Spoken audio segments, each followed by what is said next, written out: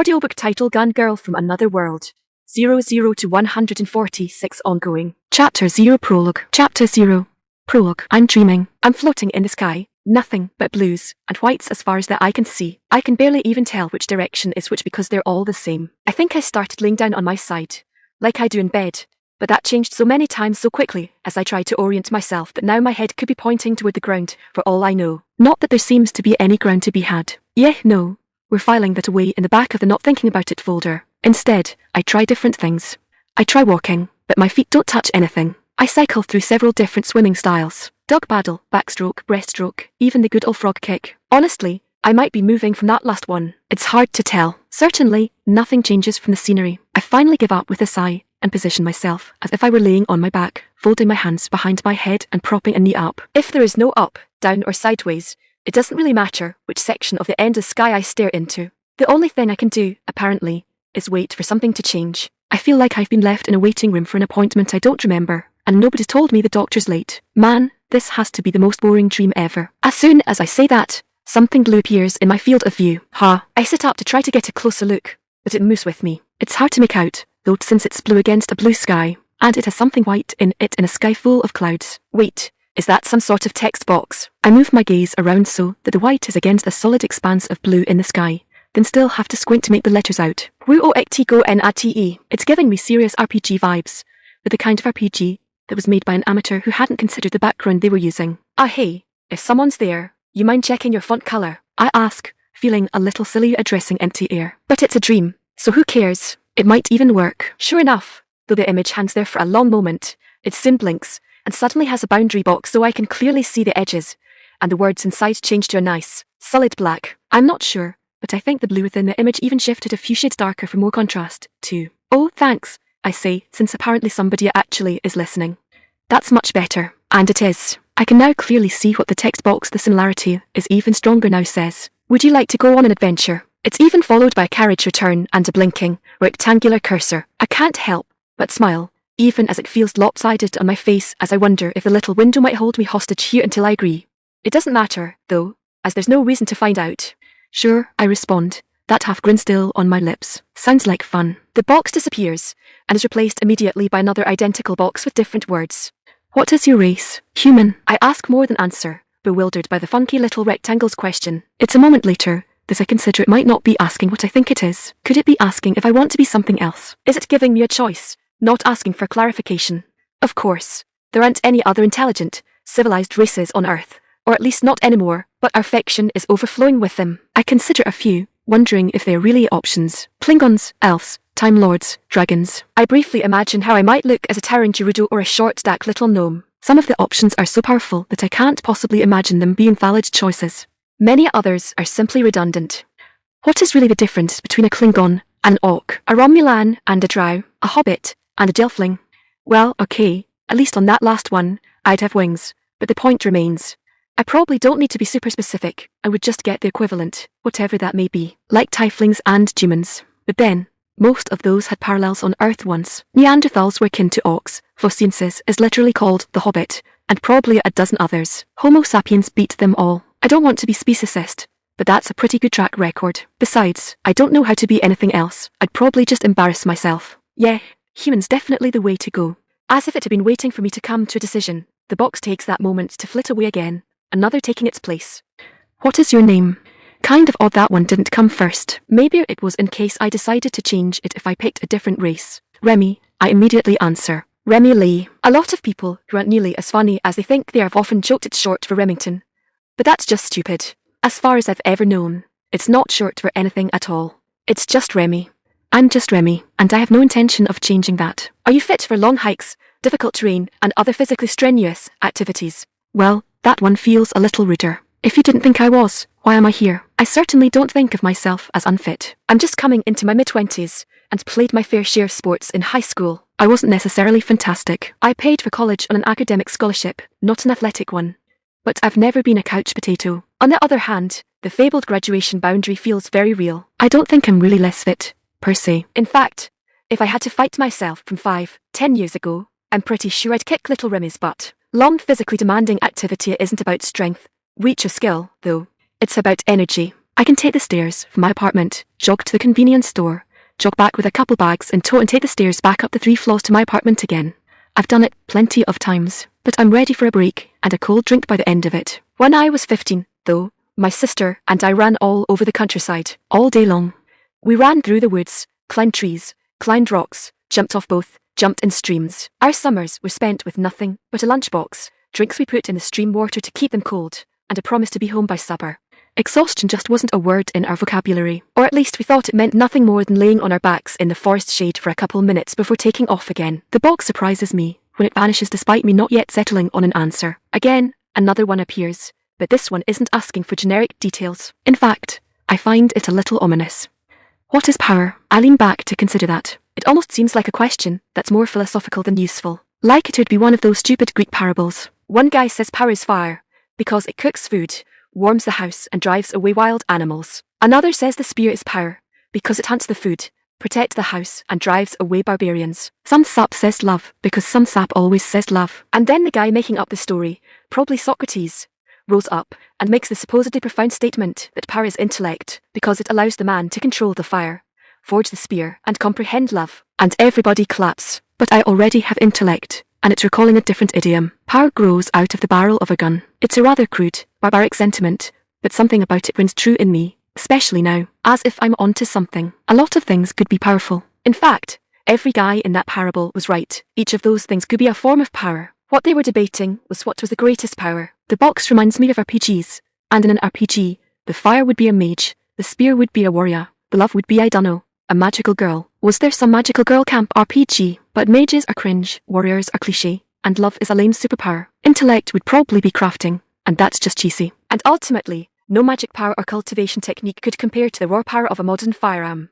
Sure, a crafter type could probably make one eventually, but I already have a lovely piece of foot to my left in the real world, hidden in my nightstand. It's fully loaded with a round chambered and the safety on, ready to ruin the day of anyone that thinks to ruin mine. I don't need to reinvent it. I'd much rather skip to the part where I use it in snazzy gunfu.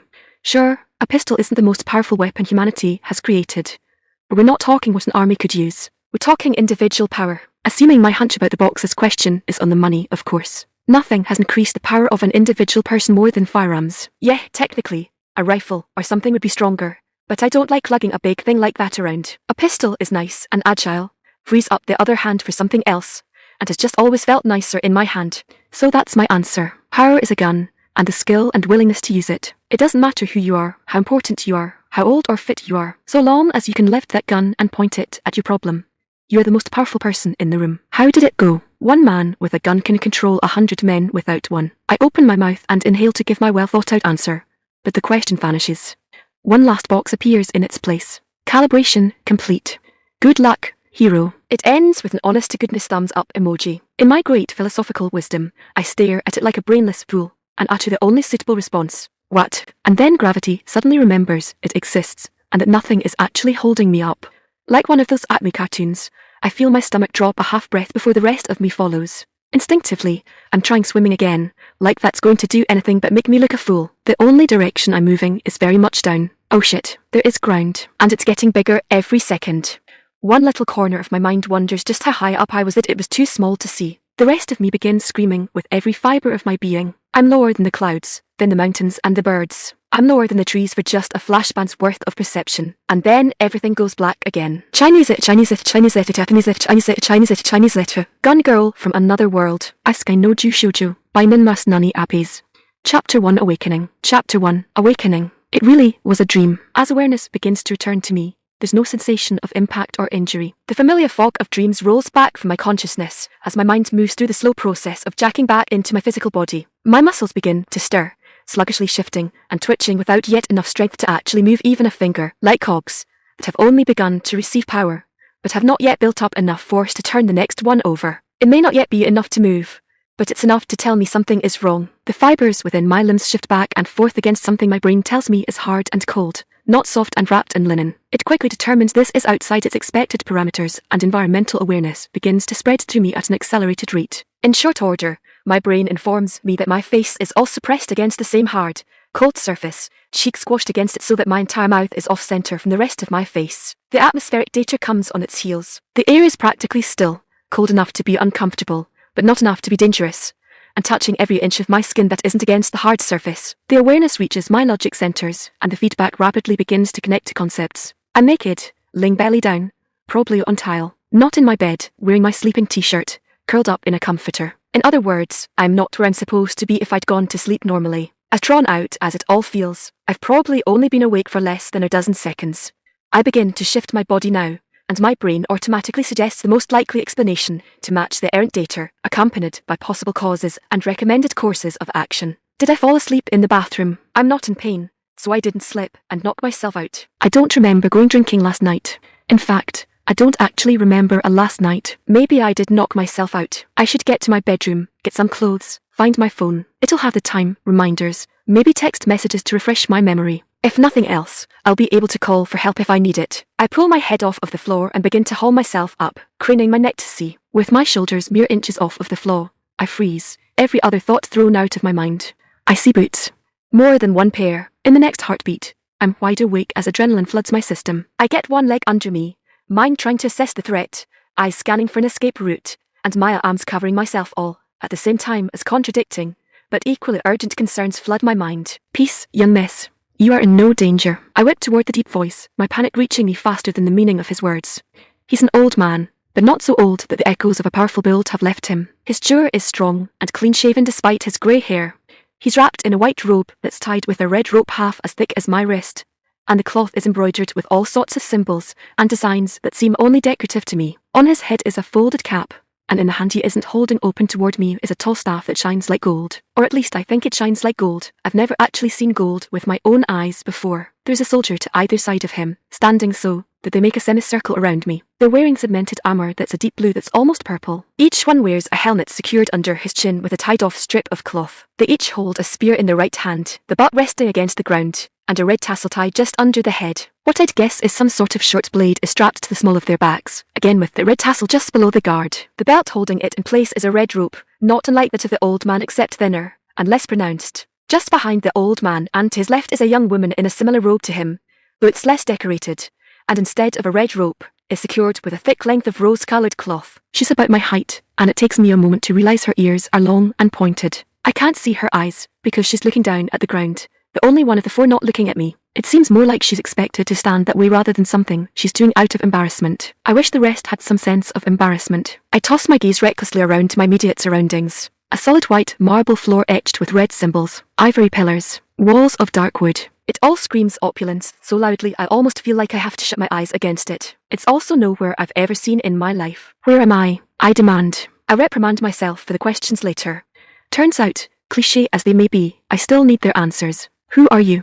What do you want with me? The soldiers and the young woman don't move a muscle. They might as well be statues. The old man's voice is steady and calm, as if this was all a perfectly normal situation. You are in Furinshao, capital of the Furinshao Empire. The imperial family stand witness over your arrival. He motions behind him, and I only now notice three more figures at the far end of the room. A man and a woman sit on a raised platform that look like it was brought in for this. The man has a massive frame wrapped in a crimson robe trimmed with gold, and tied with a gold belt thick enough to use for rigging. He wears his black hair long, with a little hat on his head that matches his robe, and an honest-to-goodness full-on Fu Manchu. The woman, who must be his wife, wears a violet robe also trimmed in gold with a gold cloth wrap, but she wears no hat, and her hair is pulled up in buns to either side of her head, underneath gold strings dotted with green stones. These seem to parallel her husband's set of necklaces, thick chains of gold, and slabs of green stone that would make her wrapper jealous. The third figure is a boy who stands beside them, with no chair provided. He wears a simpler robe and is barefoot, but still has a golden rope. I'd guess him about 5 or 6, and his features take after his mother. The two adults have stern expressions on their faces, though it doesn't really feel directed at me. The boy is staring wide-eyed at the whole proceedings, and I'm reminded the only thing protecting my dignity are my own limbs. I'm sacred Genstai. The old man continues answering my question, having not actually paused in doing so. Archpriest of the High Temple of the Ascended. I am in charge of the sacred ritual for summoning heroes. Wow, he spent longer introducing himself than he did the imperial family. You are one of those chosen by the heavens and sent to us in answer to our pleas. The memory of the dream springs back to mind, asking me if I want to go on an adventure. Is this all actually real? No, there's something more pressing. Does being one of these heroes get me any clothes? The old man is unflappable. Apologies, young miss. The ritual does not bring any dead matter with it. Only your body, cleansed and purified. Behind him, The young woman hands him what looks like a crystal ball without raising her head, and he takes it in his free hand as he continues. If you can wait, but a bit longer, we need only take the measure of your blessing, and then sacred urine will take you to quarters where you will be provided with a meal and some basic attire. At the mention of food, I realize my stomach actually feels quite empty. In fact, I don't feel like I have any food in me at all. No dead matter, he said. Did that include food I'd already eaten, digested? While I'm processing the dietary implications of getting yanked across the multiverse, he holds the crystal ball up before me. Its dark center begins to glow with a blue light, and a familiar blue box opens before our eyes. It must face all of us, rather than being mirrored, because he can read it just fine even though it looks like it's open in front of me. Name, Remmi Lee. Race, human. Age, 15. Level, 1. Class, Gunslinger. With a flash of embarrassment, I'm suddenly struck with realization why the box in my dream didn't wait for me to tell it if I was fit. I had been musing about how much energy I had when I was 15, and it must have taken that as a necessity. I resist the urge to look myself over. I could have a little identity crisis in the privacy of whatever room they give me. Standing stark naked in the middle of a room full of strangers is the wrong place for it. HRMM, the old priest observes. Gunslinger, the man in the crimson robe seems impatient, and he straightens up in his seat. She has the blessing, then. The old man turns and gives a bow of his head. Yes, Lordship, she seems to. It's not a class I've ever heard of, but it definitely is a class. The blessing is, as your Lordship knows, the only way to acquire one without going through the temple. The large man nods and gives a dismissive wave of his hand. He stands, only then followed by his wife. See her on her way, then. She will be reviewed with the rest tomorrow. The old priest bows again and the family leaves the chamber in single file, an air about them as if this is all something distant from them. Except the boy. He pauses in the doorway to stare at me again. I give him an uncomfortable smile for lack of any better idea, and he smiles back. But then his mother gets him by the ear and drags him out after them. Gensta, I'm pretty sure at this point sacred is a title, steps aside and motions the young woman with the long ears toward me. Sacred urine, if you will. She bows her head and steps toward me. She only then raises her head to smile at me, and her eyes are bluer than anything I've ever seen in my life. Hero Remmi Lee, please come with me. I'm glad to get away from the old man and his soldiers, but once we're off in a hallway by ourselves, there's something I'm burning to ask. Are there other heroes that were summoned? It's possible the Gensti's talking was about different rituals, but the man in the crimson robe said I'd be reviewed with others. 4 others, Urine nodded. They woke before you and had already left the divine hall. You will be able to meet them in the morning. And I was just laying there that whole time, bare as a broomstick. I almost tried to conceal my annoyance, but don't quite make it. Apologies, hero. Urine bows, flushing red. We cannot be certain your energies have properly settled until you awaken. To disturb you, even by covering you, could have caused great damage. It is why even the soul orb is not turned upon you until then. She hesitates. It is unusual for you to take so long to awaken, but it is also unusual to summon 5 heroes. It is possible the extra burden stressed you somehow we are not aware. Your level is certainly lower than it should be. We stop outside of a sliding wooden door that she opens for me, revealing a cozy, if small room. A bed is built into the floor. There's a wardrobe against the wall, a wash basin across from the bed and a changing screen. Well, if I'm a gunslinger, I muse, then I don't imagine my level will matter very much. So long as I can get a gun to sling, anyway. That hesitation again. In fact, Urine steps away from me, but covers it with a bow. I'm certain weapons will be provided for the heroes at tomorrow's review. Please rest well for today. I understand the ritual is quite exhausting. Someone will bring you food within the hour. And she's gone before I can thank her for the escort. Chapter 2 Morning. Chapter 2 Morning. I stand in front of the full-length mirror on the other side of the changing screen, turning this way, and that before giving a tug on the robe I'm wearing. It's a utilitarian blue-grey fabric with a black rope, but so is everything else in the wardrobe. Lots of different sizes, too, so they must have just stocked it with generic stuff without knowing what kind of heroes they'd get. This one only comes about 3/4 of the way down my upper leg, and I'm pretty sure it's supposed to be worn with pants. But those were scratchy and hung weird. The really long ropes kept getting tangled up in my legs. I've never been against pants or skirts, but none of these did it for me for some reason. Without pants, I had to go up a size or 2 more than really fit me to get it this long. Snagging extra ropes from the other outfits let me tie things down so that I have black ropes around my upper arms and my wrists, and my torso is secured against any embarrassing wardrobe malfunctions like I'm wearing a shoulder holster. It's surprisingly comfortable, a nice combination of secure and airy, but I'm pretty sure any bigger, and I'll just look ridiculous instead of creative. The girl in the mirror looks so young. I recognize my face there, but it's been just shy of a decade since it looked like that. Even then, this face, this body seems more perfected. I don't think I was ugly in high school, but I wouldn't claim to have been significantly above average. This girl could have fit in with the cheerleaders, and I'm not even wearing any makeup. Still, every time I look in the mirror, it doesn't feel real. Before coming here, my face had finally lost its baby fat, and I looked like a grown woman. Now, With this face, I'd never need a fake ID, because nobody would believe it anyway. 15. That's what the box the old priest pulled up said.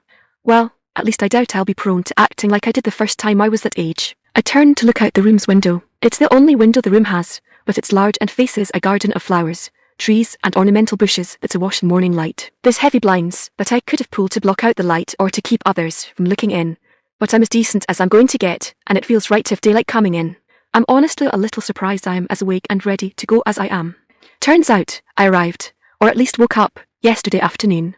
But Urine wasn't kidding about how exhausted I'd be. The servant that brought me food wheeled in a tray loaded with more than I'd eat across 5 meals. But once I started eating, I couldn't stop. I shoveled in meats and gravy and starches and grains and fruits and vegetables so quickly that I hardly tasted it. I didn't quite get through all of the food, but by the time my body stopped gorging itself, I had made my way through enough to be mortified. Rather than being shocked, when the servant returned, she told me that at least one hero had even asked for seconds before being sated. I didn't even have time to worry about how to spend my evening. After eating like I'd spent my life starving, I barely crawled my way into the surprisingly comfortable bed before crashing like I'd ran a marathon for the last week straight. Whatever getting dragged here had done to me, though, stuffing my body with calories and sleeping like the dead had apparently been the cure. Because I drifted awake bright and early, feeling ready to go, a knock at the door pulls my attention back its direction. Hero Remmi Lee, are you up? I step around the divider and open the door with a smile. Good morning, Sacred Urine, I am. What can I do for you? The young elf woman, it occurs to me that I don't actually know she's an elf. I'm just assuming from the ears, tucks her hands back into her sleeves and smiles to me, not even commenting on my lack of pants. First, how were your accommodations? Everything to your liking. My smile turns up to a grin. Considering all I ended up able to do yesterday was stuff my face and sleep, I hardly feel qualified to comment on anything else. Or even the food or the bed, for that matter. I'm not sure I really experienced either. She chuckles at it with an easy smile that's more motherly than it looks like she should be able to pull off. This was the first summoning I've had the honor to witness, but the side effects are well documented. Don't worry, the worst of it is over now. If anything, you may find you need for less than you're accustomed. Of rest anyway. I can feel my face stretching in revulsion as I think back to that veritable mountain of food. Oh, please don't tell me I'm going to have to eat like that for the rest of my life. Even with the metabolism of a 15-year-old, I doubt my waistline could handle it. And I have no reason to believe I'll be staying 15 forever, either. Oh no, not at all. Your appetite might be a little higher. That happens sometimes for extremely active classes. But yesterday was an outlier, she assures me. That shouldn't happen again. Well, except for powerful revival magic. That's a relief and a half. Besides my waistline, I doubt my wallet could afford to feed me 15 meals a day, either. My metaphorical wallet, of course, since it didn't actually exist. Not that I have anything to put in it. Anyway, I file away the little detail that this world has revival magic, though. That's good to know. No reason not to be careful. As far as I know, it's only for near death, not ex post facto. I nod in appreciation, then motion to her. Your turn. She blinks. Urine gives a quick bow of her head. A common room has been set aside for the heroes, where breakfast will be served shortly. If you're interested in meeting your fellow heroes before the royal review, this would be the ideal time to do so. Sounds fun, I agree, and motion for her to lead the way. Apparently, we were all tucked away pretty close together, because the common room is just down the hall. I can already hear laughing and talking through the door before Urine opens it and motions me in. And I'm barely through the door before a loud voice blares at me from halfway across the room. Wow, yellow hair. Your spirit must be something crazy. The one without volume control is a man with red hair. It's tall, like he combs it straight up, and only the weight pulls the end back down into a droop. I can even see his widow's peak. I'd place him at about 18 or so at a guess, and a solid foot taller than me. Just the one sample of his voice tells me he was the one laughing. I pull a lock of my hair round in front of me just to check. No, it's still the same colour it was in the mirror, and I look back at him in confusion. You mean blonde? I'm not even entirely certain he heard me, since he keeps going as he gets closer to get a better look at me. Blue eyes, too. Must be sky spirit. Sun and sky, right, Tash? The girl he elbows to draw her into the conversation looks a little annoyed. But she and the other two heroes had already been drawn over to see the newcomer, so she can't really get out of it. For the third time, look, it's Tassim. It has about as much impact on him as my question had. Whatever. Take a look for yourself. Maybe she shoots sunbolts. She is right there, don't be rude. Tassim sighs and takes a closer look at me anyway. I return the favour. She wears one of the long robes easily, and unlike Luke's, hers fully closes over her chest instead of leaving it half bare. Her hair is pitch black, and her skin is an olive brown, but if I had to call her features anything, I'd say they were Caucasian. We exchange polite nods. Your colours are certainly unique, she finally says. Are they spirit related? I shake my head. Inherited. Have you really never seen a blonde before? I don't think any of us even know what that word means, and now that we're heroes, Essence should be translating everything for us. This quiet voice isn't Tassim, but another hero. And this one, I do a double take on. This girl is even shorter than me, and her incredibly long hair is just the cream side of pure white. Big grey eyes look at me with doe-like timidity. But holy volleyballs, for someone who doesn't come up to my chin. Maybe it's because all of her growth went to her tits. Getting a robe big enough to cover up as much as Tassim would have made the rest of her look like she was swimming in it. So the wide breadth of pale flesh only a few shades more melanated than her hair is probably unavoidable. Good to know I'm not the only one that's going to need to find something different at the first opportunity, I guess.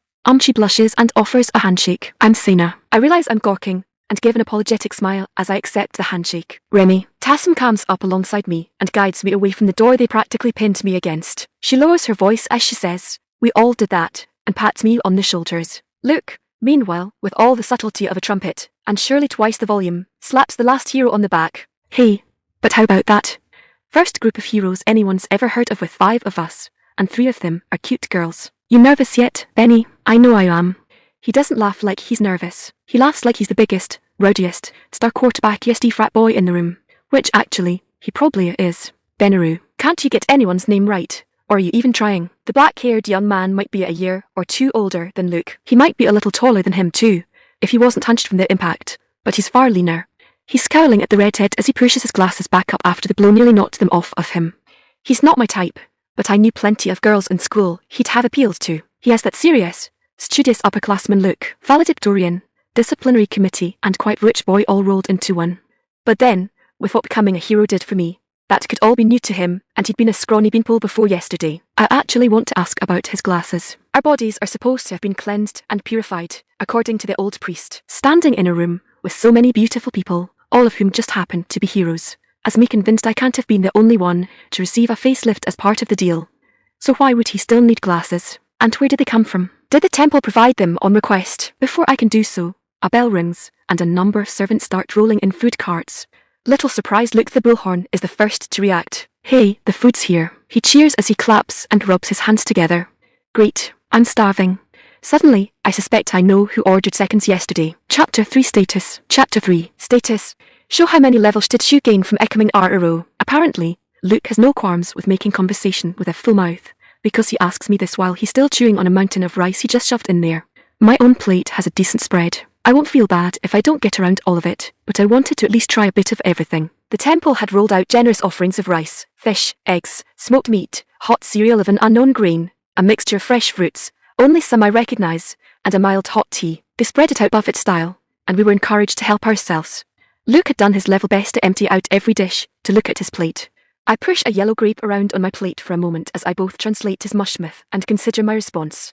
Becoming a hero was supposed to come with a power boost. How would I even know? I decide to answer honestly.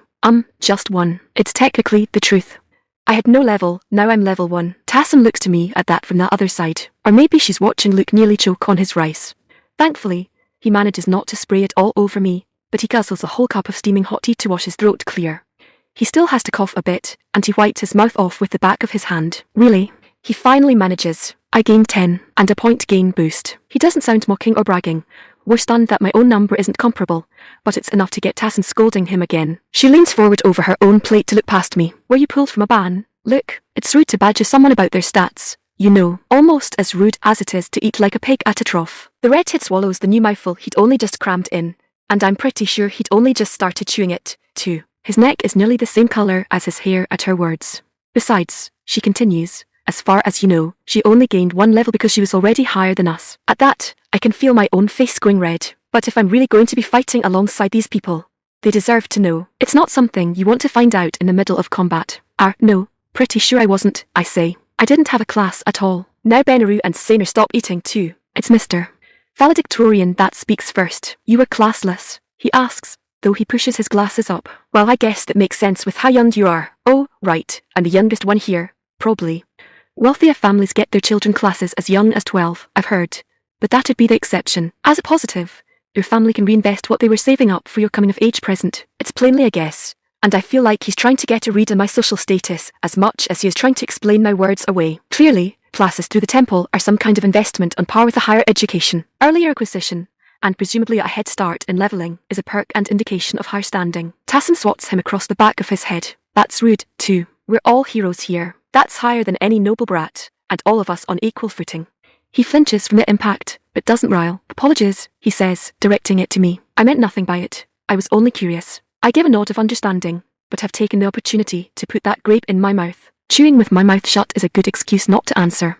I have this sudden impression he would look down on me if I told him I'd never even known anyone else with a class before today. Still, being chosen by the heavens as a hero even without a class doesn't happen often. Saner puts in with a touch of awe. You must have been very impressive. I give an awkward laugh and rub the back of my head. I'm afraid I don't really have a frame of reference, but I have a good feeling about the class I did get, if I can find the gear for it. A class granted by Ascension. Even Luke has forgotten his tower of food, turning to face the circle of conversation. The look in his eyes is like he's barely resisting asking me for a spar. It's got to be really powerful, right? Tassim looks like she's trying to decide if that question qualifies as another rude one, but is weighing it against her own curiosity. Even Benaru and Saner can't keep similar expressions off of their faces. I think so. I nod after only a moment of hesitation. I have no way of knowing if it's particularly rare, though. Have any of you ever heard of a gunslinger? It's easy for me to picture what such a class might entail, of course. A desperado coming out of a dusty saloon with a quick draw technique to put a samurai to shame. A dual-wielding martial artist and his gun carters predicting enemy locations in the dark. A cyberpunk runner in a black trench coat and wraparound shades reflecting the neon lights, subtly slipping a hand to her hip when gang toughs surround her. My culture had no lack of ideas on gunslingers. Nobody else can apparently say the same. They all get confused frowns, and their eyes unfocus as they search their memories. That's the second time you've used a word that the essence didn't translate, Saner finally mentions. You must be from very far away. What is a gun? I find myself unable to answer her. My face is slack, and my jaw won't listen to me. A sinking dread begins to fill me. They don't know what a gun is. None of them do.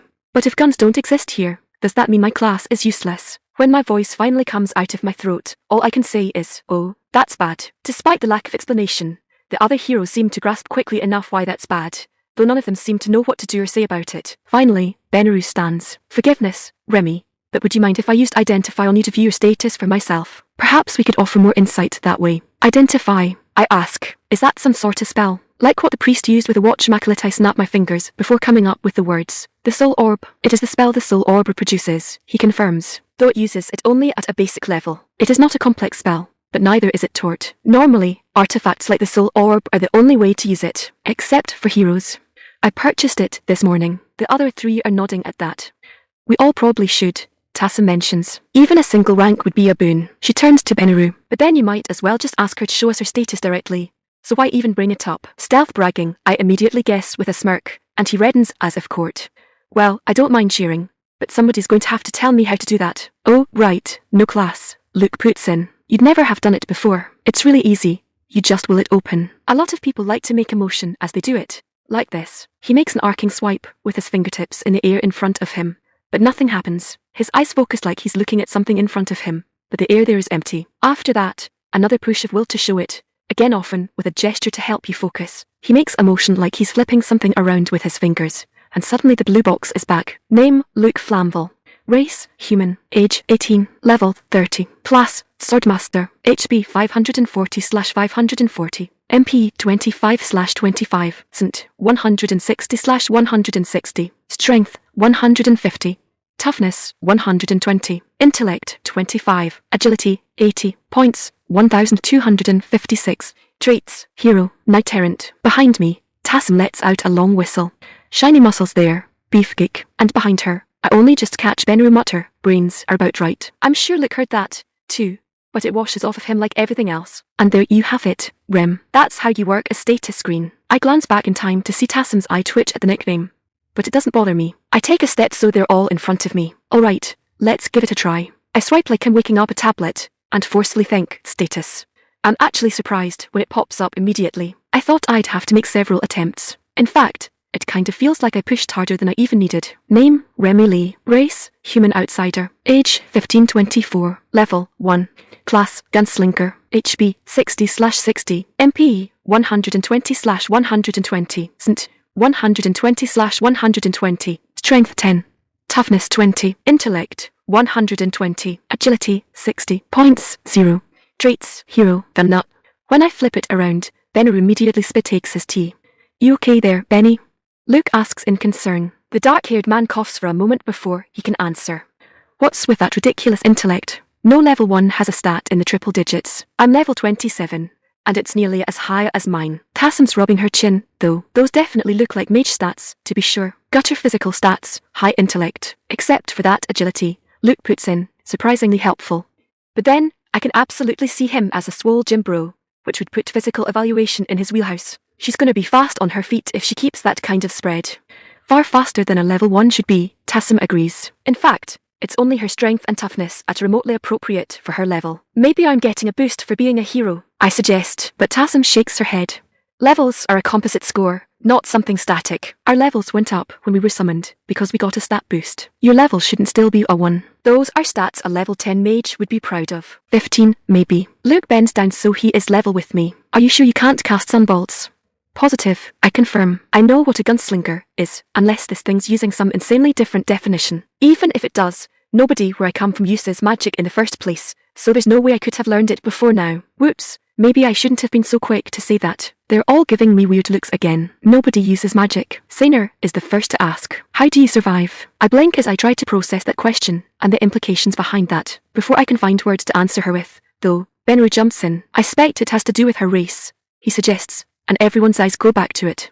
Unlike when Genstai checked it with the soul orb, here, it doesn't just say I'm a human. What kind of subrace is outsider? Tassim muses. I've never even heard of humans having subraces. I don't think it's a subrace. Exactly, Benru replies. It's an origin point. I think she was summoned from outside the essence system. That would explain the odd words that can't be translated. She possesses knowledge of concepts we simply do not because they don't exist here, so there's nothing to translate them to. It would also explain the impossibility of having 0 points. That would mean that she's never experienced anything noteworthy in all of her life unless the essence never witnessed any of it before yesterday. Oh, Tassim pops her fist into her palm as it clicks for her. That would explain her level, too. If these are normal stats for her people, then she'd still be level 1 even with them.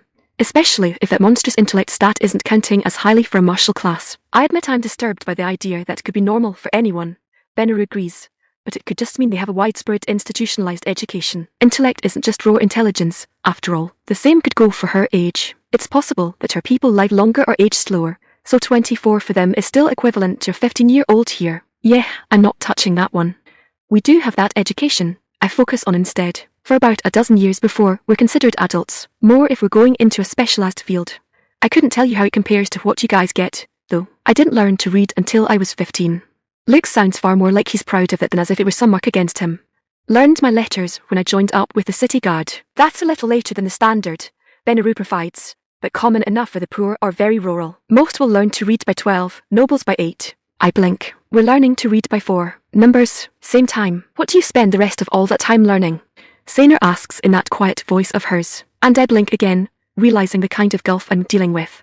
Everything else. Chapter 4 Perspectives. Chapter 4 Perspectives. Asterisk Luke asterisk. Oh man, this is going to be great. The world has 5 new heroes. 5, and I'm one of them. Captain's gonna be so surprised. Oh shoot, wait, no, Captain's gonna be pissed. I was supposed to be on the wall last night. Oh well, it's not like it's my fault. It'll be fine. She'll understand. I'm so dead. I suppress the urge to gulp and turn toward the others. We're all wearing the same blue-grey robes. I can't wait to get into some proper armor again, but at least we look like part of a unit. And everyone looks super strong. Benny's a spellcaster and really smart. I'll bet I can count on him to know all sorts of useful things. And Tash gives me feelings of danger. Normally, that'd just make me want to spar with her. But down in my gut, I feel like that'd end with a dagger in the back, and I'll always trust my gut. Fortunately, she also has this really strong big sister feeling to her, like I can really count on her support. A lot like Captain, actually. I bet they'd get along. They'd probably also put me to work twice as much. Then there's Say. I don't really know what to make of her. She doesn't seem shy about standing around us or afraid of doing hero stuff. But I just don't get a warrior spirit sense from her. Maybe she's some sort of caster, too. She seemed to understand what Benny was talking about with all that outside the essence stuff pretty well. But then, so did everyone else, come to think of it. Maybe it was just me that couldn't keep up. Rem, though, wow, she's gonna be something. I just know it. The brains of a caster and the spirit of a warrior. And at level 1, she had Benny spitting tea. That was hilarious. I thought he was choking at first, but he was fine. Pity about her weapon. I don't know what I'd do if I was told I could never have a sword in my hand again. Probably just pick up a big club, but it wouldn't be the same. I deliberately put an extra pep in my step. Like everything else, I refuse to let this get me down. We heroes. It's a problem we can solve, because there's no such thing as a problem heroes can't solve. We'll find one of these guns, or find someone who can make one, and that'll be that. Asterisk Tassim asterisk. That idiot is grinning like, well, an idiot. I spend a moment wondering if his lack of intellect might be contagious somehow, disappointed in my turn of phrase. But I resist the urge to check my status. He means well, I'm sure. As annoying as he can be, I've spent my life in places where malice is so thick that you can taste it in the air. I can say with absolute certainty that there's not a drop of it in him. He's like a child, in both the good and the bad ways. He'll be an ideal hero, no doubt. Strong, pure, driven by his convictions and principles. The heavens chose well with him. No clue what they saw in me. To my credit, when I first woke up in that temple and realized I'd been uplifted, not a single thought in my mind went to what unimaginable wealth I could steal with the power of a hero, because I was too busy thinking of all the revenge I'd be able to take. Being around the other heroes this morning was like a cleansing rain to my heart. They're all such good people. I want to protect them, and maybe I can learn to follow their example. Asterisk Saner asterisk. I'm scared, silly, but I do my best not to show it. Maybe scared isn't the right word. It's just a review. I'm not actually in any danger. Nervous. That's the right word. Yes, I'm nervous, silly. I toss aside how stupid that sounds as I try to keep pace with the other heroes. The boys in particular have such long strides that the entire group is a step faster than I'm really comfortable maintaining. Even the level 1 girl looks like she's keeping up better. But then, it's not like we're actually moving down the corridors quickly. I'm just short. It's the problem a child has in keeping up with adults. No, that thought gets shoved aside too. Down that path lies bitterness and self-pity. I'm a hero now, and by the grace of the heavens, I will act like it. It's probably a combat trial. That's what it's going to be, isn't it? Oh golly, there's going to be fighting. I tossed that thought with the others. Then soon after it, the thought about how big the pile's getting. I'm good enough with a mace or hammer, and maybe they'll give me a shield too. Yeah, that would help a lot. Just no armor. It never fits well, and is always too tight in all the wrong places. And hey, if anyone does get hurt, well, that's exactly why I'm here, right? My gaze slips to Remmi, though I doubt she notices. She's going to stick out so much with that golden hair, and from somewhere outside of the world essence, too. I hadn't even thought such a thing was possible. It suddenly occurs to me she's only wearing a torso wrap without leggings. Surely she understands the concept of pants, right? Oh gosh, and I can't mention it. If I do, I'm either going to sound like an idiot, or I'm going to embarrass her. No, she must understand it. After all, she did the same thing I did, and went as high in size as she could. Except, she was covering thighs instead of, well, the ropes are a pretty neat look. Anyway, it probably has to do with her class. The instinctive recognition of incompatible clothing makes trying to wear something that would hinder you uncomfortable. If she can't wear the baggy pants or the longer robes we were provided with, this really may be the best she could do with what she had. My mind goes back to her 60 health. If it really is a combat trial, she's going to be the most in danger of getting hurt. That red-headed mountain will probably be fine if they hit him with a ballista, but she could go down from a bad stab wound. I have to make sure I'm ready to support her. Asterisk Benaru asterisk. My mind is still reeling from what I've learned. It wants to quit and shut down, like an overstuffed glutton ready to sleep it all off. I refuse and push it on. I need to make sure I understand it all. I'm accustomed to being the smartest person in most any room. I'm not being vain either. My parents were disappointed when I refused our family's traditional role as diplomats, but they supported my quest toward magic all the same. I received the best tutors money and station could acquire, and I burned through them like a wildfire. The day I became a battle mage, and I could finally see all of that hard work as an actual, quantifiable number, I was praised as a genius and a prodigy for how high my intellect was. It wasn't half of Remmi's, and she isn't even a caster. I had pestered her with as many questions about her education as Luke did about her weapon. Maybe more. The worst part is that she doesn't know enough of what's normal in this world to lie, so I have to assume every answer was true to the best of her ability. Otherwise, I'd have never believed a word of it. From her appearance and behaviour, I had first guessed she was a minor noble, and thanked the heavens she seemed to be of the rare humble variety. I had more than my fill of the more common haughty variant back home. Commoners, at least, don't tend to judge you unless you go around with your nose up in the air. When she said she had been classless, I immediately changed my estimation to a middle-class merchant family, but I pushed my luck too far in asking so blatantly. My mother would have slapped my knuckles with a ruler for such a rookie mistake, even as a grown man. But no, this yellow-haired foreigner is no merchant, nor artificer, nor alchemist, nor any other such respected field. She's all of them, or could be. According to her description of her people's education system, she would actually still be a student, yet she already has the training to walk into any master's place of business and demand to be named their top apprentice. Every child in her culture is taught far more than just letters and numbers. They learn mathematics that would put a merchant to shame, literature that would put a noble to shame, natural sciences that would put an alchemist to shame, and yes, though it pains me to admit it, world history and politics that would put a diplomat to shame. Even her understanding of anatomy would flummox a healer. Within moments of Luke's questioning, she'd shown even a comprehension of engineering that weaponsmiths would kill their firstborn for. With a simple ease, and in short order, She was able to describe for us the design and mechanics of one of these guns. All I can say is that her people's skill for artifice is terrifying.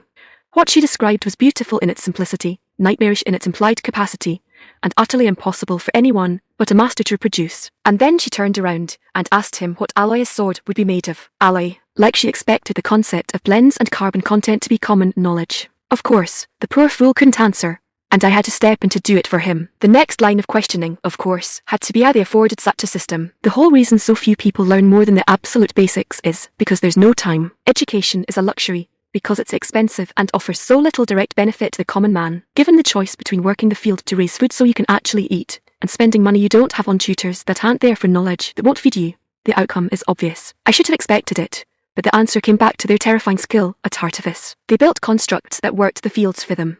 One man could thus run an entire plantation by himself and still have time for recreational pursuits. Of course, they applied this solution to everything else as well. They employ no lamplighters, no street sweepers, not even any criers.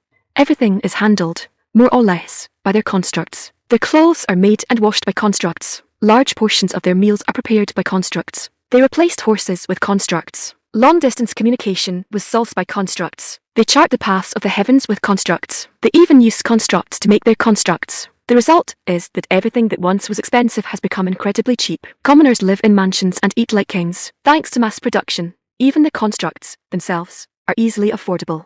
Virtually every home has independent control over its own interior temperature, hot water on demand, servant constructs for washing clothes and dishes and cleaning floors, food preservation constructs, and multiple means of long-distance communication, usually for simple entertainment. Wherever she came from, I want to see it with my own eyes. It sounds like a fairy tale, and all of that free knowledge makes my brain feel like an empty stomach all over again. Chapter 5 Artifact. Chapter 5 Artifact. *Q**. I'm standing before the Empress of half a continent. I could certainly be accused of overstepping my station. The privilege and respect necessary to approach the scepter of the Empire unsolicited is usually reserved for no less than the High Priest. That I came here myself instead of going through sacred genst I could certainly be described as usurping his seniority. Never mind, my level is far higher than his, and despite appearances I know I barely look any older than the newly summoned heroes. He doesn't really have that much seniority on me, either. Even the High Priest would consider the weight of his own life very carefully if he were intending to tell the Emperor's wife that her husband is wrong. But I've known Zhuhai for most of her life. I trained her. This is hardly the first time we've had this kind of conversation. Once upon a time, we even had one about her husband. I still don't skip their honorifics. Admittedly, more for the possibility of someone overhearing than for its own sake. Empress, we must take the opportunity of the review to return the heavenly artifact. I say for what feels like the third time. Return it to whom? In another decade, she'll look old enough to be my mother. And as she sighs under the weight of the crown, it seems like it might come even sooner. There are 5 heroes. Yurin. How are we supposed to say for certain who it should go to, if any of them? You know even better than I do that no personal belongings ever come through with a hero when they are summoned. No, I immediately contradict. What we know is that it hasn't happened before now. What are the heavens to do if a hero's class would be worthless for lack of necessary equipment? Why send us a 5th if she won't be needed? And if she's needed, why cripple her before she even arrives? Zutana turns away from me, unwilling to look me in the face. When she was younger, she did it because she knew she'd let me down. And I was about to find out. I find myself wishing the cause were as simple as skipping out on her spell practice. Yurin, the nobles and clergy have been talking, she finally says, her voice quiet as if it is too ashamed to come out of her throat. They're saying that there's always 4 heroes. I don't blame this girl, this Remmi Lee, but there's a lot of them convinced that the only reason for a 5th hero with a strange class, and only a level 1 at that, is that it's a plot. A lot of people will say a lot of things. Zhuhai, I reply, dropping even the honorific for the seriousness of the situation. And a lot of wrong people will say a great deal more. The essence is not so easily diverted from heaven's will. She sighs again, this time more in agitation. I know that, she insists, but it is far too easy for them to find it plausible when it is a convenient excuse to examine such an artifact. Heavenly artifacts are rare, Yurin, and ones that are pristine weapons exponentially more so. Even Cougar is drooling at the prospect like it might make the heroes themselves obsolete. I lean back a bit at the mention of the Emperor. Is he unmoving on the matter? But Zhuhai shakes her head. No. He is an honourable man. If it can be shown to be meant for the heroes, he will release it. It won't happen without backlash, though. I don't know how word of the artifact got out so quickly, but they won't be happy if he gives it up. The heroes were talking about a gun at breakfast. I lock in on the opening. What it is, how it works. Sacred Gensti removed the heavenly artifact before any of the heroes awoke. But I tell you truly, she described it so clearly it could be nothing else. The heavenly artifact is the property of hero Remmi Lee. It is her gun. Finally, she turns back to face me, looks me in the eyes. I know, this time, when her eyes lower, it's not to hide. It's the weight of that crown, and it pushes out another sigh. If it were my decision alone to make, I would heed your wisdom at once. Damn the nobles. The heavens know the last decade hasn't done anything to increase my love for them. I nod in understanding, but the Emperor. Zuhai nods, too. My husband requires more than mere words. He will need to see it with his own eyes. Guilt glazes her own. That poor girl already has an axe over her head, and she's not even had the chance to do anything yet. The minister was so proud of himself when he said the hero's equipment was ready that the old urge nearly made me punch him. I'm sure they've already set her up to fail. I'd shoot the part she's not saying. After all, even in private, it is considered incredibly inappropriate to talk down another's status. With her at level 1 and unequipped, they will not have to try very hard to do so. She stiffens her lip at that and inhales deeply, reconstructing the visage of the powerful Empress as she exhales. Walk with me, sacred urine. The reviews will begin soon. Yes, wherever the coins may fall, they are out of our hands now. I adjust myself, as well, and bow to my Empress, ready to follow her lead. Remmi *. I kinda expected a big coliseum full of cheering citizens, with us coming out of a long tunnel under the seats like a football team. In retrospect, gathering in the Imperial courtyard before a bunch of nobles like we're an investment opportunity makes a lot more sense. Much more depressing, but a lot more sense. I blame Hollywood. Urine and Ayre are standing next to the seated Imperials, the old man next to Mr. Manchu and the elf beside his wife. The couple have bone-grindingly serious expressions on their faces, but Urine has her head down again, and Ayre has the down-the-nose expression of a judge. Perhaps a master of ceremony would be more appropriate. With a bit of surprise, I realize the boy, presumably the prince, isn't there this time. There's a skinny, young dandy off to the side of the Imperials that radiates self-pride. He stands like he's trying to pop the button off his shirt, which would be a waste since I swear he must have polished it 3 times over. Fortunately for the button, he's about £50 shy of actually pulling it off. Behind him are 2 guards with purple rope belts and a line of fancy-looking boxes. All the rest of the crowd are clusters of men wrapped in expensive-looking silks and surrounded by biz-looking yes-men and the occasional female armed trophy. It's easy to tell who the important people are, because they're all watching us with hawkish eyes. It makes me feel like a slab of meat up for auction, which, as far as I know, might as well be the case. If they really are here for investment opportunities, they might intend to bid to be our sponsors. It would certainly save the crown its own funding. Having a hero at your beck and call, especially one that owes you for all of their resources and connections, might be worth nearly any price. If all of you rivals know that hero performed exceptionally well in a public showing like this, all the better. Somehow, the thought makes me feel bad for Luke. Tassim will probably stab her way free of anyone too clingy, Veneru can probably self-finance, and Saner seems the type to deliberately fade into the background. But Luke, yeah, if my read of the room is in any way accurate, he's going to draw all of the attention, and he's not ready for any of it. 10 will get you 20 if he doesn't leave this courtyard with 3 different engagements aimed at him. For the first time since I woke up in this place, I'm actually grateful that I don't have my gun. Showing it off in a place like this would be asking to be mugged for the rest of my life. Instead, I can blend into a wallflower with Saner and slip out of this meat shop with no one the wiser. Even if they really haven't ever seen a blonde before, I seriously doubt I'll stick out any more than she will. After all, they're here for weapons, not wives. An unexceptional showing means being overlooked, not abducted. It would mean going without a sponsor, but maybe I can pose as a craftsman until I can find someone skilled enough to make a gun for me. Veneru would seem to think finding such a master would be difficult, but not impossible. This isn't some sort of karmic punishment for not choosing Socrates' route in the first place, is it? When Genstai steps away from the Emperor's side, all of the nobles go quiet. It's actually kind of impressive. Maybe the old man really is as important as he makes himself out to be. Or maybe the nobles just know it means the show's about to start. He comes to a stop in roughly the middle of all 3 groups, us, the nobles, and the Imperials, and raises his voice to reach us all.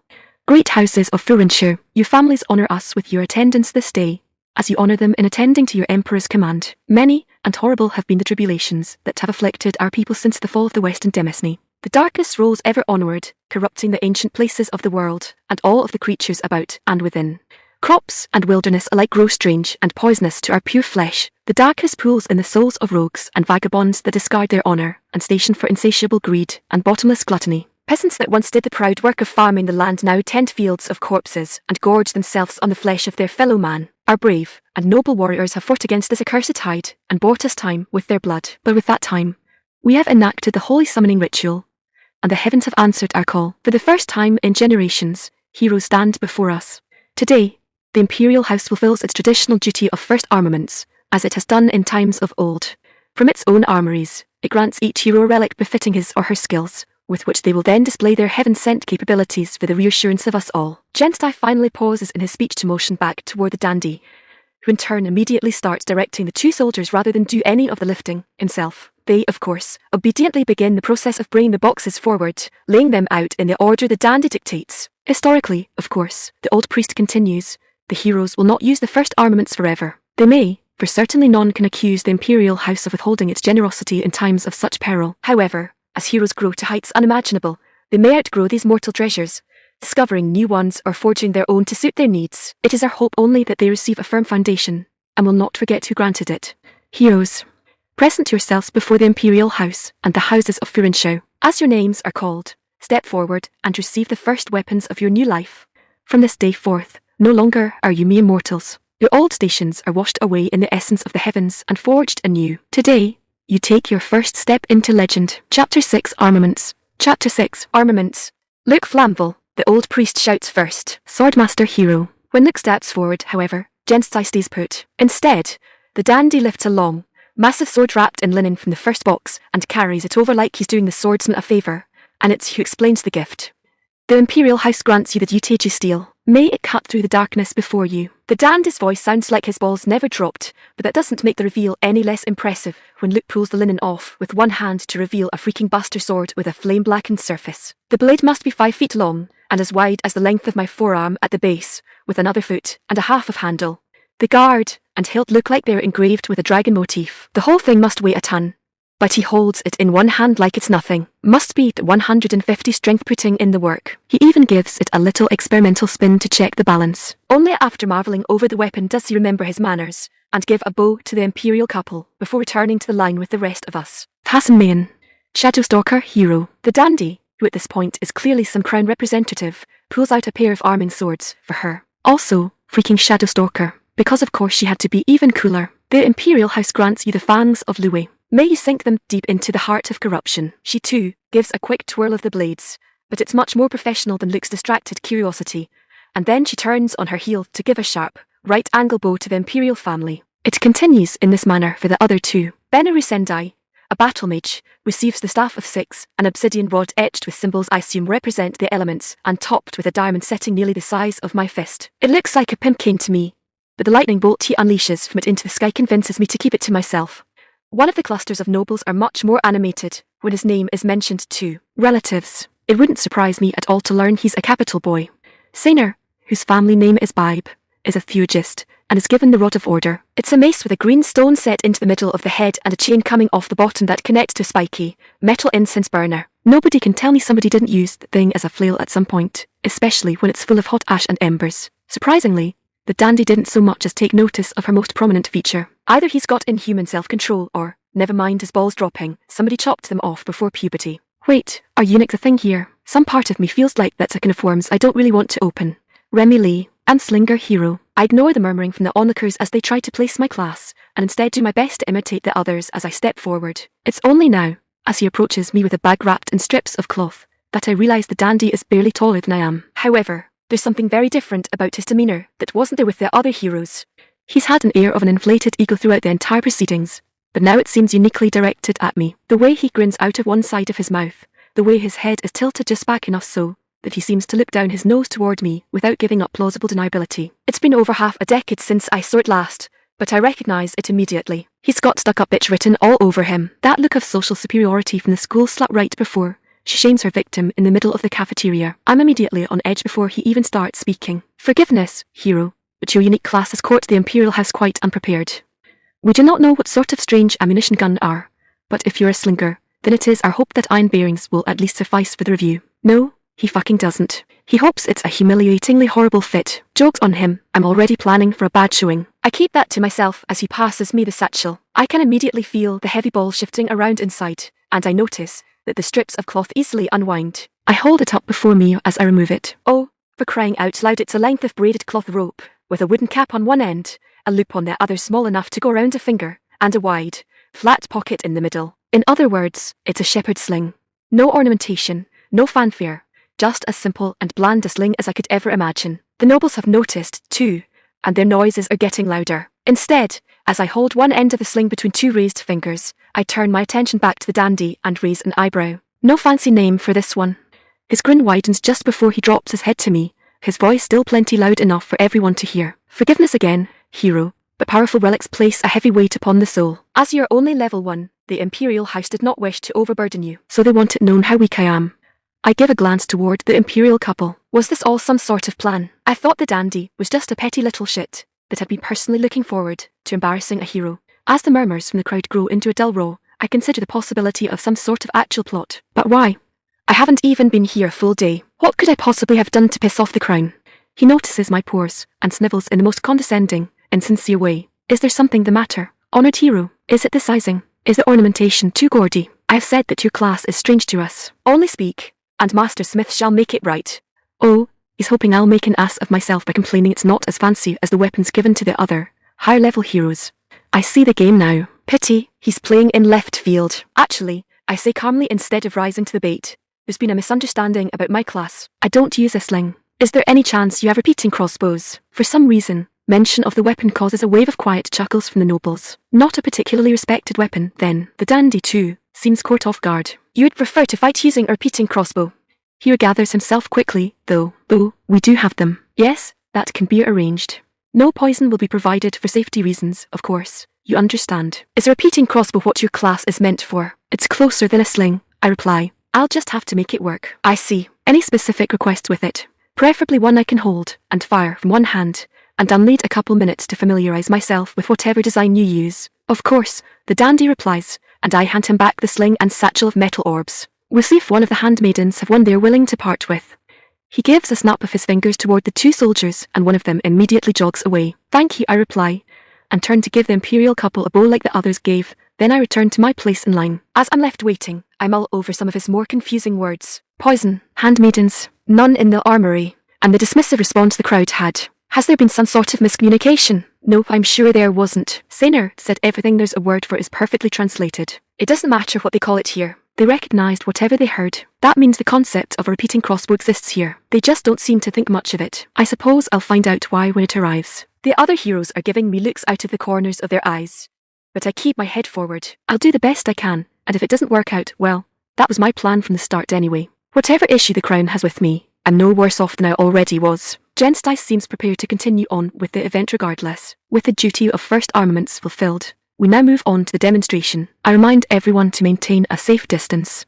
Fragments may well fly with great speed. It could be argued that it hasn't actually been fulfilled since we're still waiting on mine. They all know what I'm getting, though, and they all know it's on the way, so it's a nitpick more than any real falsehood. I don't give it more than a passing thought. Besides, I'm far more interested in the wooden scarecrows that come marching out onto the field in front of us. A whole army of the things, with thin, wooden main bodies padded with leather. Straw sticks out from under their leather caps like churny strings of hair. Their faces are wooden shells encasing crystal balls where their one red eye is located. Weapons are hard mounted to their bodies. Rather than hands, a sword or spear may be directly mounted to the joint. For example, swords and shields are the most common, followed by spears. But I spy a back row of crossbowmen. Despite being less common than the swordsmen, the spearmen constructs place themselves at the front line, as if to anticipate an enemy charge. Once they are all out in their ranks and files, they begin a parade-like performance automatically, presumably to show off their complexity. They rotate through a pre-programmed routine that runs the gamut from marching in place to brandishing their weapons, then rotating with their same type of units while never ceasing to face us. The spearmen crab walk clockwise, while the crossbowmen do so in reverse, and the swordsmen between them brandish. And then the whole pattern rotates so that the two that were looping brandish and the swordsman crab walk. Each time a group goes back to the crab walk, they do it in the opposite direction they had done before. The constant beat of their feet fills the air with a drumming beat that makes the lack of an actual band all the more evident. The display is intimidating and more than a little creepy, frankly. Genstai continues.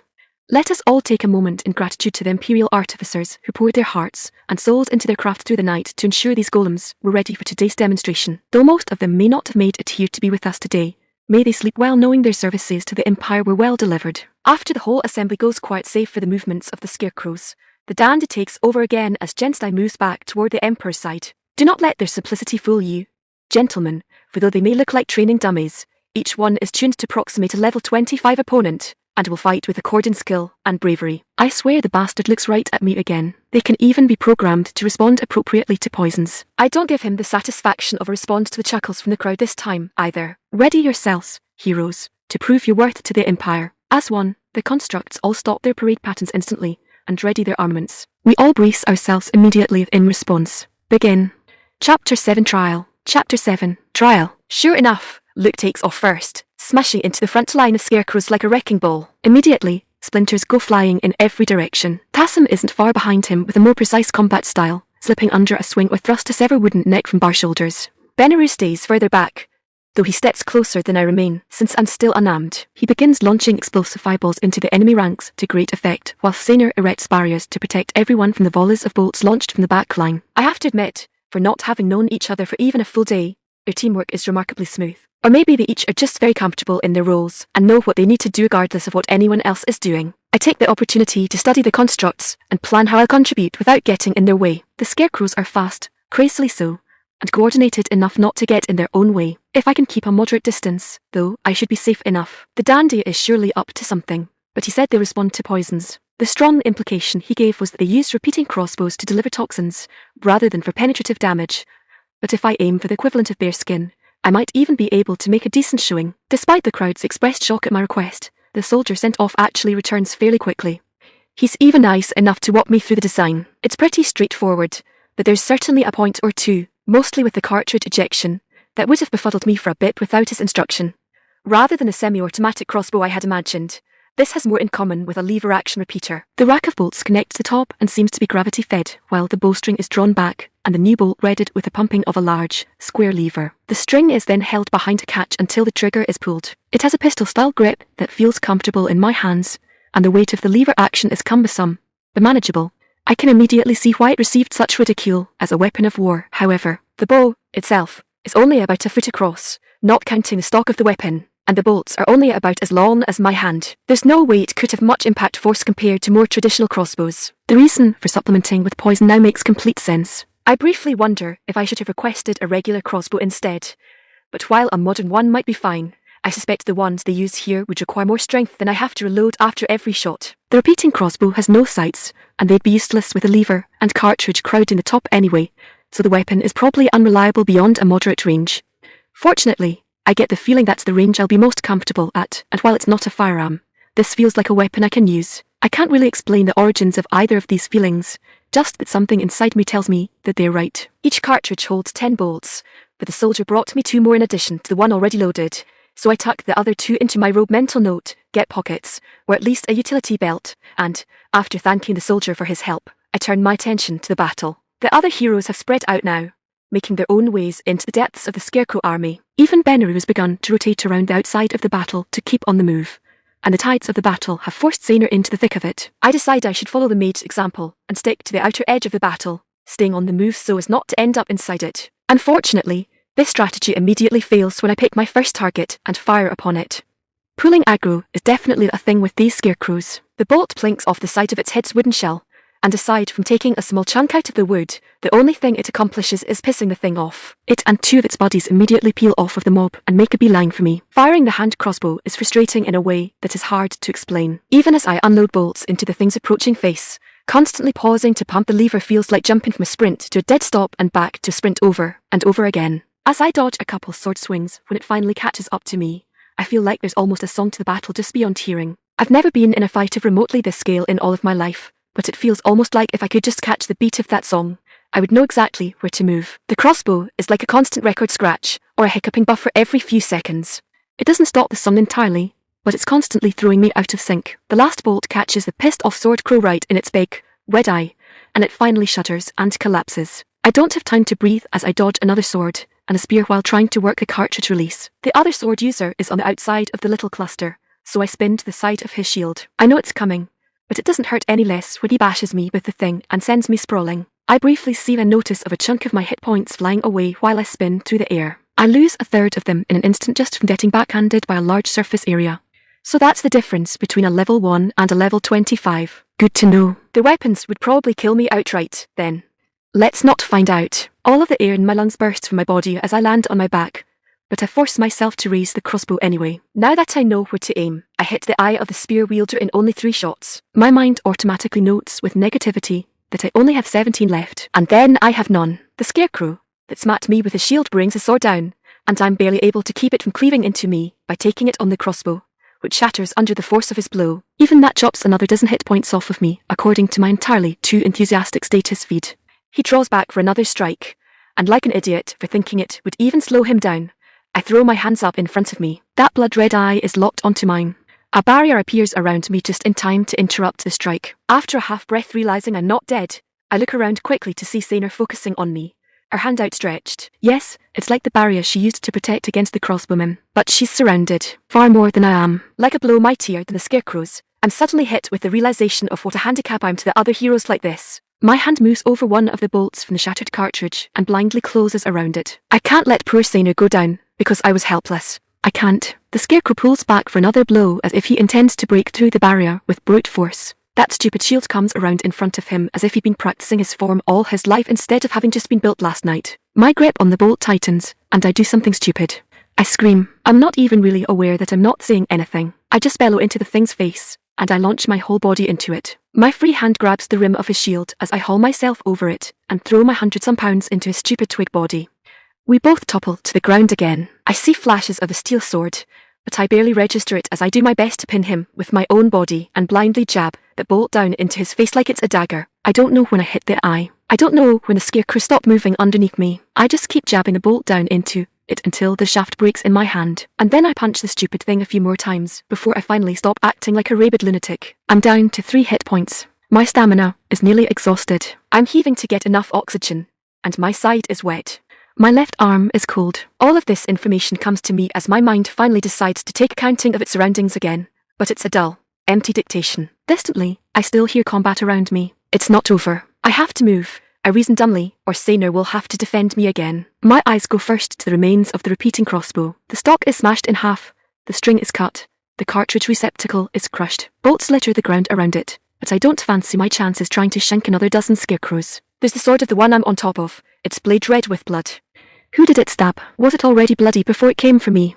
That doesn't seem right. I'm pretty sure its blade was still clean. It doesn't matter. A sword is too close in. I'd get overpowered by the first one to block me. I need reach. The only other weapon to consider, then, is the spear from the second scarecrow. I climb back to my feet and step over to it, then stare at its solid connection to thing's upper arm like I've never seen a joint before. But it's the only weapon I can feasibly use, so I reach down and grip its haft in both hands and place my foot against the thing's upper arm, and I pry. My stamina drops to 10 points before I hear a crack, and the spear comes free. I lift it up in front of me, my grip feeling numb, and turn back to the battle. Already there, another scarecrow is staring at me with its big, red eye. I step back, and it steps toward me. I try to think of the right way to fight with a spear and place my feet in line with each other, careful not to choke the haft too tightly with my forward hand. I recall my 10 strength and wonder if it's enough to even do anything to this thing. It draws back, and I ready myself as well as I can. I refuse to go down without a fight, struggling not to show that it could probably take me out with a stiff backwind. A massive slab of steel cleaves it into a shower of splinters from behind, and I find myself stupidly staring at Luke. Yo, he greets me,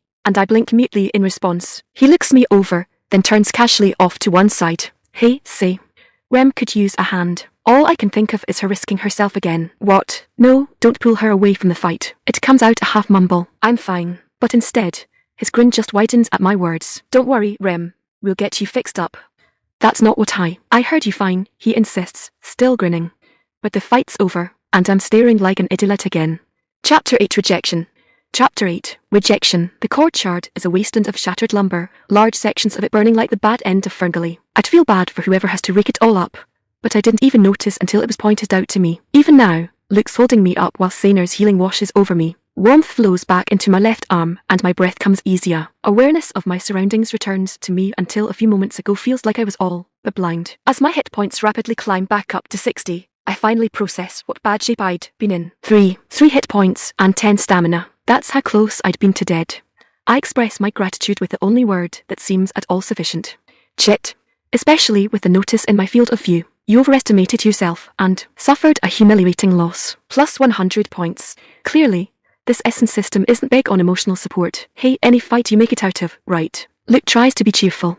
Without a scratch on him, we're standing in front of the Emperor and his wife again, and in front of the nobles and the priest. Again, the dandy moves to take center stage and dramatically clears his throat. The runes have tallied the results of the combat, and the throne has finished deliberations. In first place, Luke Flamble with 34 kills. followed closely by Tassim with 29 and Benaru Sendai with 26. Last place goes to Remmi Lee with 3 kills.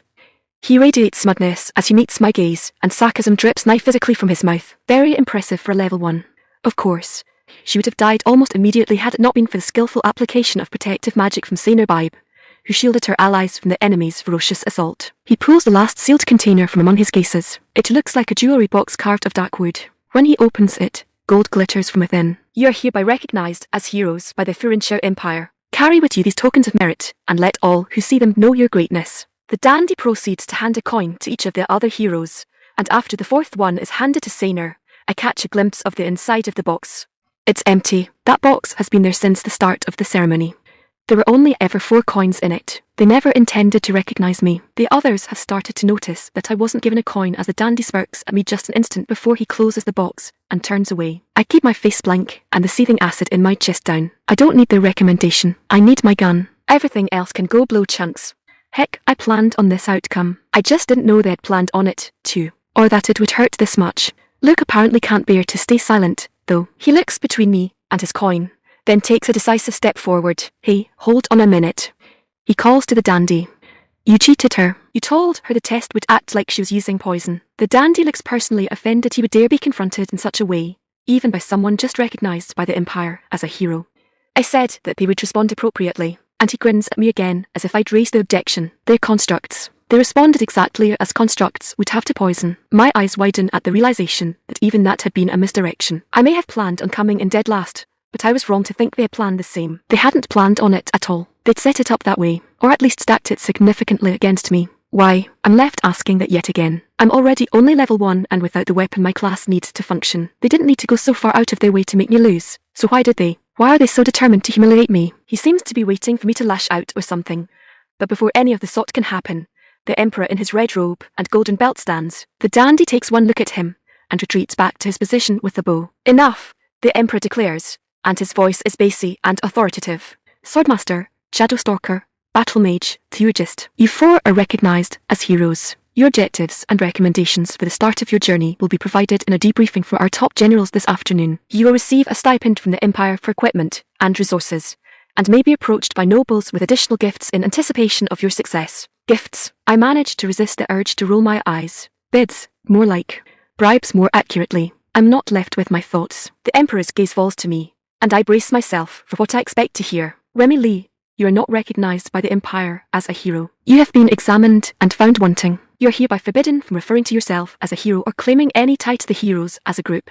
You will not venture with them. You will not receive stipend or imperial blessing, official or otherwise. If you are at any time henceforth found to be attempting any such thing for personal gain, you will be immediately arrested and sentenced under charges of high fraud, which may result in your execution. The others are clearly uncomfortable with this. I can practically hear Luke's teeth grinding. I can understand why. I'm being treated like some sort of criminal without doing anything wrong. But honestly, I'm barely listening to him. I've convinced myself I don't need to care. I've got my plan for moving forward after this, and I don't need his recognition for any of it. Never mind my status says I'm a hero all on its own and anyone seeing it is going to be able to tell, making his whole spiel pointless. What does the Empire's recognition matter if the system recognizes me? Let them backstab me all they want. None of it matters. His wife stands next, however, and moves to stand beside him. Her voice, though carrying no less authority, is far softer and kinder. At the same time, we recognize that you're here because we conducted the summoning ritual, and as a result, you're far from home with no ready means to return. You have no family or associates to call upon, no roof to shelter under, and no finances available to you. We recognize that you had no agency in this matter. As due compensation for your troubles, and understanding that your displacement may be for the foreseeable future, the Empire shall issue you a plot of land to do with as you wish. It is far to the south of the capital, however, so we ask that the temple shelters you for another night. We shall finalize the deeds and arrange transport for you to leave tomorrow. My knee-jerk reaction is to question if the Empress just contradicted her husband. But a grant of land is not a stipend, and she specifically called it compensation, not a blessing. A neat little loophole that still doesn't feel like it was planned. Yet the Emperor's face remains completely calm. He doesn't look the least bit surprised or even ruffled. This concludes the hero reviews. He declares simply, all are dismissed. Everyone gathered bows, and I decide to be diplomatic and join them. No sense telling myself the rejecting me doesn't matter if I'm going to turn around and be petty about it. Besides, land. Maybe it's beachfront property. I'm not going to be staying there, but at least it'll be a nice place to come back to and rest up. Even if it's incredibly lousy land, I'll bet I can do more with it than they can, anyway. The imperial couple leave first, followed by the dandy and his soldiers, leaving the boxes for servants to gather, and the priests leaving after them. Most of the nobles start packing up, too. Maybe it's considered inappropriate to accost the heroes right here and now. You handled that well, Benaru says quietly to me after a moment. Not just the rejection, either. The interior secretary was needling you from the start, but you kept your head. I scoff, giving a roll of my shoulder when I realize it's tighter than I expected. What is there to do? I'm level 1.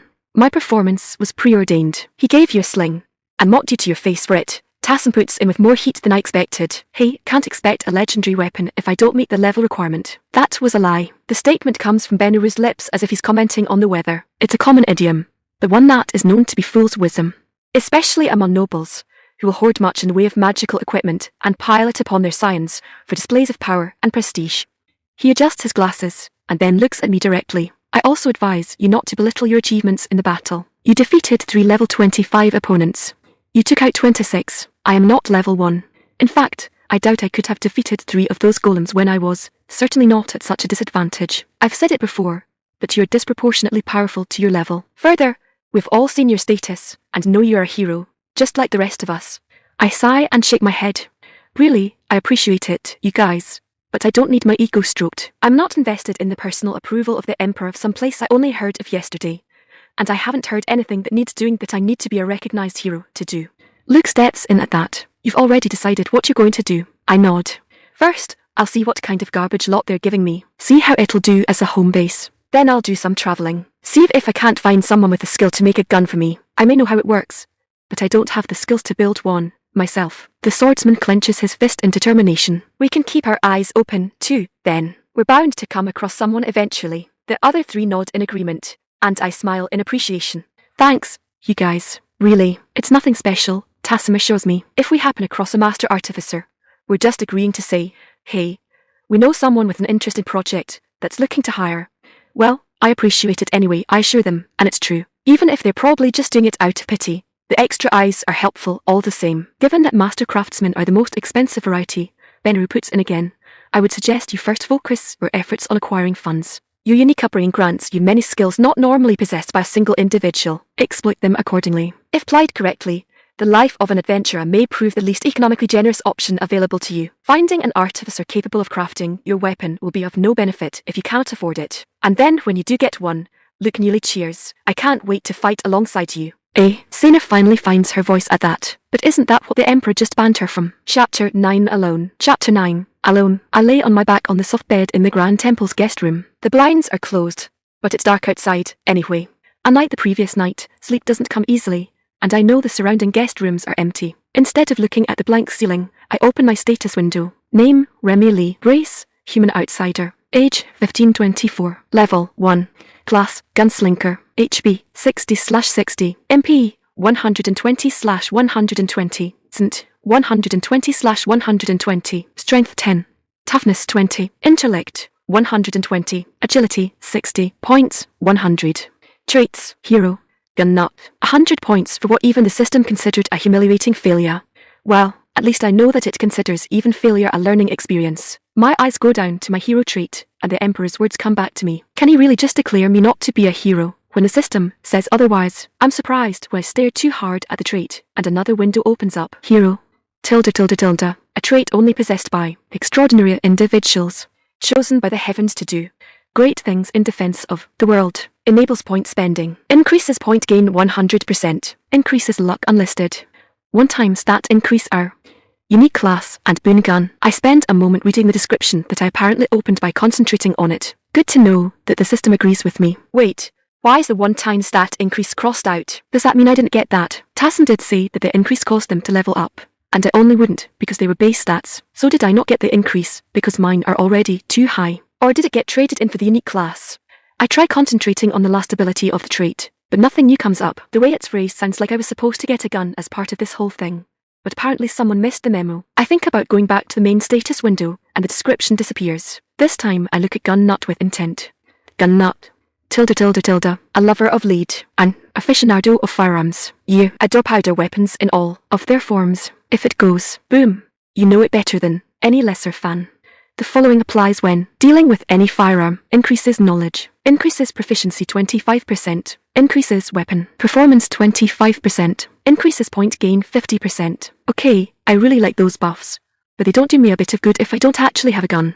Finally, I check out the points entry. This opens a lengthy menu that includes something resembling a digital shop, as well as a skill tree. Whoa, okay, that's going to take some sorting through. I suppose I don't have anything better to do. It's not like I'm sleeping anytime soon. The skill tree has everything I'd expect. There's a primary tree for class-related skills centered around firearms. That one increases my own performance like accuracy, target acquisition, trick shots, and draw speed, but also has a section for increasing the performance of the weapon itself. Those options are pretty standard too. Attack power, capacity, fire rate, all the classics. There's also a section for general skills and magic. After seeing magic, I go back to my class tree and I'm a little disappointed to see no corresponding category there. I recall the other talking about the identify spell, and look it up. Identify. Cost 100. Tilde tilde tilde. Identifies the traits of objects and the status of creatures. Does not provide statistics of creatures. Does not provide descriptions for traits except on items possessed by the caster. Higher ranks increase. Available information.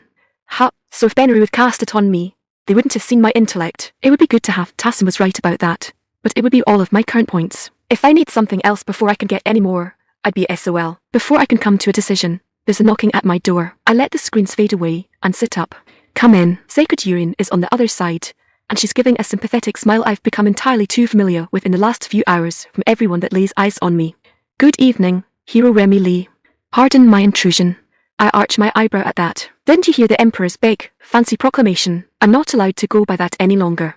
Her smile becomes bolder in reply. And what does your status say? My expression must be broadcasting if she now has my attention because she doesn't wait for an answer and helps herself on into the room. I didn't come for such topics, however. I merely thought to ask if you'd like to join me in the temple baths. Today seems like one that could stand to be washed off, and though it is a group bath, there are not so many female priests that I can claim to be spoiled for company. It's such a topic shift that it takes me a moment to process it. But a good soak in what sounds like it's basically a hot tub sounds like a slice of heaven right now. Sure, I answer her for the second time today as I push to my feet. Sounds great. Asterisk, asterisk, asterisk. It was the right decision to make. The baths are as luxurious and extravagant as the rest of the temple, with sealed wooden floors, stonework waterways, and marble decor. Weirdly, we had to do all of our actual bathing before getting into the water, like showering before using the pool. But it also meant once we were in, we could just soak. I let myself sink down into the hot water, the bath big enough that I can stretch my feet all the way out and never worry about kicking anyone on the other side, even if they did the same. I sigh as the water comes up over my shoulders to wrap around my neck. I didn't realize how much I needed this. Urine's skin is so pale and flawless that only the heat blush tells me I'm not looking at another of the bath statues. I don't know if it's because she's an elf or what,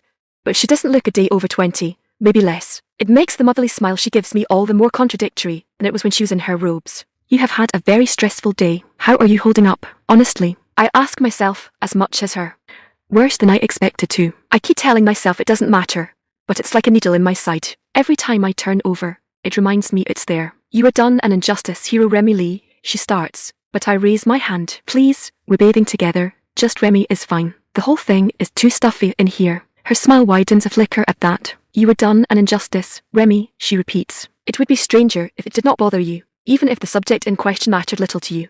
Was I really? I ask back. A twit was rude to me. He even tried to make me look bad. That sucks, but it falls a bit short of an injustice. He didn't even actually say anything that was wrong, yet he convinced the Emperor that you are not actually a hero, you encounters. Truth was presented in such a way as to create a lie, and you have suffered for the slander. By my understanding, that does not fail to reach the level of an injustice. I sigh and sit up straighter in the water to better face her statements. What does it matter? If they all want to think so little of me, I can't do anything about what goes on in their heads. You should not so hastily assume that everyone's sway today is necessarily arrayed against you. The Interior Secretary inherited his master's bias, and the Minister, himself, the bias of his associates. They put on a good display today, and convinced many, but you're not so outnumbered as you believe. At that, I can only shake my head. Whoever it is that dislikes me, I still don't know what I did to piss them off. Perhaps they obsess over levels, and cannot imagine a level 1 hero. Urine suggests in a way that makes me think she knows better, and is just going through the motions. Maybe they are superstitious of why there are suddenly 5 heroes instead of 4. I go ahead and give the priestess a flat look. You don't believe either of those things, do you? Urine. Her smile flitted back up again. I believe that mortal greed is a powerful temptation, and the greater the prize, the further man is willing to go to get it. Anger is an emotion that requires personal attachment. Greed is not. I suppress a groan and cross my arms. You're one of those riddling types, huh? Wonderful. You know nobody likes that trope, right? Sacred Yuan doesn't even have the common decency to look guilty at the accusation. Her smile just widens as she chuckles over it. I do not believe it's so difficult a riddle. Do you people dislike them? Just the opposite. We love them too much. I let myself slip back down into the steaming waters. Our stories are overflowing with old masters incapable of giving straight answers. Yuan does too good a showing of flinching away, placing a hand against her chest as she does so. She doesn't remotely look actually upset. How old do you think I am? I only spare one lazy eye to look her over with suspicion. The other can't be bothered and stays shut. If you ask like that, 1,020. She actually cackles at that. The first real belly laugh I've seen from her. It rebounds off of the marble walls around us until it sounds like I'm surrounded by naked elf priestesses. Oh ho, Yuan finally manages as she settles down again. I'm afraid even we elves don't live quite that long, dear. Certainly, increasing in level raises one's vitality, but to live 1,000 years, oh my. And it gets harder to raise it the higher you go. You'd be pressed to find even one of my kind who lives for more than a few centuries. She wipes a tear from her eye with a finger, gives another chuckle, and sets her eyes on me once again. Though for a hero, it might be possible. It is said that if you can reach level 100, you unlock a skill to stop aging entirely. Something for you to look forward to, perhaps, so I can become obsessed with talking in riddles, too. No thanks. Besides, I definitely want to put off a purchase like that until I wouldn't be stuck looking like a kid. But I'm not saying that part out loud. Yuan chuckles again, but changes the topic. Say, Remmi, would you mind explaining something about your class to me? Or, is there something the Millennium Elf doesn't know? It's the phrasing. It's confusing. We have slingers, as the Interior Secretary mentioned. But you told him it was a misunderstanding of your class. I rub an itch on my nose as I consider the question. Well, slinging is to fling something. Yeah, it's something you do to something else. Gunslinging though, it's from something. The gun is the weapon, and the sling is like the sheath. It's the holster, not how you use the gun. In fact, a quick draw attack is usually a signature specialty of gunslingers. There's whole contests of who can draw and shoot an opponent dead in a single motion faster, and more accurately. Oh, I see, the priestess replies thoughtfully. Gunning from the sling would be a more accurate translation, then, rather than slinging with a gun. We were viewing it backwards. Yes, that makes more sense. Indeed, quick draw attacks are something familiar to this land, though it is usually a sword skill. It is, as you said, a signature specialty of the Idoka class, but some sword masters will learn it, too. Aido's here, too, huh? Images of samurai drawing on each other under moonlight jump readily to mind, and I nod. I'm pretty sure the two skills are related, actually. Or at least, if we're thinking of the same sorts of arts. Back home, the two disciplines weren't strangers anyway, though you rarely saw both in the same place. She nods, too, then stands, water rolling off her form. Perhaps, if nothing else, you could benefit from studying under an Idoka school for a time, if the specialties truly are compatible. I could put in a recommendation for you, and if the review is any indication, your class seems to have some periphery proficiency with blades. A holdout weapon, perhaps. I try to put the recollection of me stabbing the scarecrow with a crossbow bolt out of my mind as I follow her example. An offhand knife isn't unheard of, yeah. And bayonets, now that you mention it. That may not be a bad idea. Bath time's over, then. Sacred Yuan gives that motherly smile again. I like to take a walk in the cool night air after a hot bath. After drying and redressing, of course. I find the contrast refreshing. Would you care to join me once more? Chapter 10 Gun. Chapter 10 Gun. You should get proper armor before you leave the capital, too, Yuan says after I complain about the chilly night air drafting up my leg. If your class has special armor requirements, you're more likely to find something here than anywhere else. I'll introduce you to my favorite at opening bell tomorrow. If he can't take care of you, he'll know who can. I look over at the woman who seems to think she's taken personal charge of me even as I'm still rubbing the goosebumps on my arms. I remember how quick she was to flit away when I first showed up. Maybe this is more her comfort zone. Of course, there's a bigger problem with what she seems to be planning. Where's the money for proper armor coming from? I ask. At least where I come from. Special is another way of saying expensive, and all I have to my name is an unknown plot of land as far away from the capital as they can put me.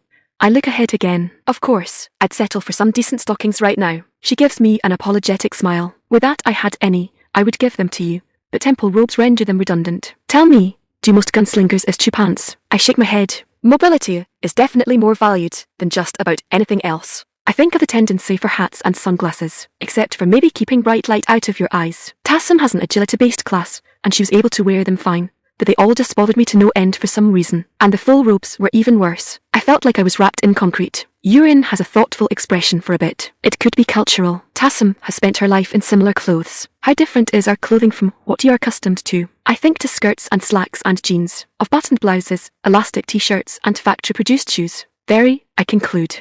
Everything fits better for one, and we use different materials that give the fabric different qualities. They could look like they were more confining, but actually allow much more movement. And I can't wait to get back into a proper pair of shoes. These sandals rub the inside of my toes weird. I'll add a cobbler to the agenda tomorrow, as well. I almost turned to give her another look, but before I do, something else in the direction we're going catches my attention. I know she's seen it too the moment I do look toward her, because her smile is spreading across her face again. Urine, Remmi, she answers without a shred of expressed guilt. The path we're on is taking us back to the massive courtyard from the reviews, and standing there waiting for us, underneath the moonlight and the glow of magic lamps, is the Empress herself. At her side is her son, who notices us first and pulls her attention to us. Remmi Lee, sacred urine, she calls to us as we finish our approach. How lovely of you to join us. Miss Lee, I hope you don't mind Finn coming along. He was with tutors all day, and missed seeing the heroes during the review. I look down to the boy and smile. He smiles back, and I notice he's missing a tooth. Must have been one of his first baby teeth to go. I turn my attention back to his mother. I don't mind at all. And thank you, Your Highness, for confirming that this was a setup. She gives a bemused smile, and I find her much more expressive outside of official court. If you spend much time with Sacred Urine, young hero, you'll find that everything is a setup when she is involved. Well, that's a whole can of worms to sort through. Was this the priestess's doing? I have a hard time imagining half the Empire's ruling family being subservient to her, but at the very least, she was certainly in on the plan. I decide to go with something a bit more obvious, however. Your husband stripped me of that title, I remind her. It doesn't even budge her smile. I won't be so trite as to bring up your status, she replies. I'm certain Urine has beaten me to it anyway. Instead, I'll remind you that you are only forbidden from using it yourself. I can call you hero as much as I please. As if following with another thought, there's a breath before she adds, oh, and it's only the big H to be clear. You go save some village or another, and you can go around calling yourself hero of all you like. And beyond that, just because the Imperial throne has declared something at one point, that doesn't mean it doesn't reserve the right to change its mind at another. My mind hangs on those last words as Urine moves to stand beside the Empress like she belongs there. She even bends down and ruffles Feng's hair on the way over. That's why we're all here, isn't it? Empress or no, if they're going to act so casual about yanking me around, they can deal with me crossing my arms in distrust. You want something from me, and you're holding a reversal over me if I do it. Urine gets a smile that looks like an attempt to be reassuring while also being caught doing something it shouldn't, and she blushes the way she did when I complained about showing up nude. Well, yes, technically, that's true, but when you phrase it like that, misunderstandings are liable to occur. Oh gosh, how did I never realize how fake and cliché that act was? Hey, I scold the priestess as I narrow my eyes at her. Don't you think it's a little late to be acting all cutesy now? The Empress sighs, but the way her shoulders slump when she does it, it sounds more like one of relief. Finally, someone who will just speak directly. I think I hear her mumble. When she raises herself up again, I'm not looking at an Empress anymore. Oh, it's still the same woman, still in those violet robes, still with that golden belt, still with that web-like crown of gold braid and jade. It's the presence that is different, like a veil fell away, and now she is just a woman dressed like an Empress. I will be to the point, then. Hero Remmi Lee, we wish for you to take the review again. A bit late, I find myself glancing over to where the scarecrows came out earlier the same day, and notice the shapes of perhaps 24 of the things lined up under the shadow of the courtyard wall. Turned off, if the lack of glowing red eyeballs is any indication. It has been Master Urine's very strongly expressed opinion that you can do much better than you performed at today's ceremony. I don't miss the change in title the Empress uses for the priest, but when I glance over, she's just giving me the motherly smile again. Defeating 3 level 25 opponents as a level 1 with poor equipment is very impressive, Remmi, the elf says as if compelled to reassure me. You move with natural instincts, and your base stats are absurdly high. If we were looking only for powerful adventures full of promise, you would not have in any way fallen short. Guilds across the Empire would be fighting each other to claim you as a member. She raises a finger as her expression turns stern, but defeating only 3 level 25 opponents as a hero is extremely disappointing. The expectations placed upon you are completely different from those of a normal mortal. The Empress seems to have taken issue with something Urine said from the way she's frowning, but it's not what I'm expecting. Since when are the two of you on a first-name basis? The priestess's face folds back up into a bright smile. Group baths are a magical thing for forming bonds. I'm ignoring that. I promptly decide. Hold on, aren't we losing sight of something? I ask instead. You're all so obsessed with levels. Did you forget that the other heroes were all a higher level than your scarecrows? Hero say nearby was actually level 24. The Empress corrects me, but I understand your point. However, you're overestimating the difference a few levels can make. If a level 24 to level 30, we would, of course, expect the level 30 to win, all other things being equal. But it isn't impossible for the level 20 to cause an upset, and unless it was a complete rout, the level 30 would not emerge unscathed. She focuses her gaze on me to emphasize her point. Mind you, that is one opponent, 10 levels lower. My mind returns to the battle earlier in the day, to the end of it, with Luke coming out unharmed against over 30 scarecrows. I'm starting to grasp the emphasis they're placing on being a hero. It wasn't their stats that their victory was being credited to. I get the message, I confirm. But did you guys forget I'm unarmed again? My weapon was smashed to pieces during the review. Yes, that was actually Master Yuren's greatest argument in your favor, the Empress noted with a sage nod. That noodle spitter, as she put it, was not your weapon. Noodle spitter. Apt. I'm distracted enough by the mental image of being the relic name the dandy had to call out for it that I almost don't catch the Empress turning away before she comes back with a small object wrapped in rich silks. It's big enough to cross the width of both of her hands, and my eyes are already nearly popping out of my head at the outline suggested by the silk laying atop it. If we are not both completely, woefully mistaken, she continues uninterrupted, and then peels back the silk cover, revealing brushed steel chrome with punched lettering that catches even the dim light like a beacon. This is... I'm on it, before I even fully process my own intentions, snatching it up from her hands, and holding it up in the air before my eyes. My gun. And it is my gun. It's not just a gun that they actually had after all. It's the exact pistol that I keep in my nightstand. The very one I was thinking of when I was in the sky answering the system's questions. I even recognize its few blemishes. So it's true, she notes, though she doesn't seem surprised. The heavens did make an exception for you. But then I suppose it had to. This artifact has no true parallel in all of the Empire. If this is what you were intended to use, there is no possible way we could have armed you effectively. Anything that might have been close would have left you crippled in one way or another. Yuren elbows her in the side with a grin, which the Empress seems determined to ignore. Standing there all sage-like as if you weren't repeating the very things I told you, Juhai. Instead, the Empress focuses her attention on me again, and that imperial air returns to her. Hero Remmi Lee, heed my words. The Furinshao Empire considers that weapon a heavenly artifact, far more valuable, and potentially powerful, than the treasures given freely to the other heroes. It cannot be allowed to leave this place in the hands of anything less than an exceptional hero. A hero that, at level 1, can rival the performance of any of the other 4. If you cannot prove to be that hero, right here, tonight, your title will remain stripped from you. The artifact will be taken from you, and you will never see it again. Chapter 11 Retry. Chapter 11 Retry. I had the cold steel protectively to my chest. You can't do that. It's not yours. It belongs to me. For the sake of the Empire, I must. The Empress's expression is severe and unbending. You can't possibly believe I'd let you.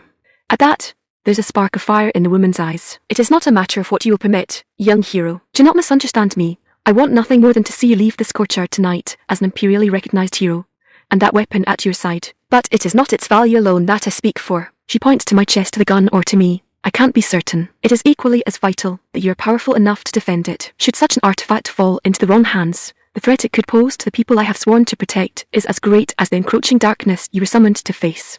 If you're not mighty enough to stand against one, I cannot entrust you with the other. I'm certain there's fire in my gaze, too, and I curb my shock at her threat while my own voice dips low. I promise you, Your Highness, I will shoot anyone that tries to take this from me. Hey, Yuren waves her arms over her head as she steps between us. We're all trying to be on the same side here. Let's not forget that just because we all have our own responsibilities to consider, all of this hostile posturing is completely unnecessary. She wants to take my gun, Yuren. I insist, unintentionally petulant. No, she doesn't. The priestess vehemently answers back. If she thought you couldn't meet her expectations, she wouldn't be here at all. It would be the most horrible sort of tragedy if you were to die over a fight that doesn't need to happen. Her choice of words makes me blink. You mean if one of us died, don't you? If so, I wanted to take it back from you right here and now. You don't have the means to stop her, even as a hero with a heavenly artifact. I blink again, so she elbows the Empress once more. Show her your status. That shatters the veil of imperial authority again, and her bottom lip almost pouts as she frowns at the priestess. Must I? Would yours not make far more of an impression? I am not the one she sees as an immediate threat. The Empress gives a put-upon sigh and goes through the increasingly familiar gestures. Name, Zuatana Furinshao. Race, human. Age, 28. Level, 64. Class, Elidoker. HP, 1090/1090. MP, 225/225. St, 740/740. Strength, 280. Toughness, 265. Intellect, 150. Agility, 370. Traits, Running. Apprentice of the White Witch. Liberator. Giant Slayer. Dragon Slayer. Witchblade Master. Warrior Queen. I can feel the fire in my eyes die out as ice coats my insides all the way down to my stomach. This woman could break Luke over one fist. And she's an Idoka like Yuren mentioned. An absurdly accomplished one, with traits like those. I try to release the tension in my chest with a long exhale. You have no idea how glad I am you're not armed right now. But Zuatana just smirks and pulls the fabric of her robe open enough to show her left leg. Hidden by the thick fabrics, a sheath blade is strapped to her thigh. I've not taken so much as a step from my own bedroom unarmed since I was younger than you are. But I appreciate the intent of your comment, Miss Lee. I swallow even as the intimidating status screen disappears from sight. Yuren claps her hands before her a couple times like a charm to clear bad air. Now that that's been settled. Remmi, are you ready to give the review another try? Right. That's why we're here. I turn to look to the still silent scarecrows, then down at my pistol. It's a 1911 clone with a chrome body and black grip, and looks even larger in these smaller hands than it did in my adult ones. But it still fits snugly without feeling too bulky or heavy. I turn it sideways and press a familiar button with my thumb, causing the bottom to pop out. There's a set of slits on the double-stack magazine so I can see exactly how many rounds I have in it, but I'm surprised to realize I already know even though it's not full. It's not some sort of shooter HUD, I just automatically know how many are still loaded. I hold the steel rectangle toward them. Did more of these show up with it? They look to each other for a moment, then both women shake their heads. Damn, I need more bullets. I don't have enough for that many scarecrows, even if I cut myself off, blinking. Wait a sec, my mind has gone back to that online store in my points menu, and I turn away from the two of them as I quickly navigate back to it. Gratitude that I didn't spend my points on identify right away fills me. Right at the top of the store page is a tab proudly marked Ammunition. Score. I immediately select several magazines marked as overpressurized jacketed hollow point, since the window cheerfully promises all purchases are guaranteed to operate safely with my firearm. But stop when I see the price in the cart. Holy moly, that can't be right. As I'm double checking my order, Yuren leans in with a concerned expression, though she can't see the windows since I'm not sharing it. Is something wrong? Is it normal to be able to buy physical things with points? Again, the women look to each other, but Yuren answers shortly. Heroes can, but it is usually only basic supplies. Are you able to purchase your bolts through it? Bullets, I automatically correct her, and yeah, all sorts. And they're dirt cheap, I pause. Well, I assume so. A whole magazine of them is only 5 points. Look up a ration pack, she advises. That will be something we can draw a comparison with. It takes a few more moments to find, but I soon do so. Looks like a ration pack is 25 points. That would make an order of bullets equivalent to 10 in price, more or less. I arch an eyebrow, and she elaborates. A tin is a single coin piece. Most prices are given in tins, with 1 tin being 100 bits, and 100 tins being a bar. If it helps, an apple is usually about half a tin. Strange, Tanner comments thoughtfully. Those bullets were examined by our artificers. They are not so simple as to be such a price. The compounds in them alone should be worth several bars if taken from an entire set. Well, that explains the missing bullets. Half the magazine is missing. Now I know why. I add another one of those overpressure magazines, one of those ration packs, since talking about food is making me hungry, and then, after some thought, scroll through the ammunition list a bit further. An elemental set catches my eye. Magic bullets. I slide 3 magazines whose description brags about their explosive incendiary magic charge into my cart, bringing my total up to 75 points, or 15 tins if my math is still any good. Before I can select checkout, a pop-up opens, emblazoned with the title, First Time Buyer. I'm almost annoyed that the virtual RPG system in my head is as plagued with ads and aggressive sales tactics as an actual web page. But stop when I realize what it's touting. For new customers only, add this stylish leather holster and belt combo to your cart now for only 25 points. Guaranteed to fit your pistol of choice and your waist, whether you're going summer svelte or thoroughbred thunder thighs. Our patented HEAVENLY letter 1D40 letter 1D39 treated leather will endure any environment, endless miles of dusty road and years of use without ever fraying or growing brittle. Comes with 2 watertight, sealable pouches for spare magazines and snacks. Upgrade to even more at any time for a proper utility belt. Additional pouches sold separately. Hold your most trusted piece in the hands of angels and purchase your heavenly holster today. A little suspicious that it costs exactly my remaining points, but kudos for the cheeky sales pitch. And I do need a holster. I can't imagine getting a custom one from a regular store for the equivalent of $5. After only a little trepidation, I add it to the pile and trade 40 apples worth of points for over 100 bullets, a new belt, and a snack. After I complete the purchase, a dim light appears in front of me and forms into a wooden box made of thin paneling. Yuren's eyes widen at the size. How many bullets did you buy? Just over 100, I admit, but less than half of them are for this fight. Since I don't have any, I wanted some in reserve. Most of this is probably the belt. Belt? Instead of answering, I open the box, revealing my entire order in precisely stacked and sorted sections. The bullets are already even in their own magazines, ready to pop right into the gun. I can immediately tell the fire bullets from the regular ones. Aside from the fact there's one more magazine of the latter, the fire bullets have red heads, a red strip down the side of the magazine, and a red base so that I can tell what type is loaded even at a glance. I grab the extra magazine of regular bullets and casually toss them at Tanner, who catches the metal bar in one hand effortlessly despite the look of surprise on her face. Make sure your artificers keep them away from open flame or strong heat if they value having 2 eyeballs. I pull out the ration pack, which looks a lot like an MRE bag, rip it open and pull out a pack of preserved meat. I see a thing of dried fruit, too, and toss that to Feng, who doesn't catch it with nearly the grace of his mother. The first strip of meat goes in my mouth, and I have to give it a good tear to get a bite off. Wow, I marvel as I chew. That is the blandest jerky ever. Tastes like it was made in a dehydrator. I toss the rest of the strip in my mouth anyway, and pull out the belt. The leather's supple, and the inside has a felt texture to it. The buckle looks like it's maybe brass, but it's hard to tell in our current light. There's 2 pouches already attached to it, opposite the holster, each long enough to fit magazines and deep enough to comfortably fit 4 or 5 of them. The flaps press down with a single finger and completely seal themselves, but then easily open when I peel them back again. I slip my pistol into the holster and snap the securing strap into place over it, then pull the belt up behind me as I stand to my feet. Despite my own improvised outfit, the belt slides around my waist like it was meant to be there, and once I buckle it in place, it doesn't shift around nearly as much as my sense of reason thinks it should. Yuan's face lights up with recognition as I begin testing drawing the weapon. Oh, it is the sling. She turns back to the Empress as if to enlighten her. Remmi explained this to me. It is not slinging like with a stone, but from the sling, like your sheath. She says that gunslingers even have a similar quick draw art. That seems to catch Yuetana's attention as she starts to pay closer attention to how I'm drawing. A quick draw art using a ranged weapon. Intriguing. Hero Remmi Lee, are you suitably prepared now? Yes, I exclaim, my spirits higher than they've been since my arrival in this world. Sorry about the wait. It's no trouble, she assures me as she makes a motion with her hand and red eyes begin to light up in the scarecrows. Every archer needs her quiver. Begin at your initiative. A grin splits across my face as I turn toward those twiggy bastards and raise the familiar weight toward them. Never point your gun at anything you don't intend to destroy. It's a common rule of gun safety taught to all gunners, civilian and military alike.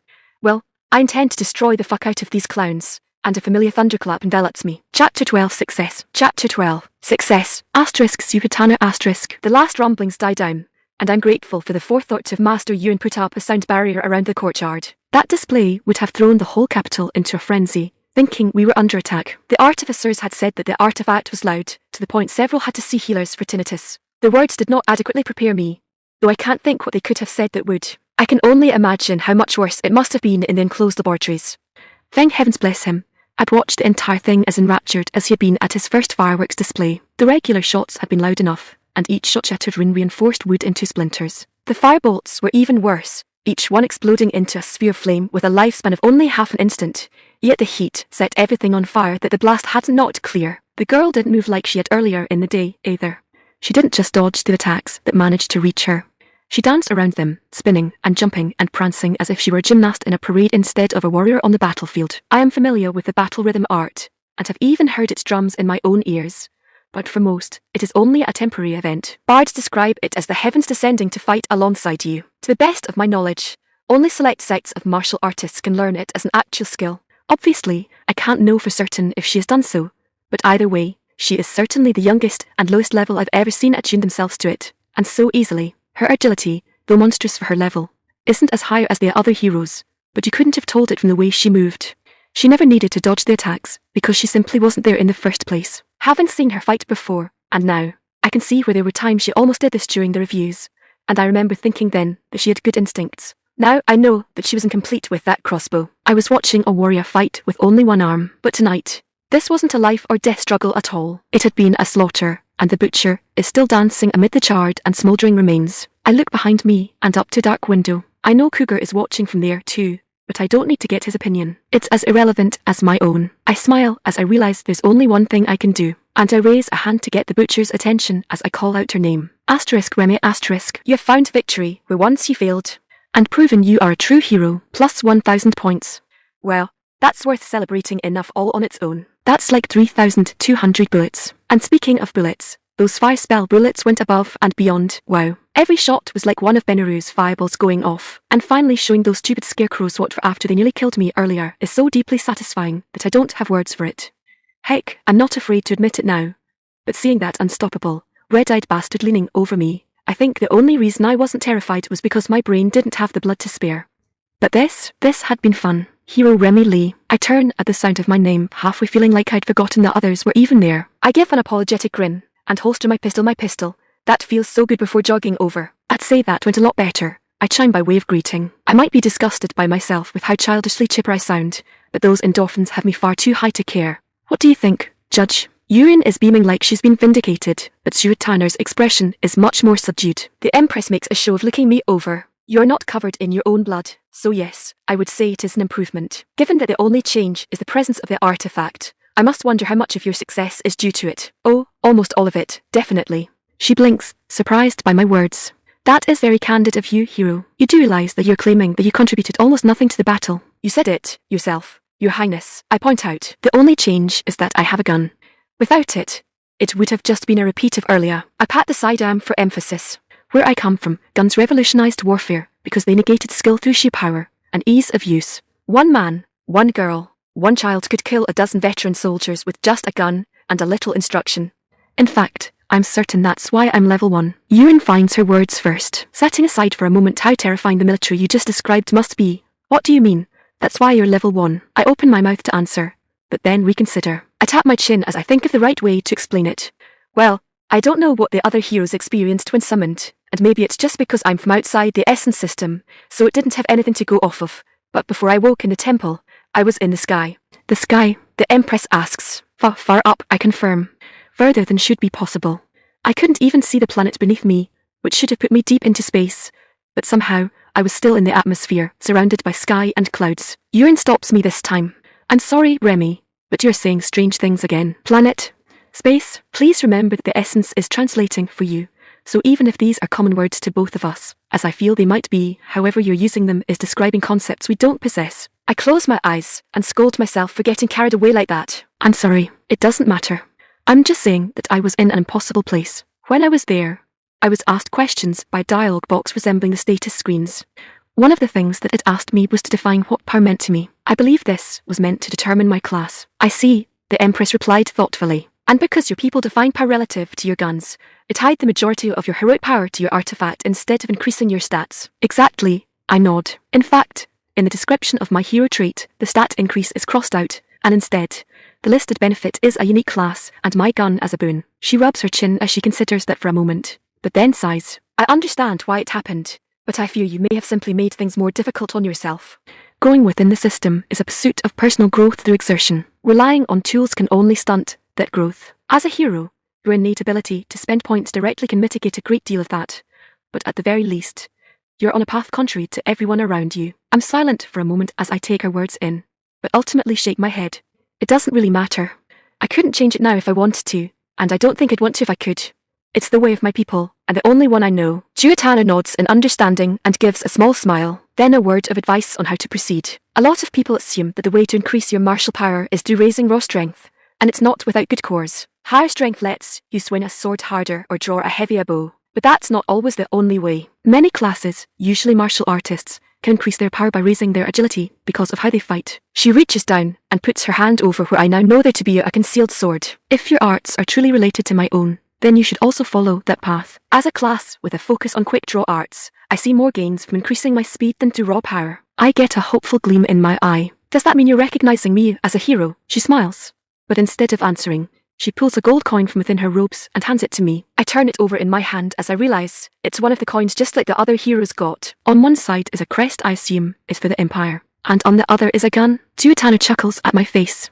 Coins are crafted uniquely for each hero, with the backside pressed with an emblem to represent their distinct abilities. I had the forger use a silhouette of the heavenly artifact. I'm still marveling at the coin when another thought strikes me. Wait, do I still get the land? I don't mean to sound greedy. I still don't have anywhere else to go. I was hoping you would ask, the Empress replies, one arm crossed over her abdomen, and the other hand raised up beside her face. I chose that land deliberately. Even if you couldn't keep up with the other heroes yet, I saw your growth as preordained. The region is considered an area of relatively low risk, and offers mostly redundant resources. That is to say, it is not of strategic importance, so our generals would not direct the heroes toward it over other, more critical regions. It is, however, of great personal importance to me. I stare at her flatly, dumbfounded a bit at the intended manipulation. So not hero was actually a pretty great boon for you, then.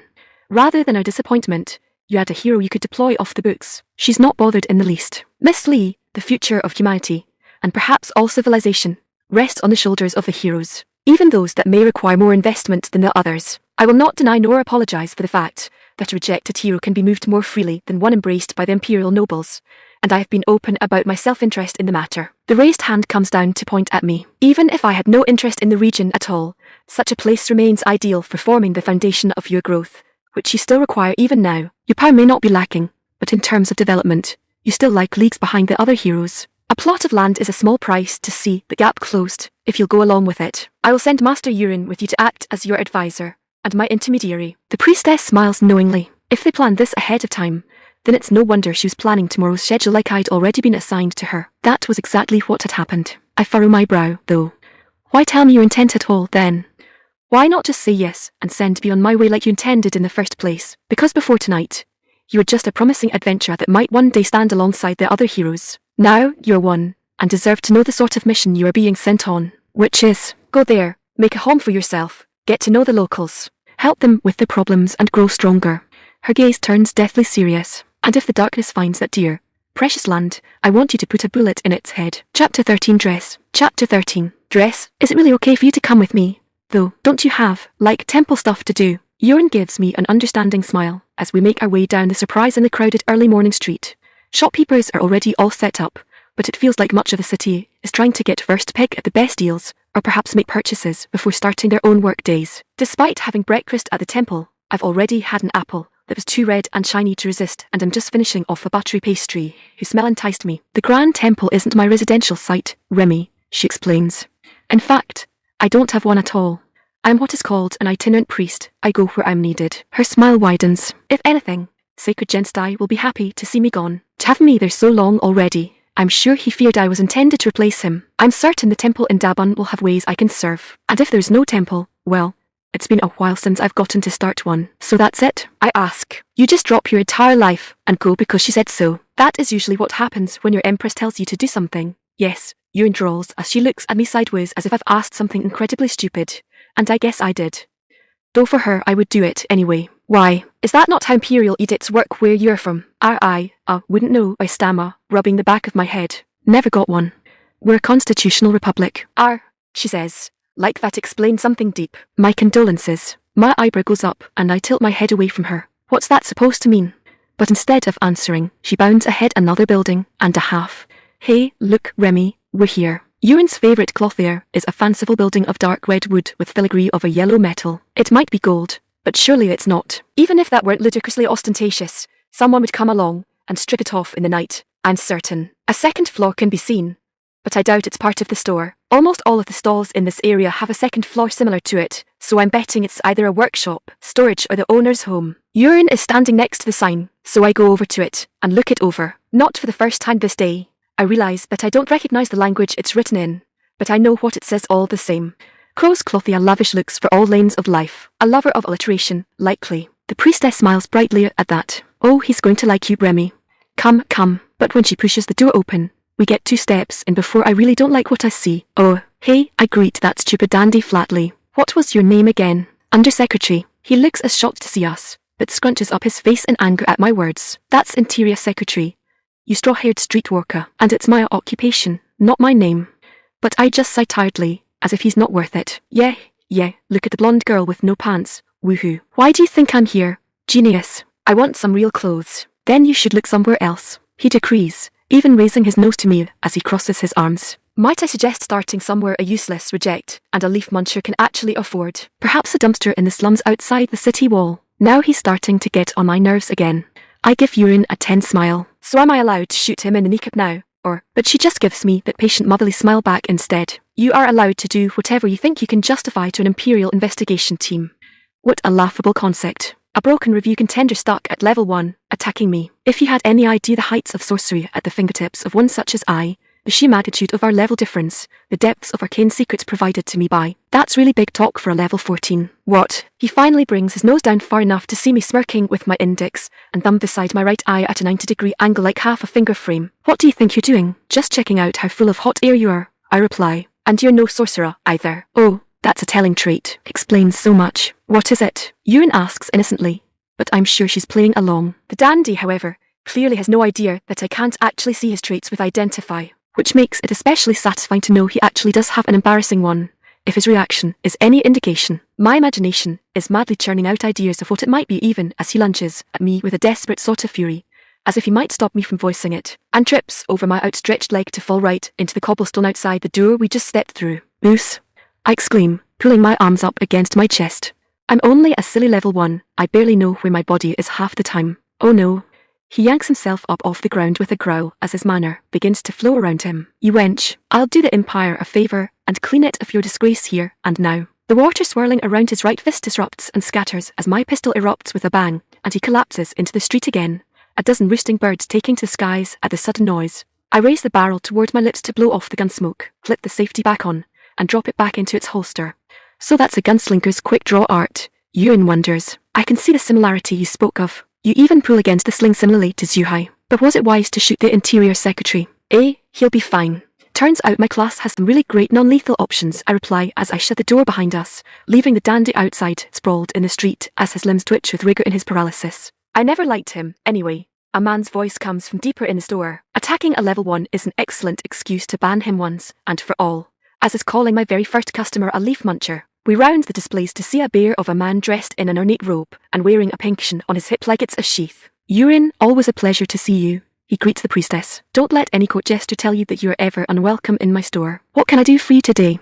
This is your store. I can't help but ask as I look around. More ornate clothing than I've seen since the reviews fills every corner of my sight, all in carefully selected colours and stitched with delicate devotion.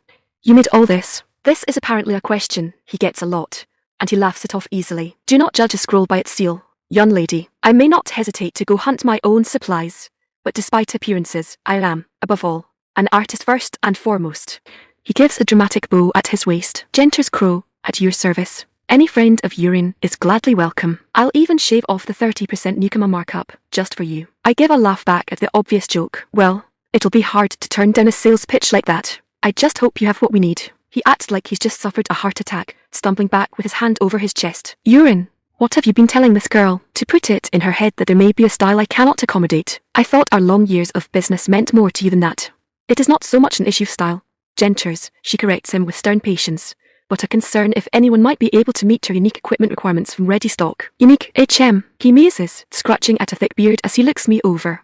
Yes, the pants. I seem to recall that being mentioned in your exchange in my doorway. Not only are you the best, she adds, I considered you the most likely in all the capital to meet her needs, and the throne is paying for it. His bushy eyebrows raise at that. The throne?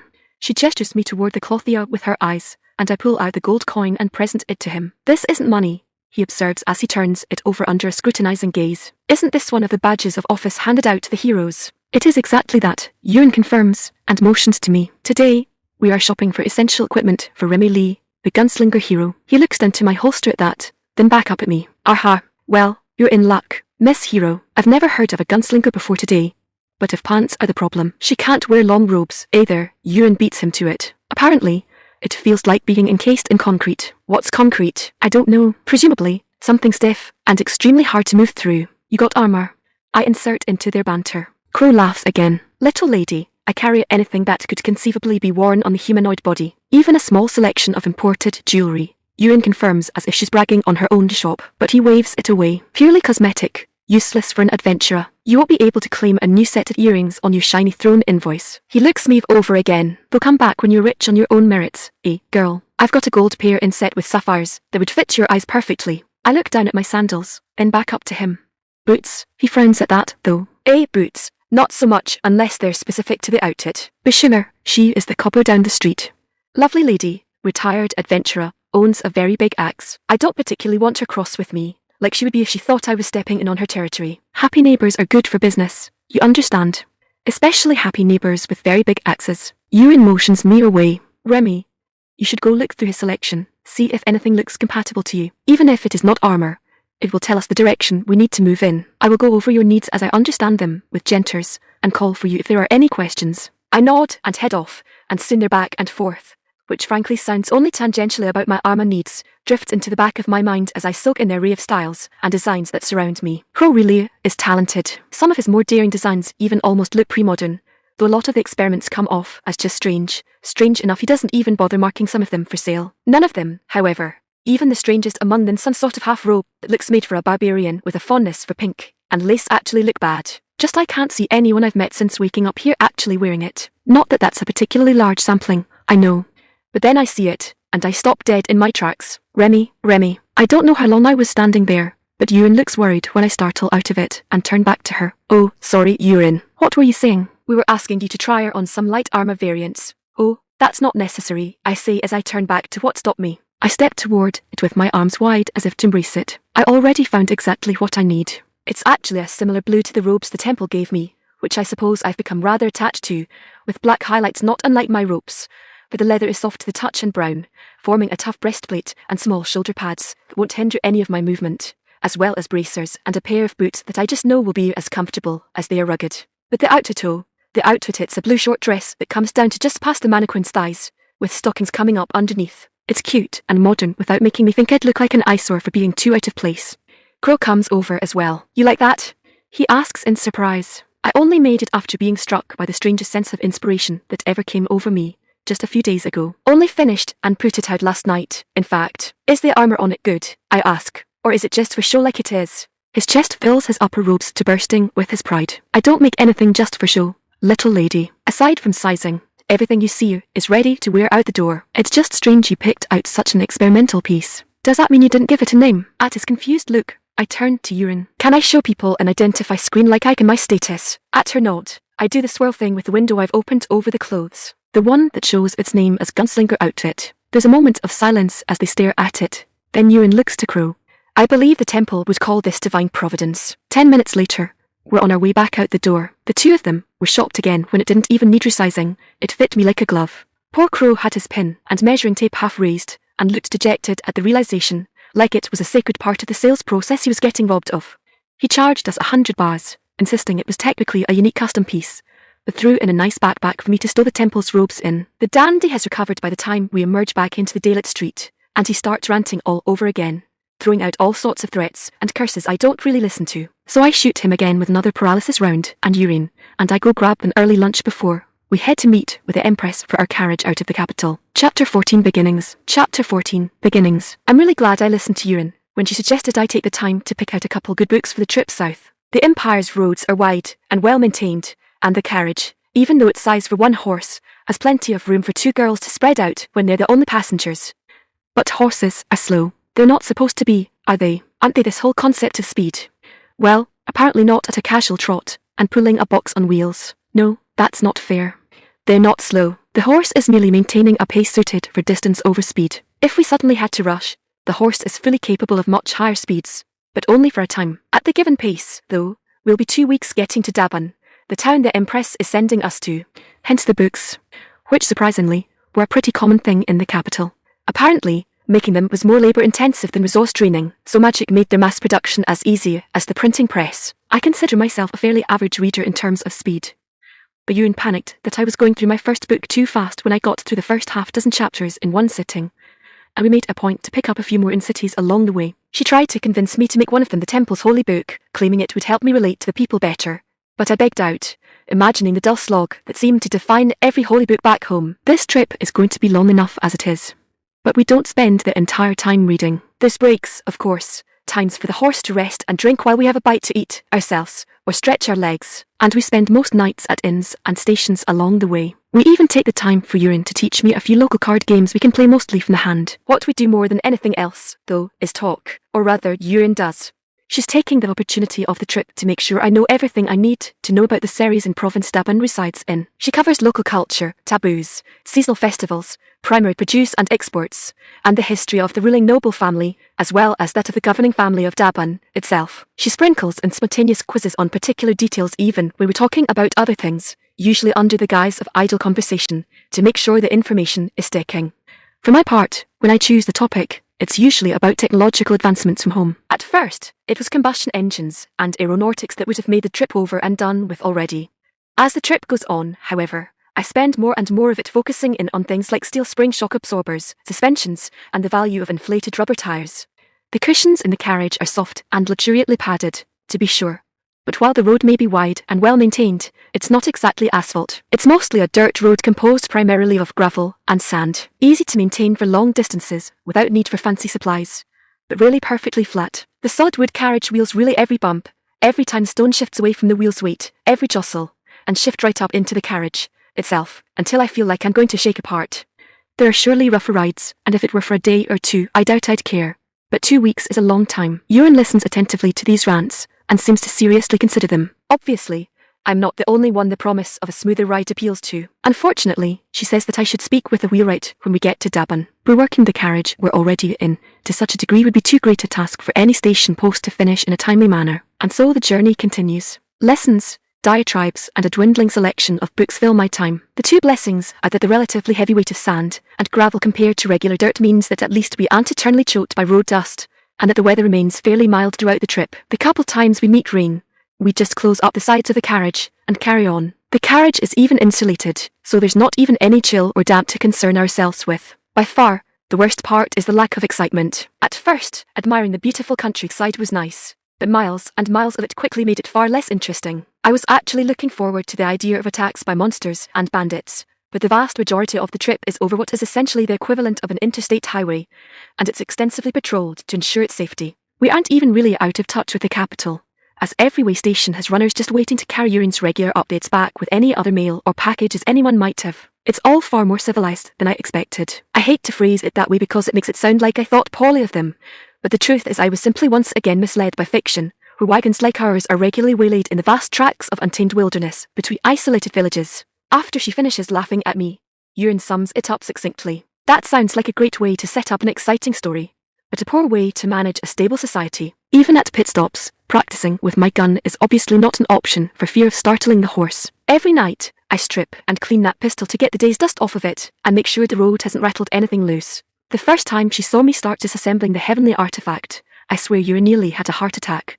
But it doesn't even draw a blink from her now, beyond her own attempts to commit every component and step to memory. It's not that it's strictly necessary for me to clean and oil it so often, as there really isn't that much dust on the road, but the alternative is it just sitting there as an unforgettable weight on my hip. After 10 days, even that becomes unbearable, and I finally demand the horse and driver take a day off, and we take a day for a makeshift range. Urin indulges me with that motherly smile and watches me with a studying gaze, but turns down trying the weapon out for herself when I offer. And then finally the day comes when we crest a rise in the road and catch our first glimpse of Dabun. It's bigger than I expected, but not by a whole lot. I figured a village like what Urin and the Empress had described to me with maybe 50 people, tops, would be comprised of simple log cabins and dirt roads, and the closest thing to a doctor in the place would be the town butcher. Again, I'm shamed. Dabun isn't big, at least not by my reckoning, but it's what my world would call a small town, a place big enough to have its own supermarket and maybe a public school on the outskirts. Perhaps a gas station that doubles as a restaurant. Of course, none of that is actually here. The town of perhaps several hundred people looks straight out of a Norman Rockwell painting if the man did Asiatic landscapes instead of New England ones. A cool morning mist that probably isn't nearly as thick down there as it looks from here swirls around its buildings, and a massive wooden wall that manages to look more charming than militaristic surrounds it. From here, I can see the grey of the town's cobblestone roads, and the chimneys are just starting to smoke. Outside the wall is a mix of farms and a light forest.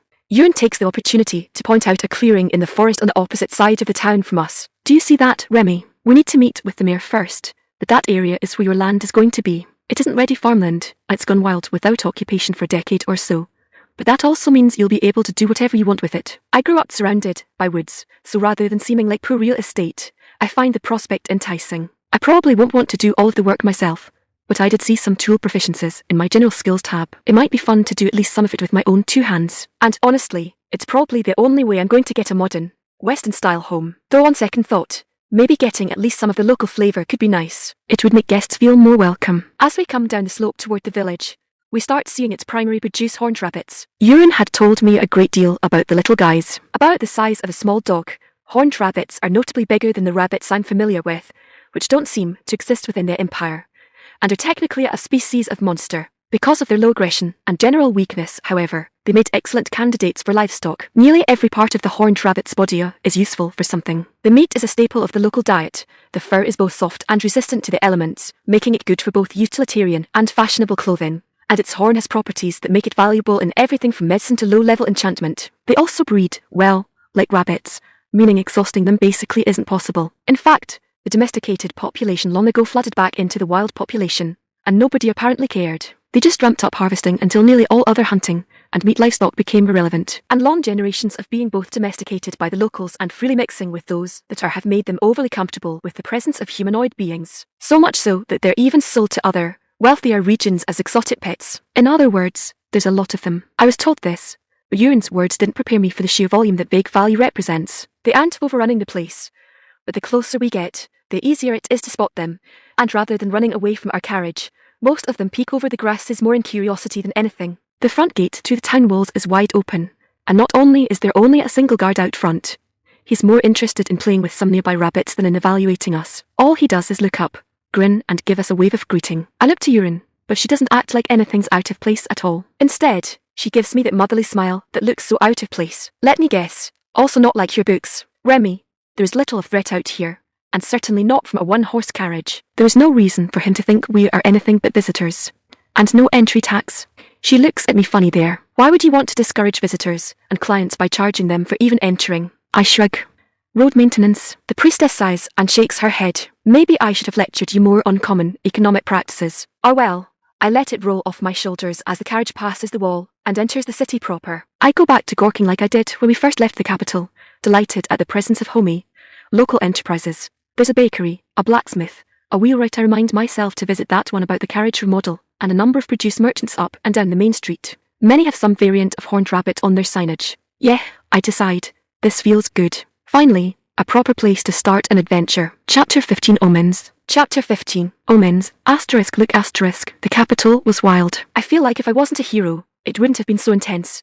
But on the other hand, if I wasn't a hero, I don't know that I could have afforded it either. Everything was so fancy, everyone was dressed so well, and every bit of food was so expensive. I probably would have starved if there hadn't been an army of nobles begging to pay for everything. Well, okay, we were only there for 3 days, so starved is a little strong. But I would have gotten really hungry. Still, Captain's always telling me I shouldn't exaggerate. But wow, nobles are really big fans of heroes. I mean, sure, everyone loves heroes. Everyone grows up hearing stories about them.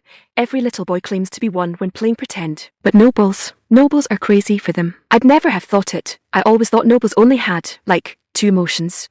And that all others were trained out of them for not being snooty enough. All I did was break a few training dummies, though. And by the time we got out of the strategy meeting, I got scolded for saluting a general. 4 girls were waiting outside begging me to marry one of them. Every one of them was beautiful, and all of them were the daughters of nobles. The only thing I could think of was how angry Captain would be if I went and got hitched to some girl I'd only just met, like some sort of impulsive playboy.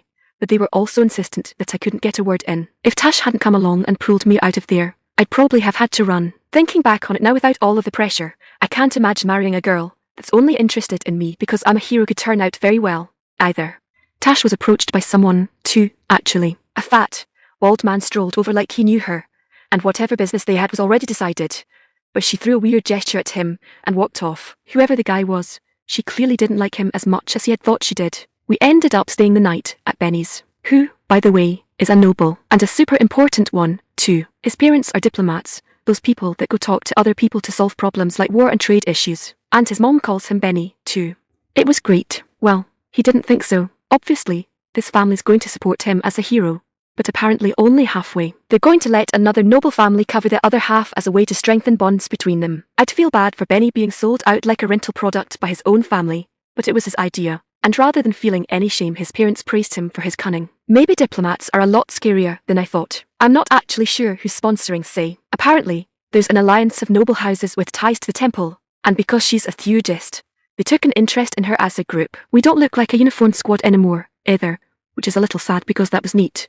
But we do look actually ready for combat. The best steelsmith in the capital worked all night to get a full suit of armor ready for me, and he got paid for the extra effort, too. Minister Buridal probably could have just ordered it done.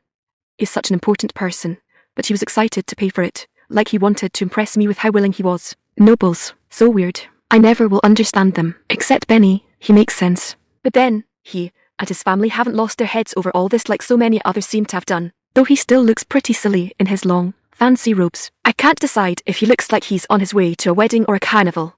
But then, mages have weird fashion tastes. There's one back home, and she loves the same sack style, and like Benny, doesn't like me calling it that. I figured Say would get armor like mine, since she's got that weird mace flail, and all. But she showed up in what I first thought were the white robes and red belt of the priesthood. On closer look, it's actually a combat dress scribbled with verses worked into the print. I guess she needs more mobility than armor. She reminded me she's barrier magic when I brought it up, and I suppose that makes sense. I think Tash really stole the reveal this morning, though. A full suit of oil black leather armor with hooks for her fang scabbards and some other tools. She looked absolutely ready for action. I don't know what all of her extra tools are, but I recognized a grapnel hand crossbow and some vials. Medicine? Maybe. I thought the generals would just tell us what we needed to know, and then let us go. I was even planning to head right back to Captain. Not only would she want to know what happened to me, and why I'd gone and disappeared from my post, but I really wanted to make sure my home was safe first. Not that I don't intend to do everything I can for the rest of the Empire, of course, and if there were a place in more urgent need, I'd go there first, but I'd feel a lot better travelling across the country if I knew the people I actually know are safe. Letting us go off does seem to be their general plan, but first, we're going on some sort of trip before we all split up. Furinshao's military leaders want us all to see the Blight firsthand. I don't know if it will make much sense to me, but they seem to think it will definitely make an impression. Some sort of motivation through fear to make us focus and take it seriously. The ride is long, even in the big, fancy coach we take from the capital, and it's being pulled by 6 horses. I feel bad for them because every time we change over to a new set, Lord Hagasu, the noble accompanying us, demands they be driven hard. The one mercy is that they probably have a good chance at recovering since he orders them swapped out again at the next stop as soon as they start to flag. He seems to value speed far more than the fact he's going through horses much faster than necessary, or the harm to the beast in the process. It makes for a very rough ride, honestly, and it didn't take long before Sei was complaining of discomfort. Lord Hagasu insisted speed was of the essence, however, and refused to slow, despite the girl being in enough pain that she spent most of the trip surrounding herself in the glow of her healing magic. Now that we're here, I pause halfway up the hill from which we'll be able to see the Western Demosne. Lord Hagasu isn't with us, and I look back to see him still at the base of the hill, though he remains a distance from the coach. Lord Hagasu, I call, aren't you coming with us? Long and thin, with eyes already large and his lean face looking even bigger behind his thick glasses, the man has reminded me of a beetle from the moment I first met him. His black robes kept tight around him make the resemblance all the stronger. Oh, champion, he answers back, his voice reedy. I dare not. I am no hero. My life depends on the head start should anything go wrong, heavens forbid. He shakes his head morosely. No, that is an excuse. Please, do not ask me to look upon the land I once called home as it is now. Then he steps in at the confusion on my face. Lord Hagasu was one of the landed nobles who oversaw the Demosne prior to the darkness. He and his family had to retreat to their capital estate when their defences fell. They were one of the last ones out of the region just over a year ago. My confusion changes to sympathy quickly, and I give a nod. I understand, sir. I'm sorry for being insensitive.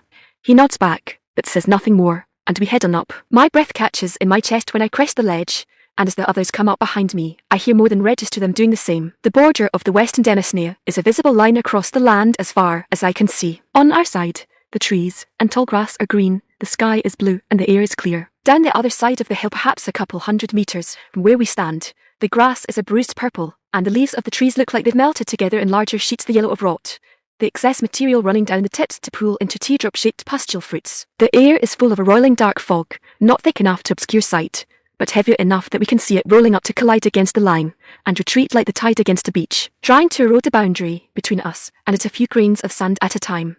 The worst part is that there's life on the other side.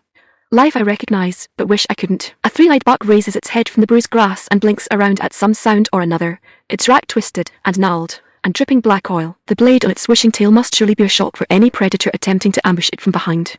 It doesn't see the wolves watching it from another hill, their spines erupting down their backs like the blades of a lumber mill, and their eyes are ruby red. The smaller second mouths within their main jaws drool with anticipation. In the other direction, I can see a rundown farm, the house in ill repair, the field overgrown with blood-red thorns. I wish it was as abandoned as it looks. Through the fast sight skill I learned as part of the guard back home, I can see a man and 2 children in the field. They're half-bald as if from mange, and their exposed skin is mottled with raised growths, but none of them seem ill or hinder from what looks like some sort of horrible plague. I watch as the bored daughter idles a bit away from the others, and deliberately jabs her thumb onto one of the thorns, just to suck on the blood from the hole like a candy stick. The man is showing his son how to properly set some sort of body on a series of stakes. It's so bloated and foul that it takes me a long moment to realise it's a human corpse. That realisation is followed by another as I take in the rest of the field, and more of those stakes, most of them sporting hominids to ripen them in the sun like a jug of tea. I jerk my gaze away with a seizure of my neck as I fight to suppress the contents of my stomach. The Demosne is still full of life. The longer we watch, the more we see. Men, animals, birds, everything's there. All of it crazy and wrong. A great bellow comes from behind us, like a deep horn. The sound makes me feel queasy, and I lose my focus on fast sight as my eyes blur. The muscles in my shoulders clench. Somebody behind me baffs, and I hear it slapping the ground at our feet. I turn around, with a stagger like that time I tried to walk home after too much rice wine. Back where we came from, Lord Hagasu has begun to laugh, his eyes seeming to bulge even larger. Even as I stare, he inflates his chest like a balloon and squeezes it out, creating that horn sound again. Somebody else pukes. It takes me too long to realise it was me. Tash grips my arm hard enough to make the metal of my armour protest, but her arm's shaking. Look, she struggles to say, turning my attention back to the demosne. The bellowing has drawn the attention of every life form we've managed to pick out, and they're all working themselves into a frothing rage at the sound. Even more that we didn't see come surging out of the edges of slag-dripping forests and shooting down from the sky. All of them coming together to stampede toward our position. Without even really thinking about how far they still are, I pull out Itachi and hold the massive sword before me with drunken focus. Chapter 16 Escape. Chapter 16 Escape. Asterisk Tassim asterisk. I pull on Luke's arm again. No, there's too many, we can't fight them all. Not like this. I grimace as that sound whiff passes through us again, causing my eyes and ears to swim, my muscle to cramp and my stomach to try jumping out of my mouth. We've got to do something about that damn horn. It's Lord Hagasu. I don't know why I didn't look back sooner, but one glance confirms his words. By the essence, he's one of them. I know what I should do, or I know that I know what I should do.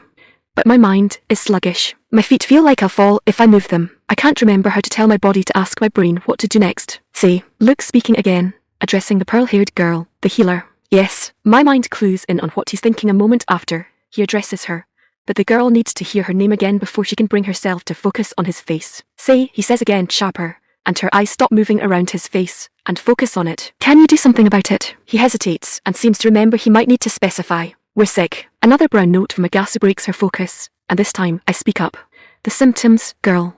I try to put more confidence in my tone than I feel. I don't know how close those things are, and I feel like I forgot they existed for a bit. Everything feels like I'm going to float away in a current. I force myself to take a breath. Norsula. Disorientation. He's doing something to our heads. Can you stop it? Saner has to clamp her eyes shut to focus. It is nothing in our minds. I don't know it's so hard.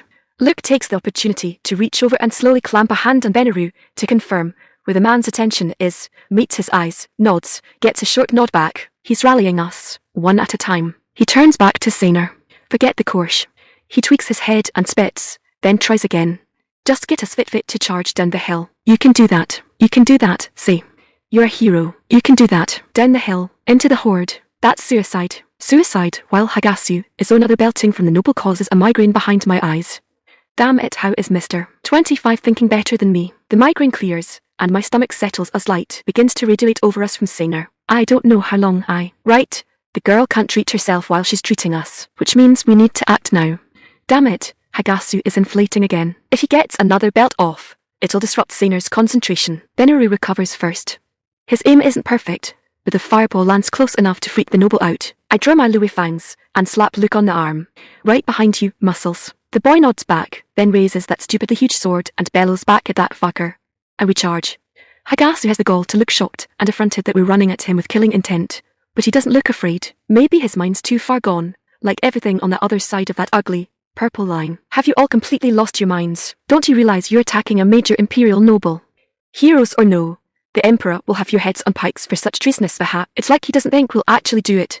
Clear up until I pull his stomach open, and Luke takes his head clean off. Even as it rolls to a stop on the ground, it still stares up at us with blank disbelief. At least that means that the entire time we were charging down the hill, he wasn't blowing out like a horn again, and Luke and I are only alone at the bottom for a few moments before Benaru and Saner catch up. The short girl seems worse for wear, probably due to not having the symptoms cleared out with magic, but colour is returning to her quickly enough. Unfortunately, it doesn't seem like we'll have the time to wait. We've got to go, the battle mage insists emphatically. Now, or we'll be overrun. Luke quickly looks both ways, then bolts for the carriage. He hardly reaches it, however, before he swears, but wastes no time climbing up and throwing the coach hand off. I've seen a lot of blood, but even I almost turn away at the sight of the body and what Hagasu must have done to him after we got off. Somehow, Luke manages not to dwell on the implications at all. That man had been mutilated by a monster mere meters from the heroes summoned to protect him, and we hadn't even known. Say, I need you up front with me. I know it's rough on you, but we're going to have to push the horses. I need you making sure they don't hurt themselves. Benny, cover our backs. He gives the orders naturally, and I find myself surprised not to have any instructions of my own. I look around, but mentally slap myself to get my head back in the right mindset, and clamber into the back behind Benaru. I pull out my hand crossbow and begin changing out the grapnel bolt for one meant for combat. One I would dunk in poison if I wasn't worried the coach would knock the vial all over the floorboards and drive us out with the fumes. It's not lightning, I tell the noble as I brace my shoulder against the roof seat, but every bit will help. He nods back, and within another 10 seconds, Luke launches the coach into motion. Not a moment too soon as monstrosities crest the hill and begin pouring down its side, still rabid at the sight of us. They're inhumanly fast, and we're not pulling away from them nearly as quickly as we should be. Even when we round a bend in the road, it's not long before they do so, as well. Benaru and I are spending most of our efforts shooting birds out of the sky, as they're the quickest to close on our position. But if anything at all goes wrong with our escape, we won't have time to come up with another plan before we're overrun. And then I see him. I know Benaru has, too, when his spells lag, and he swears in disbelief. We shouldn't be able to see Lord Tagasu, even if we didn't leave his body decapitated and disemboweled back there. He should be lost in the horrible menagerie behind us. Instead, he stands out clearly as his head bobs back and forth above the mob like a prop at the end of the spring. I can still see the cut where Luke took his head off. Out of the base of that wound is a long, segmented neck, thinner than his own had been, black and shiny like an insect's carapace. His glasses have fallen off, but his eyes are still too big for his head.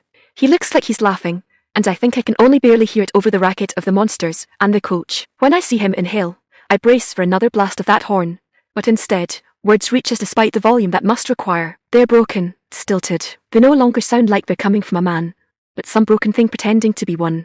W here are you going? Hero es. You're leaving me behind. TH at NOTVRY he RYC. And this time, we definitely hear his laughter. Slow do you own? Wait faux army. There's a break in the horde, and I catch a glimpse of the rest of his body. Extra limbs have folded down out of where I opened him up so that he's galloping after us on all six like some sort of twisted beetle giraffe wearing a man's face as a sack over its head. We're coming into a valley that serves as a natural marker for separating the western demesne from the next province over, and I'm struck with an idea born of pure madness. I shoot my iron bolt into another bird, but the next one I load has a flared end wrapped like a torch. The whole end is stiff like it's been dipped in wax.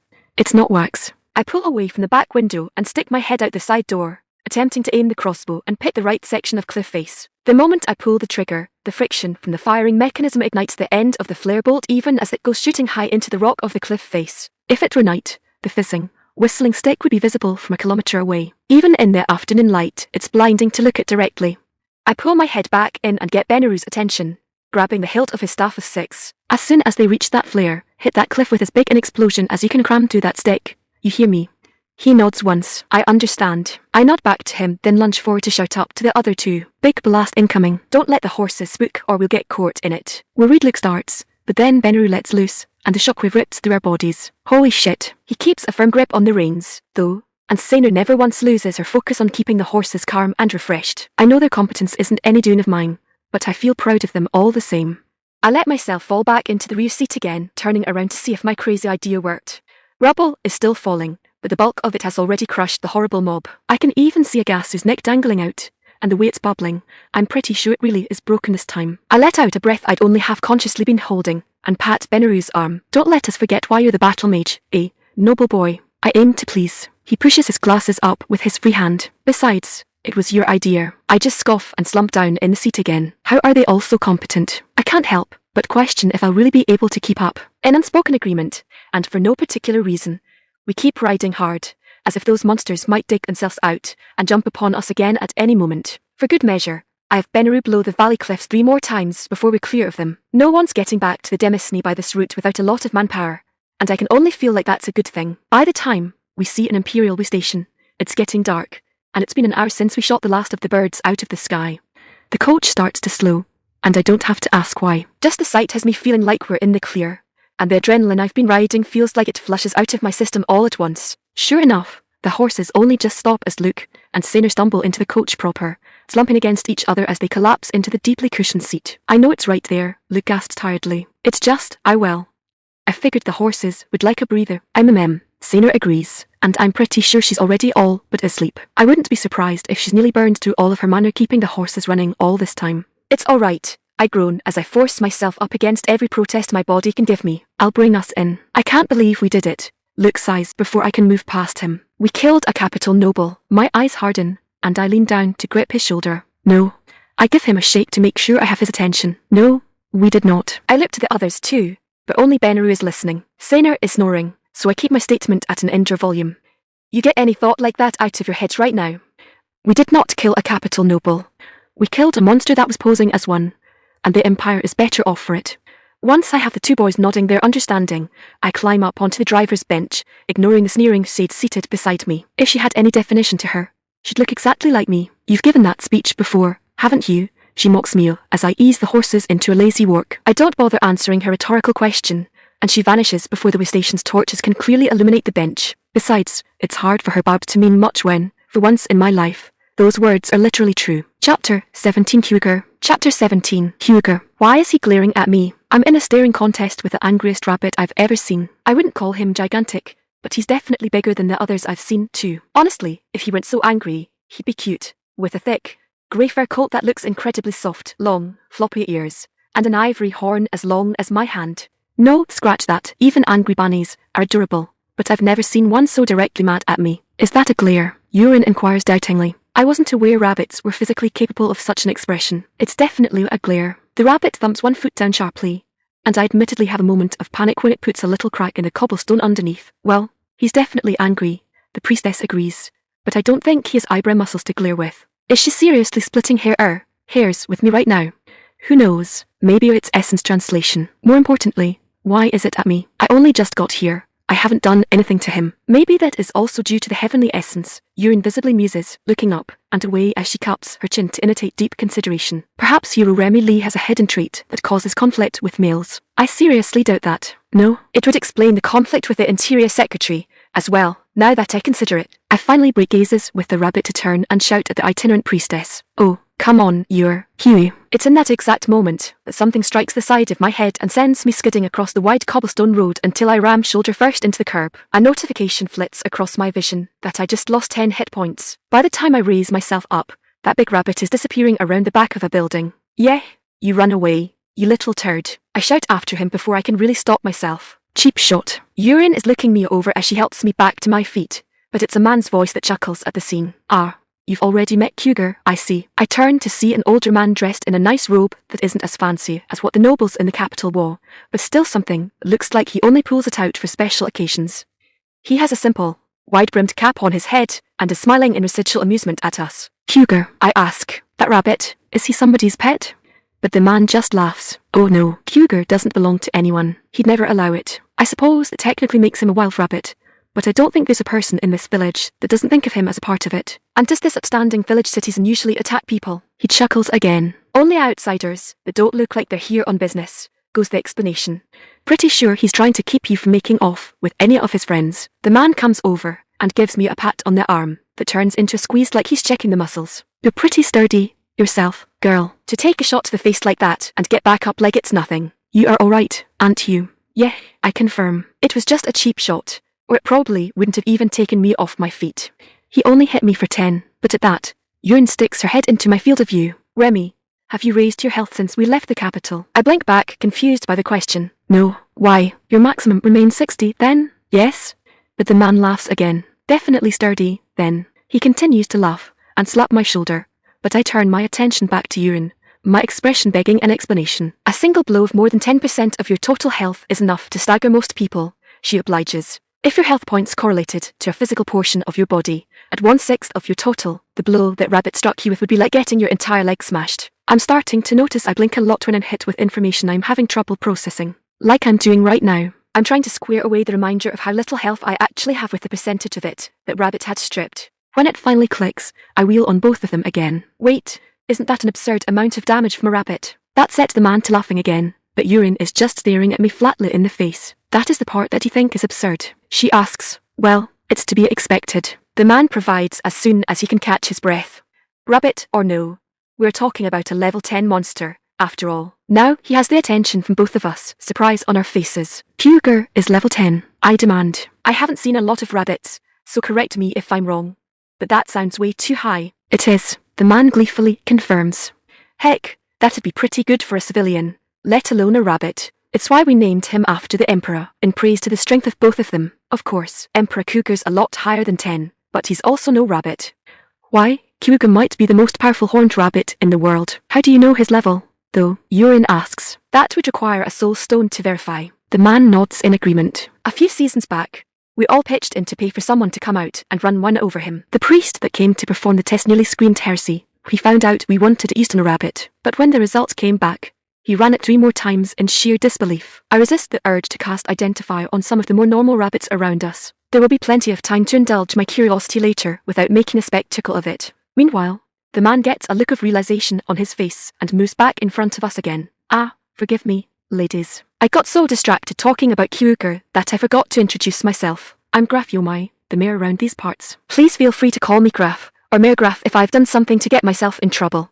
He steps forward and takes one of our hands in each of his. And if I'm not mistaken, I'm certain you two are our imperial guests. It's an honor and a pleasure to welcome you both to Dabun. I had expected to receive you at my home, but when I got word you decided to tour our charming village on foot, I knew I had to come and meet you. What a pleasure to meet you too, Mayor, I say with my bright smile fully on. I'm quite proud of it and the sunny voice that accompanies it. I polished them both over the handful of years I spent working in sales and service to pay for all of the expenses my college grant didn't cover. I take my other hand to grasp the one he's using to hold mine and shake it firmly. I'm Remmi Lee. Urine is far more contained as she gives a proper priestly bow. I am sacred urine. Thank you for meeting us, Mayor Graf. He laughs again. It's something that seems to come easy to him, though, admittedly, I'm a little suspicious of it now that I know he's the mayor. Not that it's so high a position that his mirth couldn't be genuine. Oh, it does appear I'm in over my head with you too, he replies.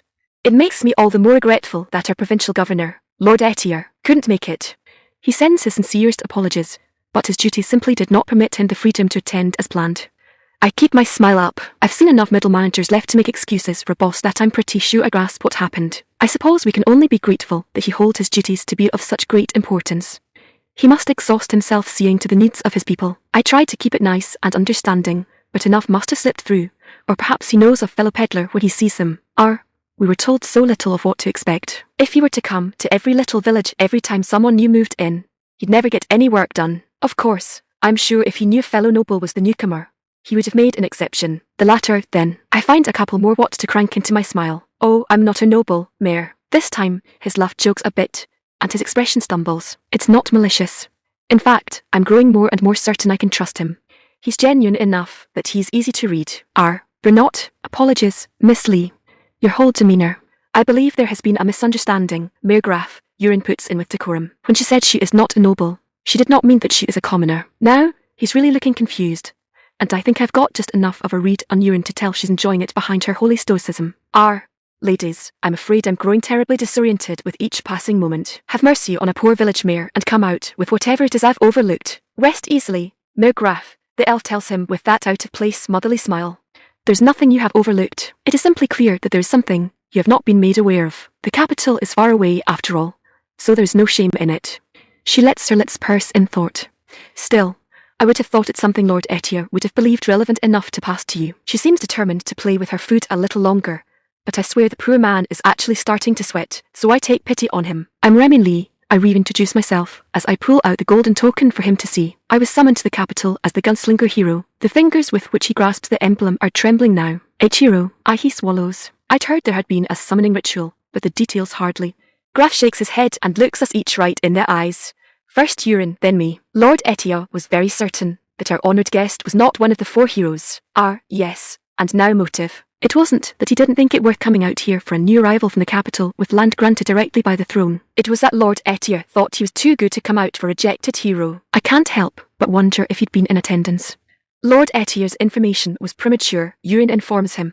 There are 5 heroes, all recognised by the throne. He should be more patient for official confirmation in the future. It would be my honour to provide you with the names and descriptions of all 5 heroes so as to avoid any more such embarrassments on the topic. Of course, the mayor agrees quickly. And again, forgive me, I can only work with what information I'm given. You understand. We both nod in empathy and understanding, and then he focuses on me again. Forgive my flippancy, Hero Lee, but while I no longer wonder at how you so easily recovered from Cougar's attack, and I'll understand how rude it is to ask of another's status, my mind cannot shake a single question. In place of my bright smile, I've relaxed into a much more natural grin. I'll make you a deal. You don't use hero as an honorific on me, and I'll answer your question. After all, I'm pretty sure I know what he's going to ask. He blinks and processes that, then nods sheepishly.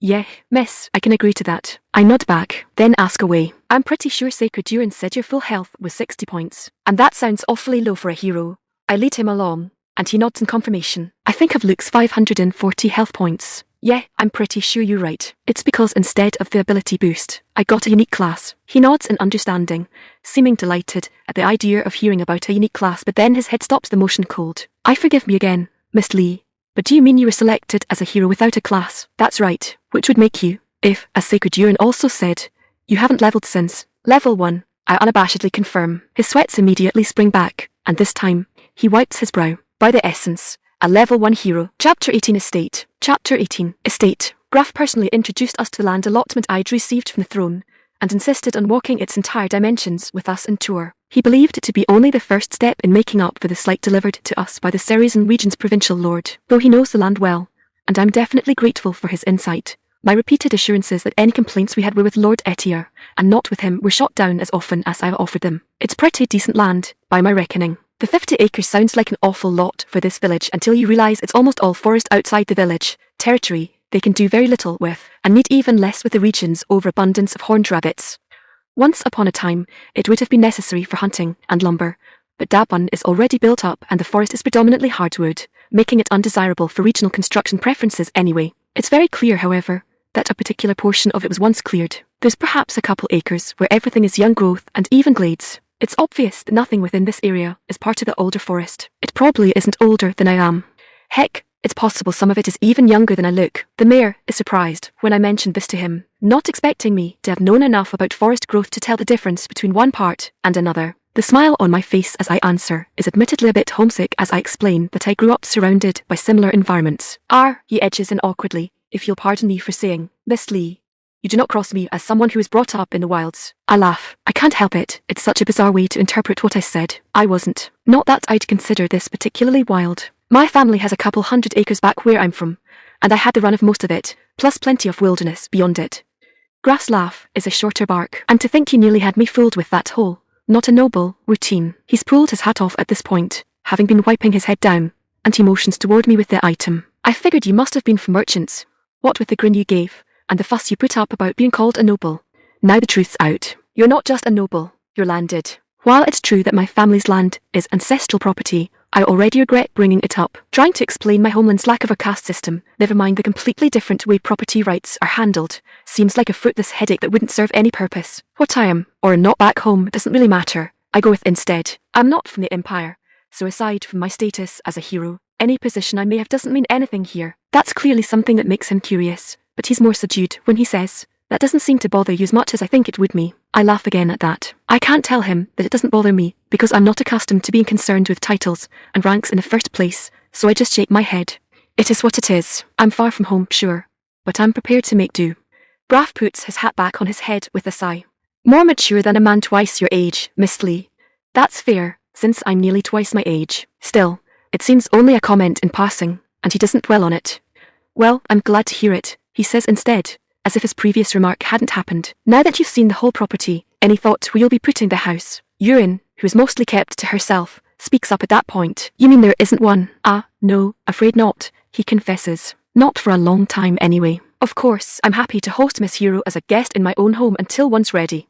Oh, and you too, of course, if you need it. I would prefer to stay wherever the temple grounds are to be, she answers, though I appreciate the offer. Fire took the original house, I guess, and the man's face turns surprised again.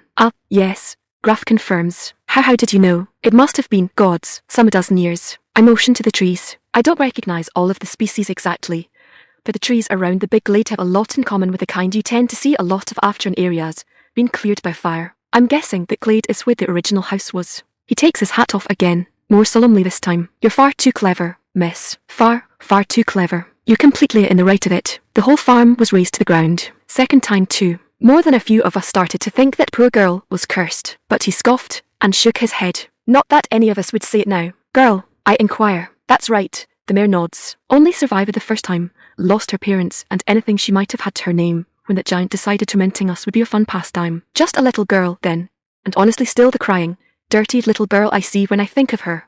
Terrible. She must have recovered if it happened a second time. Yeah, the story continues. She got restless before long and took off one night. Just a kid, maybe half your age. When we found nothing of her in a week, we assumed she'd been reunited with her parents. Lord Ayre's father granted her the land and offered her charge of the village a few years later for killing the giant herself. She declined the latter, but she hardly got the place built back up before bandits torched it. Another laugh. Of course, they didn't fare nearly as well as the giant. Still, the damage was done, and she hasn't been back since. Never released it either, though. Not until now. I'm starting to put the pieces together. A giant slayer. Only now released the property. I turn toward the priestess. Urine. Yes, Remmi. I sigh instead of asking my question. She's got that smile on her face that already gives me the answer. Well, I'm fine here. I insist instead. I don't feel comfortable mooching off of his goodwill, and I don't really think I have funds for a long-term in-room. If the village even has one, I can probably push it off on the throne.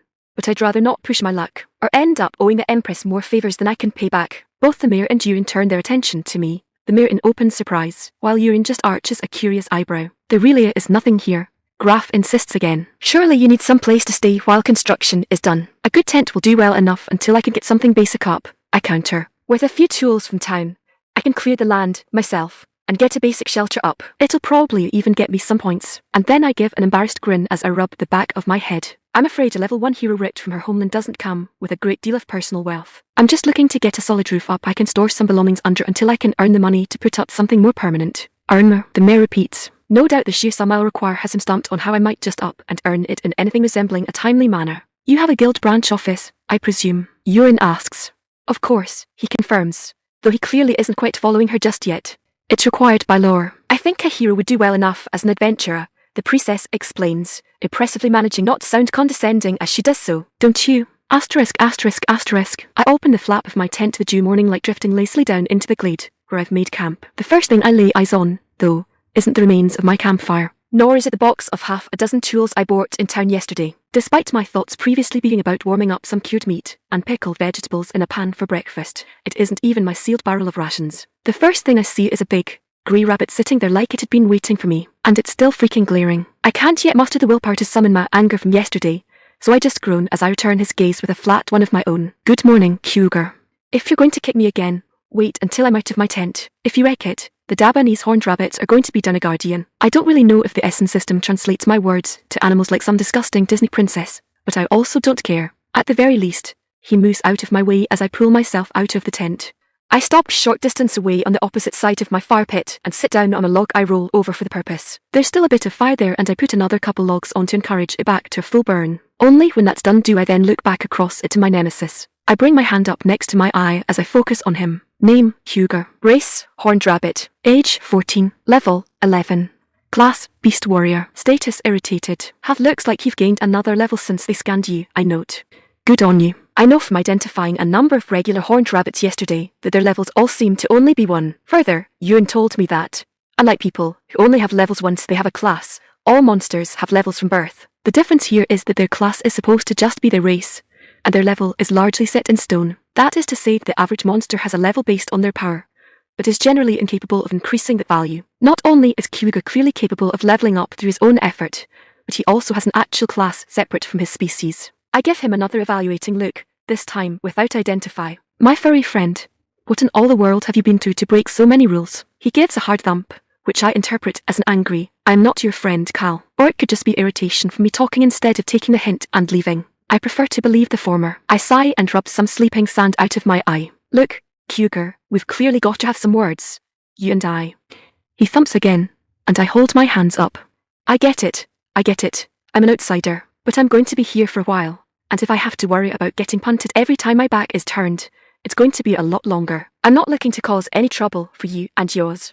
I'm not. I'm pretty sure the look he's giving me is doubtful. In fact, I'm here to be a protector too. I'm here to get stronger, like you have, so I can protect more people, and rabbits too, if they'll let me. I take a chance, and hold out my hand toward him, even if it feels really cheesy. Will you let me? Cougar. He fidgets on the spot a moment, probably trying to figure out if I'm about to lunge for him, but honestly, it almost seems like he's considering it. Mulling my words over, I barely hit the ground in time to avoid a flying bunny kick shooting through the air where my head had been. You little shit. All of my diplomatic decorum discarded. My rowing rage nonetheless rings hollow. The culprit is already disappearing into the tree line by the time I pull myself up to shout after him. Chapter 19 Bushcraft. Chapter 19 Bushcraft. I've fallen into a comfortable pattern of daily work. Each morning, I get up and wash my face with the last of the clean water I brought out the day before. Then I feed the fire back up for some breakfast. Honestly, I haven't really let the fire die out since I started it. I'm clearing so much lumber that there's no shortage of scraps and cuttings to feed it with, and I use it for at least 2 meals a day. On top of that,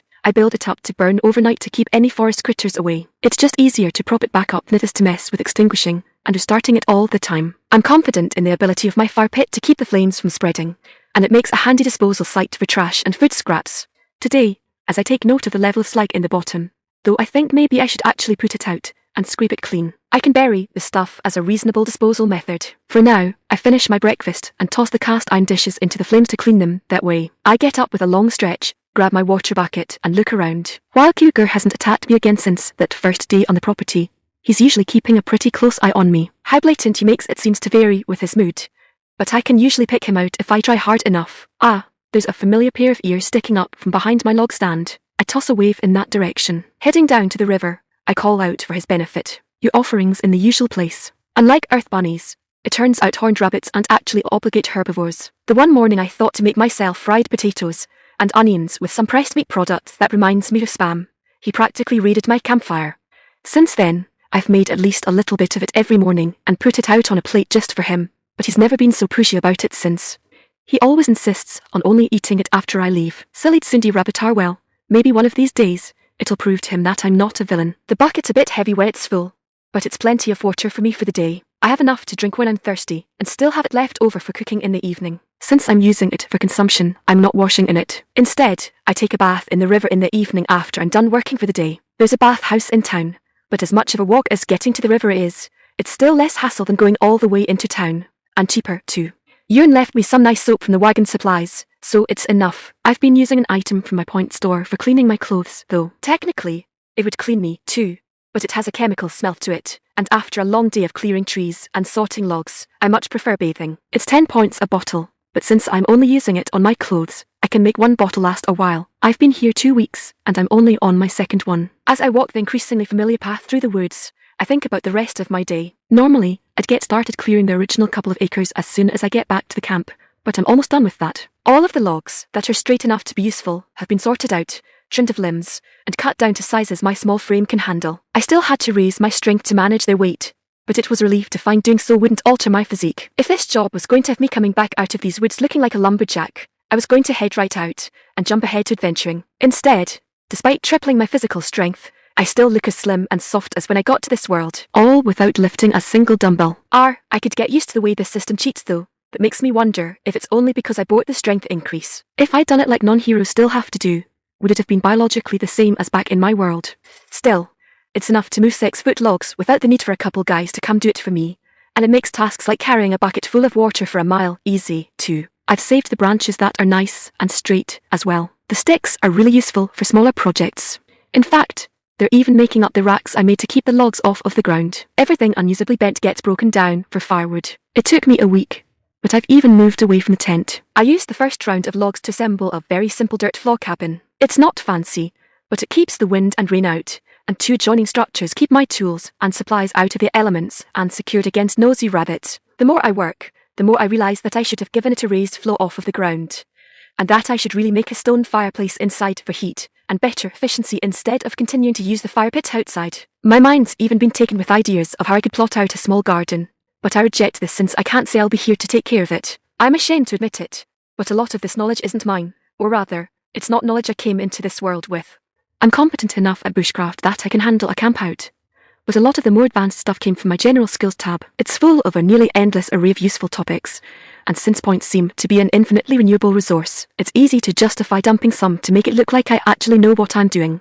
In fact, with all the labour I've been putting in, I've actually made back more than I spent on the inexpensive basic proficiencies. I did try to do it myself at first. Not knowing how fast I'd be able to earn points from the actual work, I naturally thought thriftiness the best policy. This body did not come accustomed to physical labour. I never really tired, given my high stamina, but everything seemed more difficult than I thought it would be. I realised very quickly just how low 10 strength really is. Heck, I had spaghetti arms the first time I brought water back. So long as I have the stamina, I can apparently keep doing anything I have the strength to physically do, but the greater the strain, the faster the drain. And then there was the constant nagging from the system. Every time I tried to do something, it'd pop a notification about how I wasn't proficient in it, and how that would affect the quality, and how the fastest way to fix that would be to purchase the requisite skill. When I finally folded and followed its advice, it was a surprisingly mundane experience. There wasn't some uncomfortable rush of knowledge as my head filled with facts it didn't have before. It wasn't like I was possessed by someone who knew how to do it right, and my body just moved like it was supposed to. Instead, it was like looking at a project I'd just gotten back from a day class on, and I could now understand all of the things I'd been doing wrong. I knew how to properly hold my tools. I knew where I was cutting against myself, and where I was overcomplicating things. The skill never did it for me. It was still on me to hold my tools correctly, to pay attention to what I was doing, but I knew how to get it done. Interestingly, this actually means that the longer I work with a skill, the more uses I can see for it, and the more efficiently I can use it, even without ranking it up further. Since it only gives me the basic training and leaves its utilization to my own ingenuity, I start out pretty simplistic with a new skill. But the more I learn about it, the more I experience it, the better I get at its application. So general skills aren't crafting recipes, so much as they are an instant education. That explains why each topic has so few skills within it, and why they are so inexpensive. To go back to the fear I once had of having to craft my own gun, all of the requisite proficiencies wouldn't have told me how to actually build one. They just would have made sure that I had all of the basic skills necessary to figure it out on my own. That's actually a sobering thought. All of the necessary knowledge to create firearms may already exist in Furinshao. The only thing preventing a total revolution of war may literally be that no one has thought of bringing that knowledge together in quite that way yet. It makes me place a protective hand over the pistol holstered on my hip as, all of a sudden, the very nature of the fantastical world around me seems so much more fragile. Maybe seeking out a master craftsman is a bad idea. Once that genie is out of the bottle, it's never going back in. Suddenly, Tanner's words of the danger my pistol could pose in the wrong hands hits me in a new light. Yeah, sure, it's powerful, but it's just a weapon, or so was my original interpretation. Yeah, sure, someone could do a lot of damage with it, but it'll run out of bullets or they won't know how to maintain it, and then it'll be useless. Sure, I was aware that people could study it, and eventually figure out how it works, then go on to create rudimentary firearms. You know, a few decades down the road. Before this very moment, I'd never thought of my gun as a creative match, just waiting to start a wildfire in someone with the necessary skills to see how it all connects. I resolved to be a lot more careful about how openly I discuss Earth technology. So far, I've been pretty open about it, generally happy to blab about this or that innovation to anyone who will listen. What'll it hurt if wagons are more comfortable? What'll it hurt if my fellow heroes understand what a gun is? What does it matter if I tell them all about technology 500, 800, 1,000 years ahead of them? Are they even interested? What with magic solving so many of the same problems? Damn, I've been a short-sighted idiot. I shake my head to clear the negative air. It's no use worrying about it now. Where was I before this segue? I was thinking about where to go next once I'd finished clearing out the couple acres. I don't know that I'll use all of it, but I probably can find uses for it. After all, I'm accustomed to a larger house than the Furinshao standard, plus I'll need a shooting range to keep my skills sharp. If I'm doing a lot of travelling and find any interesting plants, I'll probably want a place to grow them. There's some oak trees in the area too, though I don't recognise their exact species. I'd like to clear out around them to get easy access to their acorns. It's a lot of work to leach the tannins out of them and process the nuts into flour, but my mom always bakes with them every fall, and my mouth fills with drool at the thought of the distinct taste of acorn cookies. Snacks aside, it will be nice to have a little reminder of home, and it's one less thing I have to get from somewhere else. I'm probably going to need to clear some sort of route from where I want my house back to the village, too. Especially if I intend to have professionals doing any construction, or if I decide to use materials other than forest wood. It's going to need to be wide and clear to get supplies and people in. I should check with Graf and see if there's any legal requirements on how to go about that. As I'm coming up on the river, I see a fish leap at some morning bug, grabbing a bit of breakfast of its own. I'm going to need a well at the house, obviously, but maybe a pond would be nice, too, stocked with fat fish that'll keep me fed in the winter. Of course, a pond is a big undertaking. It's surprisingly expensive to dig a big hole in the ground if you want it to stay there. I pause halfway through filling my bucket when I hear a wet plop behind me. Chapter 20 Slime. Chapter 20 Slime. I turn around, careful not to do so too fast as to startle whatever it is into premature action, and set my eyes on Ayre watery blob. I know what it is immediately, as it's one of the few monsters Urine went out of her way to explain to me. The slime trembles on the precipice of a branch of driftwood before gravity takes over and pulls it off onto the dirt ground. There's a spot of grass where it lands, but I can already see it starting to waver and break down inside of the monster's transparent body. Slimes, Urine had explained to me, fill a unique niche in the natural ecology. They generally feed on toxins and detritus in wet environments, meaning they can be found in and around both natural and artificial waterways, and even open fields after a heavy rain. The diet naturally cleans those waterways, improving the health of the surrounding ecosystem. This changes radically, however, if they become overpopulated, which can happen naturally when they aren't culled by predators or adventurers, or in response to high levels of pollution. When there's too many of them in a given environment, crowding causes them to start secreting toxins into the waters they normally clean. Obviously, this creates a disastrous snowball of ecological damage, giving wild slimes a reputation both as pests and as an indicator of the health of the local environment. If you don't see any, there's a drought. If you see them only every once in a while, the local water is clean and its denizens happy. If you see a lot, call an exterminator and the EPA, or, your planar equivalent. She also stressed to me that I'm never to kill slimes in cities without clear official permission. Cities use slimes bred for docility as a key component of water reclamation and sanitation systems. Their numbers are carefully monitored and maintained by the city, and attacking them is considered the same as vandalizing city infrastructure. As a side effect, This means city slimes have a lot in common with Dabun's horned rabbits, especially in cities particularly dominated by surface waterways, where these slimes are seen frequently by humans. While not technically pets, and their removal is punished heavily, they get to be very comfortable around people, who often feed or otherwise pamper them. This is definitely not one of those slimes. The ones Yuan showed me were happy-go-lucky, pudgy balls of goo that enjoyed having their cheeks pinched, and had the viscosity to keep it all inside like mascot stress balls. This thing looks like somebody dumped a #10 can of malicious jam on the sidewalk in a heat wave. Identify, I announce as I pull my hand up next to my eye. Name, slime. Race, slime wild. Age, 1. Level, 1. Class, slime. Status, aggressive. HUD, same level as the rabbits. And the spell even conveniently identifies it as a wild slime. Good to know I won't have to worry about telling the difference. Tassim was right, identify really is such a must-have spell. Well, not that I really have any others for a comparison. Actually, mental note, I should see if I can get that cleansing item's effect as a spell. It's only a matter of time before something like that pays for itself.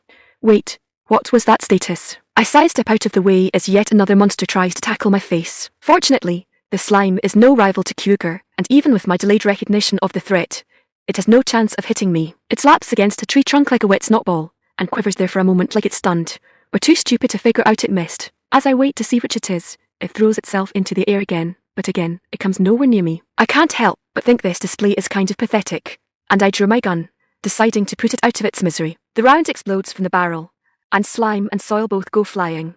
Figuring that's that, I go to get my water bucket, but pause when movement catches my eye. Rather than being dead, the pieces of the slime pull back toward its largest mass, and soon it's quivering there again like it's more infuriated that I had the gall to shoot it than injured from the attack. I shoot it again for good measure, but this time I wait to see if it worked. Sure enough, it starts pulling itself together again. Stubborn little grease stain, aren't you? I ask it rhetorically as I eject the overpressure rounds from my gun. I pull the slide to pop the one from the chamber, catch it, and toss it into the satchel, too. Then I slide in a magazine with a red stripe down the side and chamber the first round. I raise the pistol in both hands and train the sights on its gathering mass, waiting for it to finish recovering. Let's try something with a little more spice. This time, the magical incendiary round instantly cremates the monster. Literally, I can see it burn away in midair before it even has time to get blasted away. If I needed more confirmation, the status window promptly starts cheering. You have defeated a slime, plus 25 points. You have defeated your first monster, plus 100 points. You savagely obliterated an opponent. That was beneath you, plus 100 points. You know you could have just hit it with a stick, right? That last bit disappears a moment after I register it, leaving me feeling like I just saw something that I wasn't supposed to see. Is my status developing an attitude? Is that a thing? Maybe it's just noticing my positive reactions to its shop snark. I realise that I know basically nothing about the essence system. I'd ask Yuan, but she just tried to sell me it on her holy book again. Still, ignoring the extra 200 from the system's pseudo achievements, that was a very easy 25 points. A single level 1 slime awarded me the equivalent of 5 magazines of ammunition. Or 1 ration pack, I suppose. 10 apples. Isn't that way too much? Actually, isn't it just my bonuses to point acquisition that are too high? Thinking back to them, since I used my gun, didn't they come out to something crazy like 250%? That would mean slimes are actually worth only 10 points for a regular person. But that's still like 4 apples. Is a slime worth 4 apples? I know it isn't worth 32 bullets, but I'm already aware that the system is seriously underpricing those. What else do I know the price of? My holster was discounted. The identify spell was 100 points. Are 10 slimes equivalent to the value of identify? No, I'm thinking of this wrong. Points don't measure market value, they measure effort. Is the effort necessary to learn the identify spell equivalent to the effort of killing 10 slimes? Maybe. Nobody actually knows how to learn the spell normally, so as far as I know, it could be super easy, and it's just forgotten. It's about the time that I realise I'm still just standing on the bank of the river, staring blindly at the fading smoulders of my fire round. I shake my head to clear it, then switch back to the regular rounds before I forget they're in there and set something on fire I'd rather not. Once more, I fill my water bucket and begin the trek back, but I can't completely shake the conundrum from my head. The issues keep percolating in the back of my brain. I just don't have enough data points to determine how the system calculates point cost and distribution. I need to know so much more than the values themselves. A concrete understanding of real-world market prices would be essential, and a grasp of how magic works and is studied would probably be mandatory, too. Not to mention the mean intelligence of the population. So on and so on. In short, the system involves and impacts so many things that any attempt to formally study it would basically first require understanding the whole world. To say this is beyond me for the foreseeable future would be an understatement. Instead, for the time being, it is better for me to take it at face value and figure out the best way to make use of it. I recenter my mind onto the slime. I know they reproduce like giant amoeba and eat wastewater. I also know they award me 25 points apiece, provided I use my gun. Oh, and also that my gun isn't actually any good against them. Kind of a drawback. Luring them in or hunting them in large numbers would be bad for the ecosystem. But I also know that they can be deliberately bred. Could I make a slime farm? I'm immediately hit by guilt at the thought that I'd be cheesing the system, and reflexively swear to myself that I'm not going for something crazy like infinite points. Though points probably are functionally infinite. The point is I'm just looking to pad out my total a bit since I didn't start with any, and need so many for everything I'm trying to do. Though if the system doesn't like it, it'll probably just tell me so. And then, hey, at least I have a water purifier. Nothing ventured, nothing gained. Actually, a water purifier is essentially exactly what I need. When I reach my campsite, I immediately dump my fresh water on the campfire, then start shoveling the ash and garbage into a second bucket. The firewood is set aside to dry in the sun. In short order, I've ironically completed cleaning out my fire pit, the task I'd just been putting off, and with a spring in my step and a whistle on my lips, I take both buckets and the shovel back into the woods with me. I can practically feel Huger staring after me in bewilderment at my sudden change in behaviour. The whole time I'm walking back, I'm considering how best to do this. I'm thinking I'm basically going to dig a hole, fill it with dirty water, and wait. Eventually, at least one slime will find it, and then I can seal it up and wait for them to multiply. That means the hole needs to be close enough to the river to be within the slime's detection range, but far enough away that any contamination doesn't seep back into the waterway. In fact, I probably need some way to seal the hole off from the surrounding ground. If I were doing this on Earth, I'd line the hole with concrete, plastic or rubber. Easy peasy. Unfortunately, I don't know for certain if any of those exist here. Well, might as well try. And if it doesn't work, I'll try something else. Experimentation, the foundation of discovery. I hardly get 2 scoops of dirt out of the ground before the system butts in. You are attempting to use a general skill that you are not proficient in. Using a skill without proficiency has a high risk of failure or inferior result. Continuing without proficiency has a low chance of granting proficiency. It is recommended to find a trainer for the desired skill to ensure you acquire proficiency. As a hero, you may spend points directly to acquire a general proficiency and / or any requisite proficiencies immediately. Been a while since I've seen that one. It's the same notice I received when I started trying to use the tools and build things for the camp on my own for the first time. On the upside, I figure it's a good sign that the system seems to realise what I'm doing and isn't trying to shut my plans down. It's also really convenient, because all it takes is a focus of will on that last option to pull up exactly the skills I need to buy. My jaw drops wide open as I stare blankly into what anyone else would see as open air. Why does it require so many proficiencies just to build a monster trap? Is this the system's attempt to counterbalance against me? I mean, sure, they make sense if I stop and think about it. Well construction, water health knowledge, craft construction, slime behavioural knowledge, sewage management knowledge, wilderness survival, it all makes sense, but only to the degree that I can see an excuse being made for them on the topic. A couple of them, I even already have from what I've already been doing, but there's still over half a dozen prerequisite skills. And then I still have to buy the actual skill itself, slime farming. Yeesh, if you don't want me to do it, just say so instead of being all passive-aggressive about it. Chapter 21 Lumberjack. Chapter 21 Lumberjack. I've been out here for about a month, and this morning, it isn't Hugo waiting outside my door for me, but Urin. I take one look at her, and grin. Time to head back to civilization, eh? She smiles warmly back, and I realise I've missed that smile, as simultaneously sincere and untrustworthy as it can be. Is a third of a season not enough? Did you want the whole thing? No, I've just about done all I intended, I reply and step out to join her on the porch. I'd finally gotten too frustrated with how sloppy my first attempt at a cabin had been and dismantled the entire thing one morning. Then I redid it properly with a raised floor and a thought-out interior. It's furnished too, with a full set of furniture and this deck-style porch. The fireplace is even inside now, though it required another general skill, masonry. Just the fireplace, though, and a couple other things that couldn't be done in wood. As tempted as I was to start redoing the walls, the cabin is still strictly intended to be a temporary structure, as is the adjoined shed. And the cart. I don't know if the well will have to be moved or not. I hope not. That was a lot of digging. About the only thing that is definitely to remain is the driveway. Well, I think of it as my driveway. It's really like a road back into Dabun, with a couple of switchbacks in it to reduce the erosion a straight shot over the distance would cause. I should hope so, she answers with a note of sarcasm.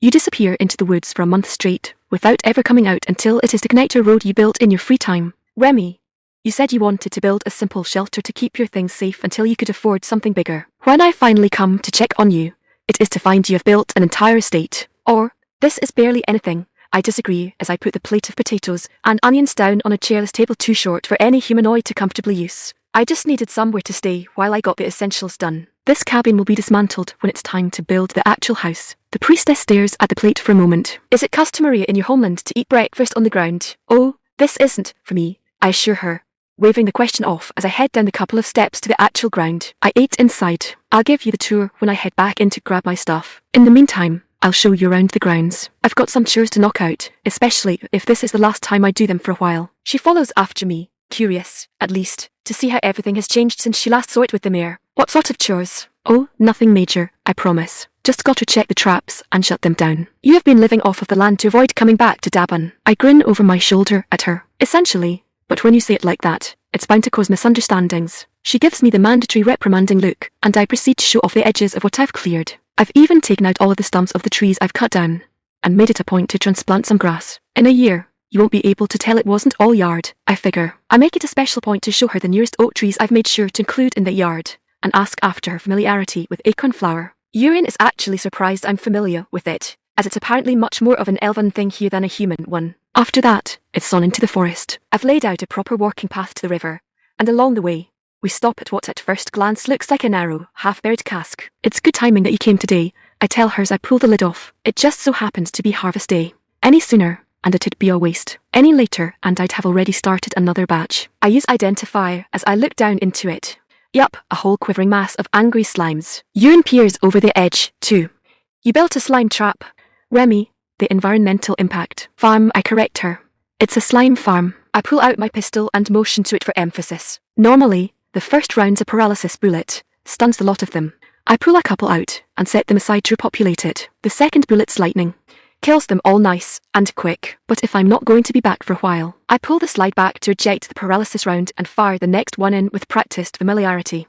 She just stares in shock. Why? But I look back at her in confusion. Because I don't have water purification out here. I pull the inner wooden filter up out of the cask, the incoherent fluid spilling harmlessly out onto the ground. I continue to explain. These aren't city slimes, either. They're wild, and frankly have a nasty disposition. I can't keep them, and I don't generate enough waste by myself to maintain any significant long-term population anyway. So they do their thing, and make sure I'm not polluting my surroundings, and I thin their numbers at regular intervals. I am familiar with the concept. Urine corrects me. But you are so nonchalant about it. Trust me, they're angry jelly balls of fury and rage, I assure her. I deliberately only used aggressive ones that might have otherwise gone on to hurt somebody. And besides, I originally put this whole assembly together to farm points. Now, she looks at me with a different kind of shock. Points? Without trial.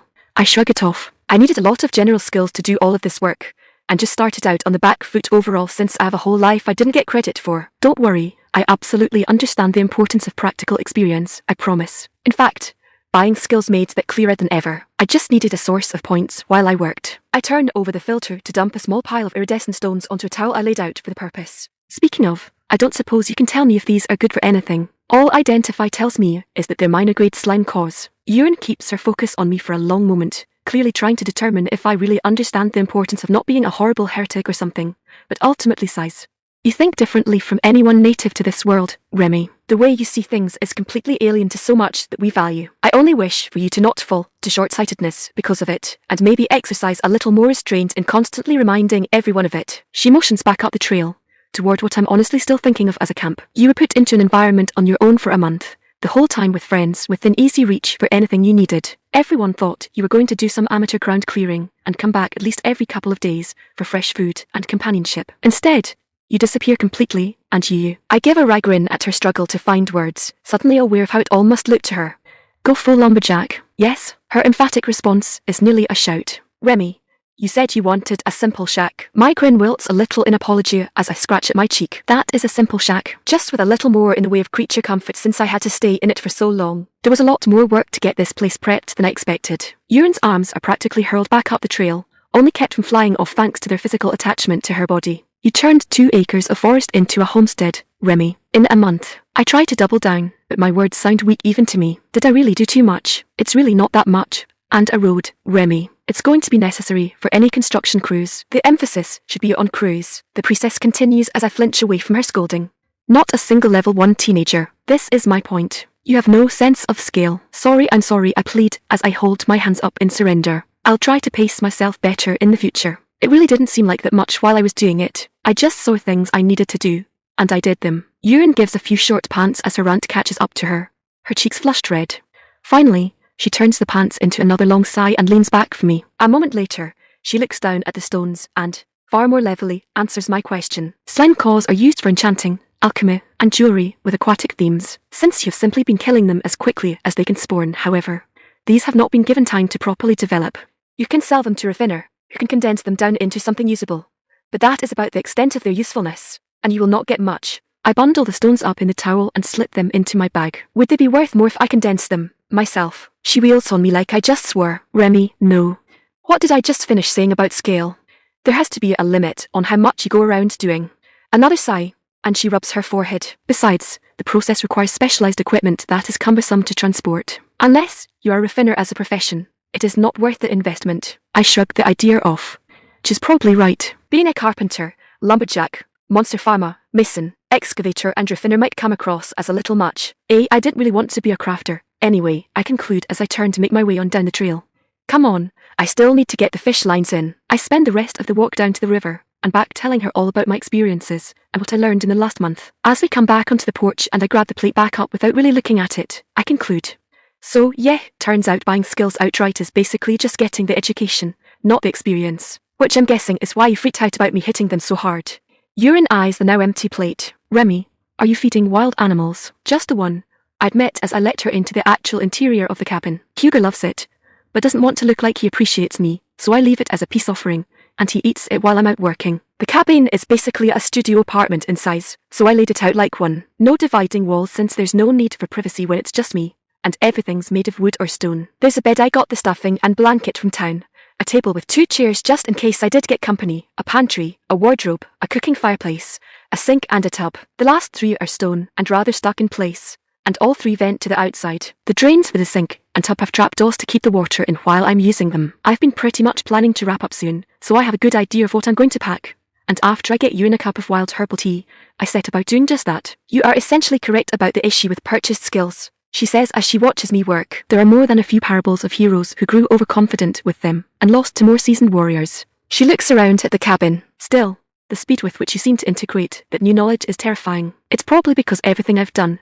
I have at least some basic knowledge about it, I suggest as I dig around in the cabinet. The nice thing about my world is that it's very easy to end up knowing a little bit about everything, even if you don't necessarily have the training to really use it, which the system grants you when you purchase a new skill, she infers. Exactly. I still need to work at it, but at least I start with some sort of idea of how to get there. I pull out a contraption and turn back toward her. Here, check out what I've been fiddling with in my free time. Her immediate reaction is a raised eyebrow. All of this, and you still have free time. I grin. You were right. I don't need nearly as much sleep.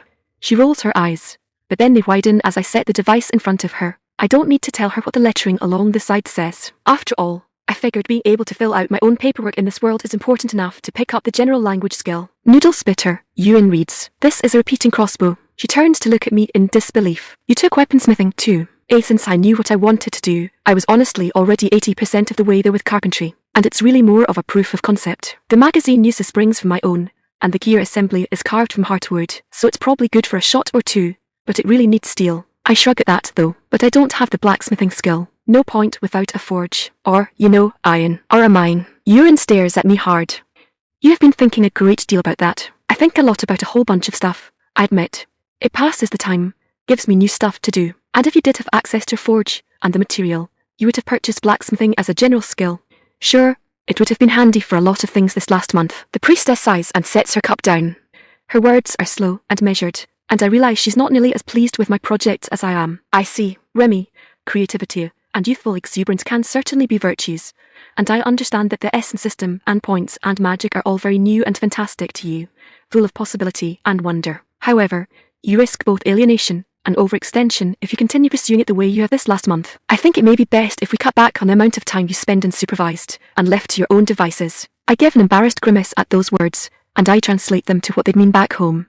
I'm grounded. Chapter 22 Guild. Chapter 22 Guild. I stand in front of a 2-story building with a large footprint just off of Dabun Square. It's done in the same style as all of the other businesses in this area of town, but the sign outside declares it to be the Ceres and Dabun branch office of the Independent Exploration Service Guild. That's right, I've been in this world for a month and a half, and I'm finally getting around to actually joining the Adventurers Guild. One more time, more a nervous fidget delaying going in than anything. I open my status window. Name, Remmi Lee. Race, human outsider. Age 15-24. Level 3. Class Gunslinger. HP 140/140. MP 120/120. St 160/160. Strength 30. Toughness 40. Intellect 120. Agility 80. Points 1875. Traits Hero. Gun nut. I could honestly spend a lot more points, but considering I haven't earned any of them by actually doing hero work, I don't really feel like I deserve the power boost. Besides, I don't really know anything about adventuring in this world, and it would be really weird if a high level were awoke and acting like a newbie. After Yuan got done scolding me, she actually asked me if I'd spent any of my ill-gotten points on raising my stats. It felt like a horribly dangerous question, and I timidly insisted that I had only done so because my strength was too low to actually do the work. I'd raised it no more than was necessary for the task at hand. She'd insisted on checking, but since at the time, that really was the only change I'd made, she let me off with a lecture involving one of those parables she'd mentioned. Fortunately, I've never been one to jump for easy power. I'm aware of just how little I know, and I don't want the numbers to go to my head. I have no interest in dying to something stupid just because I thought an arbitrary value was high enough. I'd much rather raise my power in response to need over time, and make sure that I'm familiar with what I'm doing. Of course, I have a lot more freedom to neglect my stats than anyone normally would have, thanks to the cheat level power of a firearm. Not to mention my base stats that are absurd on their own. If I assume that all of the other heroes had stats similar to Luke, shouldn't I be equivalent to something like a level 15 agility-based warrior? Again, not enough data points. The only status screens I've seen besides my own are Luke's and Zuatanner's, and every indication is that they're both practically monsters in their own right. I shouldn't jump to conclusions with them as my only points of comparison. I consulted with Yuan for a couple hours before heading over here. Really, I was seeking her approval for the stat changes I wanted to make, but she seemed more interested just in making sure that I was actually considering the impact of such things, rather than what I did with them. Ultimately, I reasoned that I don't like losing a 6 of my health to rabbit, or being so perpetually close to death in general, so I gave my toughness the same bonus as my strength. That made my agility look too close to them, though, so I gave it the same bump too. It actually wasn't until I raised my agility that my level went up, reinforcing the idea that Gunslinger is definitely an agility prioritizing class, as the Empress had suspected. Still, with my hit points more than doubled, I feel a lot less like everything I encounter can step on me, and with a couple levels, I'm less worried about getting ridiculed or rejected out of hand at the guild. One other change I made was to check out my class passives, in particular the pistol upgrades. I've been immensely curious how they'd work for such a physical thing ever since I read over them back in the High Temple. The one I picked for my experiment was the capacity upgrade, as I figured that would be by far the easiest to examine. The result was both fascinating and disappointing. No visible change occurred with my gun. It looked exactly the same, and the magazine was still flush with the butt of the grip, yet I knew it now held 20 rounds instead of 16. When I took the magazine out, everything looked the same size. But when I counted out the bullets, sure enough, there were 20, counting the one in the chamber. While my image of a ridiculously overmodded pistol with full upgrades was beaten back, I was instead shocked to find that all of my other magazines had undergone the same upgrade. I should ask Yuan if she can find out whether the magazine I gave Zuatanner changed too. Well, it's not important right now. I've delayed long enough. It's time. It still takes a bit of willpower to unstick my feet and get them moving. The inside of the guild isn't quite what I was expecting. Sure, straight ahead of me is the reception desk, and there's a big map of the Empire on one wall, but rather than a smattering of tables for groups waiting to be seen or loitering until teammates arrive, there's an entire restaurant taking up one whole side of the main hall. On top of that, across the entire building that I can see, every spare wall that doesn't serve a more utilitarian surface has trophies hanging from it. Monster skulls dominate, but many incredibly fancy weapons, presumably ornamental, are visible, too. At regular intervals along the dividing line between the tavern-style eatery and the main business area are plinths dedicated to holding many more, albeit much smaller, artifacts. The bartender for the restaurant, a woman with such flamboyantly red hair that I can't help but be reminded of Luke, spots me and shouts across the space, waving her arm over her head to make sure I see her. Huai. It doesn't translate to anything, apparently, just a celebratory shout. New girl on deck. You get through admissions, yellow, and the first drink's on me. Unsurprisingly, none of the patrons have any trouble spotting me, presumably they're to indulge in breakfast before heading out. They all give the same, Huai, in a discordant unison, and my nervousness bumps up another rank. I put on the best smile I can manage and wave back before heading to the desks. Don't let them scare you, a deeply tanned woman with pale hair says before I can even introduce myself. They're just happy to see a new face. I can't resist asking, how can they tell I'm new so easily? She puts up a high-energy grin. You mean besides the bright yellow hair and your fancy outfit? The woman taps a badge pin to the left side of her chest. It's silver and is the emblem of the guild in miniature. No badge, and you don't have the look of a courier. Also, you wield adorably under attention. I make a point to straighten my posture at that, but she only grins more. So, Miss Yellow, are we right? Or are you going to disappoint us with a package? No, I'm definitely here to apply, I confirm. But I don't know what I need to do to, well, do that. I do pull out one envelope, though. All I was told was to give this to the receptionist. Said receptionist gets a puzzled look as she takes hold of it and pulls out the letter within. That's not usually how this goes. Let's see what we've got here. I know it's bad when she barely looks at the page before her entire expression pales. She keeps reading, but seems too stunned to keep her thoughts to herself. God's a thrown admission. They actually exist. Unfortunately, her thoughts don't seem inclined to explain themselves. Excuse me, what's a thrown admission? I'm pretty sure I can make a really good guess. But she looks at me with a startled expression like she'd momentarily forgotten I was there, and still has to tear her eyes away from the letter a second time before she can focus on me properly. A throne admission is an order from the imperial throne itself. It basically says we have to admit you no matter what, or face the kind of charges that get you a permanent vacation home somewhere dark and drafty. She raises the letter and twists her eyebrows at me in doubt. We're saying you didn't know you were carrying this. I frown as I lean away from the counter to cross my arms. If I had, I wouldn't have handed it over. The receptionist gives out a long, low warning whistle and slowly shakes her head. No, Yellow, don't you ever even think of pulling a stunt like that. Refusing to turn over imperial documents is a fast way to throw yourself in the deepest of shit. No matter what, therefore, that's infinitely worse. She takes the moment of silence between us to carefully and precisely fold the letter back up, return it to the envelope, and tuck it under a corner of a clipboard on her desk. Only then does she turn back to me, though I wouldn't mind knowing why someone who wants to become an adventurer doesn't want an imperial recommendation. I've still got my arms crossed, but my frown has become questioning. Is it so hard to believe I'd want to get it in on my own merit? She laughs at that and taps the envelope sharply. Oh, Yellow, you don't get one of these without merit. I can't imagine the Emperor or Empress willingly risking making themselves look bad by giving these to someone that can't back it up. That's a hard argument to counter, but I stand my ground anyway. I don't want any special treatment I can get out of. I still want to go through the normal application process, if at all possible. I want to know I got in because I passed, not because I got tricked into bringing a piece of paper. That just gets another laugh. Sure, she agrees, but leans down over the desk as if we're trading secrets. So what's your deal, then? Foreign royalty looking to prove yourself worthy of a little independence. My gaze flattens. Please, that's not funny. I'm not royalty, but I'd really rather not answer that line of questioning any further if I don't have to. The receptionist pouts at my refusal. Yeah, should have figured. If you don't want a big deal being made over your palatial connections, it only makes sense that you wouldn't want to explain why. She takes a deep breath to put her professional face back on, and pulls out another set of papers. Alright, then, new applicant. I can get that started for you. We just need to take down a few details first. Let's start with your name. Remmi Lee. Spell it for me. I do so, and she pauses.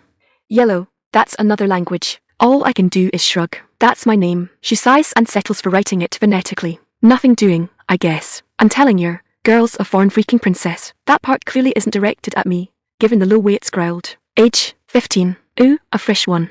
Just get your class. A little over a month ago, just before I moved here. And what is it? Gunslinger. When she pauses again and arches an eyebrow, I elaborate. It's an agility-focused mid-range specialist. Like an eye-doker with a ranged weapon. She starts writing again. Technically, it doesn't matter what it does. I just need to know what to put on the paper.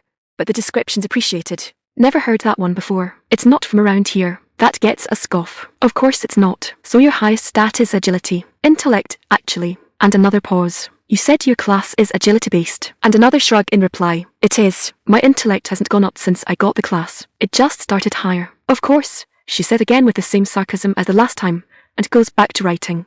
You'll have to let us know when or if that changes. Level 3. This time, she slams the quill down on the desk. God's damn it, Yellow. Chapter 23 Adventurer. Chapter 23 Adventurer. What's wrong? I ask, startled by the outburst. You are, the receptionist answers back. Everything about you. First, your name's in a foreign language. Okay, I can handle that. Then a class I've never heard of. That's fine too. I'm hardly an encyclopedia. Nonsensical stat distribution. Not the first time. Any one of those would just be a weird blip. But every answer out of your mouth is crazier than the last. She slaps her hands on the desk and leans over it as she tries desperately not to shout. And now, I know I said there's no way to get that paper without merit, but 3. Yellow, I'd ask who you had to kill. But I don't want to be next. I'd be really worried if it weren't blatantly obvious that last remark was just sarcastic emphasis. All the same, I decided to answer the question seriously. 3 level 25 wood golems. You could hear a pin drop between the two of us as she just stares at me. You shitting me, is all she can finally say. My stat distribution is very nonsensical. I don't bother mentioning the 30 more from my second test. After all, the Imperial recommendation was probably written before then, when they first decided to send me out here. Is it going to be a problem? The woman sighs and shakes her head before picking up her writing utensil again. Only if somebody asks me to explain my paperwork. Any traits? I hesitate, very noticeably, long enough for her to raise her eyes and see me trying not to meet them. Yes. This time, she skips right to a groan as she digs the palm of her hand into one of her eyes. If you keep this up, you're going to force me into asking to see your status directly. And I'm guessing there's more criminal charges relying on the application. Depends on the lie. But it can definitely get you kicked out of the guild. Are you allowed to keep my status a secret? I'm required to keep your record secret, she corrects. I'm still on the hook for filling them out correctly. At seeing my discomfort, she pauses and leans toward me again. If it helps, whatever you want kept from other adventurers, unless it's something like health threats we're required to share, I can promise you that it'll be up to your discretion to tell them. They won't hear a word from us. Fine. But just to be sure, if I want to share my status only with you, that will make only us able to see it, right? Right. With a deep, racing breath, I turn away from the desk and open my status window, only to be reminded that there's several other things I really don't want to share. Oddities like my outsider racial subtype and my original age would bring nothing but difficult to answer questions that could sideline everything else I'm here to do. I stare at the outsider tag in my race entry. Could it be possible to just hide it? My eyes widen in surprise as it disappears from the window. The entry now just reads, race, human. Quickly, I change my gaze to the 24, and it vanishes too. Age, 15. Just to be sure, I will them both back before hiding them again. My eyes fall to my hero trait, and temptation strikes me mightily. I did technically receive a direct order from the Emperor not to tell people about it, and Jua Tanner never specifically reversed at individual line. The receptionist is resting her head in her hand, with her elbow propped up on the desk, grinning like a cat that's being served up bird on a silver platter. Whenever you're ready, princess. No, that's playing semantics, and I know full well that was covered by the reversal. Heck, I've already introduced myself as a hero several times, or Yurin has. It'd be wrong of me to only use it when it benefits me. And if she sees the status window and there's no suspicious trait, the receptionist will definitely know something's up. Okay, I say. Justice, don't I done overreact or something? Yellow, if you don't show it in the next 10 seconds, I'm going to make something up and squeal about it at the top of my lungs. I reflexively swallow. In a sinsome tone, she continues. I'm thinking, foreign princess runs away to elope with a Dabunese rabbit farmer. That's not a treat. They don't need to know what's in the letter. Come on, Yellow. 5, 4, 3, fine. I reel toward her, squeeze my eyes shut, and spin the screen around. When the silence returns, I peel open one eye to look. There's a pallor over her face as she stares at my stats. Her eyes aren't even moving back and forth. They're just staring at one spot. Surprisingly, I don't think it's my title. Just when the staring starts to get uncomfortable, she comes around the desk and grabs me by the wrist. Come with me, is all she says before she all but drags me through a pair of doors and further into the guild building. Rather than getting pulled into some office or storeroom like I'm expecting, we're soon in the open air again. Apparently, the entire back half of the guild is a walled-off training ground. It's the full deal, too, with straw dummies, archery lanes, a climbing wall, an obstacle course, and even a big track going around the whole thing. Not that I get much chance to check it all out, since the receptionist is making a straight line for a gruff old bear of a man, and a younger one that's barely wearing more than pants, boots, and shoulder pads, leaving abs that could shred cabbage on full display. They notice us coming, and the younger man beams a smile in her direction despite the metaphorical storm cloud flying over her head. Diener, to what do we owe the occasion? We have a problem, she announces gravely as we come up on them. It's only then that the two of them seem to take real notice of me, since there's little else she could be talking about. They don't seem to be able to make any immediate sense of it, either, though, and look as confused as I probably do. What's the problem? The older man asks, and his voice is as growly as he looks, even if he doesn't actually look hostile. She pulls me to the front of her, and holds me there with both of her hands gripping my shoulders. We have a new guild applicant. She's level 3. The men look at each other again, still confused. 3, huh? The younger man asks, then looks me over. So she needs to be tested. All right. He begins stretching out his arms and rolling them around.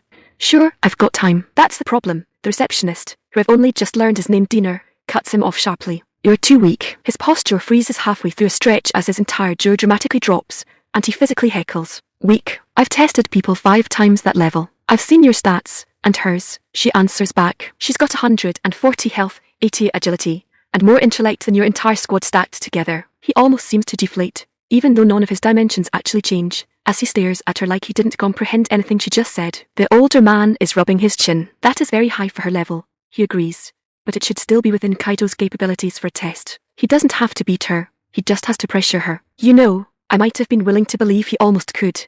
Dina argues with what I'm starting to think may be signature sass, except she's already at least able to take down a level 25 golem.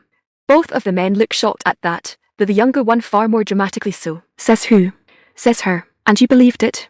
Dina sighs and removes her grip from my shoulders to plant them on her hips. I'd believe it if she claimed she killed a dragon. She came with an honest to the heavens thrown admission. Both of them take on an expression very similar to the one she had when I handed it to her. Surprisingly, Kaido recovers first. Well, it was probably just some sort of situational advantage, he reasons desperately. I'm no golem, so it's not like she can do the same thing to me. He's not actually wrong, ironically. If I hadn't figured out that their weak point was the big, fat eye, I doubt I could have taken even one of those things down in the first test, not with that crossbow they gave me.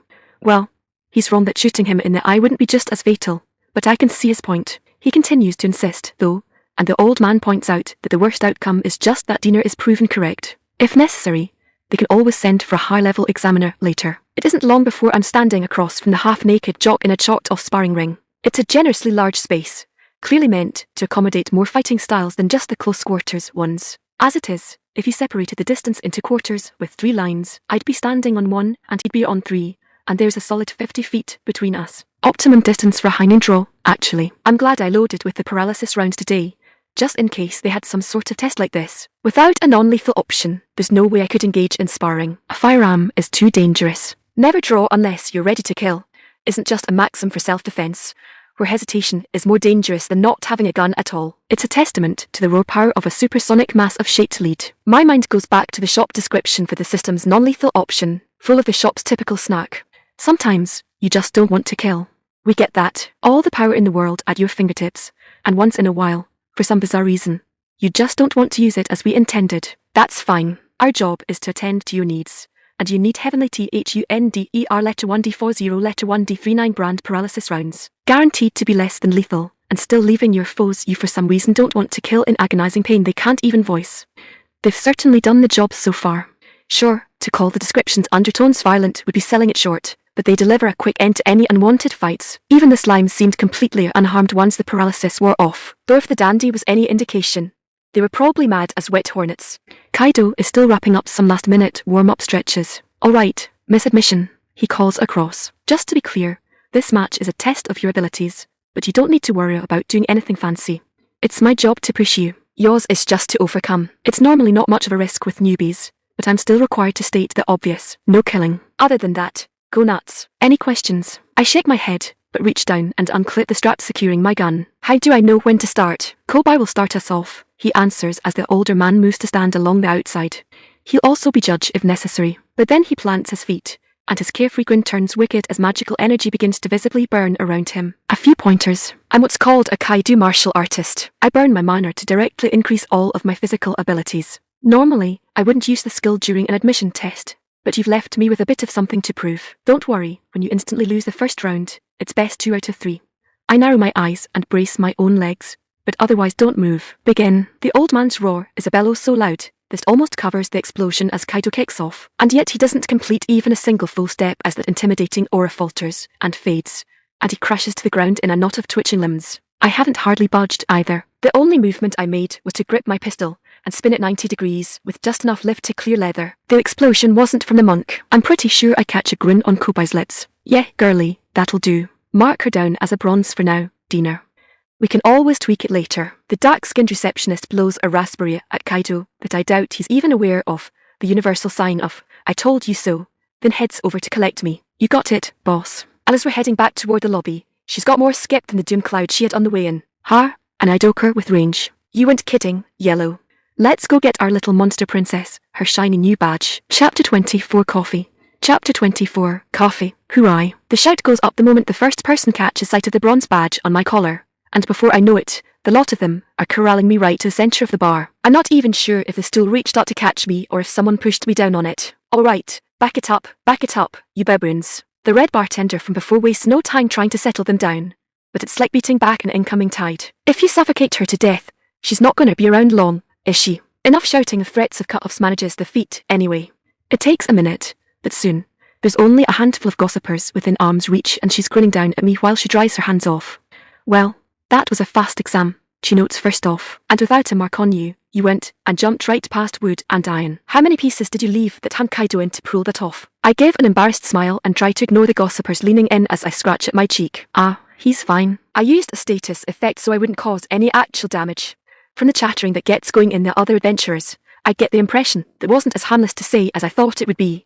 But Lady Red just gives a casual grin. You don't see many adventurers picking up status magic, she explains. At least, nothing with effect isn't just a bonus. Too much need for actual damage output when we're on our own.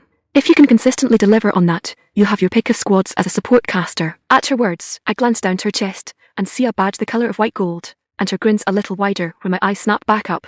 We're tired, she answers my unspoken question and pulls her leg up onto the counter. Or, well, what's left of it. She has only half a thigh, and after that, it's some sort of ruined construct. Steel and wood, if I had to guess. A prosthetic limb. Word of advice, kid. Basilisks have a lousy sense of humour. Noted. She nods and pulls the limb back behind the counter again. Now I hang around to keep these chucklefucks in line. I blink, surprised the essence actually translated that, and I can't help but wonder what the original word is. Obviously, the bartender just thinks her crass language shocked me, and she gives a bark of laughter. Yeah, had you figured for upper crust, yellow. Get used to it. We're going to hear a lot worse in this line of work. Now, I believe I promised you your first drink. Know what you want. I ignore the raucous shouts of juice and give her milk from the crowd, but then my nose catches a whiff of a nutty, bitter aroma I never expected to smell again. You have coffee. Red's eyes widen, and she lets out a long, dramatic whistle. New girls got tastes. Or are you just from out west? Sure, I'll pour your cup. She gets me a cylindrical tea mug and starts pouring the steaming brown amber fluid in. Fair warning, if you want it on the regular, it's a lot pricier than tea. You'll need to put in the work. I take a long, deep inhale of the steam, already barely able to resist indulging. Oh, I plan on it. I'm aiming to raise enough to get a new house built, after all. Aha. What kind of house? I give a bit of a shrug before carefully lifting the mug. I haven't decided a lot of the details. A couple floors, big kitchen, entertainment room, space for company. Red belts out another laugh. Yellow, that's no house. You're saving up for a manor. Yeah, well, now you know why I plan on putting in the work. So I do. She watches me take a long sip of the coffee. So how is your raw damage output? I have to force myself not to spit the coffee back out, and I end up swallowing the still too hot liquid instead, much to her amusement as I cough. The bartender grins like that's some kind of answer. That good, huh? I was worried you turned yourself into a one-trick pony. It's all well and good to make sure you fill a niche people will want, but you don't want to find yourself the last one standing with an empty quiver, either. Why are all these figures of speech getting translated now? I clear my throat and look over at her like she might be dangerous, peg leg or no. I didn't say anything, I insist. You didn't have to, kid, she just grins back. I've been doing this for far too long not to be able to tell the difference between someone who's weak and timid about it and someone who found a god's balls and is too used to being normal to own it. I have to shake my head at that. Who are you? Sire. She pops back like she doesn't know that wasn't what I meant. Once upon a time, I was a platinum rank adventurer, travelled all over, and not just Furinshao either.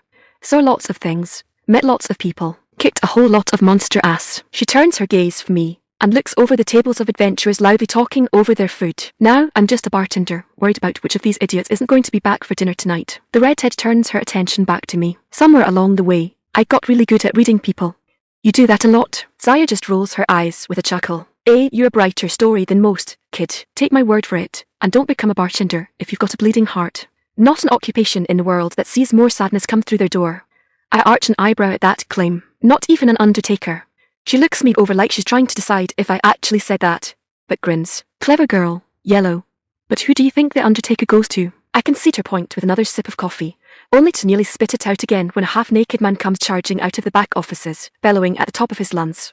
You cheating little yellow brat, I said best 2 out of. The casualness with which Dyer flicks the cup she's cleaning without even looking over at Kaido makes it seem like it should just topple over onto the counter next to her. Ayre and everyone else can only just stare as it slams right into the bridge of his nose from halfway across the open space from here to reception. The retired platinum rank adventurer one-shots the monk in front of everyone without even making an effort, and his unconscious form topples back with all the grace of a felled oak. The gossipers take that as a sign to clear out, and even I find myself taking my next couple sips trying to hide between my shoulders. The whole time, she just keeps wiping things down like nothing noteworthy happened at all. That's actually a pretty good status duration, kid, is all she says. And yeah, she's probably right.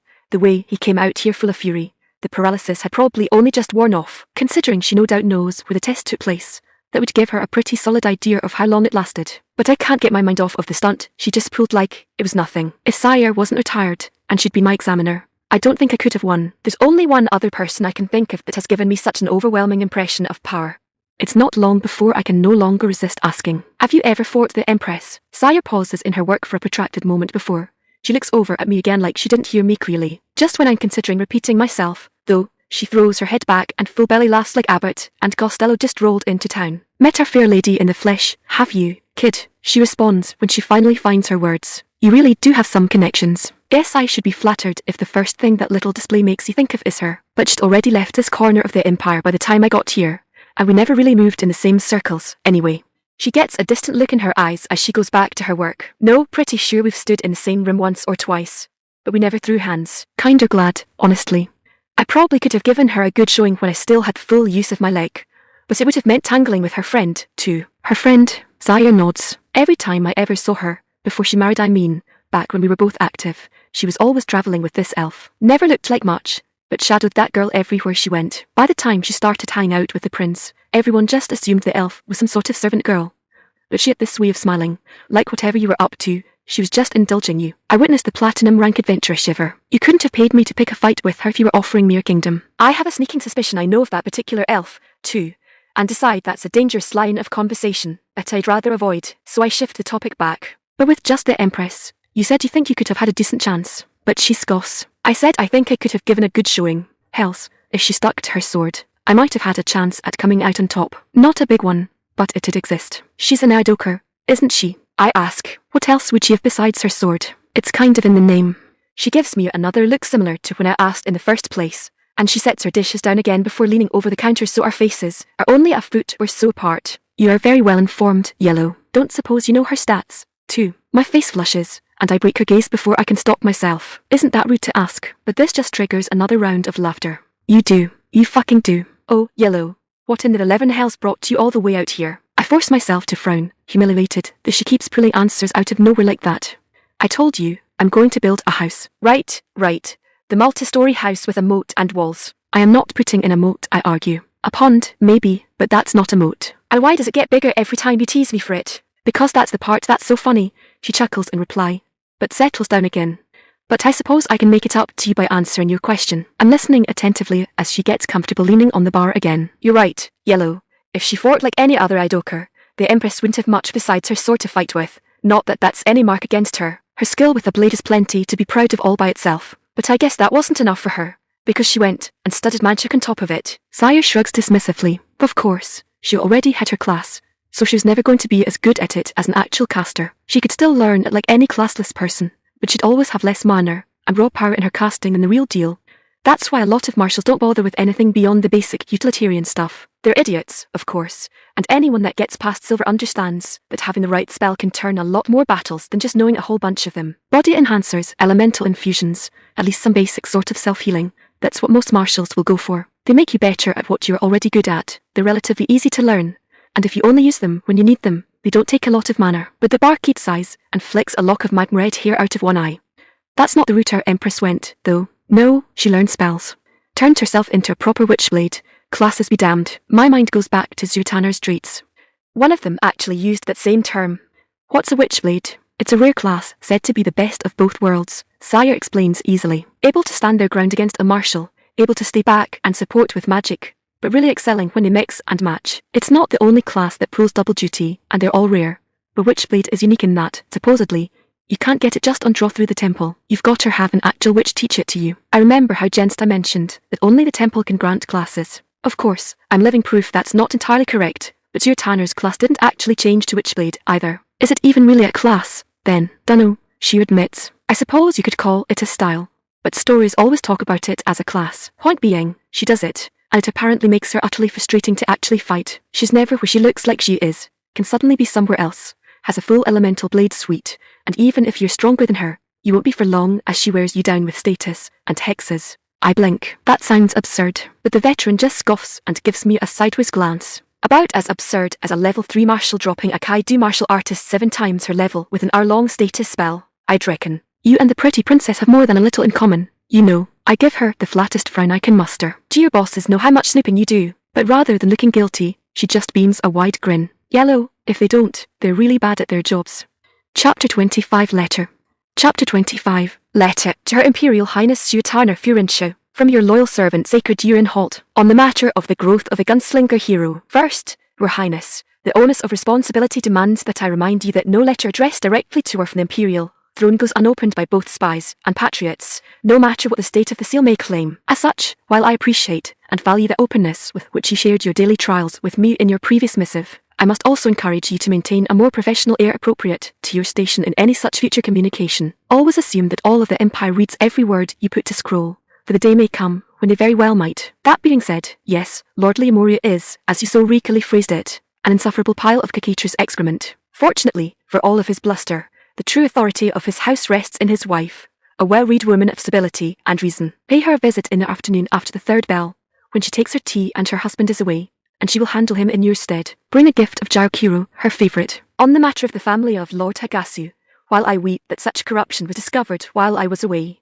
any advice I may offer will arrive only after the matter has already been addressed, either of one path or another. The men and women of the Capital Guard are both loyal and competent, and I am certain they will distinguish themselves with the same honour that they always do. Even if my words may arrive too late, however, I must stress the importance of not allowing zeal to overturn common sense. Not every family from the Western dynasty will have been so turned, but neither are nobles alone particularly more vulnerable or resilient to corruption than any other citizen. If you attempt to cleanse your city of darkness with fire, you will hold naught but its ashes by the end of it. Investigate, but do not hunt. Remember that they remain your dear and precious subjects until it is proven otherwise. To move finally to the true topic of our exchange, Hero Remmi Lee is yet to leave Dabun on a single quest, though we have been here a month. I am shocked to admit, however, that this has not meant a lack of growth. Rather, she is quick to expand in nearly any avenue presented to her, and is easily distracted by any new idea that takes her fancy. Perhaps distracted is a poor descriptor. She is not a mote blown about by the whims of the breeze. If anything, she is like a deep-rooted weed, persistent and hard to move. Wherever her tendrils find new gaps in the stone, she drills into it with a relentless focus, yet not because she believes it will render some desired prize. She seems to do it merely to see the result, utterly blind to the predicament of the stone itself. She is insightful and clever in terrifyingly equal measure, traits I do not believe can be solely attributed to her upbringing and the nature of her homeland. Or, at least, I find myself praying to the heavens that she is atypical of her kind in that regard. If she is not, then I fear for the Empire should we two nations ever meet, for we shall surely be overwhelmed, not from malice, hostility, or any other malevolent aspect of the human condition. They could topple us by pure incidence, the exuberance of a child throwing itself at an older grandparent, unaware that their bones cannot endure the impact. I do not doubt that my words must seem overdramatic, the rantings of an overstressed mother hen. I can only appeal to our shared history and your awareness that I'm prone to no such behaviour. The child has no concept of the nature of our world, but rather than hindering her, it seems to grant her sacrilegious leaps of genius that transform her works beyond even those heights we expect of heroes. Stranger still, the essence seems to condone her activities, actively enabling her. This marvellous effect seems to transcend even specialty. The Swordmaster hero, for example, will no doubt become a legend of sword skill, retiring to train the next generation, and perhaps even crafting the next divine blade as his combat skills exceed the capacity of mortal smiths to keep a pace. I have no doubt that Remmi will produce similar advancements in projectile weaponry, even if she does so unintentionally. Indeed, she has already started. The interior secretary's slight against her has stuck with her to such a degree that she has been unable to leave be the stated development of our repeating crossbows. I need not explain how they are derided as true weapons, nor why. Their poor performance in every field, but rate of discharge renders anything smaller than emplacement weapons as inferior to any alternative save for in the niche role as home defense tools for inexperienced women and children against enamored assailants. Even then, they must often be tipped with poison to be effective, and it is the poison that tends the task rather than the weapon itself. Truly, I was as shocked as any other when she was actually able to take out golems with the one she was given. We should have known there that she was hero-born as certainly as any of the others, for we did not arm the battle-mate hero with an oiled torch. After all, Zuhai, she already has a prototype that she constructed in her spare time, late into the evening when there was no longer a sun by which to work outside. She showed it to me, as proud of her work as a young child bringing home their first pottery. Surely she would have demonstrated its use to me, but for her lack of steel, leaving vital parts carved of hardwood, which she feared would break under the strain of the weapon's mechanisms. I knew even then that I should have praised her for her work, encouraged it. Her prototype alone, even in its current incomplete state, could revolutionize infantry combat. So many lives would be saved by the ability to quickly dispatch enemies from a distance instead of merely as support for melee combatants. It might even remove the latter from military doctrine entirely. But I couldn't. May the heavens have mercy upon me for my sins. But as I held that alien machine in my hands, my heart knew only fear at the terrible things she is capable of unleashing on our world in the blissful innocence of a child's good intentions. Instead of praise, I scolded her and swore to keep her under closer supervision, so that she would not be permitted to drift according to her own currents. Aptly, she called it being grounded. Certainly, I have chained a bird to a stone for fear of where it might fly. Of course, I'm sure she did not use the term intending for such an esoteric meaning.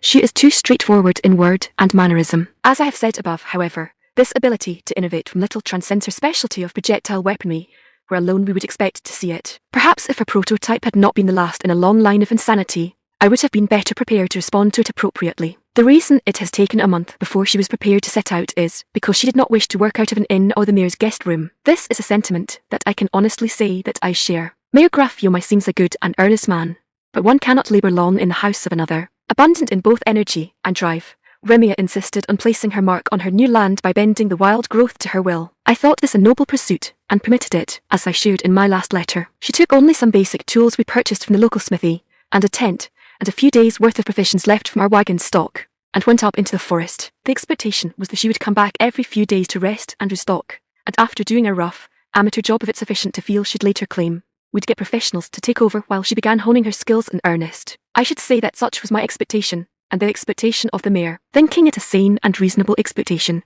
we neglected to share it with Hero Remmi, or even to ask her of her own expectations. I did not see her again for an entire month. During that month, she returned to town only twice. The first was to check with the mayor what legal requirements there were for building a proper road between the town and the estate.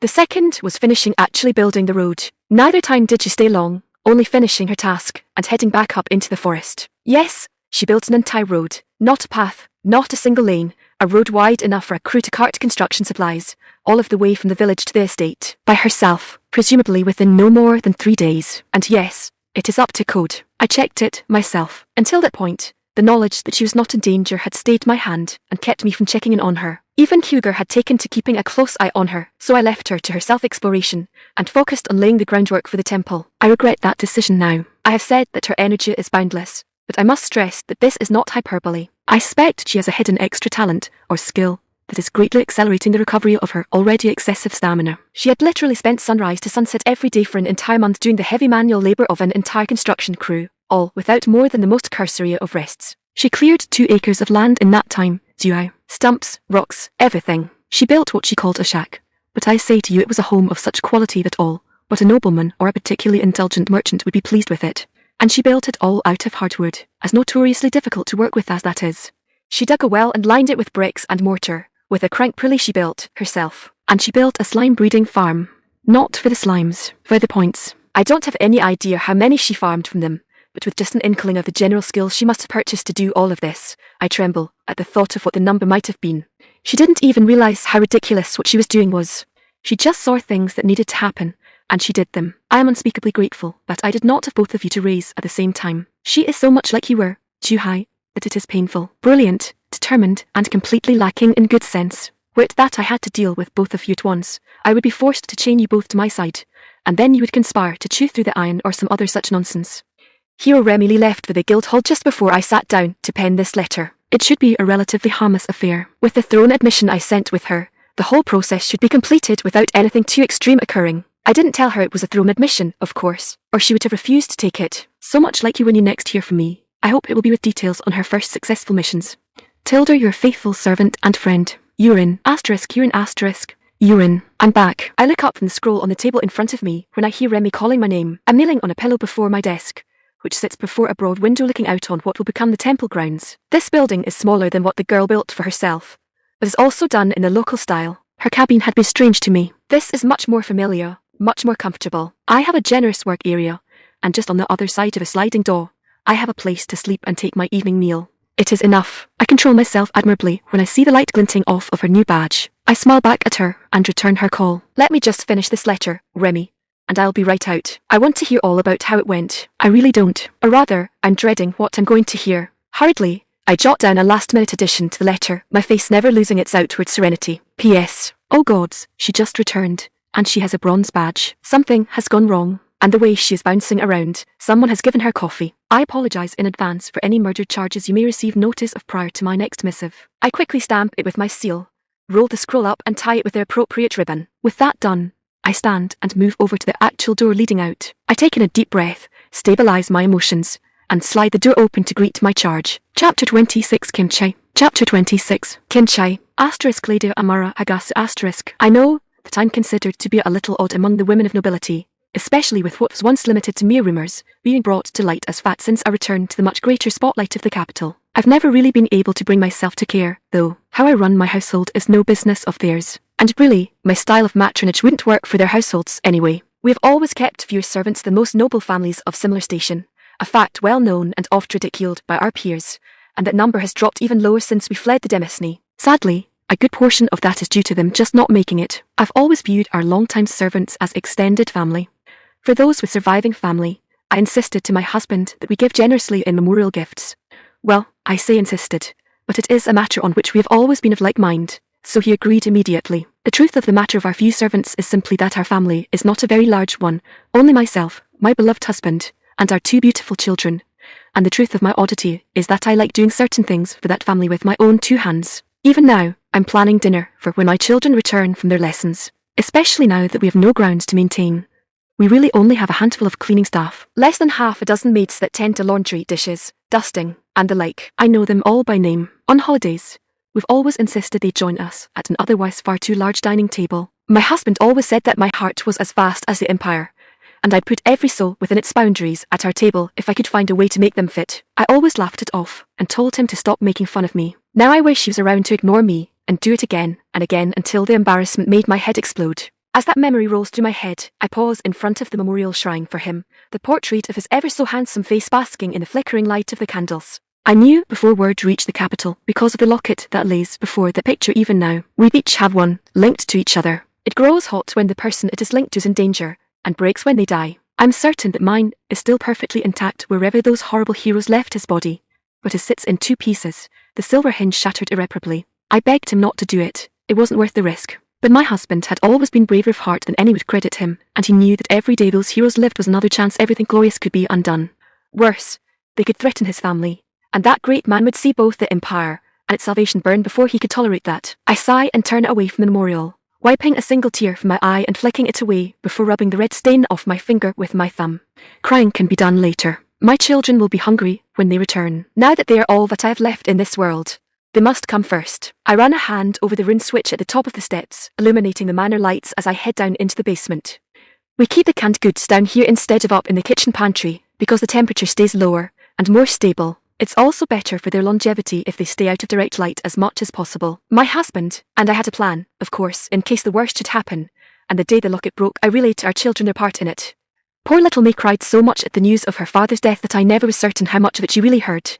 But Mattered would kept his chin up and listened intently despite how he must have felt. Dear husband, you would have been so proud of him. Running, especially too soon, would have made us look guilty, and we would have spent the rest of our lives on the run, being hunted by imperial soldiers even though we'd never done a thing that wasn't for its betterment. So we have stayed in the capital, behaved ourselves, remained model citizens. Even when news of his death reached the capital, the claim was against a noble, and even if that claim came from heroes, it had to be investigated. That meant an even longer wait as a team went out to the border of the Western Demesne to confirm the reports, and then travelled all of the way back. I pull a jar of kinchai from the shelf in a section of the basement a little colder still than the rest of it, closed off as it is by a false wall, and I turn it over in my hands as I recall the contents. This whole batch was made from the daughter of that travelling merchant that came through 6 months ago. They never did find the poor thing. She was too prone to wandering off, and the capital had too much excitement for her to restrain herself. She probably ran off into its poorer parts following some darkly handsome young man that promised her a night to remember. I remember how broken the merchant looked when,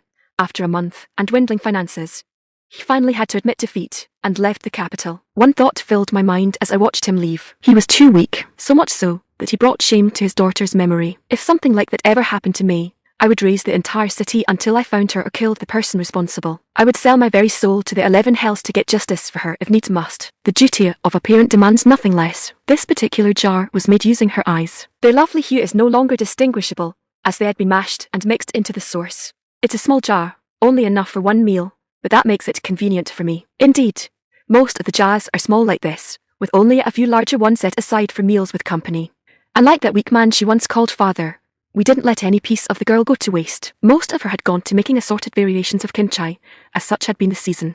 but even her bones were ground and mixed with flour for baking or set aside whole and scored for broths. One of my favourite parts, though, is also the most difficult, the wine. The tricky part is keeping the blood moving until the coagulants break down. I cheat by picking seasonings that are known by herbalists for their blood-thinning properties. Of course, the mixture remains quite thick for a beverage, so it's diluted further with coconut water. Ironically, back in the Demesne, we were so far inland that this was by far the most expensive component of the recipe. It's one of the few things that is actually cheaper in the capital. Of course, like any wine, or kimchi, it still must be allowed time to age, but the end result is a semi-sweet vintage with undertones of copper, clove and cinnamon. We especially like it served hot in the winter months. Of course, it will actually be the winter months by the time this girl's batch is ready for consumption. I'm getting thirsty just thinking about it. I head back upstairs with the jar in hand. Most everything else I will need is in the pantry. I'm thinking I'll pair it with salted fish, and Hannah just brought that lovely basket of fresh peas in today. Some boiled potatoes would settle the stronger flavours of most of the rest of the meal nicely, I think. The bell for the front door sounds and one of the maids answers it. I could wait for the maid to see the guest to the tea room, and then come to get me.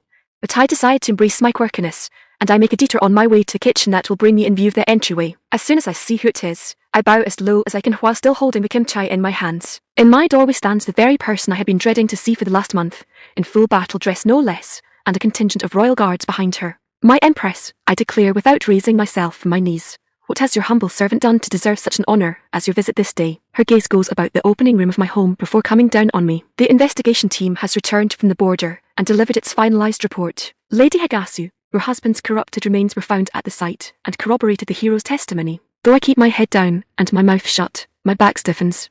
I could have stopped it, controlled the muscle tension, but I don't want to. Besides, it's better if I don't. Of course, Empress Tanner notices. Do you have something to say? No, Your Highness, I answer after swallowing. It was the only thing I could expect had happened when you come to my doorway in full armaments.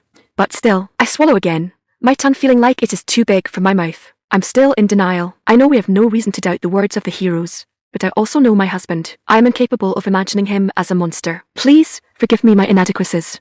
She nods after staring at me for a bit longer and returns to casting her eyes about us. Are your children home?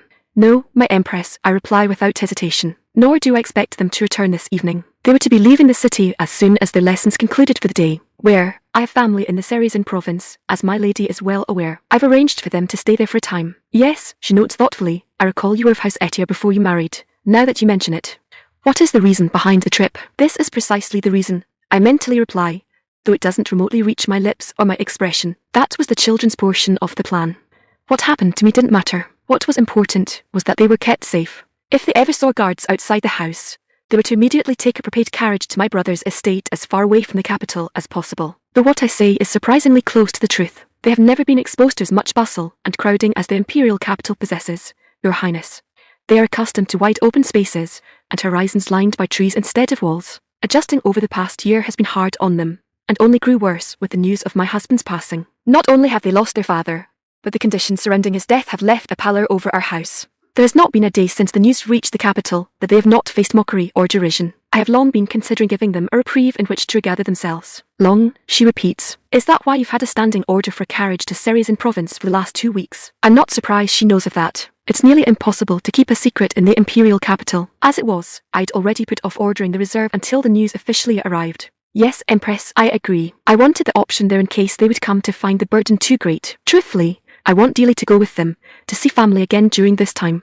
But I knew it wouldn't be permitted while my husband was under investigation. Tanner nodded thoughtfully. I'm afraid I must still deny you, Lady Hagasu. I will not send forces after your children, however. Let them go in peace. They will not be made to suffer for the sins of their parents. I hold back my tears, but only in the normal human fashion, with sharp, deep breaths restraining my sobs. Thank you, Your Highness. I shall ask nothing else of you for all of my days. Then I trust you will not object to the sentence I must lay upon you as the surviving head of House Hagasu, she replied. Your family's nobility has been dissolved, and your property within the city is confiscated by the throne. This would also include all lands entrusted to you, but given the state of the Western Demesne, I find that would be redundant. Your personal wealth and belongings will be left to you, though I suggest you utilize them wisely to make them last. Does this mean I am not under arrest? You are not, she confirms, allaying the second worst fear I had of this outcome. However, you will not be allowed to leave the city. Your property will be searched and any belongings you remove from it will be subject to examination. The severity of the crime your husband committed demands we check for any other connections he may have had and any collaboration with others. This, of course, makes his immediate family the most prime suspects. I understand completely, Your Highness. I submit immediately. I have no objections to your commandment and swear my utmost cooperation. Really, it is stunningly generous of her. The Empress' heart may be as big as my husband always proclaimed my own to be. It's times like these that remind me exactly why we want to save the Empire. Why it's worth saving, even if it doesn't understand that. Chapter 27 Partner. Chapter 27 Partner. Euron set another rule when I came back with a bronze badge. No taking any quests above wood rank without at least one other bronze rank adventurer with me. Apparently, she's worried I might do something reckless since I still know so little about this world. And, you know what? I can absolutely understand that. Unfortunately, there aren't any other bronze rank adventurers in Dabun. Sorry kid, Ayre had empathized when I complained about it to her. Price of greatness.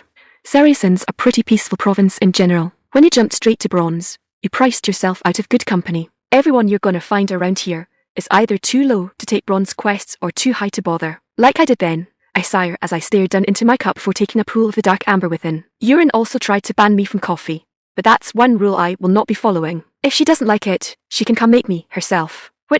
She probably could. Actually, now that I think about it, considering Zutana thought the priestess stats so much more impressive than her own. Lucky me. She seems to have a powerful aversion to setting foot anywhere near the guild office. Besides, if I can get my hands on some unroasted beans, I could probably even grow my own. Then she'd have a real time stopping me. I must be making some kind of face, because my inner monologue is interrupted by the bartender's laughter, and I look over at her in confusion. Whatever monster you're pumping yourself up for, Yellow, she explains without having to be asked. Keep it up, puff those cheeks big enough, and maybe you can convince it you're too scary to mess with. I frown as I pat my cheeks. I'm sure I was doing no such thing, but this just makes her laugh again as she heads down the bar to tend to another adventurer. I very deliberately do not pout, and instead turn my attention to the quest board across the room.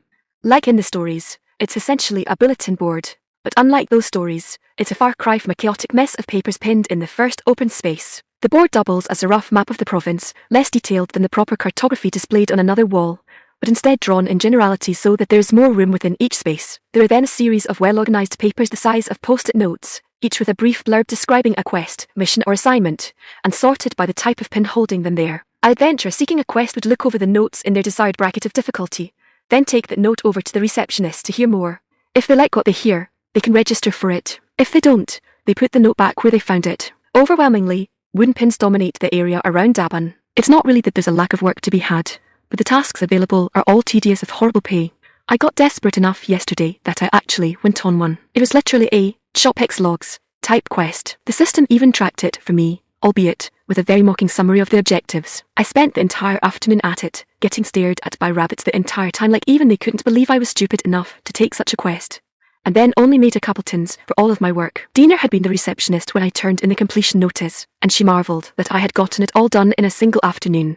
I had already thought the pay was awful, but I just couldn't mentally process that the equivalent of 4 apples was meant to be due compensation for several days of physical labour. I've absolutely zero interest in doing another wood rank mission. I'd get more points and better pay working for the blacksmith or the wheelwright in town. I know, because I did that too. They were both shocked to see how quickly I picked up whatever they put me on. I didn't tell them that was because I bought the relevant skills as quickly as the system offered them. Not telling Euron that, I that was supposed to just be trading labour for the parts I need for the noodle splitter and the upgrades to the carriage suspension. By the end of either gig, though, they both insisted I did more than the trade required, and paid me on top of agreeing to do the jobs. I got a dozen tins between the two of them, and that was after accounting for what I wanted from them. And as usual, I came out positive on points, too. A good portion of it was rewards for doing things for the first time, sure, but that just makes it all the more tempting to buy new skills. After all, now that I've made back more than I've put into it, anything extra is practically free points. I did have to upgrade my strength again, though. Some of the tools were really heavy, or required a lot of force to work. Still, it was fun to see the reactions to a tiny thing like me doing that kind of labour. I'd upgraded my other stats, too, to maintain my spread, and that brought me up to level 5. I feel like I could jump really high really fast if I wasn't throttling myself, with how easily that number seems to go up, but it's probably also because I started at level 1. I doubt it'll stay that easy, and I like having a cushion of points for emergencies since I always need resources like bullets and machine oil. I even unlocked my first new trait, along with another bundle of points for the achievement. I pull it up with a couple thoughts and glances to read it over again, just to celebrate the accomplishment a little more. Jack of all trades general. Tilde tilde tilde. You have mastered general skills across a shockingly wide range of fields and displayed your mastery in at least 10 of them. Those around you recognize your bewildering ability to do nearly any task required of you and you gain the following benefits. When using general skills, increases knowledge, increases quality, increases speed, increases point gain 50%, enables auto mode, benefits to quality and speed increase with skill. Proficiency. I have to be honest, those are some really sweet bonuses. They don't seem to in any way be lacking compared to the hero skills I started with. I'd like to have been able to try out the auto mode when gathering that lumber. What bad luck. I didn't actually unlock the trait until after I did it. Apparently, doing all of the chopping in the forest didn't count, because no one was around to see the results. Or maybe the system gave it to me as a pity reward for actually going through that waste of time in the first place. I cycle back to my skill page and check the new entry the trait added there. Auto mode. ~. You have completed a particular task so many times that you can now perform it without need of conscious thought. This is a hidden skill, and cannot be acquired by any means except by meeting the necessary conditions. No points are expended upon acquiring this skill. It is granted automatically upon meeting the requirements. Allows you to queue a list of qualifying tasks and then executes them automatically according to your current skill. Proficiency. Automation will cease in the event continuation presents a danger to the user or another threat is present, or should continuation become impossible. You gain the following penalties while auto mode is active. Decreases proficiency gain, decreases point gain 25%. The idea of hidden skills fills me with happy little bubbles of excitement and sends my mind racing over what other skills might be hiding within the system and how to unlock them. Pity, that's another thing I can't show you in. Auto mode sounds truly game-like in a way most things have only hinted at so far, though the way it's written makes it sound like I'll still actually be doing all of the work. Maybe I just zone out while I do it. I do notice that the penalty for using it is less than the bonus the trait gives, so I'd still be at a positive multiplier even disregarding the bonus points I get for being a hero. I can't figure out what the actual benefit to the skill really is, though. A quarter drop in point gain, and presumably about the same in improvement of the actual skill, seems incredibly harsh just for being able to be oblivious while you still do the work. On the other hand, there's no mention of any drop in quality or increased failure rate like automated crafting always has in stories. Is it possible that the benefit is the removal of human error from the equation? Would I always simply exercise the skill as optimized as possible for my familiarity with it? That would be worth a lot more. In fact, it could even be disgustingly overpowered. I keep saying I don't want to be a crafter, but I sure seem to be getting obscenely good at it. A girl I'm certain I haven't seen in here before all of the week I've been a member passes through my field of vision as she comes into the guild hall and makes her way to the reception desks. She looks about my age, my physical one, and has blue cream hair in a bouncy bob cut. Because of the cut, I can clearly make out her elongated, pointed ears, and she's got an ornate hunting bow snapped to harness on her back that's so nice it has my carpentry general skill squeeing. Despite the stereotype of an elven archer donning the raiments of the forest or something, her clothes are actually really cute and urban. Well, urban for this world anyway. It makes me wonder if medieval chic is a thing. If not, whoever this elf is, she makes a strong argument that it should be. I'm caught by surprise when the receptionist points her attention to me, but then my eyes light up when she turns fully toward the bar and I can see her badge. Maybe Urin is right about the coffee, because I'm off of my stool before my cup hits the counter, and I shoot through the eatery like a dart before I even consider my actions, including vaulting right over the dividing wall. I manage to remember myself before I tackle her right off of her feet, and instead skid to a stop in front of her. I give an incredibly stupid feeling smile in apology as she recoils so hard she nearly topples herself over. No need for me to have done it at all. Aha her. I laugh weakly as I try to buy myself time for my brain to catch up with the rest of me. Sorry about that. I've been here a week and you're the first other bronze I've seen. I've been so bored that I let myself get carried away. She's also on her third cup of coffee. Ayre tilts her head around a display to tattle on me from the bar with a big grin on her face. Best brew in the province. Have I really had that much? I frown in thought as I consider it. I vaguely remember Ayre topping me off a couple times. But does it amount to that much? The elf girl, meanwhile, wrinkles her nose at the news. You actually like that stuff? I thought only monks drank it. I give another weak laugh as I continue to rub the back of my head. I know it's an acquired taste, but back home, it's basically been acquired by everybody. I was actually really excited to find they had it here. I'm in here every morning for it. And every noon. And every afternoon. Ayre piped up again despite being halfway across the guild hall.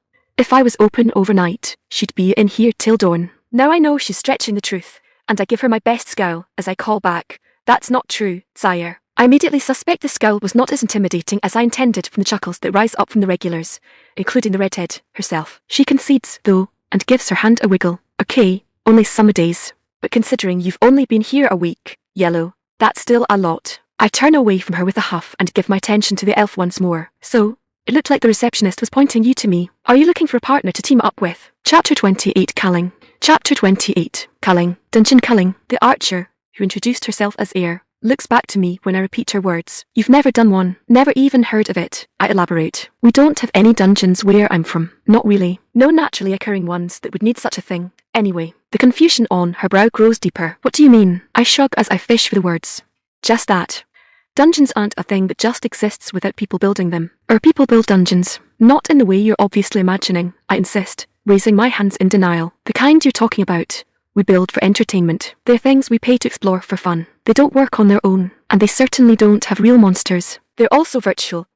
But I don't think this is the time to try explaining computers to someone I just met, so I keep that part to myself. Ayre looks down at the roll-up map she's laid out on our table, thinks for a moment, then looks back to me.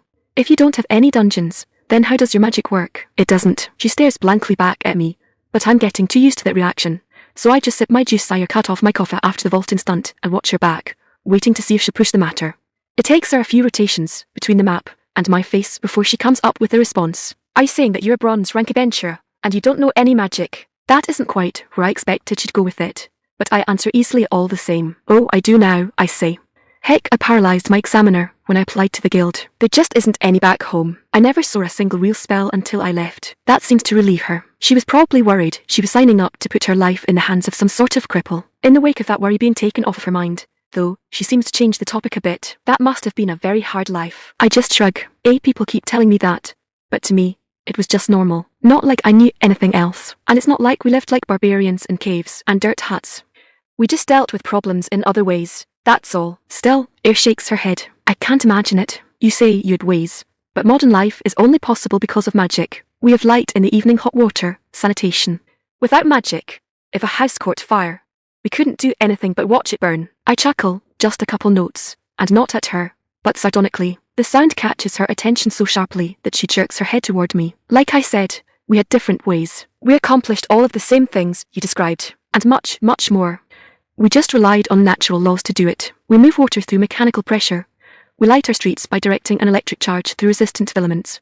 We heat our water in a boiler, and we use machines and filters to clean it. She processed my words for a moment. And the fire. I shrug again. We put the mechanical pressure pump and a really big tank of water on wheels. I can see her register that, and realise the callback to what I had already said. Oh, that makes sense still. It sounds so. When she idles too long trying to find an inoffensive word, I beat her to the chase. Foreign, alien, counterintuitive.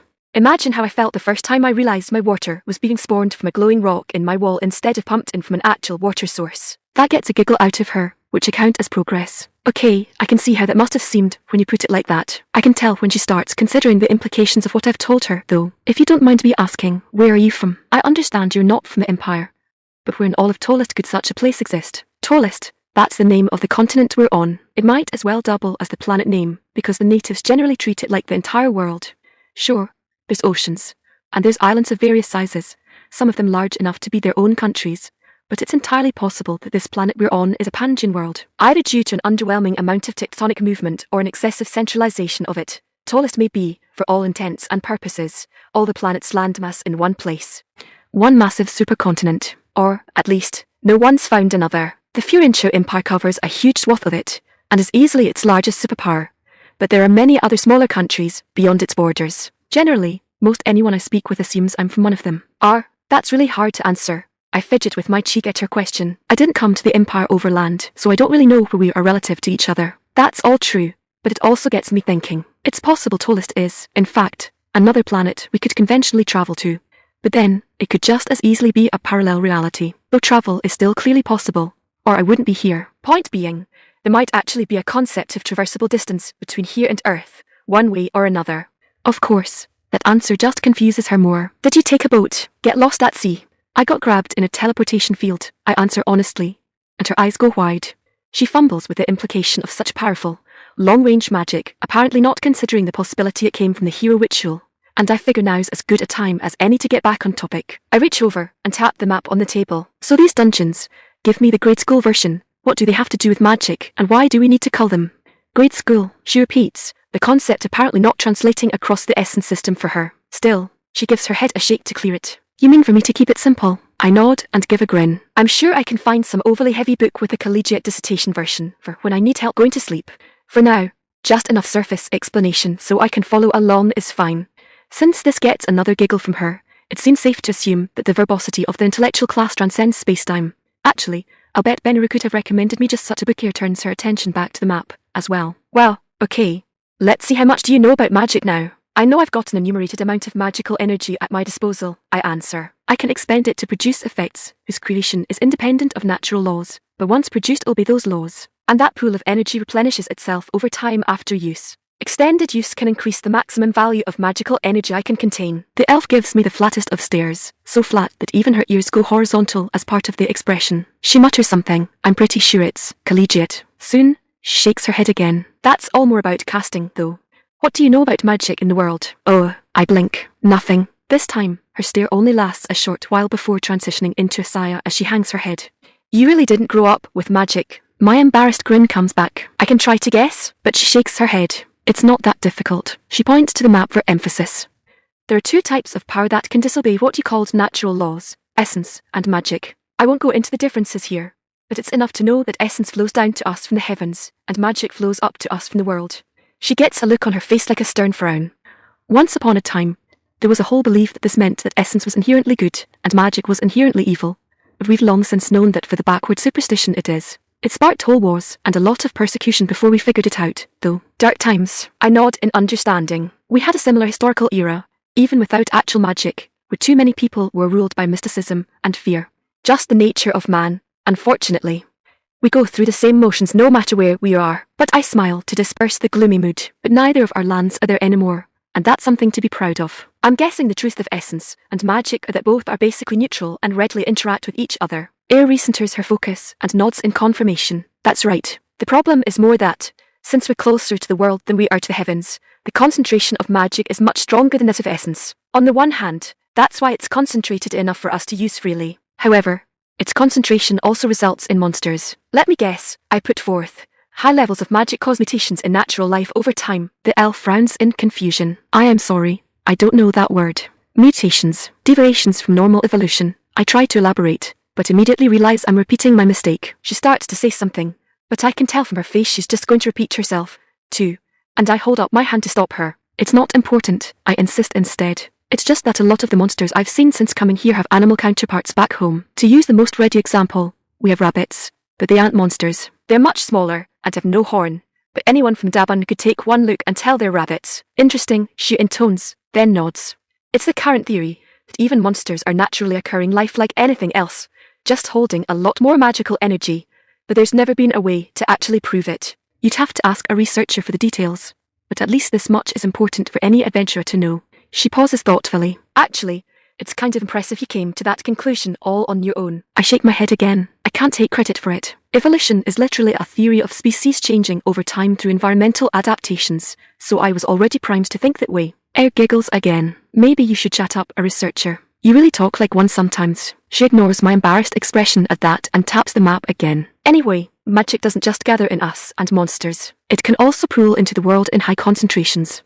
Like wellsprings. Ayre nods in confirmation. Exactly. And when that happens, it's really too high for anyone to absorb, so it ends up coalescing into a dungeon, which tends to be some sort of hyper-exaggerated form of its surrounding environment. Since they're wellsprings of magic, to borrow your term, they're basically responsible for almost all magic released into the world. That magic tends to clot up, though, like what creates the dungeon in miniature form. This is what creates dungeon monsters, though since they're created directly from magic, they're distinct from their real equivalents. You can even see monstrous versions of the civilized races, though that's rare, presumably because imitating us requires more energy. And I'm betting, I venture, that despite being of the same species, these dungeon versions aren't up for barter and chat. Most definitely not. They can be cunning, but can't actually communicate. Stories say even heroes can't do it, even though they've got essence translating for them. The elf begins to motion with her hands. If left alone, a dungeon will continue to pour out concentrated magic over time and will grow and expand to absorb more of the surrounding area. There are fairy tales of whole villages being consumed by growing dungeons because nobody strong enough would come deal with it.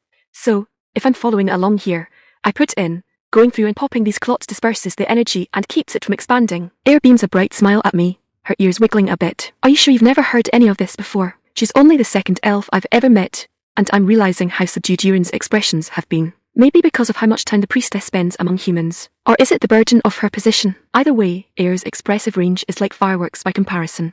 Chapter 29 Iron. Chapter 29 Iron. Remmi, what kind of combatant are you? I look over to the worried-looking elf. Ayre and I opted to continue our plans for the dungeon culling over a light lunch, but I couldn't help noticing how she grew more and more distant toward the end of it. Now, it seems she's finally voicing whatever's bothering her. Mid-range, focus on speed, I'd say, I reply. Why? Well, as an archer, I'm, to use your style of summary, long-range and precision-focused, she explains. Normally, 2 bronze rank adventurers should be fine for a bronze rank dungeon, since they're relatively low risk. The way I fight, though, I'm really vulnerable if anything is able to get to me. And I don't exactly look like a shield bearer, I finish. Ayre nods, looking apologetic, and I lean back in my chair with a sigh. Lunch is just some meat, cheese and bread, and I toss one of the last pieces of it in my mouth, chewing it over. Do you know the levels of the monsters in there? I ask after I swallow. As a bronze, she provides, it's usually about 10 to 15. Don't let that number fool you, though. The monsters make up for it in numbers and other hazards, so 10 to 15 is considered low for a dungeon. Probably not a good time to mention that's 2 to 3 times my actual level. Though considering I've been dealing with a level 11 rabbit for a month, I'm fairly confident. Of course, overconfidence is just as deadly as shooting myself in the face. I'm pretty sure I can keep them off of you, I answer honestly. But there's no reason we have to jump right to it. I don't mind knocking out an iron mission with you first. We can see how we work in a less dangerous situation, and then if we decide we need buttressing up somewhere, we'll know what we need to look for. Ayre thinks that over for a moment and nods. That's a pretty good idea, actually. If you really don't mind splitting an iron, it's pretty far under our weight class for 2 bronze. That's the whole point, isn't it? I point out with a grin. Besides, believe me, I'm fine with anything so long as it's not another wood.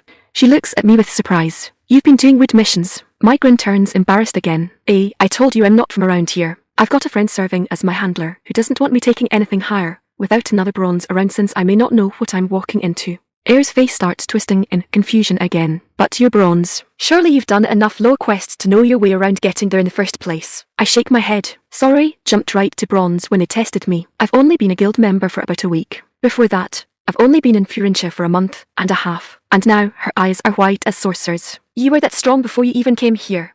Without monsters or dungeons or magic. Just because we didn't have any monsters, I correct. That doesn't mean we didn't have threats. We've got birds that attack at, like, over 200 miles an hour. They are so big shooting them just ticks them off. And spiders with venom that causes your flesh to rot. And that's just picking a few highlights. Ayre swallows nearly audibly. Those certainly sound like monsters. Regular critters. Every one of them, I insist. We've even got deer that could shatter the side of one of your carriages just because you looked at them funny. I know I'm laying it on a little, think it's all true, but that doesn't make any of it particularly likely for most people to ever experience. Still, I feel like I've got to speak up for Earth since nobody else is around to do so. And, besides, the only reason animal attacks aren't something constantly looming over all of our heads is because we've so completely overcome them. The elf shakes and lowers her head in surrender. Maybe it's a good thing there isn't a magic cycle in your homeland, Remmi. I can't imagine what such beasts would be like enhanced into monsters. I push myself up, toss my payment onto the table, and give Ayre a wave so she knows I did so. Well, it doesn't really matter. An iron rank mission sounds much more entertaining than chopping logs. I can't believe even the pay for it is as bad as it is. That got a giggle out of the elf, as she stood too. That's because wood rank missions are meant for training, Remmi. They're repetitive and labor-heavy to help low-level adventurers build up their status. Already being bronze, it's little wonder you found them a waste of time. We continue chatting and getting to know each other as we pick out an iron rank mission, clearing out a reported monster nest and sign our names down for it before leaving the guild hall. It's approaching noon and the village's main street is bustling, but Ayre stops. Where are you staying, Remmi? Oh, I've got a place here in town, I answer, flinging my thumb toward the back end of the village. In that case, we should probably pick up your equipment first, she points out. I'm staying at the inn near the gates, so it's easiest to grab mine on our way out. I nod along with the suggestion. Sure, I don't have a lot to grab, but I should probably tell Euron that we're heading out. Is that the handler you mentioned? That's her, I confirm. She's a priestess, overseeing construction of the town's new temple, so not much of a walk. How did you end up with a priestess as a handler? Ayre asks as we start heading up the cobblestone street, weaving our way out of the thicker traffic of the businesses. She was assigned to me. I think that over for a moment. Or I was assigned to her.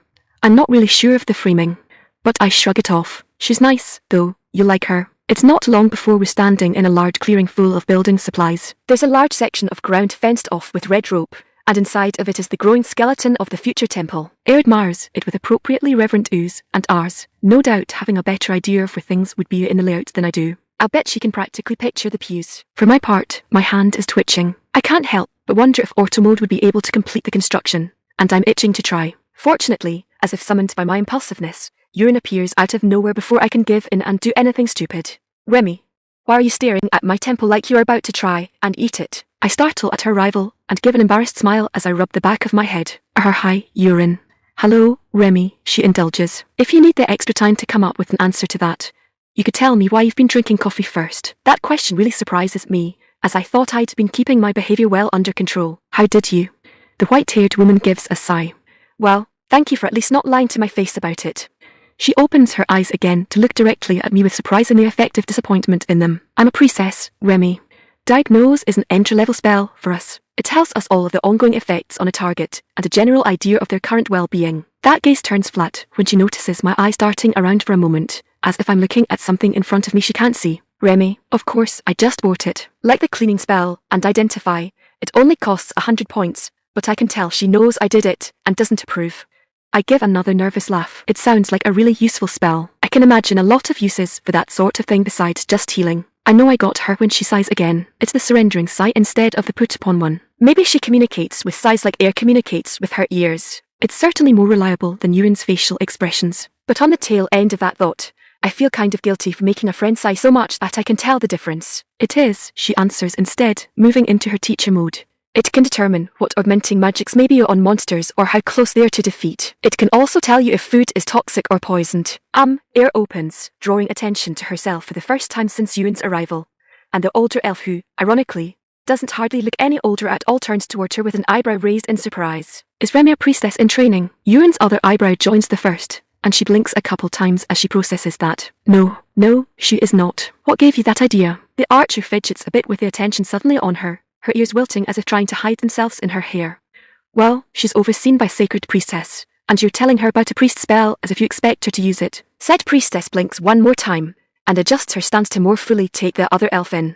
You're observant. Who are you? Again. Ayre bows to Yurin with utmost respect. Ayre, your grace. I am a bronze rank adventurer. We're going to do an iron quest to see how well we work together, I put in helpfully. That's what I came to let you know. Yurin HMMS thoughtfully. That's actually a very good idea. And then she glances toward me. I immediately recognize the look and jut my bottom lip out in what I intend to be an ejecting scowl. She just gives her motherly smile, and then turns back to Ayre like she hadn't been silently teasing me. I wholly approve, Yurin concludes. Remmi, your gear is inside. I'll help you gather it. Well, if that isn't code for, we're about to have words in private. This isn't my second time through adolescence, sure. I agree anyway and smile to Ayre. I'll be right out. Once inside, Yurin does, in fact, help me gather my things. It had been her idea that I leave them here, so that I didn't have to go all the way back to the estate if I needed to leave quickly. Of course, that means there really isn't much to gather. It's already in a drawstring bag sitting in the corner. So by helping me gather my things, I mean she goes over and picks it up before coming back over to me. She stops a solid couple meters away from me. Remmi, you don't seem to understand why I want you to stay away from coffee. Yeah, I figured it was going to be that or undue suspicion about Ayre. You think it's bad for me, I offer. Makes me too hyper. Maybe bad for my heart. She arches an eyebrow, but remains silent, her way of telling me to continue. So I cross my arms. Coffee is actually very beneficial. It helps the body process sugar, fortifies the liver, reduces the chances of developing several types of cancer, and even protects against strokes. In moderation, perhaps. Yurin doesn't bother challenging my foreign knowledge of things her world probably hasn't ever dealt with. The benefits we know of include increased stamina regeneration, heightened awareness, and minor boosts to agility. However, overuse accrues negative status effects, including lowered intellect and penalties to focus, and it is known to be addictive. That's all normal caffeine stuff. I wave her off. I already know about it. To be blunt, Remmi, she says directly, looking me in the eyes, it's not the beverage that concerns me. It is your lack of self-restraint. Are you still hung up on the estate grounds, Yurin? I throw my hands up in the air in frustration. Just because I get carried away when I work doesn't mean I don't know when to stop drinking coffee. You arrived here with the caffeine overdose Roman 2 negative status, Remmi. That stuns me enough to pause. Really? She nods. It has faded to stage 1 now, and your body does process such things quickly. But you clearly do not know when you have had too much. I frown at that, furrowing my brows in consideration. I usually just figure I've had too much when I get the jitters. I've actually driven Yurin to grinding the palm of her hand against her face now as she exhales her frustration. Remmi, that's stage 3. Stage 4 starts with palpitations and ends in heart failure. My reflexive swallow sounds loud in my ears. It's hard to argue with that. Maybe I really have been drinking too much, but going without entirely is unthinkable. Finally, I hold up a single finger. 1 cup, once a day. No more. Will you permit me that much? That motherly smile returns, and she nods. 1 cup. That would be acceptable restraint. Chapter 30, Maracas. Chapter 30. Maracas. Sacred urine is. I glance over at the elf walking down the road beside me and grin. Intense. Ayre swallows and gives a silent nod. After a moment, she offers, maybe it was just nerves. A priestess is strange enough, but you didn't tell me she was a sacred priestess. I rub the back of my head as I try to figure out any obvious difference between urine and any other priest I'd met. Unfortunately, I come up blank and smile apologetically back. Sorry, I don't think I know how to tell the difference. She gives an exasperated pout, complete with drooping ears. You really aren't from the Empire. I turn my attention ahead again, more serious. Sorry if urine seemed a bit much. That's probably my fault. I know I'm a lot for her to deal with. I don't mean to be, and she's really a lot of fun when I'm not causing her trouble. Ayre looks back at me with a puzzled expression. What do you do that causes her so much trouble? I blink as my mind stalls on how to summarize the last month within a digestible sentence. See, that's the problem. Like I said, I don't mean to be causing issues, so I don't realize I'm doing it until after I'm already in trouble for it. A criticizing frown fills the archer's face at that. Are you saying jumping dividers and tackling people aren't wrong where you're from? Or is what you've done worse than that? I swear the back of my neck feels chill with sweat at that. Well, worse is such a relative term. I told you I have a place in the village. I just did some work on it. Ayre's face remains suspicious. That doesn't sound bad. No, it really doesn't, does it? I ask with a nervous chuckle. Like I said, it can be hard to tell. She watches me an awkward moment longer before looking forward again and changing the subject. You travel very light, Remmi. Are you sure you have everything you need? I shift my backpack I got from Genter's with my shoulder at that. Inside is a good amount of rope, some food, and a sheathed hatchet. Besides that, my gun and my ammo. All I'm carrying is a simple dagger on my hip and a canteen clipped to the bag. Yeah, it's enough, I conclude. I've gone out with less, the weather's nice, and it's not like we're heading out for a week. I've got everything I really need. Really, I could have gotten away with bringing even less if I wanted to rely on the point store. Urine and I both agreed, though, that it was a waste to do so when these things weren't even that heavy, or expensive, for that matter. Ayre is shouldering a somewhat larger bag. It's not horrible, but it looks bigger than it needs to be next to her slender frame. Not that she seems to be struggling with it. It's got a brace against her lower back to take weight off her shoulders, a mount for her bow, and stops short of reaching her quiver at her hips. But what are you going to do for shelter? She asks. What if it rains? Did you remember food? A change of clothes, firewood, fire starter. Well, now I know why her bag's bigger. I don't think we'll see any rain for the next few days, I answer, looking up at the cloudless blue sky. And if we end up being out so long we need to make camp tonight, I can build a campfire and any necessary shelter with what I've got. The elf's eyes widen with awe. You're trained in wilderness survival. Is that supposed to be impressive? I kind of figured bushcraft would be a really common skill in a world like this. I'm not sure I'd call this survival. But sure, I was decent enough at it before even showing up in this world. What from spending so much time in the woods growing up, I wasn't some deep woods survivalist or anything, able to survive in every environment with a pocket knife and a length of paracord. I knew how to clean my water, though how to start a fire, how to keep it safe, how to put up a tent, how to build simple structures. I trusted my ability to navigate, too, and I'd done my share of hunting and fishing. Mostly, though, anything I wanted to do in the wilderness was still limited to the tools I brought with me. One of the general skills I had to pick up on this date, however, was, in fact, wilderness survival. Now, with that, and the other crafting skills I picked up, even the knife and cord may be optional. Well, provided I'm around a forest anyway. I focus my attention back on Ayre. I'd have guessed it a pretty common skill set for adventurers, isn't it? She gets a look on her face that tells me I put her on the spot, but she makes a motion with her hand. To some degree, some more than others. I suppose you can count on most of us to start a fire, or pitch a tent, but we're using strikers or magic for the fire, and somebody has to bring the tent, and we know what berries not to eat. Even if it's just from experience. Ayre shifts her shoulder to indicate the bow strapped there. I'm good at hunting so long as I don't have to do the tracking, and monster furs are usually pretty good money, so I learned to skin them. But honestly, I've never really seen eye to eye with the outdoors. It's all itchy and bitey and windy and temperamental. For her sake, with how embarrassed she looks, I hold back my giggle at her wordcraft. Still, an urban elf. Who to thunk it? Sounds like you prefer your bed soft, your walls insulated, and your ingredients from a store. She actually lets out a full-body sigh, half slumping over with the release of tension. Oh, essence, yes. Then she snaps back up like she'd been caught using foul language, covering her mouth as she turns back to me. Is that bad? This time, I actually do chuckle a little, but I wave my hand back and forth to dispel the idea. Not in my book. Not at all. It's a really common preference back home. I'm considered the weird one for actually enjoying roughing it. I scratch my chin in thought. The weird part, if there's any, might be why you choose to be an adventurer then, but I guess there isn't actually a whole bunch of travel, necessarily. A lot of work can be done right out of cities if you aren't taking on anything too complex. Ayre nods energetically in confirmation. That's right, and longer trips almost always reach a way station by nightfall.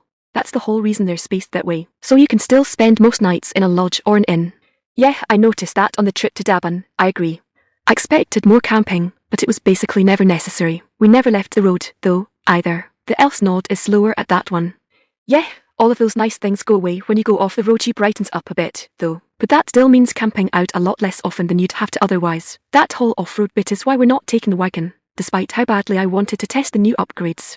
It doesn't really work off of cleared level paths, and the nest is estimated at only a few hours outside of town on foot, with trees and other obstacles. Even just taking horses wouldn't save us enough time to be worth the expense, either. It's probably for the best. I've been thinking of forging springs for the seats too. Might as well wait until the whole package is done. We're not on the road much longer before we're leaving it behind.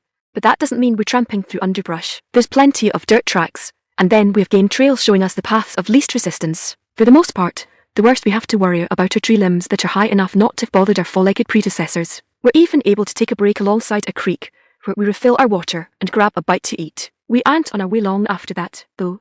Before I'm slowing down again, my neck cranes back as I'm looking at the surrounding foliage. Hey Ayre, I reach out and rub one of the leaves within reach between my fingers. It's stiffer than it seems like it should be, and the green isn't as vibrant as the spring growth should be. Maybe it's just me, but it seems darker, like what I'd expect to see in early fall. Do the plants here look kind of sickly to you? She trails my hand up to the leaves I'm holding and steps over to squint at them. Are they not supposed to be green? Right, I'm just going to assume that's rhetorical. I'm just about to try using diagnose on the tree, when an angry rattling my mind instantly associates with maracas comes charging toward us from the bushes ahead. I throw one arm out to drive Ayre back as I draw my gun with the other. I barely register sharp teeth before I reflexively squeeze my trigger finger. It'll only be later that I realize I don't hear birds and critters fleeing the sound of the explosion. The maracas fly back into the bushes from the force of the impact and Ayre, and are left alone in the expanding silence as we both try to process what just happened. Both of our hearts have slowed down by the time she finds words. What the otso was that? I blink, trying to reason out the strange sound that left her mouth between the words I recognized. No matter how my mind twists it, it can't make it into a coherent word. Is that what an untranslatable word sounds like to others? Otso, I repeat back, aware that it doesn't come out quite right. Ayre immediately clamps both hands over her mouth, loosening them only to let her words out. Oh gosh, did I say that? Okay, so it was exactly what the context clues made it sound like. Good to know I just added a new swear word to my lexicon. Don't worry, Ayre, I tell her with a roll of my eyes. I don't know what it means. Instead, I motion toward the bushes. But to answer your question, it was something with teeth. Not that. She wheels on me like an accusation. What did you do that made such an awful noise? Oh, yeah. I probably should have figured that was the bigger shock. I shot it. I bring the gun up for her examination. It's a weapon from my homeland. I told you we don't have magic there. What you heard was a chemical explosion that launched a shaped chunk of metal at supersonic speed. Supersonic. Her nose is wrinkled up as she tries to puzzle out the weapon. Faster than sound. I try, and then she shifts her gaze to me like I'm talking nonsense again. Remmi, sound doesn't have a speed. Right. I keep forgetting the difference in education. If this place is really medieval, calculating the speed of sound is still at least 2 or 3 centuries ahead of them. All progress being equivalent, anyway. My brain re-engages a moment later, though. Wait. How do you guys explain thunder travelling? That's the movement of the air carrying it, obviously. Why, what were you Tau? I hold a hand up for quiet as I turn back toward the bushes. I could swear I heard a sound like maracas rolling over. Chapter 31 Nest. Chapter 31 Nest. I press the bush aside with the toe of my boot, ready to yank the limb back at the slightest provocation, and lean my head sideways to see around the barrel of my pistol. Oh hey, Ayre. What kind of monsters are supposed to be in this nest? Giant rats, the elf provides from behind me. Maybe some goblins. They like to hunt the things, so they tend to show up not long after the rats do. The rattling is even quieter now, even though I'm right over it. Must be a literal death rattle. But I can immediately understand why my shot didn't kill it outright. So you're saying it's not a nest of undead beasties? What? No. She hurries up now, throwing the caution of a rear line to the wind to see for herself. Undead are a completely different category. They can't show up naturally. I reach down and pull the brush away with my hand to make a clear view of the skeleton that had jumped us. Well, that's definitely a giant rat. But my bullet didn't skin and gut it, and it's still twitching. I raise my hand up next to one eye in an increasingly familiar gesture. Identify. Name, skeletal rat. Race, beast undead. Age, 0. Level 5. Class, skeleton. Status, hostile. Undead beast. Level 5, I report to her. I expected its status to be aggressive, like the angry slime, but maybe they mean slightly different things. Ayre's wide eyes are trained on me, though. You have a soul orb. Focus, Ayre. I snap my fingers in her line of sight to try to get her to do just that. Skeletal rat. Why? With a clear force of will, She turns her head back to the monster and shoves her brain back into motion. I can practically hear the grinding before the gears start to properly move. Well, let's see, she says, squeezing her chin. Undead can only be formed by spells or in a place with a lot of residual magic and negative emotion. A lot of magic, I repeat. Like a dungeon. More like a battlefield, she clarifies. Priests have to come through and dispel the energies, while survivors recover the bodies, or the magic from all of the spells going off seeps back into the corpses and mixes with all of the aggression, and lost to reanimate them into monsters. Sounds horrible. I can imagine it in my head easily. It would truly be a nightmare, especially to the battle's beleaguered survivors. But I'm under the impression Zerizen province hasn't seen a lot of wide-scale military engagements. So are we thinking necromancer? The elf stares down at the still twitching creature, but surprises me when shakes her head. That can't be it, either, she explains. You said it's level 5. I nod in confirmation. Giant rats are usually only level 2 or 3. The threat comes from their tendency to swarm, and their ability to chew through most solid obstacles. Reanimating a monster through magic, though, has a hard limit on it. Let me guess, I venture. You're limited by the level of the monster. Exactly, she nods. You have to be a higher level than it, too, and you can only control so many at a time. But even a level 50 mage couldn't reanimate a giant rat at higher than the level it had when it was alive. So it's not a battlefield, and it's not a budding taxidermist. I look back to the trees I'm now certain are in the process of dying, and it's affecting the environment. We've got to get to that nest. Something's gone fucky. Ayre grabs my arm. Remmi, I don't think this is an I'm rank anymore. It may not even be bronze. We should go back. Report it to the guild. Report it to the Tim. I'm not the one that interrupts her this time, but I'm pretty sure I know what did. After all, there's a little blue window in my field of vision. New quest objective. Investigate the monster nest outside of Dabun village and stop the source of the undead. Completion reward. Bonus system points. New hero power. Heavenly item. Affinity up Ayre. Elven archer. Affinity up Urin. White witch. Affinity up Cougar. Beast warrior. Affinity up Isk. Affinity up Dabun village. Affinity up Zurtiner. Witchblade. Why is the Empress on there? Is it because Dabun's her hometown? Or does the system know more than it's telling me? Those rewards seem very generous for something happenstance. A problem for later. I glance back to Ayre. You just got a system notification, too. She nods, still staring with a gobsmacked expression on her face into the empty air in front of her. Assist the Gunslinger hero in investigating the monster nest outside of Dabun village. I sigh before I can stop myself. Blabbing with our well, not like that cat was staying in the bag much longer, anyway. It's not like it kept quiet about urine either, I guess. Guess we've been outvoted, I conclude. Then drop the barrel of my gun toward the rat again. Ayre lets out a pained yelp and covers her ears as 3 more shots ring out, and the notification of the monster's death flashes in front of me, along with 200 points. Ag, the elf cries out when the rod dies down. Can't you give me some warning? Sorry, I reply as I begin changing out the magazine for a red one. Get used to it now. It's only going to get louder. Louder. I start forward in the direction the rat charged us from. You said rats like to swarm. I hear her swallow, but she follows in my wake soon after, taking a moment only to string her bow before doing so. We're moving more quietly now that we know we must be close to the nest, slow, and with our ears wide.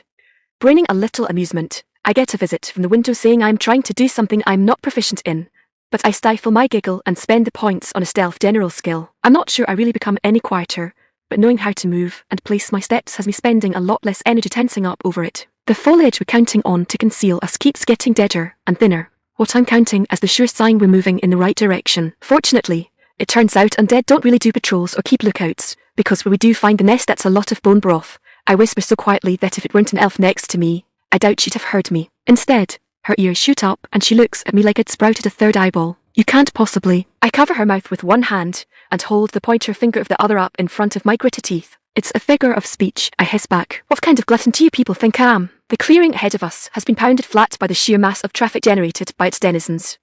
Rats make up the largest portion of it. So many that they're crawling over the tops of each other. Every one of them the size of dogs, and all of them nothing but bones and connective tissue. Even if we couldn't see the nest, we'd have heard it. So many bony feet rattling around. I can't help but question how so many rats sustained their numbers before becoming undead. Maybe that's why everything's skeletons. They ate themselves. The very thought sends a shiver up my spine, and I banish it to take in the rest of the scene before me.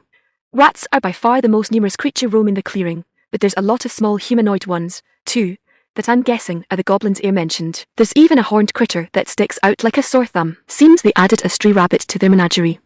So what do we know about undead that's useful here? I ask. Ayre can't pull her eyes away from the sight, but she answers anyway. Undead don't do anything productive without orders, without a mage, and without encountering anything else. They'll just bumble around or play dead. That's why they're mostly in crypts and other places where they died. They're too stupid to find their way out, and too mindless to care. She's clearly answering more on autopilot than with real thoughts. Maybe asking had been a bad idea. When they see living creatures, though, something triggers.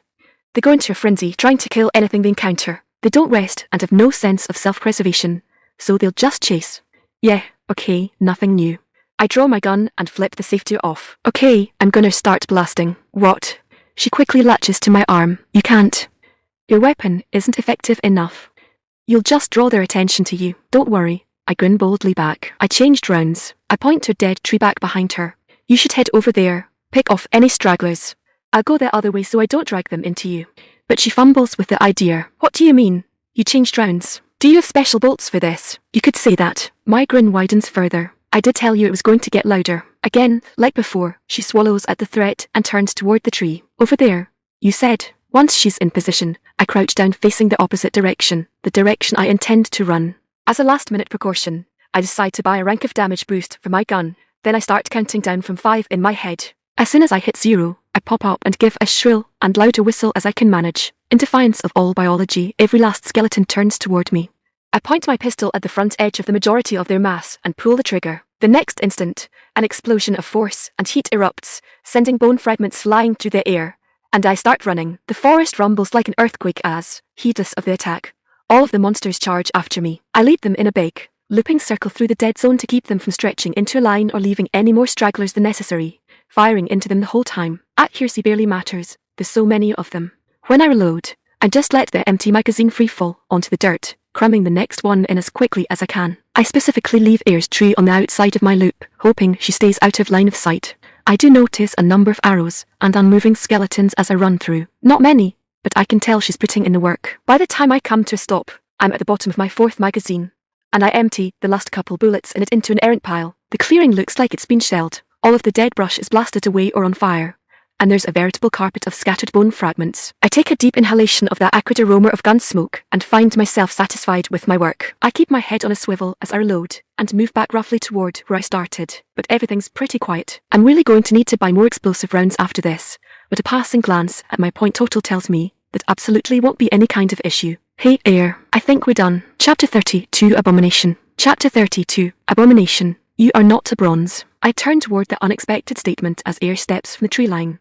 Sure I am, I reply, tapping my badge. See, bronze. What are you really? She demands. Level 20, 30, 5. The poor elf's feet stop so suddenly the rest of her nearly topples onto her face. It barely stops her tirade. 35. No, I correct her, still keeping my expression straight. Just 5. Otsumui. My blink at the sudden return of the alien word goes unnoticed by her. 5 is wood rank. You said the word again. Her face goes red, but she refuses to be dissuaded. You're not level 5. You can't be level 5. You're too fast for a level 5. You're too powerful for a level 5. You're too much for a bronze. I can only shrug. I didn't pick my rank, Ayre. I wouldn't know what to pick if I did. I tap the gun that's back in my holster. I'm going to need to give it a good cleaning when we get back to Dabun. If it's any consolation, my power pretty much all comes from my weapon. Ayre seems to consider that for a moment, but then violently shakes her head. Your weapon did not outrun an entire infestation until it all died. Remmi, you spent most of that looking backwards, but you never even so much as stumbled. I blink at that, then open my mouth. But, this time, she's the one to cut me off. No, Remmi, that's not normal. I close my mouth again with a frown. All I can do is shrug again. What do you want to say, Ayre? I don't know enough to lie about this. You want to see my status? I'll show it to you. Then you can tell me what I'm supposed to say. Before she can agree or tell me to fly a kite, the forest under our feet starts rumbling again. No, not the forest. Like before, it's the bones. It's slow at first, like they have to build up the momentum, but they all start moving toward the center of the clearing, and I'm filled with a deep sense of rawness that the undead, themselves, never gave me. Ayre, get back. For the second time today, I draw with one hand and urge her back with the other. Undead aren't supposed to do this, she insists as she follows my instruction and raises her bow again. I have a feeling this is the taxidermist. As the pile in the middle grows, the pieces move faster and faster toward it, like a growing point of gravity, and something begins to take shape. Bones and fragments of bones fuse together in unnatural, nonsensical configurations. Goblin femurs attached to rat jaws. Pseudoligaments form out of rat tail joints like they're pretending to be hydraulic cables. It's like some sick child was just told they were body parts and started cramming them together like Legos to make a body without any idea of how that was supposed to happen. What's it making? Ayre's voice is trembling. She clearly doesn't actually want to know. Back to the tree line, I order. I'm already backtracking, myself. I won't go that far, but I want out of this circle of bones before they trip me up, or worse. I pull my thumb, and forefinger up again even as I do so. Name, Undead Abomination. Race, Construct Undead. Age 0, Level 30. Class, Corrupted. Status, Malicious. Otso, my usage seems to cause Ayre physical pain. Please don't try to use that word. It's an abomination. The elf looks between me and the monster as what is apparently its torso assembles before our eyes. Well, yes, but what is it? What does your soul orb say? Now is not the time to correct that misunderstanding, I decide. That's exactly what it says. A level 30 undead abomination. Otsumiri, she mutters, nearly under her breath. Great, so I wasn't just pronouncing it like a tourist, I was using it wrong, too. With a lunge, Ayre latches to my arm like a barnacle. We have to get out of here. This is a fight for silvers. Golds, maybe. Let us go get sacred urine before it finishes and gives chase. That depends, I reply. What's the difference between aggressive, hostile and malicious? The seemingly random question confuses her just long enough to slacken her grip. Intensity. The word triggers a different explanation to occur to me, and the possibility drops into my stomach like ice. Intent. Aggressive is just looking for a fight. Hostile is an enemy to anything around it, even other monsters. But malicious? It's literally coming packed with an intention, not just to do harm, but actual, honest to whatever gods this place has, evil. Am I reading too deep? I hope so. But that feeling just the presence of this thing gives me argues otherwise. I've clearly lost Ayre, but that thing's almost finished assembling itself. I'd have been firing at it already, but I have a hunch it's like the slimes, and I'd just be wasting my bullets. There aren't any silvers or golds here, Ayre. Just us. I regret my pistol, to make sure I'm not strangling it. We triggered the boss. We've got to put it down. The thing finishes forming its head, a skull-like cast with hollow eye sockets filled with a sickeningly purple flame. And just like that, we're out of time. It looks right at us, and roars, a motion that has its lower jaw remaining locked in place while the entirety of its upper head hinges backward. Same as before, I say quickly. Stay back, take shots where you can. I'll keep it focused on me. I don't give her time to respond before I bolt, running diagonally away from her position. Thankfully, the big love turns to track me. Thinking this might be my last opportunity for any helpful information, I try my one other spell that's any good for that for the first time. Diagnose. Target, Undead Abomination. Health, uninjured. Energy, high. Vitality, high. Conditions, undead. Corrupted. Congratulations. You have met the following conditions. For upgrading a spell, you have used 2 or more compatible spells on the same target. Would you like to fuse Identify LV1 and Diagnose LV1 to form a new spell at a higher level? Cost, 1000 points. Please note that fusing magic will not replace the component spells. You may still cast them at their original cost should you choose to do so, even if the casting method is the same.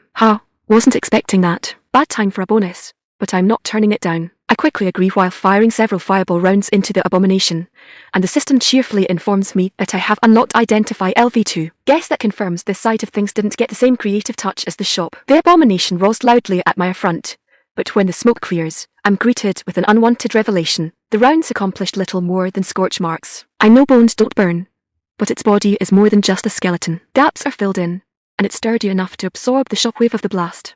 Heck, if it's anything like earth bones, it might as well be clad in steel armor. It swats at me, but I jump away from its talons that are bigger than my head, and the whole forest seems to shake with the force of the impact when it strikes the ground instead. I have to switch rounds, but I don't hold any expectation of paralysis working on the thing. Instead, I swap the rest of the magazine for my overpressure rounds. Their high powder and jacketed points will penetrate much deeper, even through that bone carapace. Downside, it doesn't exactly have innards for me to damage, so I won't be doing much more than just punching holes. Maybe, though, I can Swiss cheese enough to get an explosive round inside the chest cavity. Mental note, check the store for holy rounds or something when a monstrosity isn't trying to kill me. Just a couple magazines in reserve could make sure this whole mess never happens again. I'm just about to pop the last explosive round out of the chamber when the abomination opens its mouth wide again. This time, it's not to roar. I don't need to be told what it means to see purple light gathering between those sore teeth. Instead of ejecting the bullet, I feed that thing a spicy meatball. The blast sends the entire volatile mix spinning out of control, and the whole thing explodes inside of its skull. The creature's 4 arms go slack, and one hinge of its jaw is completely blown off as it slumps to whatever constitutes its knees. I'm not about to be tricked into thinking it's dead, though. Now, I shout out to Ayre even as I'm raising my own weapon. Pour on the damage, as much as you can while it's stunned. The archer's response is slower than my own. I'm already halfway to the abomination, and halfway through my new magazine when the first arrow comes flying in. It's promptly followed by half a dozen more, each spinning within a vortex of green and blue energy that seems to be greatly augmenting their penetration and damage. I can't lie, I'm impressed. She's not sporting a rifle by any means, but a bronze rank archer is no slouch. I kinda really want whatever magic that is by the time the abomination starts pulling itself back together, I'm half on top of it, a fresh magazine of explosive rounds loaded in that I'm prepared to shove down its throat. Eat thermite, bonehead. There's a blur of movement, and before I can process what happened, I'm gasping for lost air as the forest floor flies away from me. A long heartbeat later, my back collides with a tree with a loud crack, and I'm not sure which of the two the noise came from. As pain floods my system, I focus on the numbers in front of me to keep from losing it. 105 points of damage. I'd underestimated how much it had recovered its senses, and it backhanded me like a red-headed stepchild. That much damage would have left me nothing more than a red stain on the ground back at the capital. Even now, it nearly cut my health in half, and the way people keep reacting, I get the impression I've got a lot of it for my level. Damn it, forget holy rounds, I need to see if I can buy a healing spell. Getting my butt kicked really sucks. Why did I think it was a good idea to pick a fight with a boss 6 times my level? Again, it's taking another shot at charging what's probably some kind of necro laser. No question it's aiming for me, and I have a hunch it's going to do a lot more than a backhand. Damn it all, I have to move. I do, but it feels so slow. In some part of my mind, I'm glad that at least that tree didn't cripple me. My own diagnosis pops up in front of me with little more than half a thought. Heh, I'm stunned. Of course I fucking am. What goes around comes around. Remmi, no. Ayre's running over here. Don't come over here. Stay away. She wheels about into a shooting stance, already with an arrow partially drawn. She grits her teeth as that seafoam vortex surrounds the arrowhead. Oh, good girl. She wasn't running to me. She was getting a shot. The laser's nearly charged, but her arrow goes off first. The clash isn't as dramatic as the explosive round, but the colliding energies still wreak havoc. I can almost feel how pissed off it is at getting shot out again. But I'm betting I'm imagining that. Pretty sure it doesn't actually have a brain. I'm not missing this chance a second time. As soon as the reaction starts going out of control, I'm forcing my feet underneath me. They stumble at first, twisting into each other, but I keep going and find my stride. By the time the abomination goes slack again, I'm halfway to it. Ayre's shouting at me from back behind me, but I'm not listening. I've only got room for one thought in my head. It swings at me once, a slow, clumsy swat compared to the one that got me before, but enough to tell me it's not going to be out for long. I don't dodge. I jump on top of the limb and kick off again, sending myself hurtling over its head. I keep my gun pointed down, trained on the purple glow.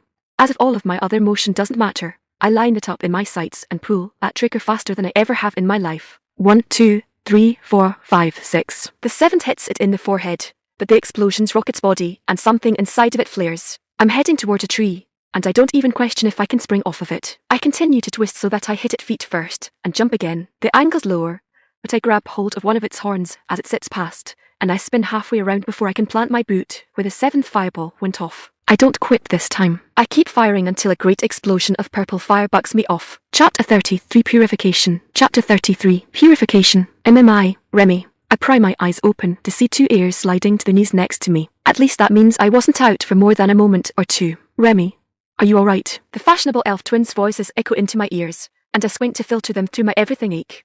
Reflexively, I check to see if I'm alright or not. I'm down to just 20-some hit points. I've got to stop running this so close. Depends, I'm pretty sure I slur. Did we get him? Both of them look back, but they're starting to merge back into one. The echo's clearing up, too. I don't know. The smoke hasn't settled yet. With some effort, I find my knees, and get one under me, then prop the other up on its foot and push my way up. Let's go find out then. Poor Ayre doesn't know what to do with her hands. Are you sure you should? That looked pretty bad. I'm down to less than 10% of my hit points, I tell the archer flatly. I start putting one foot in front of the other until I'm managing a facsimile of a walk toward the center of the clearing. But I'll let you in on a hero secret, Ayre. If that thing's not dead, my relative distance isn't going to make them come back any faster. That seems to drive her to silence as we pass through the thinning cloud of dust and smoke. It stinks like a crematorium, which I decide to take as a good sign. I expected to be finding my footing on bone fragments, but whatever sent me flying did the same to them. Everything down to the dead. Dry dirt has been blown clear. When we break through the last of the smoke, my breath catches in my chest, and a moment later, I hear Ayre gasp as she stops behind me. Floating in the air before us is the only remnant of the abomination, a violet flame nearly the size of my head. It just hangs there with a bit of a bob to it, like some sort of evil will-o-wisp. This must be the true heart of the abomination, the animating force of all of the undead. This twisted feeling it gives me, is this what corruption looks like? Ayre's feet start moving again, slowly, sluggishly, and I look back to see her approaching the thing with what I first think must be trepidation.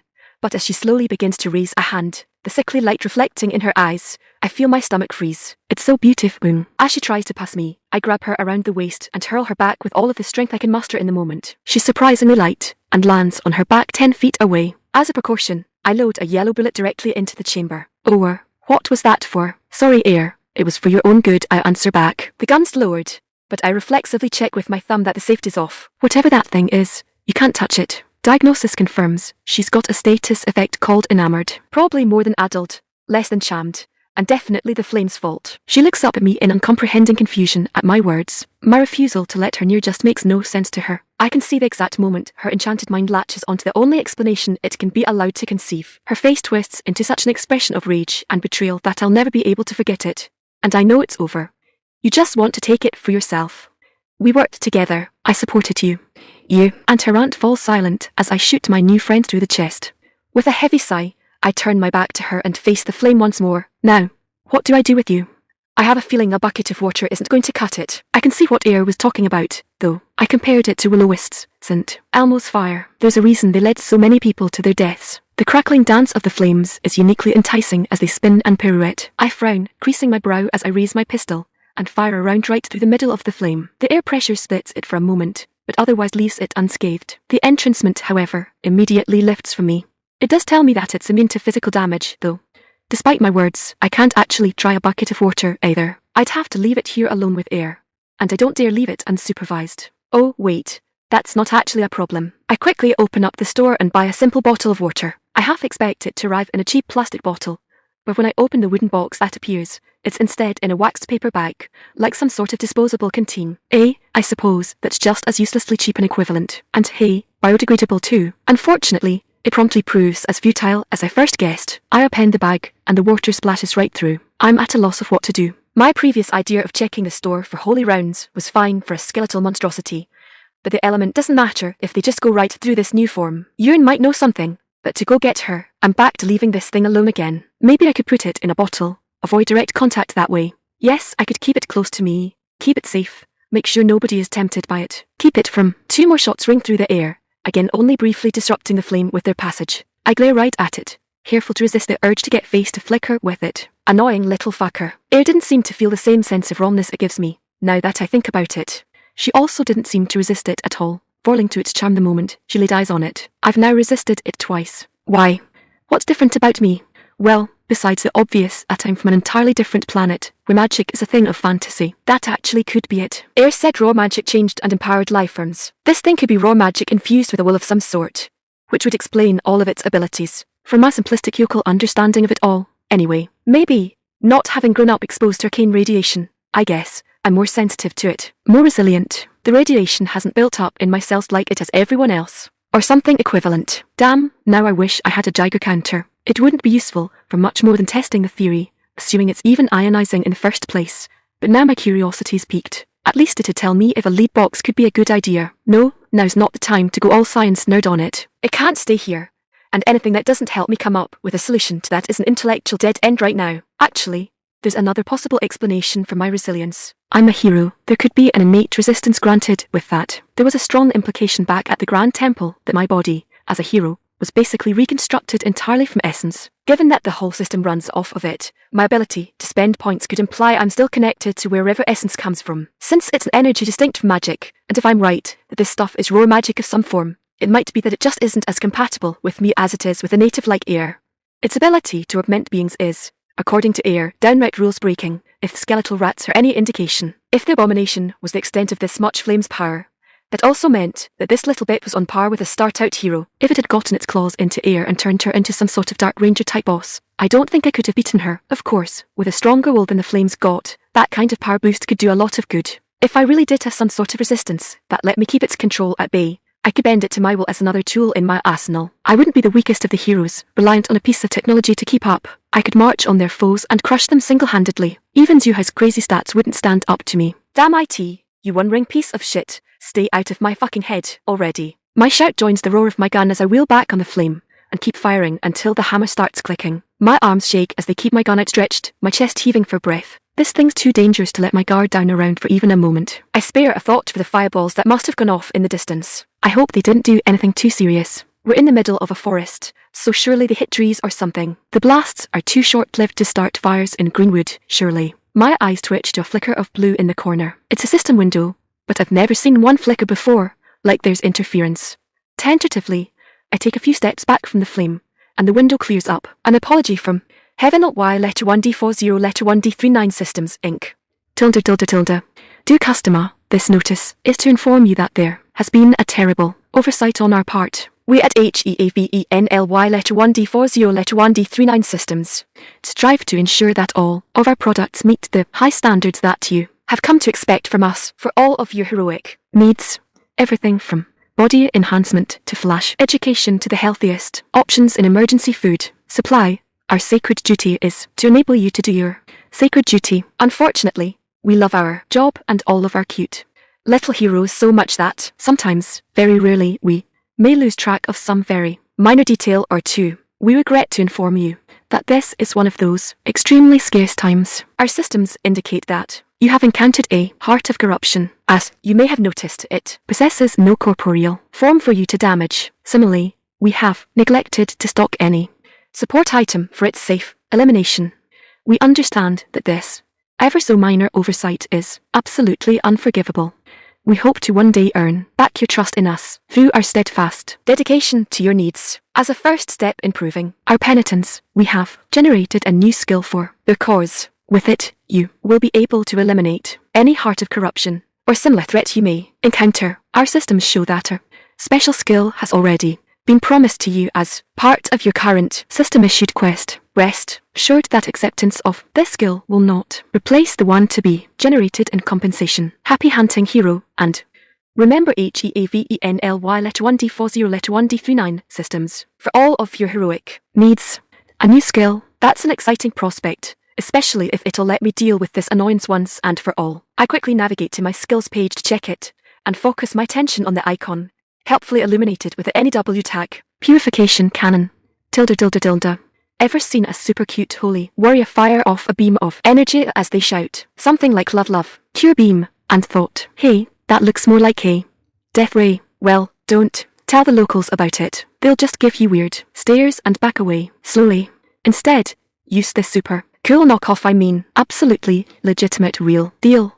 Turn your firepower into the HEAVENLY letter 1D40 letter 1D39 embrace of love and wash away all of that nasty evil in the world. Expend the remainder of at least one magazine to power the beam. More bullets mean more power. Any special effects of the expended rounds carry over to the cannon as well. Purification Cannon. Punish your enemies in the HEAVENLY letter 1D40 letter 1D39 name of love. Okay, that was definitely written by the sales department instead of whoever normally does the skills. Yeah, I'm way past wondering if there's actually someone, or at least some intelligence, actively writing this stuff. Instead of dwelling on it any longer, I pop the empty magazine out, toss it aside to pick up later, and slide in a load of overpressure rounds. Special effects of the rounds with these. It would be damage and penetration, right? I rack the slide and return my attention to the flame with a grin. Time to see how this works, and as I shout, I pull the trigger. Purification Cannon. Chapter 34-5. Chapter 34-5. Oh. How long is everything going to keep hurting? I help Ayre walk along the path with my arm around her waist, and hers pulled over my shoulder. It's only been a few minutes since she's able to move at all, and the paralysis hasn't quite run its course. Sorry, I apologize. I don't really know. I've never shot myself with one of them. You should, she pouts. It hurts so bad. Like every muscle in your body is stuck in a cramp. Well, that would explain why everything else I've ever used it on always comes out of it ready to kill me, I muse. Unfortunately, it was the only thing I had to restrain you with. That reminder dampens her ranting a bit. I don't know what came over me. A status condition. The elf shoots me a glare. Well, I know what came over me, but not what I was thinking. That the spooky flame of evil was pretty, and you wanted to touch it. She forces us to stop working. Remmi, I will stab you with my dagger if you keep doing that. And without full control of my limbs, I can't promise I won't hit something vital. Understood, I say, doing my best to look suitably reprimanded. Lucky us, the condition left you when I destroyed the corruption. Great, now I'm just in agony for no reason. It will fade, I promise. I just don't know how long it takes. We reach a glade, and I ease her down onto a rock. Here, you take it easy. We'll call it quits for today. I'll set up camp and get some food cooking. She doesn't protest, but only shifts for a moment before giving me a speculative eye. You're sure moving around a lot for someone under 10%. Actually, I'm back up to somewhere under a quarter now. Her eyes widen. Already. I shrug. I had time to rest before you were well enough to move. That's not how recovery works, Remmi. She scolds. And besides, anything under half starts adding penalties. I nod. Yeah, I can tell I'm not at 100%. And pain. I reel back on her. I walk it off. Look, neither of us wants to be trying to set up camp in the dark. And I'm the only one with full movement. You shouldn't have full movement. It's fuller than yours, and I promised to make camp anyway. Still, she scowls at me. You also promised to show me your status. I give a sigh of frustration. Right now, she nods. You shot me. I drop my head at the guilt trip and summon the window. I keep the second age hidden, but don't bother with the outsider tag this time. She already knows that part, after all. Name, Remmi Lee. Race, human outsider. Age, 15. Level 5. Class, Gunslinger. HP, 48/220. MP, 120/120. St, 200/200. Strength, 50. Toughness, 60. Intellect, 120. Agility, 100. Points, 28,520. Traits, hero. Gun nut, jack of all trades general. Ayre nearly looks like she's going into seizures when she sees it. What in the hell is with that intellect? I give an awkward half grin. Yeah, that's pretty much the exact same reaction the battle-mage hero had when he saw it. She did a double take from the sheet to me. You mean that's what you started with? No wonder your paralysis is so horrible. My look turns confused. What do you mean? She sighs and palms her face. Right, newcomer. Or, she glances to the sheet, outsider. The elf inhales a new breath before explaining. Intellect doesn't just determine how much magical power you have, and how fast you recover it. It also affects how strong your spells are. An arcane bolt from somebody with 20 intellect, and someone else with 100 are going to be completely different in scale. The same goes for the intensity and duration of your status conditions, and how hard they are to resist. So I might want to keep it up even though I'm not a caster. She squints. Probably, but honestly, you're already higher than likely anybody under 40. I don't bother mentioning Benaru.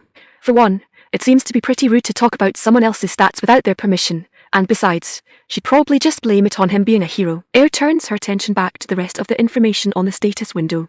Wow, you really are level 5. I know you didn't have a reason to lie, but I still couldn't believe it. Not that these are remotely the stats of a level 5. I don't have much to compare it to, I admit. Nearest I can guess is they're closer to maybe 15.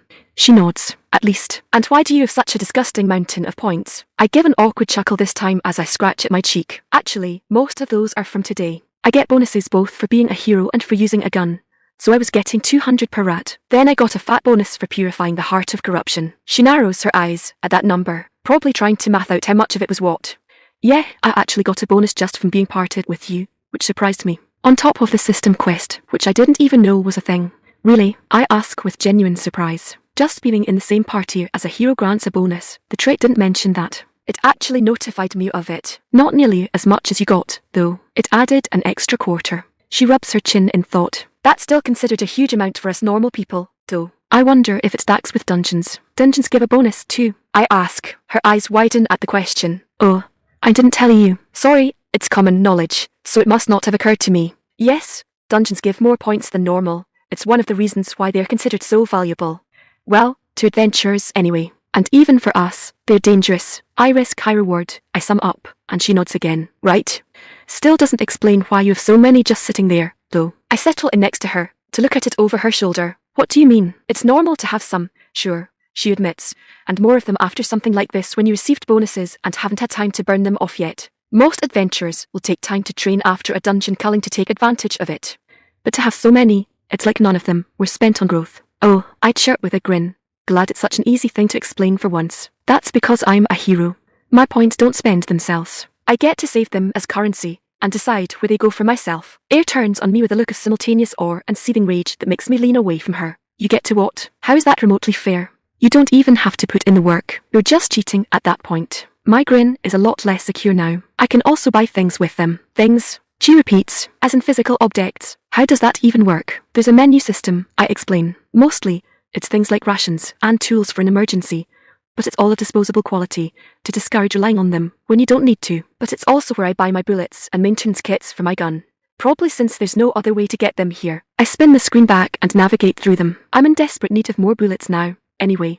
So now's as good a time as any for a demonstration. It's also how I learn new skills and spells. I explain as I sort out my order. I don't have a soul orb, for example. I bought the identify spell directly. I also add a couple more pouches for my belt since I've got a good reason for more ammo tides now. Speaking of which, they do, in fact, have holy rounds, burst rounds, in fact, make the light of wisdom shine out of their every orifice. The pitch brags. They also have healing rounds. The idea of shooting someone to make them better makes my eye twitch, but it's hard to argue against the usefulness. I add a couple magazines of each to my order, since they're situational, and I take a moment to find that heal spell, too. Like the others, it's only base level, so it probably doesn't heal a ton, not like what Saner can do.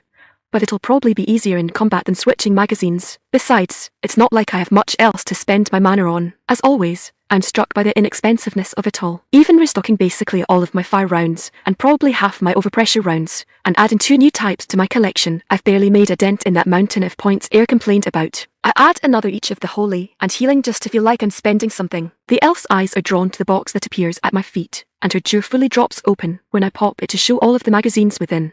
Where did it come from? How? I start the process of moving them to my pouches. The empty magazines and loose bullets have already been transferred to my backpack. Near as I can guess, the system has some method of molecular printing, probably using essence as an all-purpose source material. She gets a confused look on her face.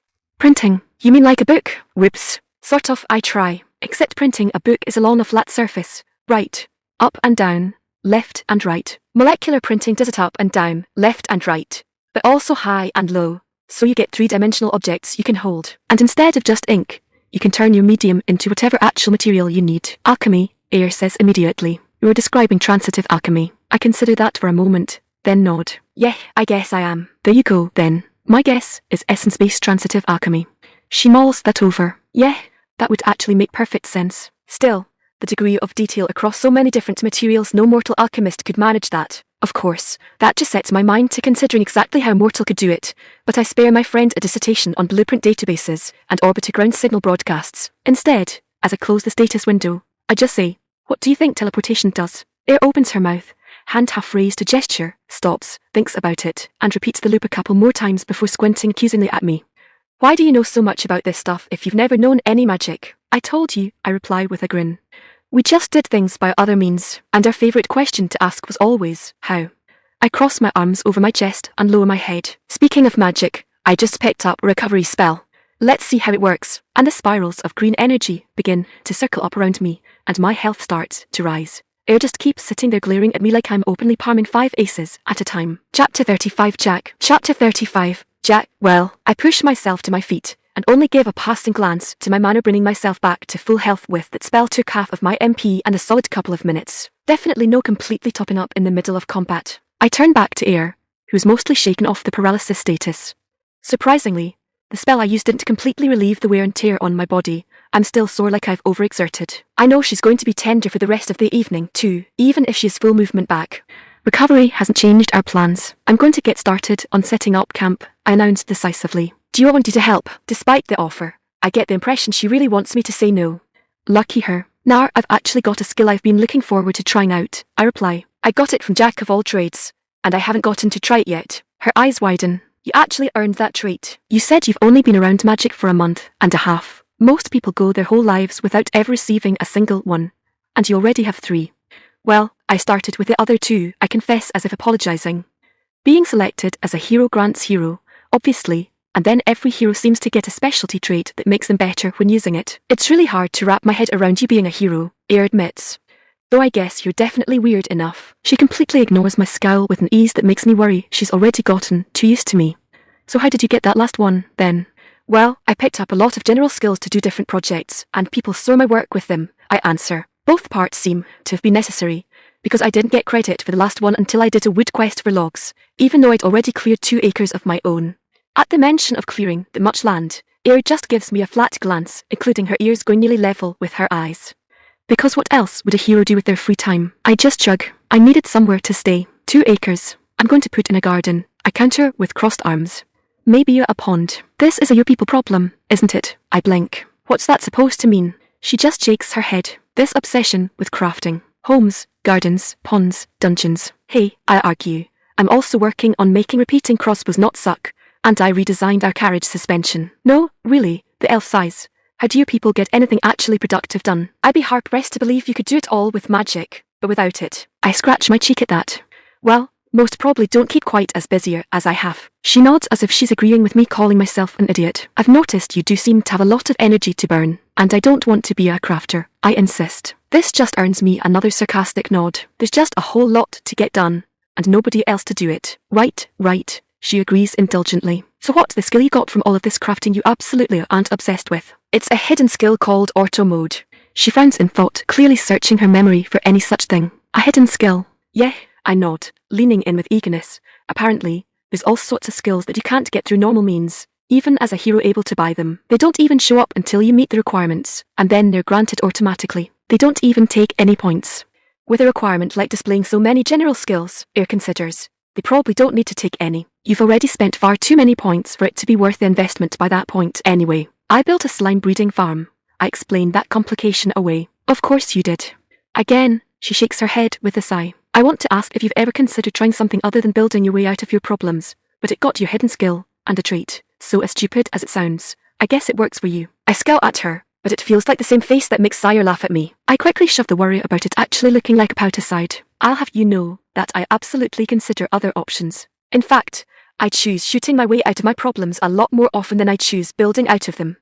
But then I pause and consider my track record. Maybe. I think so. I actually haven't encountered many situations since I came here where shooting's really helpful. She actually gives a snort, so I take it as an invitation to ask a question of my own. To be honest, I venture, ever since I've shown up here, everyone has been balking at anything more than minor projects. It's fine to commission a better suspension when you're stuck in a box on wheels for 2 weeks, and you're commendable for wanting to stomp around your own land to outline where you want things.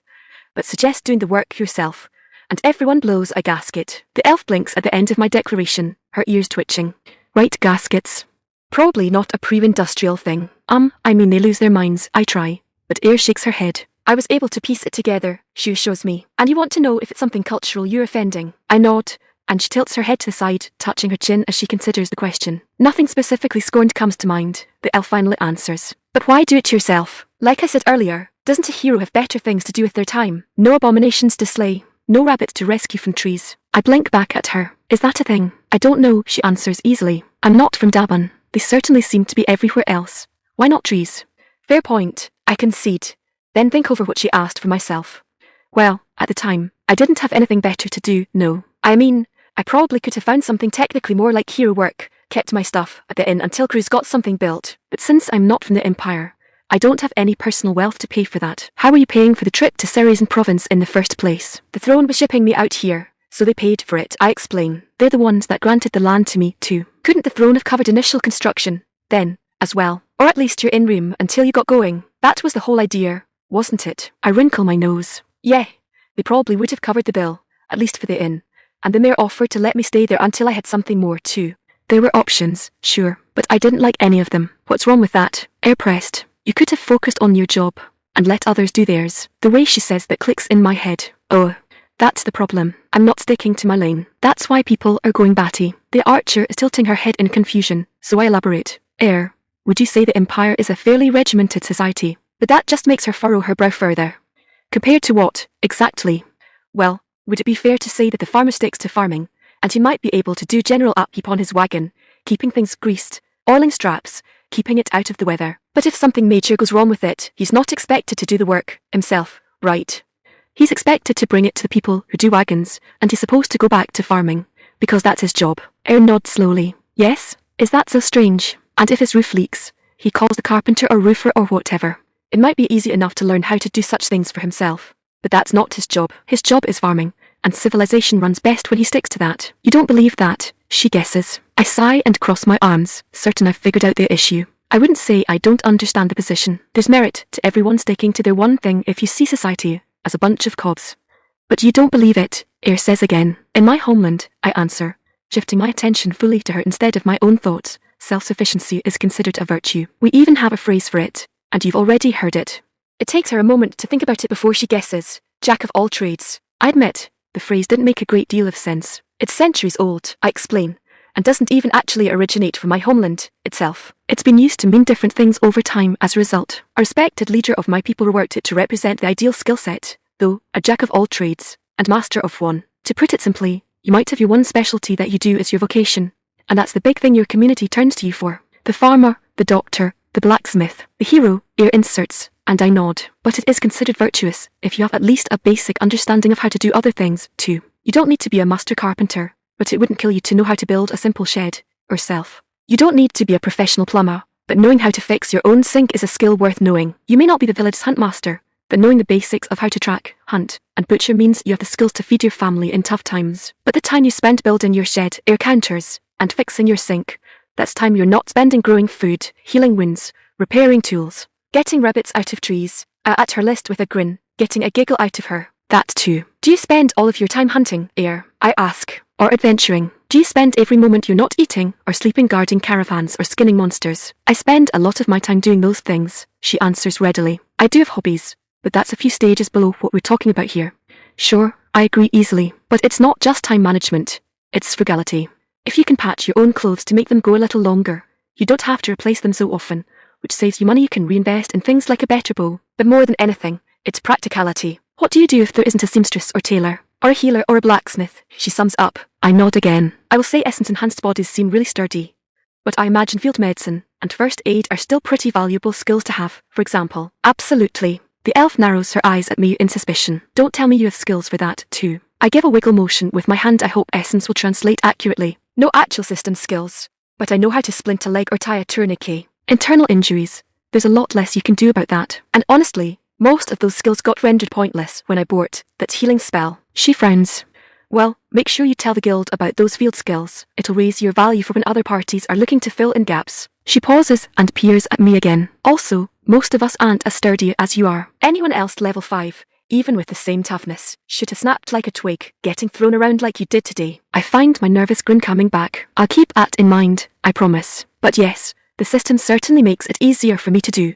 But in my mind, there's a great deal of value in being able to do things for yourself. Not all things, but being someone others counting on you can rely on when something unusual is needed is worth a lot to my people. I can see it, she nods. As you put it, I can understand the position. I can't help but think you must not have many stable, established cities, though. It's the only way I can imagine such a mindset taking root. That uncomfortable grin widens further, and I reach up to scratch behind my ear. Hey, well, it's a geographical difference, to be sure. A lot of rural regions more like Dabun than the capital, but we've got cities that would make for sure look like Dabun too. From her doubting expression, I decide to leave out the part where my country's probably 3 times the size of hers, too. Chapter 36 Gruel. Chapter 36.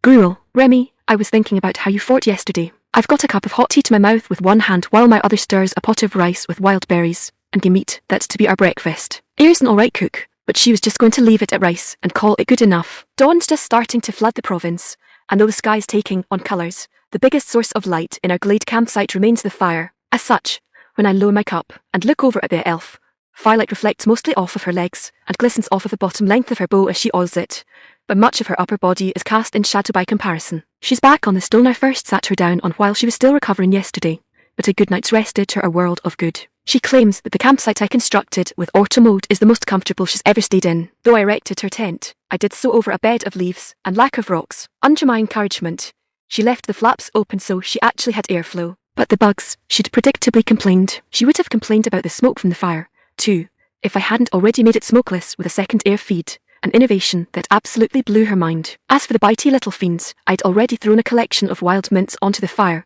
including some I'm pretty sure are related to sage. They filled our campsite with a pleasing aroma that still lingers, but that I assured her the bugs would hate. I even got a new spell out of it. Automo took note of everything I wanted to construct, and then whisked me along to do so, but it left the fire pit unlit. I had almost just gone and done it the old-fashioned way, striking flint to the back of my hatchet over tinder, but then I recalled Ayre mentioning adventurers often used magic to start campfires. A quick search, and 100 points got me spark, a match at the end of my finger. I was pleased to learn that we are both early risers, as well, despite an initial concern that she'd had trouble sleeping after all. It did mean that I got to light one more piece of envy in her when I came out of my lean-to, which I maintain was in no way an inferior experience to her tent, and immediately rendered myself and the clothes I slept in clean and pristine with my cleansing spell. I swear I only teased her a little before I gave in and bought her the item version for her own use. With that, she proclaimed her last complaint about camping defeated and insisted she'd never be able to tolerate the normal way again. You mean how I ran around in circles? I asked in response to her question with a crooked grin, shooting into a mass of baddies that wanted a bite of fillet o hero. Just because it's comparative shadow doesn't mean I can't see her brows furrow at my words. Yes, exactly that. I chew my cheek as I consider how to respond.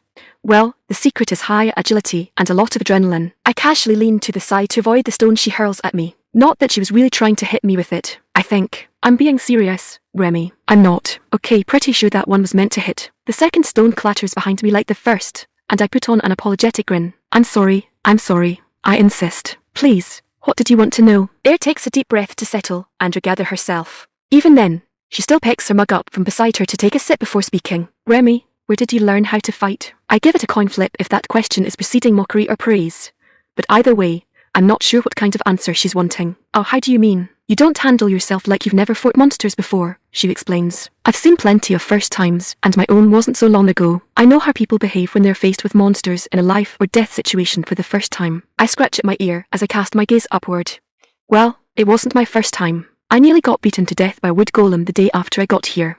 A month and a half ago, she recites, and I nod. I somehow doubt you reacted vastly differently then. Besides, my point isn't about an exact number. By your own admission, you're green. If you weren't a hero, that badge on your chest would still be made of wood. The whole reason Sacred Urine made you wait for another bronze adventurer is because you have the experience of a novice. I can't argue against any of that. It's a fair critique, and probably true. If I had been dropped here without my gun or the abilities of a hero, I'd still be struggling to learn the ropes, grinding my stats up like everyone else. If I'd survived this long at all. Okay, sure, I concede. I'm afraid I'm still missing what you're wanting, though. Are you asking if I had some sort of training back home? That, or any other excuse for it. Ayre turns to face me directly, setting her bow to the side. You say you have no monsters, but you know the nature of undead. You ask me for information, only to find it redundant, and you go rushing in. You proceed to literally run circles around them in a tactic that can only be called inspired by madness. Then she narrows her eyes at me, in focus rather than frustration this time. And even the abomination was not a revelation to you. You called it a boss. You knew where to shoot it. You never even stopped to think about it. I mull all of that over. I hadn't really thought about any of it that deeply at the time, beyond how to do it. It was just what needed to be done. I recall giving Urine a similar explanation for my activities on the estate. I might have a problem with long-term planning. I push my growing list of psychological shortcomings off to the side and use tasting the rice as a means to squeeze an extra moment or two to decide how best to answer her. There's honestly a lot of things that I could point to as contributors for that. I start after determining breakfast could definitely use more butter and sugar. Too bad we have neither. It's true we don't have monsters, but we know about monsters, mostly from mythology and fantastic tales. I motion with a spoon, and I told you our favourite thing to ask is how. Well, that goes beyond just how something might work. There's a lot of thought put into how we might behave, or how we should behave, in sudden dire situations, even if those situations are impossible. She's giving me that stare again, the one where she's getting reminded I'm basically an alien. Your people devote time to considering how best to fight monsters that don't exist. For fun, I emphasise with a grin, though I look away thoughtfully and tap my cheek. Probably says something about the danger we faced in earlier eras when overpowering monsters from the darkness are a major recurring theme in our modern entertainment. Ayre scowls at me. Would you stop that? Stop what? Segueing into philosophy every time I try to get a straight answer out of you. Hey, I counter, gesturing with the spoon. How we came to be the way we are is a question, too. You and your house. Another stone comes my way and joins the other two past me, but I'm certain that one, at the very least, definitely wasn't meant to hit. After all, I only had to move a little that time. You know, if you do hit me with one of those, it's going to bounce off my face and go right in breakfast. Do you people normally avoid them so easily? My grin returns in full force. We have an entire game called dodgeball. Of course you do. She sighs again and brushes her hands off on her shorts. So you've had some sort of conditioning for this sort of thing, she reasons. In those dungeons your people make. I nod. That's some of it. There's also literature and other media. And then I grin again. We even have a whole bunch on suddenly showing up somewhere that has magic and stats. All I'm hearing is that your people have overactive imaginations that they allow to run away with them, Ayre counters, and are terribly prone to overthinking. My grin doesn't waver. Sure turned out useful for me. This time, her sigh is more like a groan, and her ears nearly point to her shoulders. The worst part is that I can't even disagree there.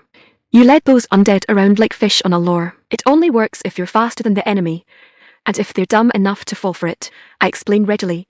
But it's a common enough strategy that there's no single name for it. I've heard it called baiting or pulling train, but the idea is getting them to focus on you, usually with some light attacks, and then leading them to group up to maximize the effectiveness of area attacks. It's a favorite tactic for clearing out lots of weaker enemies at once instead of expending extra resources taking them out individually. Ayre seems to be thinking the idea over. I can see the benefits, but a tactic like that seems like it would require an unhealthy recklessness. I pause in stirring to scratch at my cheek again. Well, our dungeons are recreational, remember. There's no threat of true death, so that let us experiment with a lot of different strategies that would have gotten people killed here. She looks like she's about to scold me, but she stops just after inhaling and thinks it over again. You know what? You should talk to the guild about building a training dungeon. I can actually see a lot of benefit to that, thinking that it's actually possible. My look goes troubled. I don't have the means to do it the same way here as we would back home, and their construction wasn't really my field of expertise, either. There'd be a lot of mechanics I'd have to figure out other ways to do. This time, it's Ayre's turn to grin. I thought you lived to ask how. I'm pretty sure my face really is in a pout this time. I put some thought into it, I concede. I'm just saying that it's not as easy as building a better crossbow. The technology we use for building dungeons is literally 1,000 years more advanced than that. Tolas doesn't even have the means to build what I would need to do it the same way. I can't just roll up to dinner with a blueprint and say, let's get started. You'll figure it out, she cheekily insists as I pass her a bowl of the gruel. And the abomination, was its weakness taught to you in the same way? I nod, my grin back once more. That's the first rule of boss battles. After all, aim for the glowy bits. And how does that make sense? I think about it for a moment. Well, mechanically, it serves as a simple cue to the participants where the points of vulnerability are. In actual application, though, anything glowing is a place where energy is concentrating, meaning it's an excellent place to disrupt if you can do so, or if you can see the glow from inside the boss, then it's a good sign that location isn't armored as heavily as others. So if you actually see it, you have a target, albeit a dangerous one, she concludes. Yeah, that follows with the same recklessness as the baiting tactic. And I suppose even if there aren't any glowing points in real combat, it still teaches you places like joints are good places to strike, I suppose. Exactly. I nod around a spoonful of rice before swallowing. Now you're getting it. And all this for something you don't even believe exists. Ayre's conclusion is delivered as flatly as her ears. Remmi, you people are terrifying. Chapter 37 Welcome. Chapter 37 Welcome. Breaking down our campsite goes smoothly. Ayre has no problem taking down her own tent, which she compliments the ease with which my knots come undone without sacrificing their strength, and I promise to teach her how to tie a trucker's knot for herself some other time. I get her attention just before I give the central pole of my lean-to a tug, then relish in the dirty look she gives me as it all neatly collapses. By the time we've got all of our stuff together, and I've extinguished and collapsed the fire pit into a low mound of wet, runny ash and mud, morning light well illuminates the glade. Ayre's gaze passes over it all as we give it one last once-over to make sure we're not missing anything. It seems a waste to go to so much work making all of that with your own hands, and then just collapsing and removing it all. Wouldn't it be better to leave it for someone else? That would actually be rude to the next person, I counter. What if they came all the way out here to enjoy the beauty of nature, and found a dirty, old campsite marring it, instead? No, respecting the wilderness means leaving it the way you found it, as near as possible. I take a few steps away, peering into the trees, and then up at the direction of the sun to make sure I know which direction will take us to the road. Besides, no telling how long it'll be before someone makes camp here again. What if they used what we left, but it's decayed enough that it collapses on them? She goes silent at that, considering the idea, and I'm about to start the 2-hour trek still ahead of us back to Dabun village. Hugh, a battle cry erupts from the underbrush an instant, before a grey blur the size of a small dog crashes into the side of my head and smashes me into the forest floor. Before I can even re-register which direction is up, a heavy weight lands on my back, knocking the air right back out of me again. It's a rabbit. Ayre squeals in shock, and I'm pretty sure the sounds I'm hearing are her scrabbling for her unstrung bow. Is it corrupted too? That depends, I grunt into the dirt. Is it glaring at me? The scrabbling pauses. Yes, maybe. A rabbit's capable of glaring. I just groan. That rabbit's not corrupted. It's cougar. I get my arms under me and shove. Get off, you long-eared rat. Again, before I can get a proper shove off, he uses me for a springboard and pushes me into the dirt. By the time I get myself sitting upright again and turning after him, I expect to see his chicken tail disappearing into the underbrush. Instead, I'm surprised to see him sticking his head out from behind Ayre's legs. And I don't care what anybody says about bunny face muscles. That overgrown throw rug is glaring at me. I chance a glance at my health and freeze. Never mind 10. He took out 37 hit points with that one attack. How did his power jump so freaking much? The number taps something in my head and I furrow my brow as I run it down. Wait, did he do a sixth of my total again? Is he doing it with much accuracy deliberately? Or is it some sort of set damage skill? I'm not actually sure which is more horrifying. The idea that this rabbit might have the precision of a mathematical surgeon, or that he's got a skill for kicking the crap out of people without killing them, and clearly knows it. I shove that ball of knots off to the side to focus on my anger. What's the big idea? I thought you wanted me gone. Here I am out of town for one day, and he interrupts me with a rapid-fire thumping so fierce that Ayre has to step away to avoid the thrown soil getting kicked up into the air. Oh, I blink, my voice dropping back to calm more from surprise than anything else. That's what you're upset about. Heroes can even communicate with monsters. Ayre asks in surprise, and I give her another hand wiggle. Cougar's a lot smarter than the average rabbit, I admit, and even then, it's not so much communication as it is getting gists and impressions. Is he some sort of rare subspecies? Same species, I correct. I identified him, myself. But rare. I haven't seen any other horned rabbits with a class, so I'd say that probably qualifies. He what? Any response to Ayre's disbelieving freakout is cut short by another indignant stomp from Cougar, who clearly does not give a damn about the elf's existential crisis, and I turn my attention back to him. I don't have the stuff out here, I tell him. It may not mean much to you, but we're 2 hours out from town, and I am not hauling around my entire kitchen for one spoiled rabbit. He starts to raise his foot again, and I hold my hand out for him to pause a little surprisingly, He does so. We were out here on important business in the protection of Dabun village, and it won't be the last time. I cut my chin in consideration. You like urine? If you're so insistent on a daily tribute whether I'm available or not, I can teach her how to make it. That sets off another patter of thumps, a hop, and a couple more punctuated thumps. Sure, I can make you some when we get back. After we report to urine, you know that comes first. He hops a step away when I kneel down to him, but I ignore it and slip my bag off of my shoulder. In fact, I was going to tell you when we got back to town. But since you're here, I reach into the backpack as I speak. There was a rat nest that got turned to an undead infestation further in. We destroyed them all. It's clean and safe now. But I pull the horn of the undead rabbit out and hold it toward him. I'm afraid they got one of yours before we ever got there. He understands me, I know, or at least what the horn means, because his whole demeanor changes. The upright and aggressively alert ears slump, followed by his whole posture. He takes a tentative hop toward me, then another until he's within reach of the horn.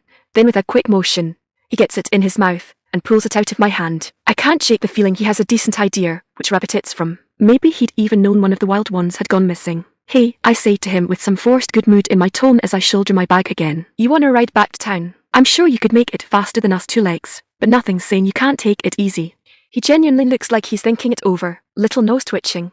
But then he shifts and he starts looking between me and the elf. Ayre, watch. I start when I see him start butt scooting. Ack, I'm too late. And she lets out a cry of surprise as the rabbit clears her entire height in one jump, lands half of his feet on one of her shoulders, and then flips about to land atop her bag before she can topple. Hugo looks at me from his chosen roost with a mocking gaze. But I just chuckle. Have it your way, Hugo. I'm certainly not going to criticize you for it. Asterisk, asterisk, asterisk. The village gates are closed where we reach Dabun and Ayre. Hugo and I all pause at the sight, looking between each other for an explanation. I obviously can't say for certain that they've not been closed while I was up in the woods, but I doubt it. I've certainly never seen them shut. We crane our heads around, searching for any signs of a guard, and even try shouting, but there's no response. Well, there's no signs of attack from this side, I note, and I don't smell any fires. No more smoke than normal, either. They could be sheltering for some reason, and the cause just hasn't arrived yet. I recall the mere mentioning bandits and giants in years past attacking from the forest on the opposite side of the village, but I can't really picture them being the cause. Not only were both of those wiped out by Sir Tanner personally, I can't see the village, deliberately blocking the one escape route in the other direction. Do we try to open them ourselves? Ayre ventures tentatively. I remember the gates being jointed outward, the better to resist being pushed inward, and their arcs of movement are cleared and cobbled to ensure their ease of opening from the inside. We can try, I say, and start forward.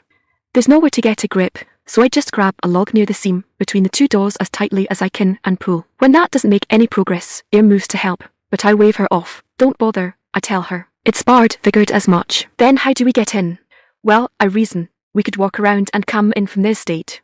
That's no small walk though, and they've surely barricaded that as well. I block the sun from my eyes with my hand as I look up at the top of the palisade, eyeballing its height. How are you at climbing? Both the elf and the rabbit look at me like I'm talking crazy. Up a solid vertical wall. All right, I answer, removing my backpack again. You two stay here until I get the gates open. I ignore their stares as I pull out and uncoil my rope, then pull out my hatchet and tie the rope around the middle so they connect in a T-junction. Another mental note, buy a proper grappling hook. I stand and give the rope a few experimental swings to test the weight, then step toward the wall, eyeing its pointed peak. I begin spinning the rope faster and faster, building up the momentum while trying to keep it from getting so high it might fly away from me entirely. I release it, and the hatchet sails over the wall.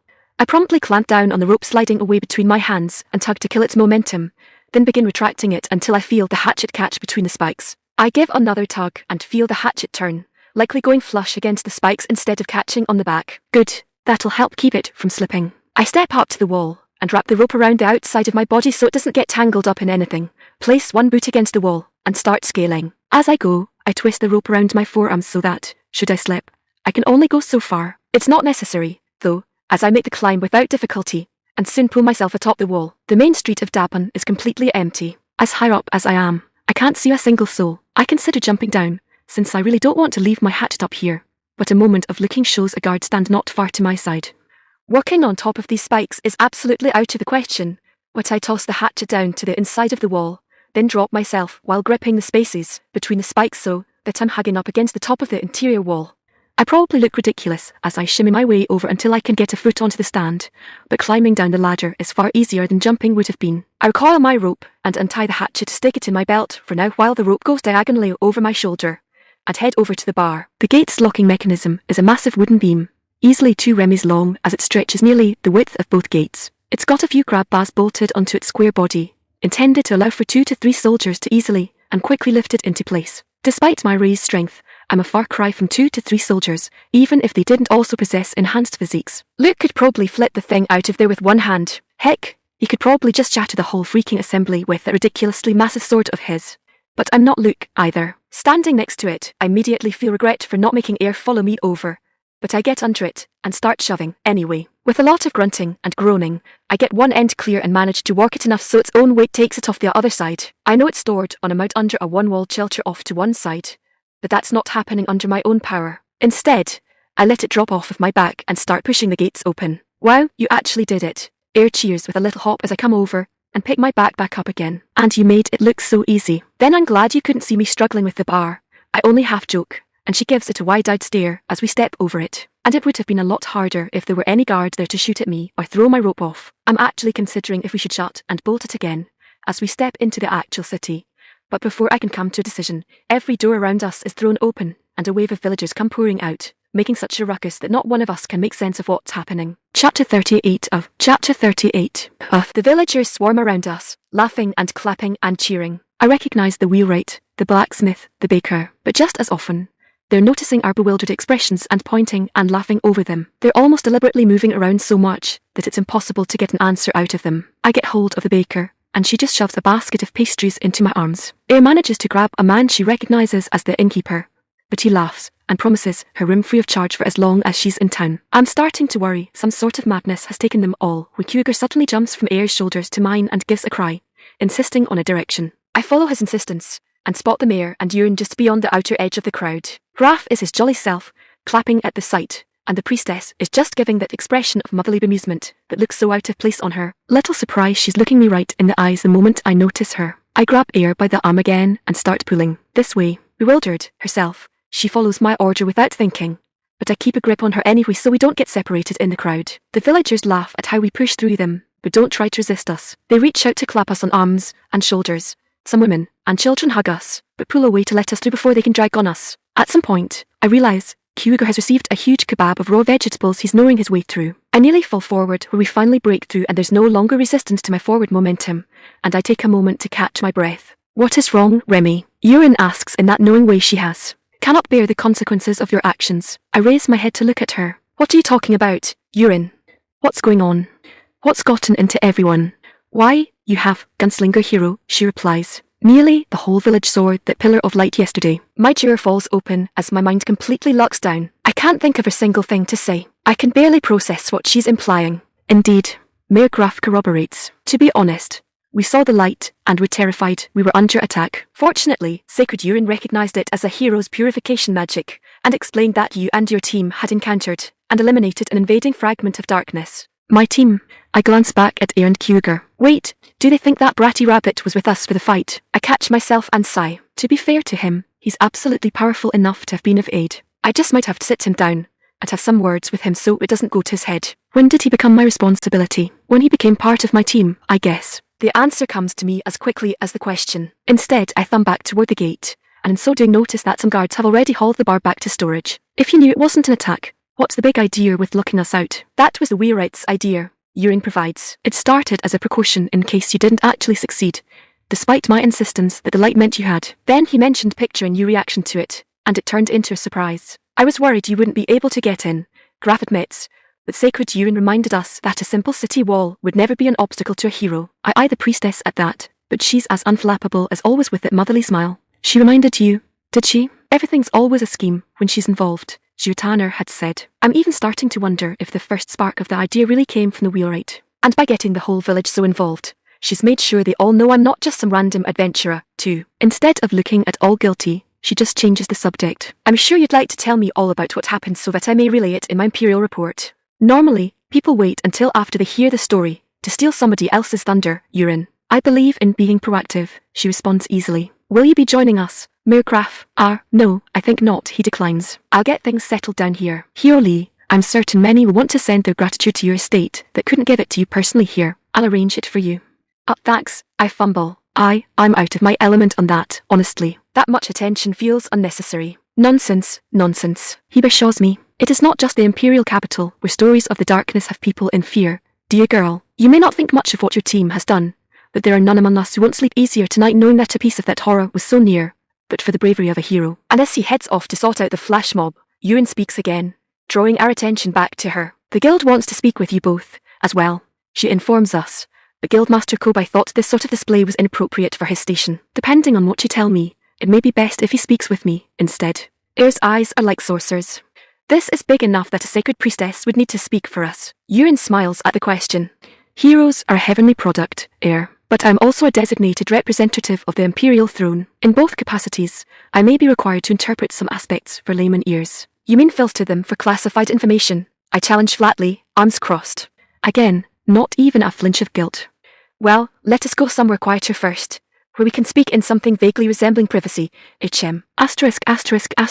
Yuan, the children's story starts out innocently enough, and in territory with which I am already familiar. They set out for a simple iron mission, to clear out a monster nest of giant rats, a task far below either of their skills, to test their teamwork. I still hold that this was a wise course of action that more new parties should engage in, and despite my earlier teasing, it did not surprise me at all that it was Remmi's idea. For all of the problems her outsider status brings with it, she does not possess an obsession with status, want of material reward or impatience for preparatory labour. Is the girl wise? On that, I am as yet unconvinced, but it is clear that her naivety of our world permits her to jump to ideas natives too often wouldn't bother considering. There is no reason in her mind to even second-guess such a measure. It is the heavy side of the scale to the same reason that she creates such terrible devices. Unfortunately, it seems things soured rather quickly. You realised the nest monster type had changed and been empowered, and couldn't explain why. Yet you kept going. This is exactly the sort of recklessness that ends up getting people killed. Remmi, I know that, as a hero, you're unusually hardy, and your heavenly artifact is powerful. But even you should have recognised that proceeding without support was a bad idea. You cannot allow yourself such overconfidence. That is the very reason that I didn't want you inflating your status. But not only did you go, you took someone with you that you knew didn't have the same protection. I motioned to said other and turned my attention to the archer. Ayre, you are a bronze rank adventurer. You should have known immediately that the proper course of action was to report the elevation to the guild. The young elf wilts under my reprimand like a drought-stricken plant, and even Remmi seems a little penitent. Actually, the hero boots in delicately. We had pretty much that exact conversation. I let my surprise raise one of my eyebrows. You did? And yet you went along anyway. Why? I know I'm not going to like that answer when they both immediately turn and look at each other. I too easily forget how poorly the young regulate their expressions. Rather than allow my own frustration to show, I take the opportunity to lift my tea and take a single, precise sip. They've been drinking theirs at uneven paces with little decorum, which is good. I want them to be comfortable with me. Ayre's probably just following Remmi's lead, anyway. I can take the time to teach the hero proper tea ceremony etiquette, which actually matters. When I set my cup down, I slide the plate between us toward them both again. Another cake. Their looks nearly drive me to assure them they aren't in trouble yet. Predictably, however, Remmi's gluttony drives her to take the offer regardless, and, confirming my suspicions, Ayre follows soon after. I understand the hero's initial concerns about her appetite when she first arrived, but I am glad she is listening to her body when it says it is hungry, anyway. Even heavenly essence cannot provide her the endless energy she seems to have on tap from nothing. If she tried to deny it and starve herself, I'd have to speak with her about the harm she risks. Once they've had a moment to settle down, I raise the subject again, careful to keep my tone gentle. So, what was it? What drove you to keep going in spite of better sense? They look to each other again, but this time, it is a mutual search for words. I expect Remmi to speak first, but Ayre actually takes the initiative. The system told us to. Sacred priestess. I'm immediately grateful my tea is on the table before me, and not in my hand. I fear even my self-control isn't quite that strong. The system did. I repeat, directly. Gave us a proper quest and everything, Remmi confirms with much less formality. It's a bit ironic, but next to Ayre, the girl is almost boyish. No doubt something cultural. Both of us. Mission, objective, rewards. Interrupted us right when we were talking about going back. I take a deep, slow breath, just to be certain that I understand. You each received separate quest notifications, with independent rewards dispensed directly to you. They both nod. Mine promised bonus points, a new power and item, and a bunch of affinity increases. Remmi confirms first. Told me to find and eliminate the cause of the undead. Mine just offered me bonus points and affinity. Ayre notes, but I've never seen such things from the essence system before. My mission was to assist Remmi in finding and eliminating the cause. I really should stop being so surprised all of the time. I, of all people in this village, and perhaps most of the Empire, understand the myriad ways that heroes can inadvertently make life miserable for those around them. But I doubt there has ever been another hero like Remmi. If there had, it would have been an era in history not soon forgotten. Whether that is a mark in her favour or against it, I've yet to determine. Remmi, she blinks at my simple, sure to dress, I don't think she realizes she does this little ow face when she's confused. Yes? Kindly please stop breaking everything. Chapter 39 Rewards. Chapter 39 Rewards. Remmi, I'm stunned by Yurin's words, and I reflexively run to everything I've done recently to see if I'm guilty of something I didn't realize. It's a surprisingly short list, and I don't come up with anything that was actually broken. What do I do now? We're all kneeling around a short, square table in Yurin's office house apartment thing. Ayre's to my left, and Yurin sits across from us. Kyuger is off in a corner stuffing his face with potatoes and onions. When Yurin closes her eyes to talk to me, I've learned it means she's concentrating on her exact word choices. Whatever I've done must be a pretty delicate issue. Remmi, she says slowly, the essence system does not direct sapient beings. To do so would be to impose a will over them, defeating the purpose of sapiens. It will support anyone connected to it, anywhere, regardless of their deeds or intentions. Without really thinking about it, I reach up and scratch the side of my head. For something that isn't supposed to be willful, the system can get pretty damn cheeky. Yurin notices, because of course she does, and gives me the glare that says I'd better not even dare to contradict her right now. I put my hand back in my lap, and hold it there with the other. The one exception it might possibly make, if it would do so with anyone, she continues, is with heroes, due to your unique connection to it, on account of us still being chat directly into it instead of just feeding off the Wi-Fi signal. I venture, which of course, earns me the stop right freaking now glare.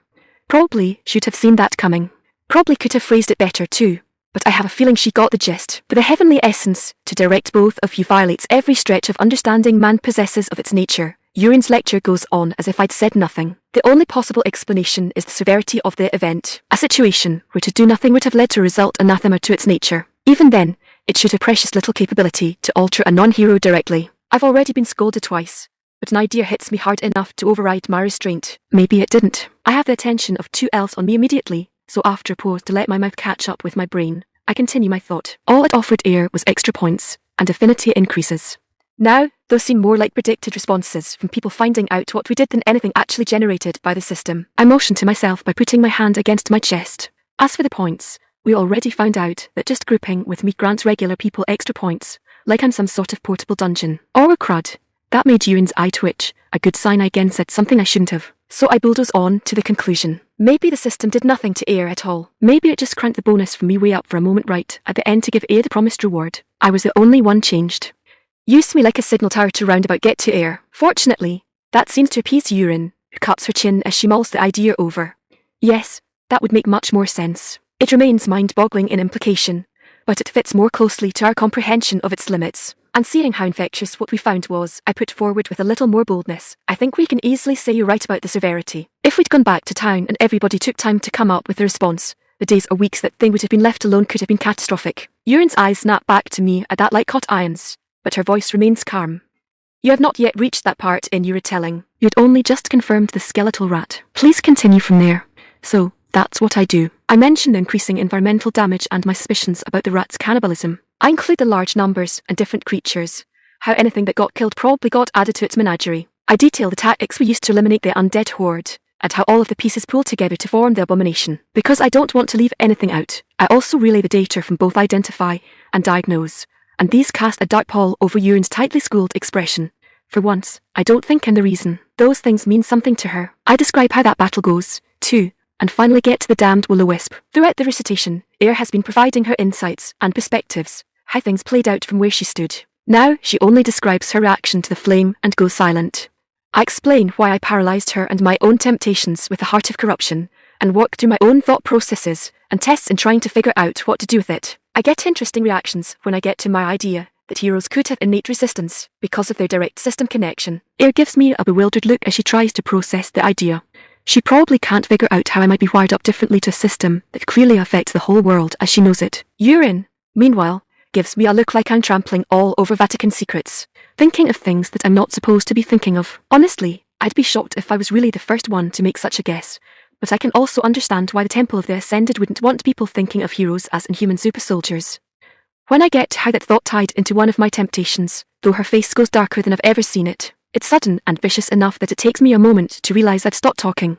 It takes her a moment longer still, and then to notice me staring at her. The expression promptly dissolves into a slightly troubled wrinkle. Okay, so somebody's fallen for that temptation before then. Good to know. And safe to say that it was with the predictable outcome. From her reaction, one would think I'd suggested reenacting the fall of Lucifer. I make it a point to mention how proximity to the heart disrupted the system display, give a summary of the corporate apology letter, and pull up the description of the purification cannon skill to share it with them both. Ayre reads through it with wide eyes. Is the system always so violent for you? Only the sales department, I reply. Normally, skill descriptions are pretty mundane. I figure this one was written by the storefront side of things. Remmi, Urine gently scolds. Heavenly essence does not have departments. It is a singular, incorporeal, diffuse entity. In response, I pull up the skill description for diagnose. Is this how it looks for you? When she nods, I let it go and navigate to the storefront, pulling up the item description for Heavenly THUNDER letter 1D40 letter 1D39 paralysis rounds. Poor Ayre swallows so audibly that I'm surprised she doesn't choke on her own tongue. Urine, however, doesn't look surprised at all. In fact, her expression is perfectly neutral, a sure sign she's actually trying very hard not to show anything. Remmi, I'm going to have to ask you to stop doing that. Right, I reply, letting the screen go. Stop breaking everything. She gives a deep sigh. Regardless of the individual manner in which the essence may reach out to each of us, what is relevant is that this cannon was able to destroy the heart, correct? Right, I nod. After that, I collected my rewards and took a breather until Ayre recovered enough for us to leave the area, and since we were both hurting, we made camp instead of pushing to make it back to the village at evening. I see, Urine replies. And Hugo's part in it, you've yet to mention him. That's because he didn't show up until the next morning. I scratch the side of my head. There hasn't been a good time to bring that up, and frankly, I'm fine leaving it be. Let his legend grow a little bigger. It could help dissuade trouble from targeting a village with such a guardian. Urine stares at me a bit longer, but I'm not sure what, if anything, she is waiting for. She drops it before it gets too awkward, however. I agree, she says instead, though it will mean that people will look to you for dealing with him. After all, he's part of your team. How close that lands to my own thoughts out in the street is a bit unnerving, but again, she doesn't let it hang there long. You mentioned you received rewards. Oh, right. I pull my backpack off to hold it before me. The system managed to swing extra-dimensional storage. The new bag's bigger on the inside. I hold it open from the outside. It just looks too dark to make out the interior. Urine, of course, just stares at it for a moment. Remmi, that is not a new bag. That is the one that Genter sold you in the capital. Yeah, it gave me the option to apply the bonus to an existing bag, and I decided I was kind of sentimental about this one. Shu and Ayre both freak when I stick my head and shoulders in up to my collarbone, my voice echoing out of the opening that much of me shouldn't fit in. I don't think it's actually bigger on the inside, though. I think the system just set aside a room and put the door in the bag, like a direct deposit box. The backpack is yanked off of my head and I'm face to face with an annoyed-looking Urine again. But I keep talking, anyway. I always know everything that's in it if I concentrate, and whatever I'm looking to pull out is what comes out in my hand after I reach in. You do realize that if you're correct, you essentially just beheaded yourself via teleportation. One of the first things I did was test it with my hand. You don't even lose sensation. I hold my chin with that same hand. If anything, it's more like a portal than teleportation. So long as the bag is open, the room, and where we are remain connected no differently than in here and outside with your door open. I reach for my backpack, but Urine sets it out of my reach. Causality is not a plaything, Remmi. I frown. I know that, but I've also tested it thoroughly. Nothing partially through is separated from the rest of it even if the bag is closed around it. Of course you have. She sighs again and crosses her arms, but doesn't return my backpack. You mentioned a new magic, as well. My frown turns into a big grin instantly. Or Tolut. Both elves give me the bewildered expression I was looking forward to, and I motion for my backpack still behind Urine. Give it back, I can demonstrate. Her eyes narrow at me, but she relents and passes the bag back to me. I reach in and pull out a handful of bones.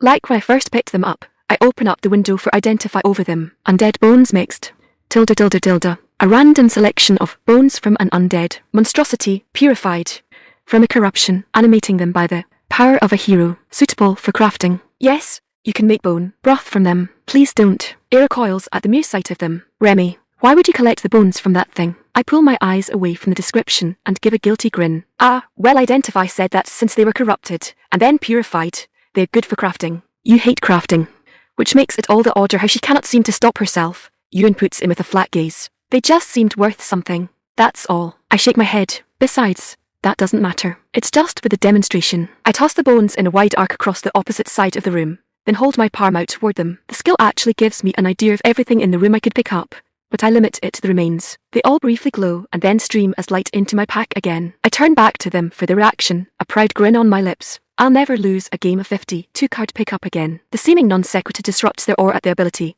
but Ayre recovers first. It will certainly be of great benefit when we head to the dungeon, to be sure. Chapter 40 Training. Chapter 40 Training. Oh, right, the dungeon. When are we heading out for that? I won't lie, I'm incredibly excited to see a real dungeon with my own eyes. My imagination is wild with speculation I'm simultaneously pretty sure the actual experience will never live up to, and I don't care. I must look like an overeager puppy, to judge from the apologetic look Ayre gives me. If it's alright, I want to put it off until I've trained down. I'm confused. I thought we were going soon after the nest. And her phrasing is strange. Train down? What do you mean? Her eyes widen. Go.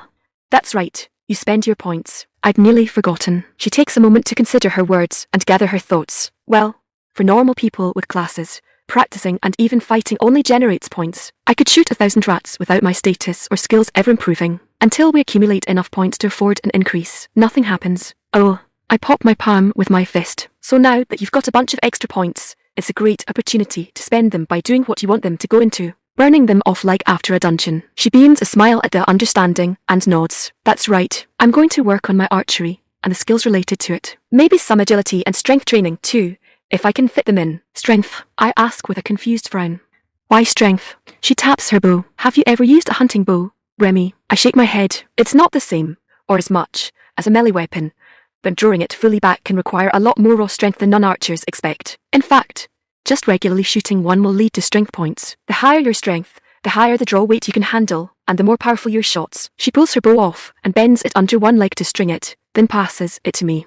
Go ahead, try. I do my best to plant myself correctly and pull the string back with my first 2 fingers while my forward hand pushes away from me. The first half is easy enough, but by the time I'm getting past 3/4 draw, I'm feeling it in my shoulders. And my strength is 5 times what I started with. Oh gosh, Ayre. I gasp out as my arms wobble trying to hold the bow at full draw. What kind of sleeper build are you packing? That gets a giggle out of her before she helps me ease the string back to resting so I don't just let it snap. I'm actually surprised you were able to fully draw it at all, she admits. My strength is nearly half again what yours is. Your agility is higher, though. She takes the bow back and goes through the process of unstringing it again. Your stance style is strange, she comments like an aside. I thought you said you haven't done archery before. I haven't used a hunting bow, I clarify.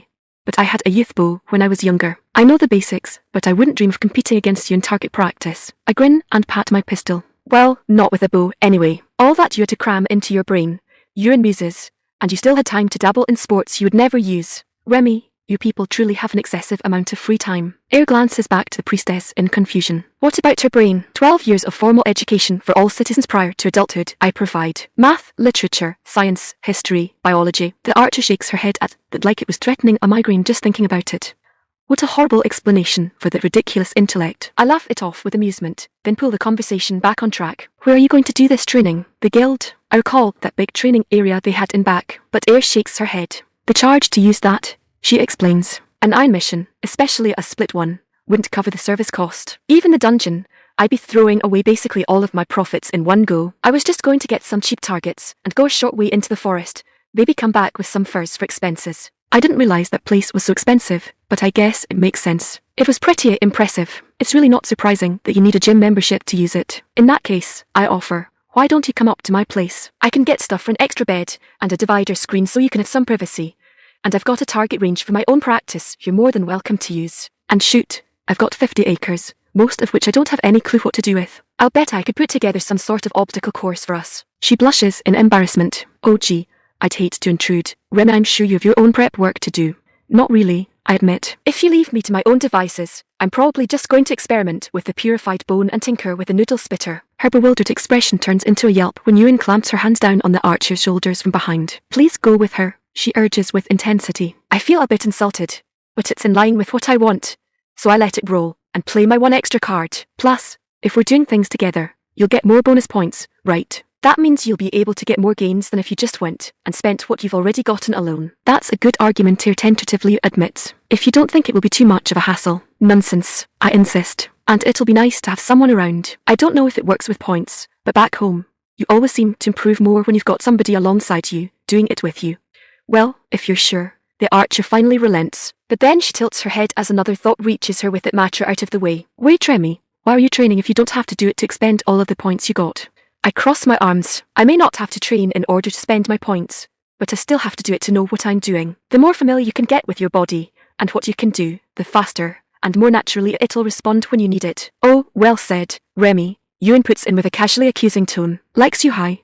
You're growing skilled at passing my counsel as your own wisdom. I frown and very specifically do not pout at my cool moment being called out. It's not less true just because you said it, 2. Urine. She gives an overdramatic sigh. Yes, that is her excuse, as well. Who's too high? I inhale to answer Ayre. But before I can, urine cuts in again. Speaking of points, Remmi, it is correct that you do have quite an abundance of them. Have you considered how you will spend them? If this is to be a period of training, some self-investment seems timely. I can see it in Ayre's face that we both got the message, and we play along with the topic change. I consider the question for a bit before giving my answer. Well, with this much, I could probably bring myself on up to level 10. Please don't. I looked at Ayre in surprise, and she fidgets in the wake of her outburst. I mean, I know it's probably selfish to expect a hero to hold themselves back for me, but her fingers tie knots around each other for a bit. Well, the way your status goes, your 10 is probably going to be more like 30. There's no way I can keep up with that. Just wait until after the dungeon, okay? Is Ayre worried about being left behind if she can't keep up? It takes me a moment to kick my brain into motion again, and I scratch at my cheek as I grin nervously. Sure, Ayre, if that'll make you feel better. If we end up in a spot where I need the extra power, I can always pump it then. I turn my consideration to what I could put so many points into without raising my level. There are some abilities I want to get that will really increase my performance, but I hardly know them right now. I'll need to ask around for advice. Actually, there is something I can do now, I decide. I could go ahead and bump up my intellect so it doesn't lag behind. That'll help my performance with things like my fire and thunder bullets without increasing my level any, since I'm not a caster. And I'll be able to focus on my combat stats later without worrying about it. Urine nods in approval. That is a wise choice that meets the demands of your team. Will you do it now? I glance over to her with a quirked eyebrow. Is there some reason she's wanting me to do it right away? Or is it just more derailment? I suppose it doesn't matter. Sure, I say, and open the relevant menus. I navigate through buying the points, then pause at the confirmation screen. Whoa, Ayre leans over like she might be able to see. What's wrong? There's a big jump in stat cost past 150.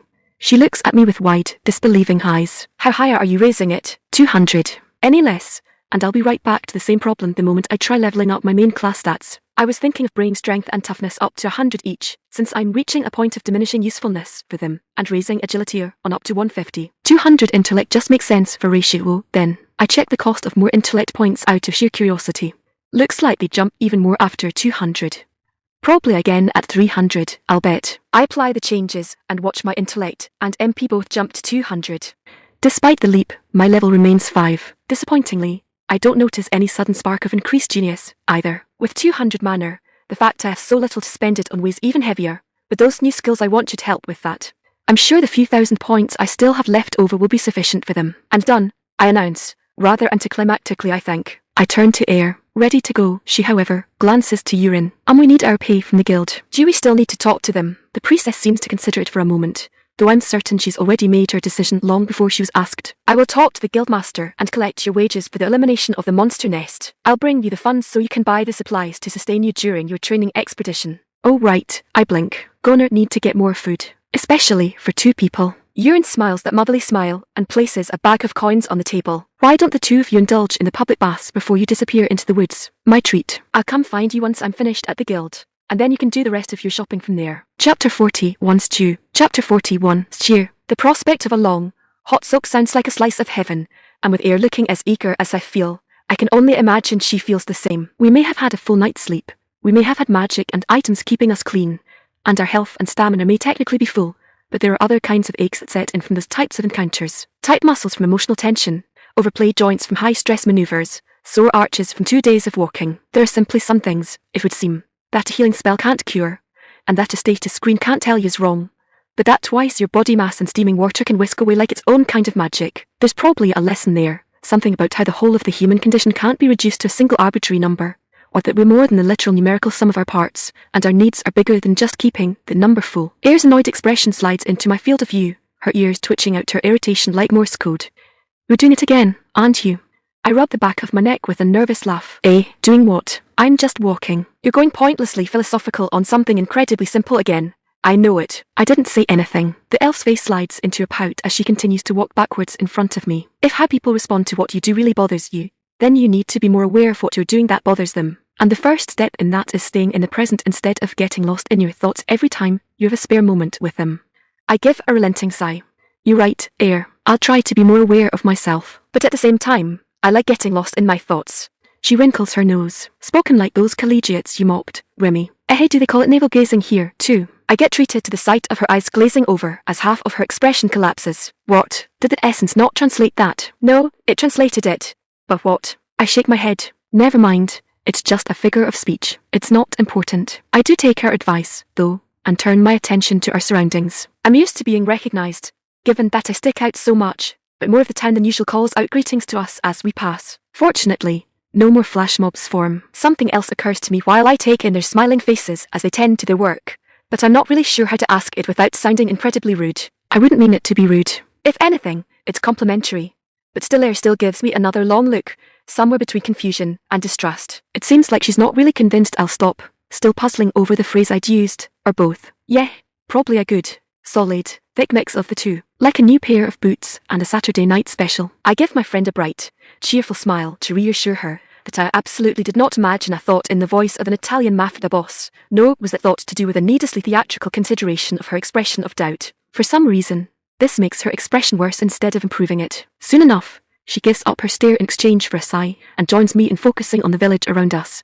And it isn't long before Dabun Village's public bath comes into view. Rabbit's Chew is a corny name for a bathhouse, but I've never paid the building much mind before today. When I'm staying at my cabin, I have my own bathtub. Before then, I used the river. And now, even if I'm staying in town, I have a spell for that. Like most of the major construction in town, it's got a mud brick foundation, but the visible parts of the frame are yellowish-white softwood connected by painted plaster walls. That plaster probably covers more bricks, I'd imagine. The windows, like nearly all in the village, lack glass, but boast charming bamboo shutters. The same material is used for the roofing, but rather than strips threaded together, it's whole split logs of the stuff alternating which side is up. I guess it makes for natural gutters, but I still can't help but think it could use an additional bamboo corridor at the base to run it to the corners instead of coming off right over where people are expected to enter. The sign is a wooden panel with the lettering vertically along one side.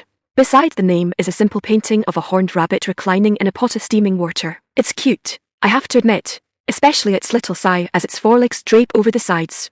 Welcome. The chestnut-haired woman behind the counter is calling to us the moment the door starts to open. Please leave your footwear in one of the empty bins provided. I glance to the side of the entryway at that and see an entire shelf composed of several dozen small, backless, wooden cubes. Almost all of these are empty, probably on account of the time of day. A simple, backless bench runs that other wall to give us some place to comply. The floor directly inside is solid, baked and sealed mud brick, providing a sort of mudroom type section to keep messes contained. The floor raises slightly outside of this area with a wooden trim that is then filled entirely with what I have come to recognize as tatami. The woman recognizes us as we sit down to start tugging our boots off, which I'm hoping will fit in the cubicles alright since most of what's there are sandals. Oh, if it isn't the heroes of Dabun Village, she gasps. I didn't expect to see you in my humble bathhouse. I mean, I suppose it makes sense, but you two look so clean coming in. I feel a bit hypocritical over the burning of my cheeks at being called a hero. I guess it hits differently than when it's just a title. Ah well, we cleaned up before coming back, I explain as Ayre, and I slide our footwear into the nooks. Sacred Yuan wanted us to enjoy a proper bath while she handled some paperwork everything caused, I guess. Oh, she's a regular here. The woman confirms as we approach the wooden counter she's behind. At least once a week. I guess they haven't gotten that far in the temple's construction yet. I'd assume that'll have its own bath. Actually, I'm curious, I venture. There aren't any volcanoes in this region, so this probably isn't a hot spring bath, right? The woman laughs right into my face at that question, though not maliciously. I just really tickled her funny bone. Oh, by the essence, not on your life. Can you even imagine all of the digging that would require? Then how do you heat all of that water? I didn't see any chimneys for boilers. The answer isn't just magic, is it? Close, she chirps with a grin as she holds up a finger. We use elemental stones to produce the hot water directly on demand. It was an expensive initial setup, but we really save on upkeep, especially in the winter. We've got pipes underneath the floors we can channel it through that keep them nice and warm even when we're buried under snow. Stones, huh? My eyes roll toward the ceiling, and I scratch at my cheek as I think about that. I haven't seen those used since the capital. All of the way station inns just boiled it. I wonder if there's any books on how they work in town. Oh, that's right. She intuits. You've got that land outside of town. I can see why you'd be interested. She frowns. I'm afraid I wasn't kidding when I said they're expensive. It wouldn't be as much for a house as it is for this place, but you'd still have to order them from a big city. I've got other projects they might be useful for, too, I reply, already thinking of stoves and generators, provided they come in other elements, too, and I can somehow regulate their output. It can't hurt to check, at least. It sets Ayre to giggling as she promptly tells on me. Remmi always says she hates crafting, so of course she can't stop thinking about it. The woman chuckles, too, and even more so at the frown I toss the elf's way. Ayre is, of course, completely unrepentant. Ah, I'd heard talk you'd gone to the wheelwright and blacksmith with a bunch of wild projects. Little gears, steel trusses, and the like. Well, if you ever manage to invent a way to make milk last for longer than a week even when it's cold, you let me know. I blink at that. You pasteurize it. Ideally, you'd homogenize it too, but that requires hardware we can't really get. The poor woman stares back at me, and after a moment, Ayre elbows me in the side. You're doing the word thing again, Remmi. Oh, right. Homogenizing, I can get why that didn't translate, but somehow I assumed pasteurizing was obvious. It's just heating it up to a high enough temperature for long enough without scorching or curdling it. You can do it in a double boiler. The brunette on the other side of the counter frowns at that. You'd cook the milk you want to keep cold. It's not really cooking, I assure her. Unfortunately, I'm not sure how well temperatures translate, so I can't say how hot you have to get it. But yeah, it helps keep it from spoiling and reduces the odds of getting sick from it. She's still frowning, but it's more thoughtful than rejecting. Shame it doesn't sound very usable, then. She forces a smile back on her face, though, and claps her hands. But you two came for a bath. Let's get that sorted. For 2 of you, that'll be 12 tins. I pull out the bag Urine sent with us and count out the coins within.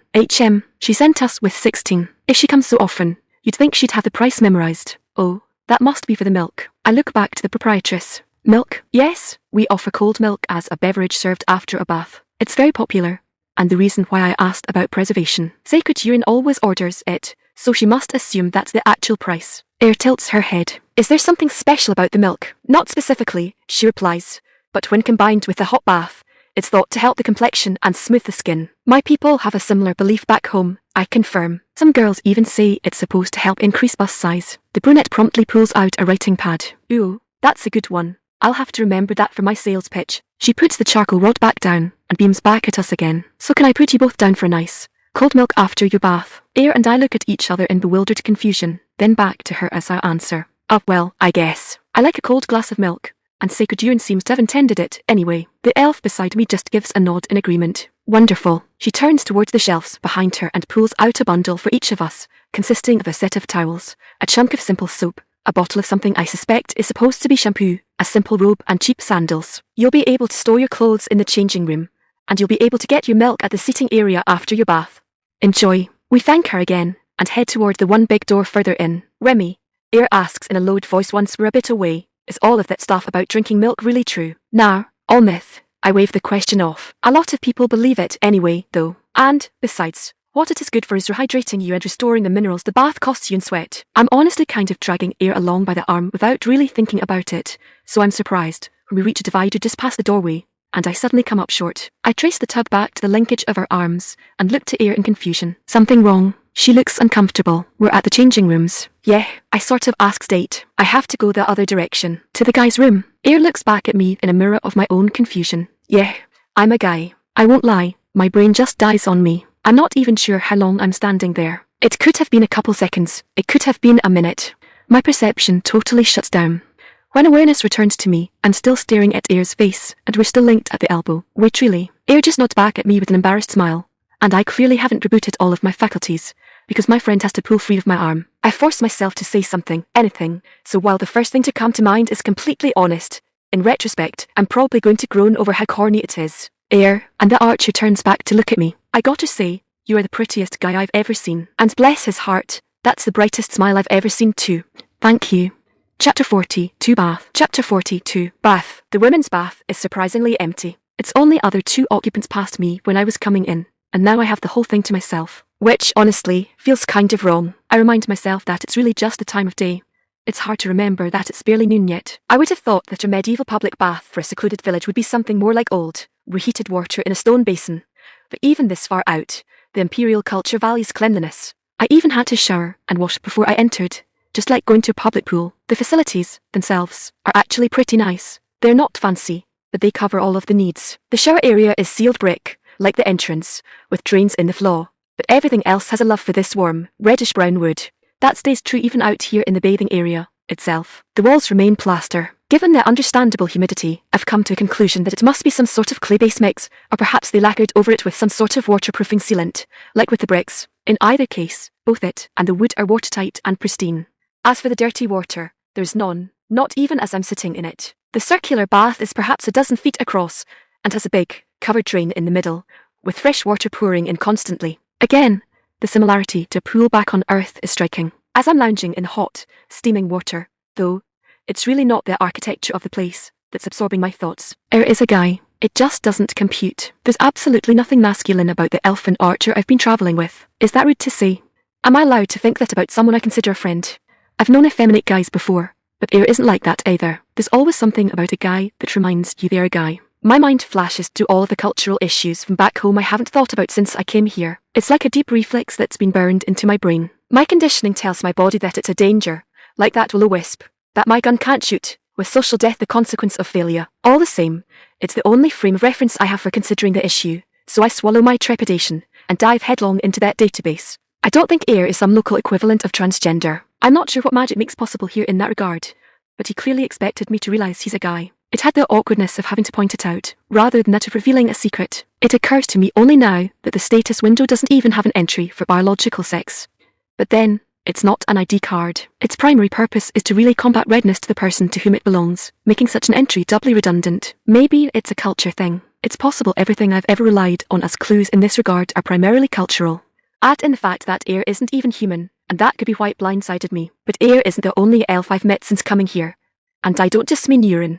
They're definitely a minority, but not to such a degree as to be exotic. The wheelwright is an elf, and that man has abs that could shred cabbage from curling wagon parts all day. He's slighter than the blacksmith, sure, but you're never going to doubt he's a man, in behaviour or form. It's hard to believe there's some sort of elfin Tomga subculture that's never come up before now, and nobody's commented on. It's not impossible. After all, most of my time here has been pretty secluded. I can't rule it out entirely, like a tourist that's never heard of girl culture, but it doesn't feel like the right answer. Such subcultures tend to thrive on overexpression. When you hang your identity on a particular style or trait, it's only natural that you overemphasize it. The whole point is that it's how you're different from everyone else around you. That's one of the reasons effeminate guys are always so obvious. Even if they're otherwise completely passing, they're going to paint a red flag on themselves by overdoing it. They don't behave like it's natural for them to behave that way. They act like it's a feature. Ayre doesn't act like anything about him is extra. Ayre just acts like Ayre.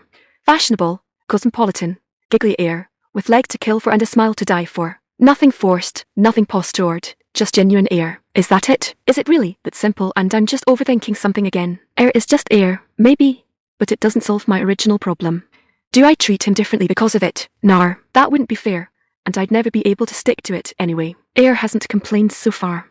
I should trust her to speak up if there's a problem. Speaking of problems, the other side of the wall, where I assume the men's bath is located, started getting awfully rowdy not long after I settled in here. I hope they're not giving Ayre any trouble. If things sound like they're going to get out of hand, I'm going over there and testing how paralysis rounds work when wet. Fortunately, it never reaches a really concerning level and settles back down soon enough. I'm left to my own thoughts once again as I let all but my head sink below the churning water. Its movement toward the drain ever so gently tugs my body with it, softly stretching me out. I'll bet it was Ayre they were worked up about. I let my imagination run a little wild, picturing all of the grown men freaking out when a cute girl seems to have mistakenly walked into the wrong bath, trying to cover themselves while panicking about making sure none of their glances happen to pass even vaguely in her direction. In my mind's eye, the recollection of those noises fits perfectly, even if it's a bit too stereotypical an interpretation to be particularly likely.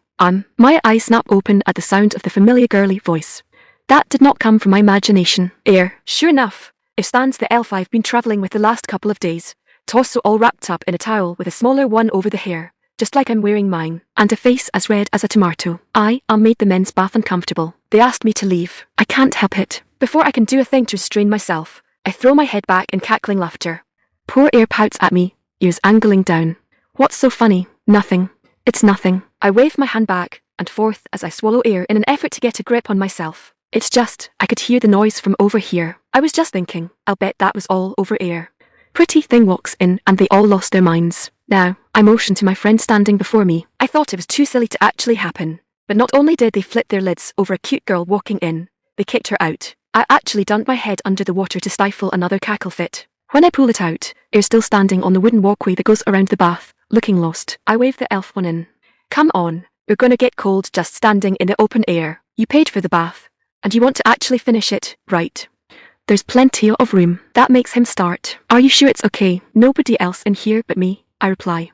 And since it's a public bath, I wore a towel in, same as you. If anyone else comes in, they're not going to know any better and we'll be wrapping up anyway. And, besides, urine says baths are great for forging bonds. If a priestess says it, it's got to be true, right? That puts a frown on Ayre's face. Sometimes she does things that don't seem very priest-like. The frown shifts, becoming more thoughtful as the elf meets my eyes. That usually seems to be your fault. I point a finger back. Hey, I warned you of that day 1.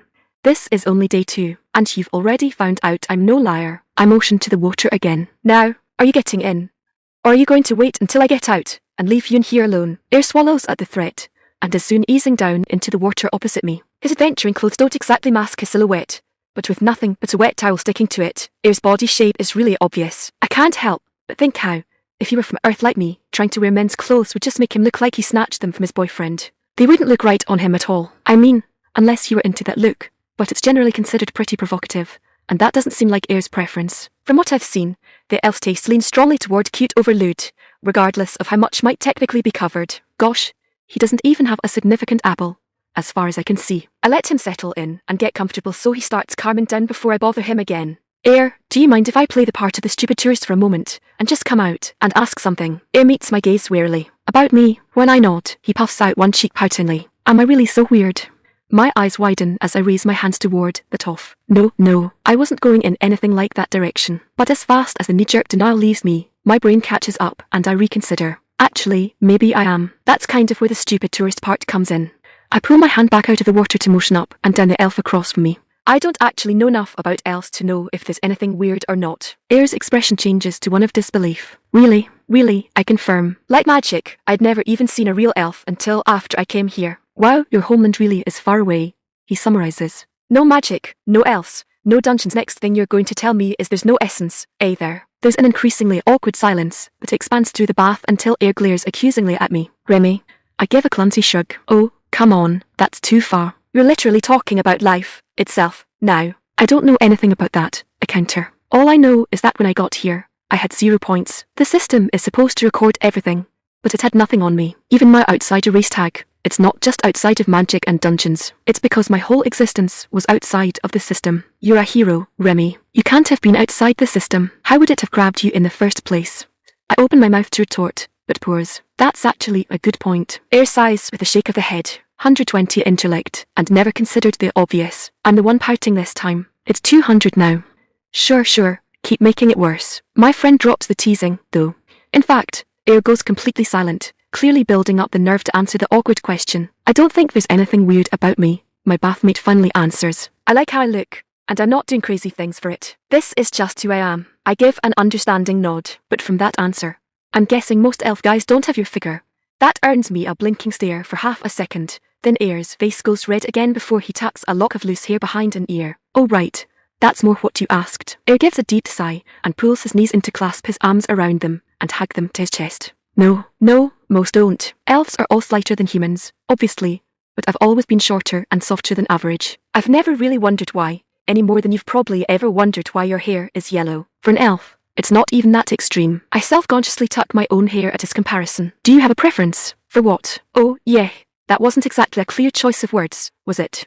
I try again. I imagine most anyone who sees you is just going to assume you're female. A pretty girl with an eye for fashion and a cute giggle. Does that bother you? Do you like being seen that way? Ayre takes a moment to process that, then shakes his head. I mean, I like the idea that people think I'm cute, I guess. But boy or girl, I don't really mind. I just answer to whatever they're calling me. You don't identify strongly one way or the other. Now Ayre really looks confused, ears wiggling as his head tilts to one side. Is that something your people do? Right, I filed that under alien concept then. No big deal. Still, it sounds like the answer is no, not really. Inasmuch as the concept of gender identity exists here, Ayre doesn't really seem to have one. Ayre really is just Ayre. That's actually kind of wholesome in its own right, I decide, not caring about labels at all. On the tail of that thought, another, sillier one occurs to me.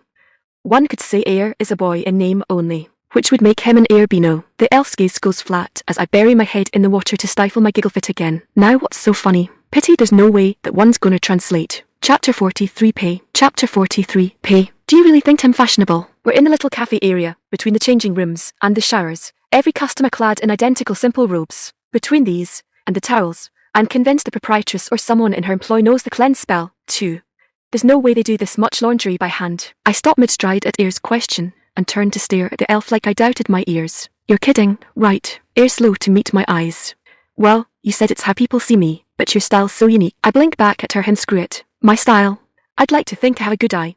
but I literally came here with nothing but my gun to my name. In all of Tolist, I own exactly 2 sets of clothes, and one of them's a set of one-size-fits-all robes that the temple gave all of the heroes because we spawned in naked as a flock of jaybirds, and my adventuring gear was made for me before I even came looking for it. You really don't have anything else. Urin's bringing us my first real paycheck since I came here. Every other little bit I earn has gone right back into tools and supplies. I motion around us. And don't get me wrong, Dabun's a really homey place, but I'm not big on fur. If I ever decide to build up a wardrobe, it'll have to be somewhere else, and I'll need more cash to get it. The elf gives a more understanding nod as we begin heading toward the counter again. I'm sorry, I keep forgetting that you really don't have anything. Those thick eyelashes blink.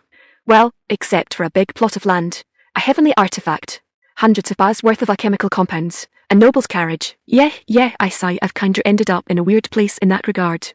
Rather than relenting, Ayre turned toward me fully with narrowed eyes. Actually, Remmi, the more I think about it, aren't you really quite materially wealthy? I get it, alright. I'll look into buying some new clothes, I promise. I'm still not doing it in Dabun, though. This seems to satisfy the fashion-conscious archer, who apparently takes personal offence at travel companions not having a well-populated wardrobe.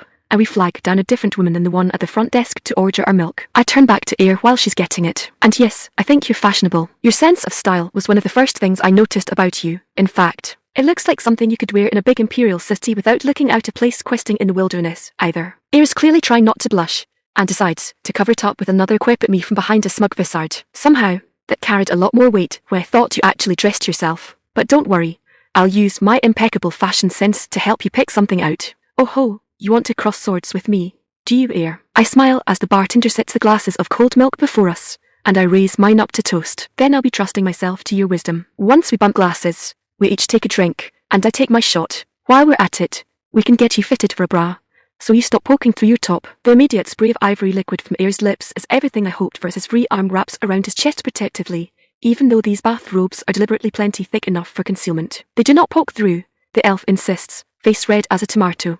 That's what the wrap is for. Or, I inquire, arching an eyebrow and smirking around my cup. So they are on the puffy side, then. Okay, I lied. Now Ayre's face is as red as a tomato. He's also sputtering like a gasping fish for anything to say, so I turn and motion to the bartender instead. Excuse me, can my friend get another milk? That was my fault. Asterisk. We're putting our boots back on when the door beside us opens. What perfect timing. I was worried you two would still be in the baths. I look up from tucking the leather up tight to see Urin's smiling face. Somehow, I don't believe that for a moment. I note with sarcasm. I'm starting to think priests have some sort of tracking skill. Or, she asks as if genuinely intrigued by the idea. My, how helpful that would be. We could keep at risk patients under observation without having to be at their bedside. But no, there is no such priest skill, unfortunately. Ayre finishes first and gets to his feet. How did the meeting with the guild master go, sacred priestess? She holds the door open for us and motions us out with a smile. Once we're out on the street, she starts walking, giving us no choice but to follow her. In due time, the priestess insists. First, how was the bathhouse? Ayre and I look to each other at the refusal. Or, at least, for me, it's the refusal. Ayre might be trying to find what to say. Refreshing, I take the initiative. Way better than I expected of a place in a distant, secluded village like Dabun, isn't it? She agrees readily. The owner doesn't like to brag about it, but she has family that owns larger facilities in a couple bigger cities. I'm certain that inspired her to excellence. The milk is a nice touch, Ayre offers. I'd never really taken it before. Remmi said it restores the stuff you sweat out in the heat of the bath. Urin nods sagely at that statement. It also helps your skin look its best and purges impurities. Ayre throws me another glance, far more hesitant than I would be to directly contradict her. Remmi said, that's just a myth. Urin stops dead in her tracks, forcing both of us to jerk short, as well. Her smile doesn't disappear, but I can feel its tension even though she's still looking away from us. After a moment, still in the same sunny tone, she replies, Remmi should get into the habit of diagnosing her food and monitoring her status instead of assuming that she knows everything. An awkward quiet settles over us as we process that we're being scolded, and I'm left wondering if maybe she's right. I just assumed milk is milk, and baths are baths. Are there really additional effects without the use of magic? We'd previously discussed coffee, of course, but the so-called bath sounded like just the normal benefits of caffeine. Why would I have assumed anything different about milk? It's already a superfood with plenty of innate benefits without magic being one of them. Maybe Urin just didn't like her beauty regimen being questioned. The priestess starts moving again before either of us come up with any sort of response. Master Kobai received the report on the completion of your quest personally, she says, moving on to the topic at hand. For Remmi's sake, that is not the normal order of things. As Ayre already knows, Such paperwork and their payouts are typically handled by the staff. He also upgraded the reward due to the unexpected risks you faced. That is normal, Ayre helpfully explains to me, though you usually have to bring back evidence to get the increase. Between your canon skill and the word of a sacred priestess, though, I guess that was considered evidence enough. I think back to our intended retreat before the system stepped in. Does that mean we would have needed to bring back evidence of the undead if we'd reported it back to the guild? But Ayre gives a shake of the head. If it's just reporting, an eyewitness account is plenty. After all, the guild's next step would have been to send professionals to reassess the situation, which makes any proof we might have brought redundant. Ewan gives a soft hum. Speaking of reassessing, Master Kobai wants both of you tested. Ayre balks in a panic. A retest? Already. But I barely did anything. Really, Remmi did all of the work. I was just a glorified guide. I scrunch my face in my confusion. Why do you sound like you're trying to throw me in front of the cart? The archer deflates with a dramatic sigh, arms going slack. I'm sorry.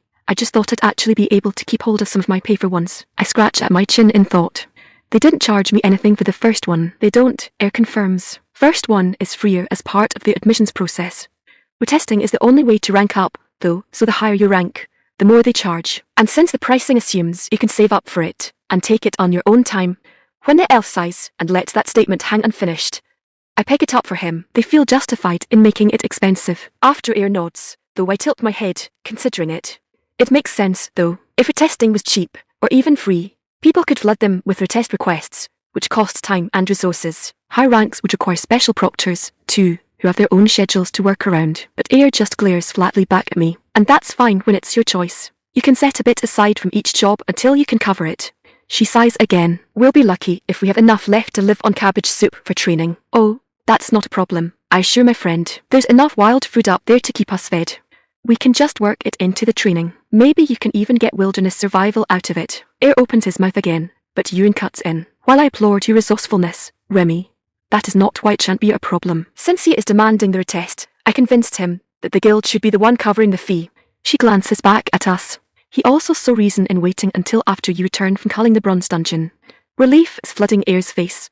But I'm grinning as I elbow her anyway. Hey, that means we really need to up your training. If you can get a free rank out of it, we need to make sure you ace it. Ayre rubs the space between ribs where my elbow landed with a small wince. That's a long way to go, Remmi. Most people don't take the silver test until at least 30. For you, that kind of power is only 50 agility away. But I'd have to almost double my level to get there. And if it's after we get back, I won't have time to spend my dungeon points either. You will if we camp out to do it before we head back. It doesn't sound like there's anything keeping us from taking our time. You might as well give up, Ayre, Ewan advises with a subtle smirk, because the gunslinger hero does not appear to know how. Chapter 44 Eccentric. Chapter 44 Eccentric. Remmi, your buildings are weird. That puts a grin on my face as I come up next to Ayre, standing before my cabin. This is an old design. Rustic. Quick and easy to build from natural resources. Honestly, a more modern design would have more in common with what you're familiar with. Ayre arches an eyebrow, ears twitching doubtfully as he frowns at me. Really, your people went from this to imperial design? I give a wiggly hand. No, not so much the same design, but the same construction methods. Solid foundation, wooden frames. We don't use clay bricks or plaster, but our equivalents aren't unrecognizable. What do you use, then? Concrete and sheetrock. Predictably, the frown returns. Remmi, those words mean nothing. I just shrug. Don't blame me, that's what they're called. Concrete is a paste made from lime, silicates, gravel, sand, and water, and it hardens to stone in whatever shape you put it in. That means we can make seamless foundations that are perfectly level without having to cut individual stones or bricks for every project. Right. Ayre draws it out. And the rock sheets? I prop my palms on my hips. Really, that's just plaster inlaid with fibre to hold it together, and then treated to make it resist mold, water and fire. It comes in sheets and you just put it over the frame and insulation and fasten it down. Ayre turns back to the log cabin before us, arms crossed over his belly, and, if I might add, hip cocked to the side. I don't think he even realizes he does it. He juts out his bottom lip and chews on it thoughtfully. Remmi, that doesn't sound different at all. It just sounds like you pay someone else to do all of the work ahead of time. I can't help but laugh at that. Maybe. I did say they weren't unrecognizable. My people caught the assembly line bug a century ago and can't let it go. I tug the elf by the arm on up onto the porch. Come on, I'll show you the inside. Once we're there, it doesn't take long for Ayre's confused expression to return. He seems bewildered at seeing the entire interior of the cabin at once. This is how your people lay out a home. Nah, I wave the idea off.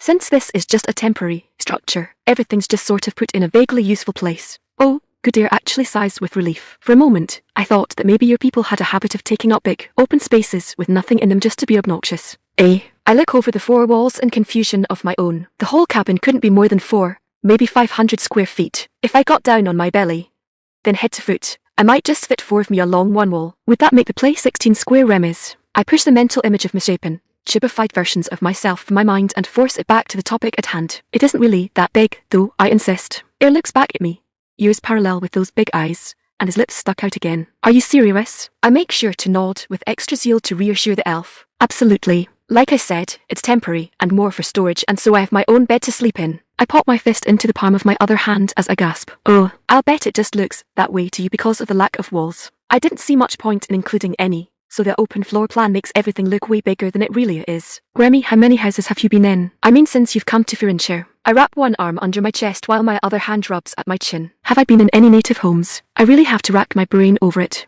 I've been in a temple. Lots of inns one. I unfold my arms to point victoriously back at the elf. I've been in Urin's little house. But then I frown. I kinda just assumed it was temporary too, though. I'm sure it is, Ayre confirms, and it's smaller than a permanent home. But for only one person. She holds her arms wide and motions at the 4 walls while turning about in the middle of the floor. Remmi, this would be comfortable for a small family. I give Ayre my best Gary Coleman side eye. How big a small family? Ayre stalls a bit at that, looking around the interior again. With walls, and not shared with storage. Not that there's a lot of at a couple, and a child. Maybe. I take a turn at measuring the space with my eyes again, too, then roll them. I dunno, Ayre, I think we're going to have to agree to disagree. Could a family of 3 live in here? Sure. But I can't imagine calling it comfortable.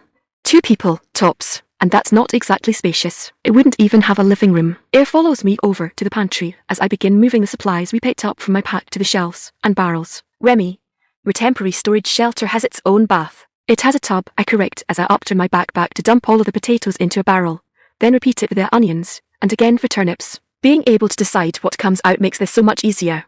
You've still got to get the water and heat it up yourself, at least until I can learn how to use elemental stones. That's normal out here, the elf insists. You heard the bathhouse lady. Stones are expensive, and your tub is big enough for 2 people. I turn on Ayre and hold up a determined finger. It is not for 2 people. It is for 1 person to recline in. Who reclines in a tub? You sit in it. Put sitting blocks in either end of that thing like a normal person, and you've got a miniature bathhouse in your house. I finally just waved my friend off. I'm starting to think Imperials just have a fetish for cramming everybody together like sardines. Besides, where I'm from, space isn't at such a premium that you have to obsess over the usage of every square foot. I finish stowing foodstuffs and toss one shoulder through the backpack straps again before slamming the pantry door shut. Come on.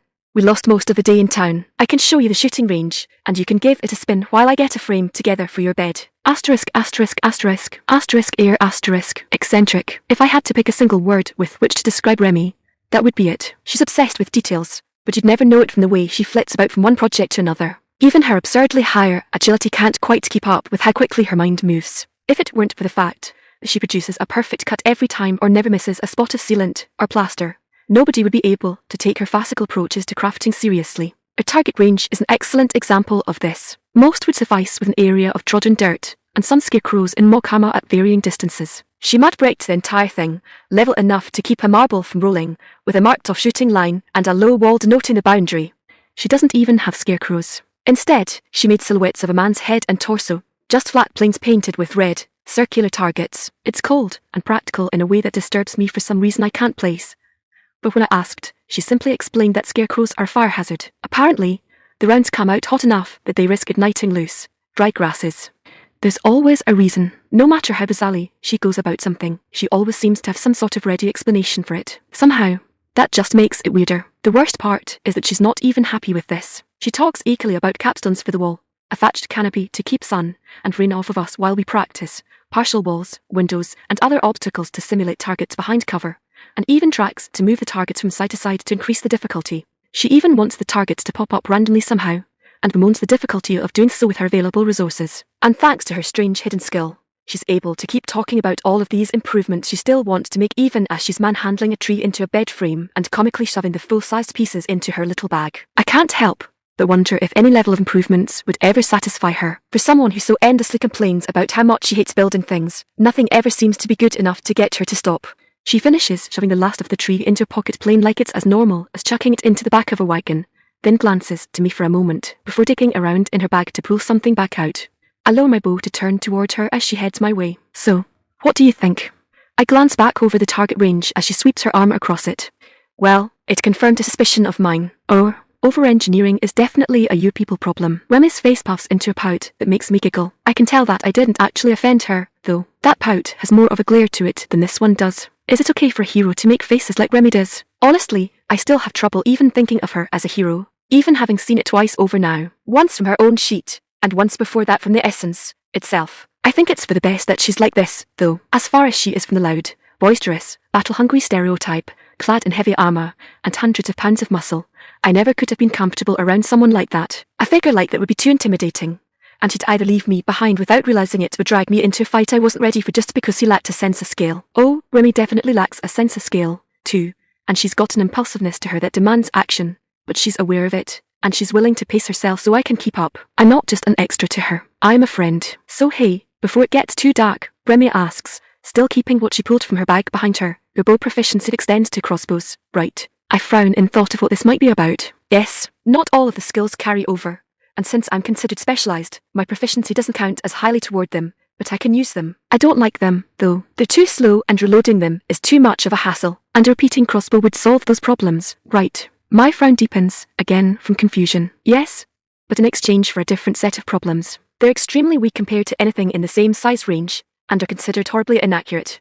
Proficiencies don't differentiate between them and regular crossbows, though. I widen my eyes as I make a connection. Oh, crossbows handle a lot like your gun, don't they? Do you mean to say that your proficiency includes them, too? Remmi's face illuminates into a huge grin as she nods eagerly. In fact, I had to use a repeating hand crossbow at the hero trials since I didn't have my pistol. She's told me about the trials in passing before, but never seemed to want to go into much detail over what happened. Now I wrinkle my nose, as if having caught a whiff of why. A repeating hand crossbow. Remmi, how did you take out anything with that?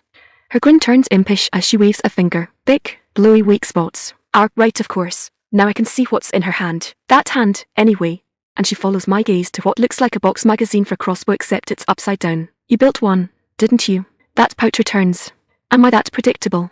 It doesn't last long, though, as she brings her other hand around with an excited expression, revealing another inverted box, and the most bizarre-looking crossbow I've ever laid eyes on. I was hoping you'd test it for me and share your feedback. I take the proffered weapon into my own hands, but can't help but comment, Remmi, that's not the face of someone who hates crafting. The pouting scowl springs right back, but I ignore it in favor of examining the crossbow. It actually has two bows set opposite each other, yet their strings are partly shared, so that to release one is to draw the other. For a moment, though, I'm not sure they even are bows. My sense of familiarity is thrown off by seemingly too many lines, and their arms each have steel pinwheels at their ends. The arms don't hold one continuous crescent either, but independent ones connected to a mounting bar. I can see the cutout underneath where the bolt box is supposed to go, which explains why she built them upside down. She probably imitated the design of her pistol's magazines. The reason for going in from underneath seems to have been to free up the top for what it takes me a moment to realize is a sight.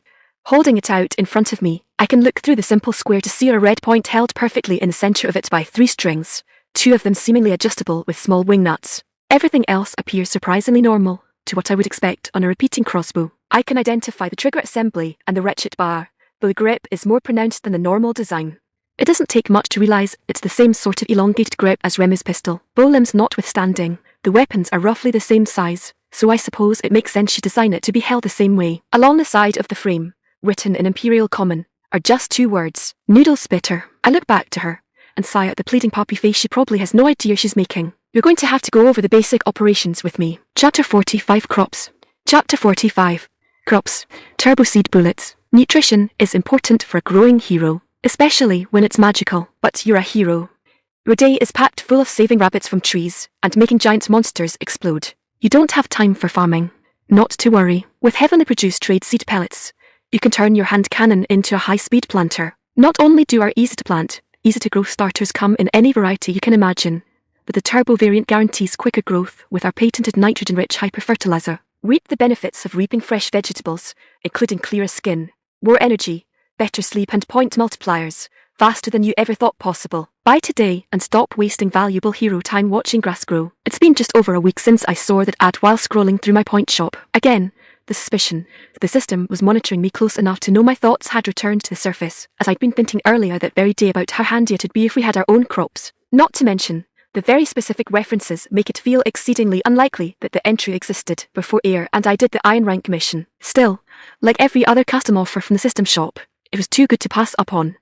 And I had the soil turned for a sizable garden that afternoon. I fenced it off with simple stakes and rope, and had a talk with Cougar since I figured he'd be the big threat to the project. When I explained how it was important to not eat the plants inside the boundary so they could grow to produce even better food, I knew I had his attention. In fact, I feel bad for any other animals he catches trying to sneak in there. The bullets, themselves, are the first ones I've encountered with their own submenu. I can set each individual bullet to be a different plant, or keep going as they retain the last one I set. I can only assume the contained seed capsule is held in some sort of quantum state until fired. It would make more sense than physically swapping seeds out every time I toggled the setting. As for what seeds are on the menu, it really does seem to be anything I can think of. Even things that don't fit the climate are available, but we'll see how they grow. Most of what I picked shouldn't have issues one way or the other, though. Mostly I focused on the essentials: tomatoes, corn, peppers, herbs and such. Things that don't seem known to the Empire. We already have potatoes and onions, but we use enough that, if these really do offer extra benefits, we might as well be getting them too. I had some spare rounds, so I even tried things like a lemon tree and sugar cane. One of the experiments is something I'm very excited about, however. I planted coffee bushes. I had been worried I'd have to choose a specific variety,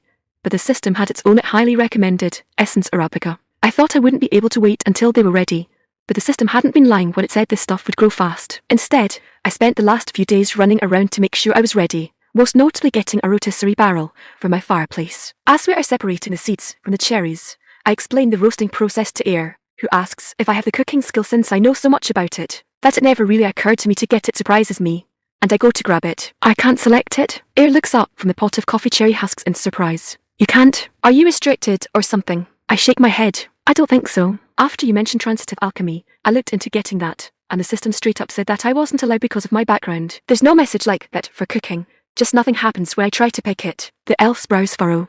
Wait, your background keeps you from taking alchemy. How? You said your people don't even have magic. I can only shrug. Apparently, I'm barred because I understand nuclear physics. Now, it's Ayre's turn to give a shake of the head. Yeah, that means nothing here. The archer's eyes widen with the light of an idea, and Ayre holds up an index finger. Oh, just because you can buy skills directly, that doesn't mean you can't still earn them the regular way, right? You've done so much cooking since you've come here. Are you sure you don't already have it? With a thoughtful frown, I navigate out of the store and back to my own information. Like the store, I have a separate tab for general skills, but I've almost never paid them any mind once I bought them. Wow, I really do have a lot. And oh, yeah, there's definitely skills here I've never purchased, I confirm. Not many, but I don't remember taking line fishing. Oh, there it is. Cooking. I do have it. Ayre beams a bright, celebratory smile at the news. That explains why you were able to do so much with our porridge when we made camp. My smile is a bit more embarrassed as I resist the urge to rub the back of my head, what with the berry goop all over my hands. It still could have used some milk and sugar, but we didn't have any. Did you do a lot of cooking back home? I consider the question as we continue pitting the cherries. I guess so. That's kind of a hard metric to gauge. I didn't do it professionally, or anything. Mostly, it was a cost-saving measure. Raw foods usually last longer, so there's less waste, and making food for yourself is cheaper and healthier than getting it already made. Ayre looks confused at this. Are you saying that cooking at home isn't normal for your people? I give a wiggly hand in reply. Not when you're living alone. You don't have the time. I don't realize I've said something wrong until Ayre gasps. Those ears drop down and those big eyes grow watery. Oh, gosh, I'm so sorry, Remmi, I didn't know. I give my friend a bewildered look back. I think we just had a miscommunication. You aren't an orphan. I stare in silence for a moment as I process that, and then it hits me. I'm 15. Sure, it seems normal enough for someone my age to be out on their own. But I was talking like I'd been doing it for years. Mostly because I had. Because I'm not 15. Oh no, I insist quickly. Nope, both parents alive and well. Last time I checked. Sister, too. But my mother made sure to teach us both lots of recipes to help make ends meet, should we need them. And they saved my life at university. Ayre looks down into the cherry pot for a moment. Well, now, I just feel embarrassed. Don't be. I insist. I'm glad you thought to comfort me. I finish the last of my cherries and begin to look around for a towel to wipe my hands on before remembering that I don't need to spread my mess around. Snapping my fingers is completely unnecessary for casting cleanse, but I do it anyway. At least I don't wiggle my nose. How's your pits coming along, Ayre? Almost done. Just a handful more, comes the reply. You talked about roasting the seeds, but what about all of the fruit? Are you going to make a jam out of it? I look back at the perhaps gallon worth of pulp we have between our two pots as if seeing new potential at those words. You know, I'll bet I could. The sugar cane is about ready, too. I could use it, and some lemon juice, some other seasonings and I saw jam setter at the general store. Ayre stares back at me. If you're only just now thinking of jam, what were you going to do with it before? I was going to make cascara. I'm sure I still can. We've got plenty. But the elf frowns. Sorry, Remmi, that didn't translate. I wave the issue off. It's just the name of an infusion tea made from coffee cherries. I'll press them, dry them out, throw in some cinnamon and ginger. It's good stuff. I grin back at the elf. You'll probably actually like it, too. I've never gotten to try it, but I've heard it's sweet and fruity. The way Ayre's ears perk up at it makes me chuckle. I'm not at all surprised that my elf has a sweet tooth. I pick up my beans and make my way over to the sink, followed shortly by Ayre. Once we get the pulp cleaned off, we can start roasting these. Keep this up, Ayre, and maybe you'll get the cooking skill, too. My teasing is instantly rewarded by a panicked expression filling Ayre's face. Oh, I hope not, the elf whines. I need those points for training, and you already have me learning wilderness survival. Oh, come on. It's a great skill that makes life easier. I insist back. Besides, everyone likes a good cook. They do, yeah. I try to shove the image of Ayre in a cooking apron out of my head, and you're already skinning your catches with the furs. Wouldn't it be nice to be able to turn the meat into a nice, savoury rotisserie for dinner? That bottom lip comes out, though. Can't I just leave that to you? I grin. One adventure with me and you don't want to go solo again, huh? I throw an arm around Ayre's shoulders. I feel the same way about you, Ayre. Let's stay in the same party forever. Ayre flubs and flusters for a bit, torn between protesting that wasn't what he meant, and sounding like it's not what he wants, so I release the elf after a quick half-hug, and finish cleaning the pulp off of the coffee beans. The reason why I explained the roasting steps to Ayre ahead of time is because it's like popping popcorn without a timer. You've got to do it by ear. There's 2 separate pops you have to listen for over the clanking of the beans as you keep them moving. After the second one, you've really got to watch it close. Another minute, maybe, then you have to hurry to pull the beans and get them cooled down. Even after that, of course, it's still not done. You have to get all of the chaff disposed of, and then the beans have to degas overnight, venting their carbon dioxide for 12 hours. I've known the general steps, as this was a project I long wanted to do even back home, but I have to admit, it's a bit labour intensive. But the next day, we grind the beans for the first 2 cups, as I insist Ayre has to try it, too. Even if the archer doesn't care for coffee, the ceremonial first cup must be taken. I lift that steaming cup of nigh black liquid up under my nose, and inhale. It's an earthy, semi-nutty aroma that seems to have a ghost of bittersweet chocolate to it. Ayre and I toast and bring the cups to our lips. The fluid passes over our tongues and runs down our throats and both of our eyes shoot wide. Chapter 46 Zoom. Chapter 46 Zoom. Ayre and I dash straight through town. In fact, we dash from the estate to the town. We sprint all of the way from the estate to the guild hall without so much as a pause. We know what we must do. The coffee demands it. Sire. I'm shouting for the red-headed bartender before I'm even all of the way through the front door. I look around quickly, lock onto my target, and charge. Sire, you've got to try this. The retired platinum rank adventure box as we blow right up to her bar, patrons scattering to give us clearance. Yellow, if you're going to come blowing into the guild like this, there'd better be a fucking dragon on your ass. Oh no, it's way better than a dragon. The redhead is staring at my gigawatt grin like it's a metric of my sanity. Dragons are never a good thing, kid, but it is better. When Ayre backs me up, Sire looks between us both with growing suspicion. How many cups of coffee have you 2 had? Just 1. I plop the latlet jar of roasted beans onto the bar in front of her. You've got to try it. It's called Essence Arabica. She glances between us both again as Ayre eagerly nods in agreement, fists balled up earnestly in front of his chest. Finally, she focuses back to me. Yellow, did you say essence? Exactly that essence, I insist, not bothering to elaborate that I literally am incapable of misspeaking in that regard, since my words are being translated based on intent. Instead, I pop the jar open under her nose. It has the desired effect immediately as her eyes go wide, and she leans in for a closer smell. Yellow, did you roast these, yourself? Over an open fire with a rotisserie barrel. But I'm far too impatient to go through all the details now. I shove the jar toward her. Come on, make a cup. Try it. For essence's sake, sire. A nearby man half jests. Make a cup before the kid's head explodes, already. If it's doing this to them, I'm more worried about my head, she grumbles, but takes the beans and begins the process of preparing a cup's worth. Tolis doesn't have vacuum sealing technology, so they don't keep ground coffee or make whole pots at a time. Instead, they keep the beans whole to better preserve them in airtight containers and grind the cup fresh when ordered, or in small batches. That they're a semi-precious luxury item makes it all the more essential to ensure as little goes to waste as possible. This is to say that Ayre is well accustomed to the steps she moves through with practiced ease. The water is already heated for all of the other beverages that need it, so she runs a measured scoop of the beans through a grinder and into a filter. The filter sits within a wire frame that holds it above the cup, and the paper's conical shape directs the fluid into the cup below. Ayre and I are definitely the most obviously steering, both of us the nearest to being in her personal space as possible without actually crossing the counter. Everyone in the canteen, however, is watching with rapt attention as Sayre brings the steaming cup tentatively up to her lips,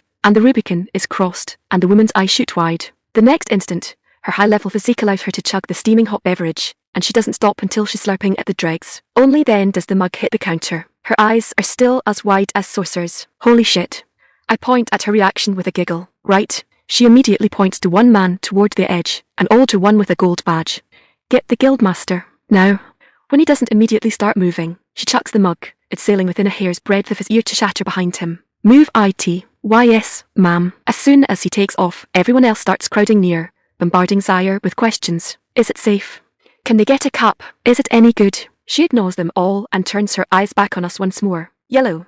Do you have any idea what the fuck you've done? I'm starting to wonder if I'm in trouble, but I try for a sheepish grin and shrug. Revolutionize the adventure culinary industry.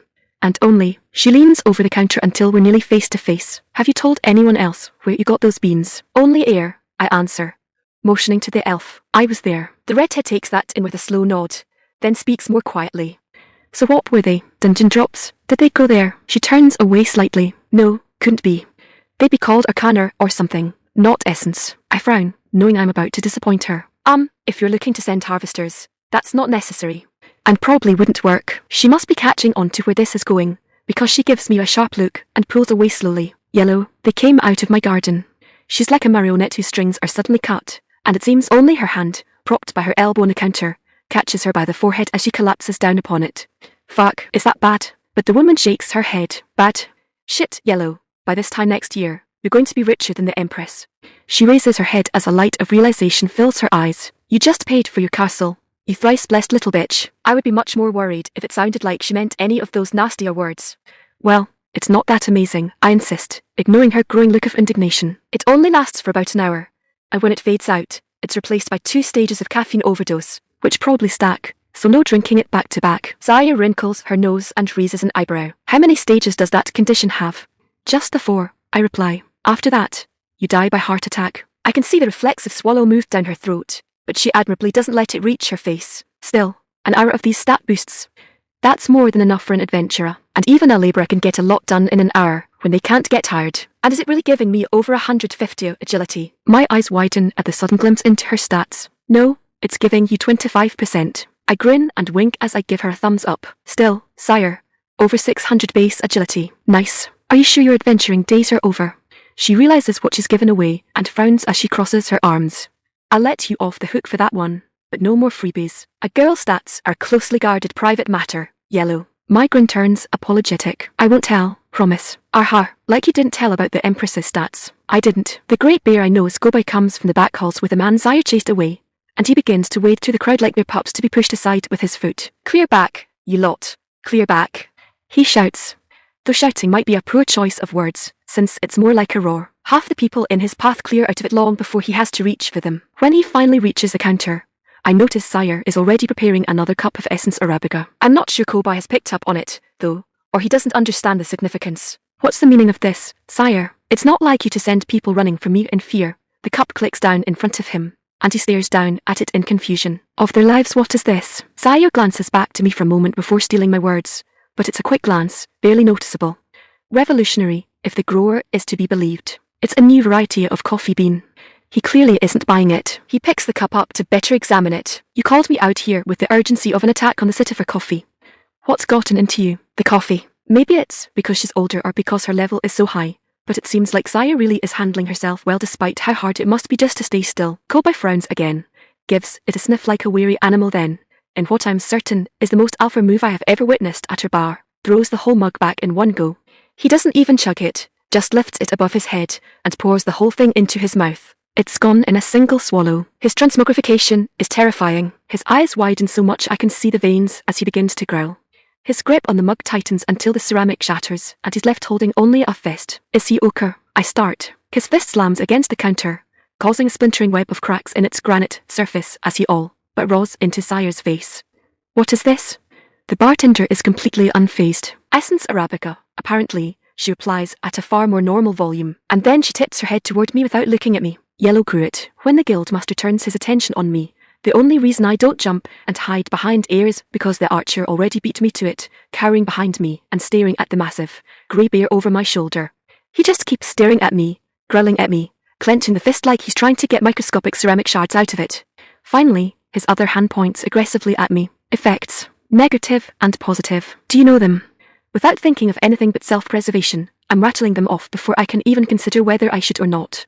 Unlimited stamina, and a 1/4 boost to agility for an hour.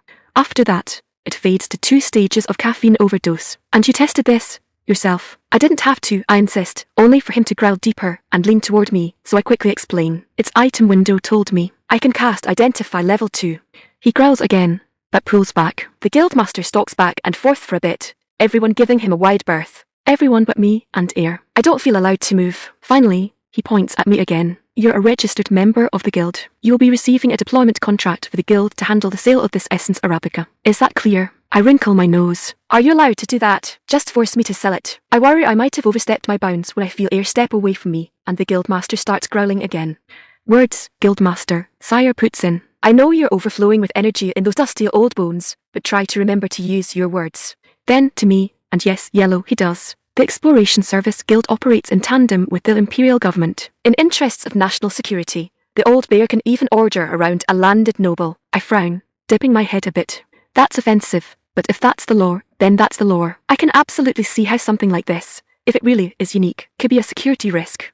Without a vetted middleman, a foreign power could buy up all of the available stock and monopolize the powerful bonuses. Okay, I get it. I'll take a look at the contract, but the rest of the stuff, I'm keeping. Before I can make the mistaken protest, the doors to the guild interrupt me, as they're thrown open even more dramatically than at mine and Ayre's own entrance. Since I quickly realise what I was about to do, I would normally be grateful for the save, but only dread fills me as I recognise the robed silhouette and the voice that bellows even greater than Guildmaster Kobay's. Remmi Lee, Chapter 47 Priestess. Chapter 47.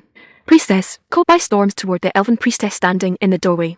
Who do you think you are, making a racket in my... But Yurin just holds one hand toward him, touching his forehead the moment her first 2 fingers could do so.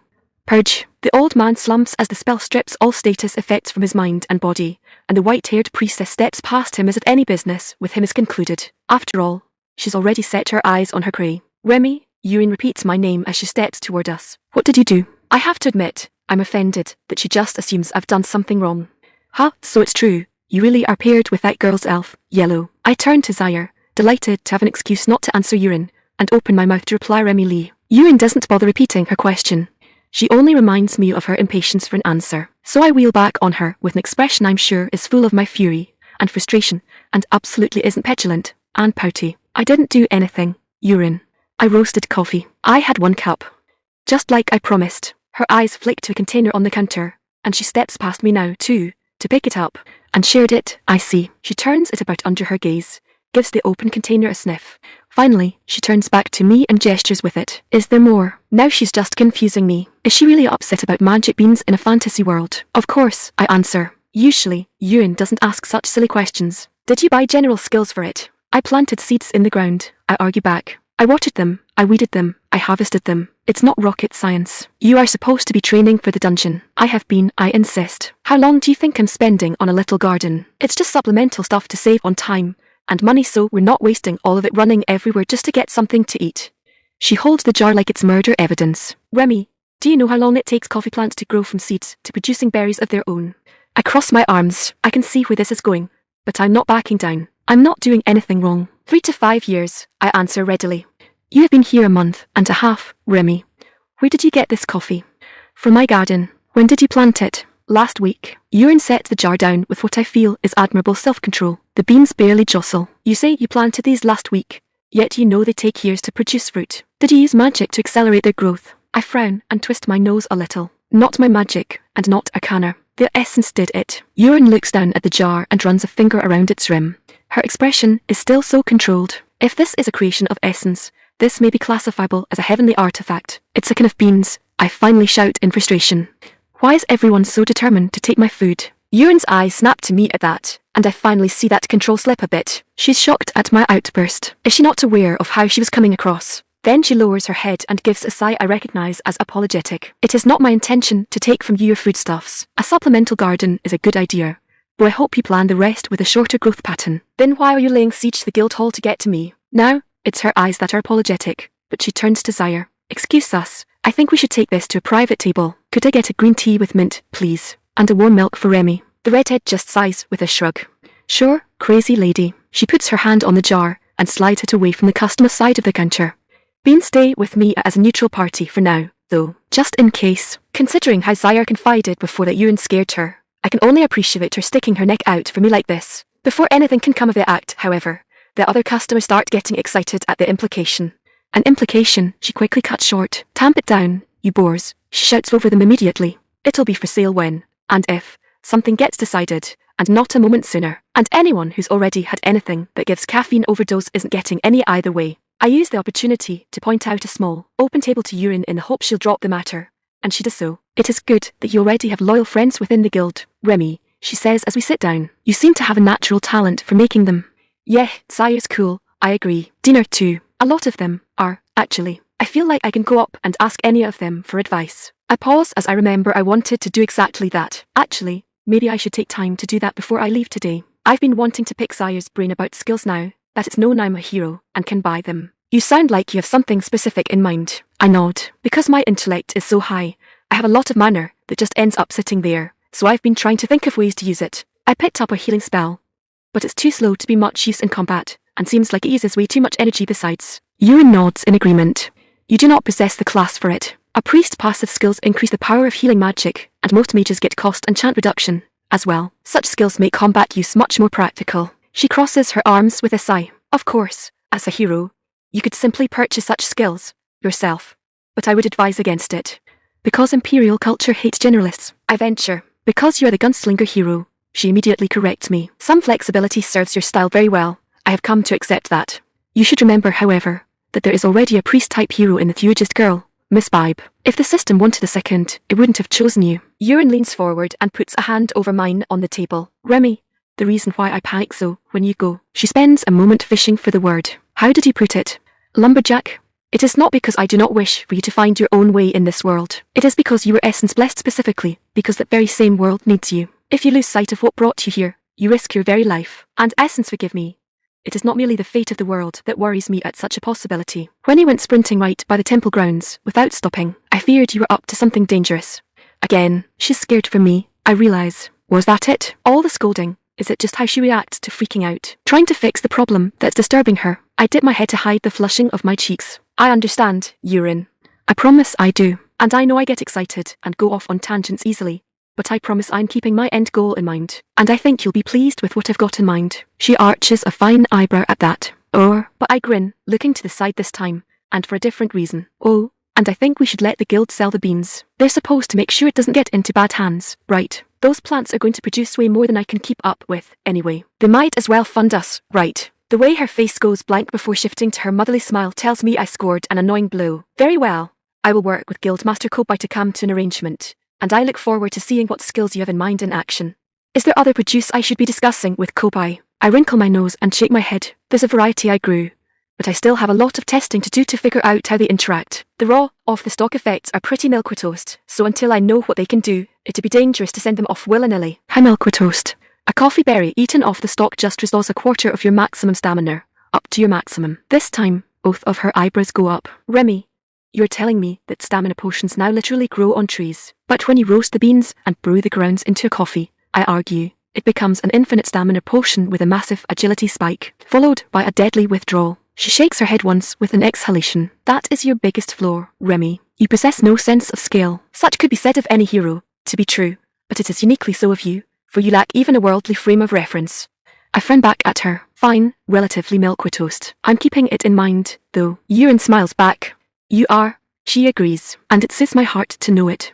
She glances aside to notice Ayre coming with our drinks and leans back. I just wanted to make certain of it. I take the opportunity of the break in conversation to take note of the room. Most of the regulars seem to be keeping their distance from us, or perhaps, more accurately, from Yurin. Kobai is among them, but he's watching us closely, his massive arms draped across his oak tree chest. Maybe he's not normally supposed to mess with the sacred priestess, and with his temper no longer riled by caffeine, he's remembered that. It seems like Ayre has put Ayre to work while she runs orders out to the tables. The flaccid elf is behind the counter in a half-panic writing down orders, as apparently every free customer with something to order decided to do it just then. Probably specifically to cause said panic. Ayre exchanges the usual customer pleasantries with Yurin before heading to the next table, and I'm reminded again that the priestess had ordered me a warm milk. I eye her over our mugs. So, What's with the warm milk, urine? You trying to send me a message, or something? The priestess takes a sip from her tea before answering, her eyes closed as she's probably enjoying their aroma. You seem to know so much of milk, Remmi. Why don't you tell me? Is she teasing me? It's possible. But I decide to answer it directly anyway. I tilt my head to one side as I call up the information from my memory. Well, besides already having melatonin and tryptophan, heating milk breaks down the proteins into peptides that also calm you down. It's good for if you're having trouble going to sleep. But then I motion to the tea. Green tea helps lower blood pressure and mint stress. My eyes widen in realization. Oh gosh, I'm sorry, urine. Did I really drive you that crazy just by running through? But she waves it away. The matter is resolved and had a benign enough, if disturbing course. Just remember that I am here to be your advisor, Remmi. Let me do my job before you go running off half-strung. After another pull on her tea that seems almost as if she is fortifying herself, she gives me the motherly smile and her undivided attention. Now tell me, Remmi, what else have you been growing up there that you still have to test? I only question telling her for half a heartbeat, and then go full in on detailing all of the different effects I found so far, and the combinations I'm eager to try. I'm not sure if Yuan always drinks her tea so fast. Maybe she just really likes the mint. In any case, she gets through it so quickly that she ends up ordering 2 more before we leave, but she listens to my entire diatribe, smiling and nodding along. Chapter 48 Preparations. Chapter 48 Preparations. Our training has gone well. With Ayre's feedback and some advice from Diener and Zaire, who insisted on coming out to see the project, I've built a passable obstacle course that meets most of the requirements for the archer to spend down points. I say passable mostly because it's not up to my standards. I want randomized targets, motorized movement thereof, and pop-up/drop-down functions. Still, we've got some primitive ninja warrior type stuff going on, interspersed with targets that can be mounted in different locations. No water pit to catch us, but our superhuman physiques handle landing on the soft grass just as well. Whoever is running the course, the other will arrange the targets, and then keep track of the run time, and how many are successfully hit. The high rate of 100% target elimination from both of us has me thinking I need to make some more changes, but competing for best perfect clear time will have to do. The purpose here isn't to create a perfect obstacle course, after all. The crops have added an entirely new dimension to our preparations, as well. Every one of them have astounding effects that increase powerfully to cooking. Huger's fried potatoes, onions and potted meat became Essence fried potatoes and onions with meat, and increases toughness and disease resistance, while also giving a bonus to point gain for an hour after eating it. Ever since the discovery, showing an actual understanding of the concept of points to some degree, Huger has insisted on training with us. He's actually got the best clear time of all 3 of us. That rabbit is fast, and entirely too aware of it. The braggart always stops as soon as the hour's up, though. All of the plants grew so quickly, too. Even the apples finished in 2 weeks. And the sugar came up, too, despite the poor conditions for it. In fact, it grew so quickly and so well that I took the time to actually prepare ground for it and grew a second batch. This second batch grew even faster, even thicker, and with even better bonuses, prompting me to take a second look at the conditions of the rest of the plants. Most of those were pretty forgiving, though, and I had already done things like making sure the root vegetables were in soil mixed with sand to keep it loose enough for them to grow. I sold the first batch of sugarcane to Zaire as a botched crop, much to her delight. In the midst of all of this testing, we also confirmed that time doesn't seem to pass in my storage pocket once it's closed, or at least it's drastically slowed down. This has allowed me to make plenty of fresh food and store it inside for the trip to the dungeon. No iron rations for us. Of course, I'm still picking sturdy, carb-rich foods for energy and nutrients, especially things that recover our hit points. One such item I'm holding as a surprise is actually thanks to the sugar and apples both being ready and in such abundance. Yes, I made caramel apples, and I can't wait to see Ayre's reaction to them. I've already shared them with Yurin when I identified their effects, and I swear she would have given me another lecture if her mouth wasn't full of sweet and tart goodness. One essence candy apple fully restores health and mana, and gives a quarter boost to both, making them great for mages and warriors alike. And since they're on sticks, they're easily eaten with one hand. Yurin had expressed confusion over the properties, however. Apparently, sugar, though a luxury good, is well known for its mana restorative properties, and mana potions commonly use a diluted simple syrup as a base. But why does it heal injuries? That hadn't been a question I had been expecting, so I'd given a little laugh and gave the first explanation that came to mind. Oh, you know, they say an apple a day keeps the healer away. My joke had gotten me a flat stare. Remmi, no one says that. Well, I got that help from Zaire with choosing a new skill, too. What I really wanted was that Kaidu monk ability to burn mana and multiply stats, but even my ability to buy stuff is limited to only what a non-class person could learn through study, provided the knowledge exists. Kaido's skill, apparently called God's Fist, is unique to his class, however, which means it's not even on the market. Zaire was able to recommend a lesser equivalent spell, though. Empower increases strength, toughness, and agility by 50% while active. Health remains calculated by stats. Prior to activation, casting cost 10/sec. I could immediately see why she said nobody bothers to take it, though. The cost is way too high for most warrior types to be able to maintain it for any meaningful length of time. And since it doesn't increase intellect, there's better ways for mages to be spending that mana. Even for me, that was only 20 seconds of time. Fortunately, I'm a cheater, and I took what Ewan told me and grabbed a cost reduction mage skill that cut the burn in half. I was tempted to cut it again, but the cost for the next rank up is exponentially higher. It's still only 40 seconds. But that's more than enough time to pull clutch. I can probably extend it further by pulsing it on and off only when I need to act, too. And since it's percentile based, it'll only get stronger as I do. Of course, the second skill I made sure to pick up means that I probably won't have the full 40 seconds. Anyway, not if I'm going full bore. It also took more work, because I had to convince Ayre to teach it to me. Spiral shot. Tilde. Once activated, the next, ranged attack, and all ranged attacks for the next second afterward gain the following bonuses. Asterisk 200% armor penetration. Asterisk 125% damage increase. Casting cost 10 MP. Those buffs are nothing to sneeze at, and are absolutely worth the work I put in to build a compound bow for Ayre. I wasn't about to try to compete with the level of craftsmanship of whoever made the last one, so I opted for advancements in engineering. I had to explain exactly how it all worked to Ayre before the archer agreed. But basically, his recurve bow has a draw weight of somewhere over 200 pounds. I was staggered when I learned this. We exchanged metrics over a bucket of water, but assured my friend that the cam system would increase the performance of the weapon by at least half at the same draw weight. With the promise of such an increase in potency, Ayre agreed to the deal, but insisted on teaching me the way he had learned, rather than just giving me the name and allowing me to buy it from the system. Though I did still have to buy arcane knowledge just to follow what the elf was saying. When I finally mastered it, I tackled Ayre in my excitement, drawing a startled squeal of protest from the elf. With the notification of successfully learning the skill came an additional notification that I had to share with Ayre before my friend understood my exuberance. My second earned trait, Hedge Witch. Tilde. Despite a lack of a mage class, you have mastered spells from 5 different schools of magic, or 2 different spells from 3 schools. Having proven undaunted by worldly conventions or class restrictions, you have earned recognition as a mage regardless, a hedge mage without the shackles and expectations of oath or fraternity. You receive the following bonuses. Asterisk the multiplier for your maximum mana increases to 150%. This has no effect if your multiplier is already 150% or higher. Asterisk the power of your spells is increased by 50%. Asterisk the mana cost of all spells is reduced by 50%. Calculated after all other reductions. This means my mana is now at 300 points. And the cost of Empower has dropped to a measly 2.5 points per second. Spiral Shot is also down to 2.5 mana per cast, but I'm not sure if that will round up, down, or not at all. Even better, the bonuses have increased, too. I do some quick math in my head and determined that would bring my strength up to 87, my toughness up to 105, and my agility up to 175. It's nowhere near Zyre's, but it's still like jumping 7 levels with one spell.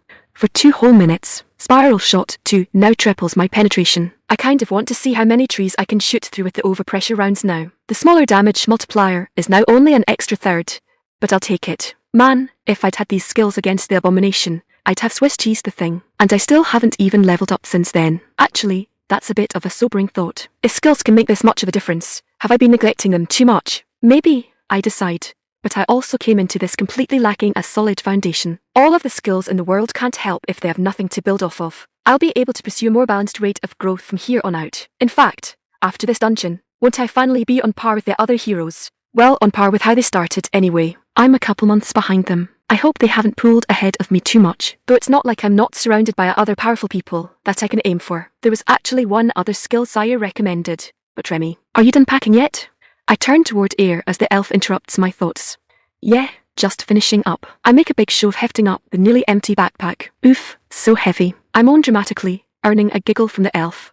We've actually got a lot of stuff, since space is no longer an issue. More camping gear, for example, since there's no need to improvise in order to stay light. A bigger tent, 2 cots and bedding sets instead of tatami mats and bedrolls. We even have my very first 2 creations with elemental stones. I befuddled Ayre when I insisted I would create heat with an electric stone instead of a fire one. But I explained that electricity is what my people were most familiar with utilizing, so it's what I wanted to master first. An electric stone seems to generate a consistent current proportional to its size, so I built some simple ceramic resistors to set how much actually gets through, and a simple switch to determine how many were connected at a given time. The current then runs into a flattened metal spring, where the material's natural resistance causes it to build up heat. My first creation is an electric stove, though it doubles as a space heater.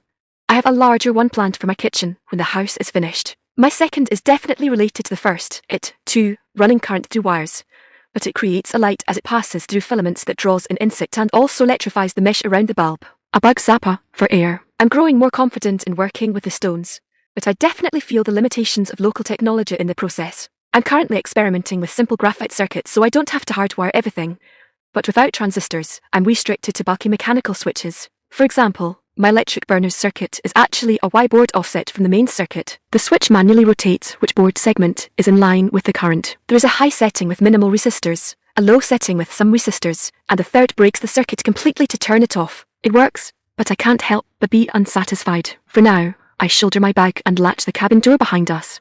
Finally, it's time for my first toast-in dungeon. I can't help but practically leap from the porch steps, pumping my fist into the air. Let's go. Chapter 49 Forest. Chapter 49 Forest. Hey, Ayre, I ask, the thought that's been iggling about in my brain as the carriage rolls along. During the whole coffee fiasco, Sire mentioned dungeon drops. Is that really a thing? How does it work? Ayre's ears flop down and do this sort of vibrating motion as the elf's bottom lip juts out. Why do you always ask the tough questions? I, in reply, beam a gigawatt smile across the cabin. Because I don't know any better. Can you at least not act so proud of it? Ayre sighs, then straightens back up. Yeah, they happen. They're kind of rare, though, and I don't really know how it all works, exactly. The gist as I understand it is that, sometimes, some aspect of the defences of a dungeon are denser in manner than others. Dense enough that they survive the destruction of the creature to exist independently, and dense enough that it can be removed from the dungeon and used. I surmise. Ayre nods. Exactly. Don't get your hopes up, though. It's usually things like a tooth or a strip of hide. It takes an insane amount of luck for something like a whole weapon to survive. More commonly, our profit is going to come from unique plants or minerals that only form inside of the dungeon environment. Oh, Sire mentioned those, too, I recall, as I tap my cheek in thought. She assumed the beans were either drops or that we found a coffee plant inside of a dungeon. Again, Ayre nods. And she rejected it, too, because they were called Essence Arabica. It's possible for such a thing to happen, though. In fact, I've got a list of known herbs and fruits from this dungeon to bring back with us. At that, I wrinkle my nose. I don't want to go to my first dungeon just to complete more wood missions. My friend giggles at my objection. Well, the pay's way better than the wood ranks, and are you forgetting that you have a collection ability now? You'll be able to know what's around us and just grab it up. My scowl shifts into a more thoughtful frown. Yeah, I guess that won't be so bad since we're there anyway.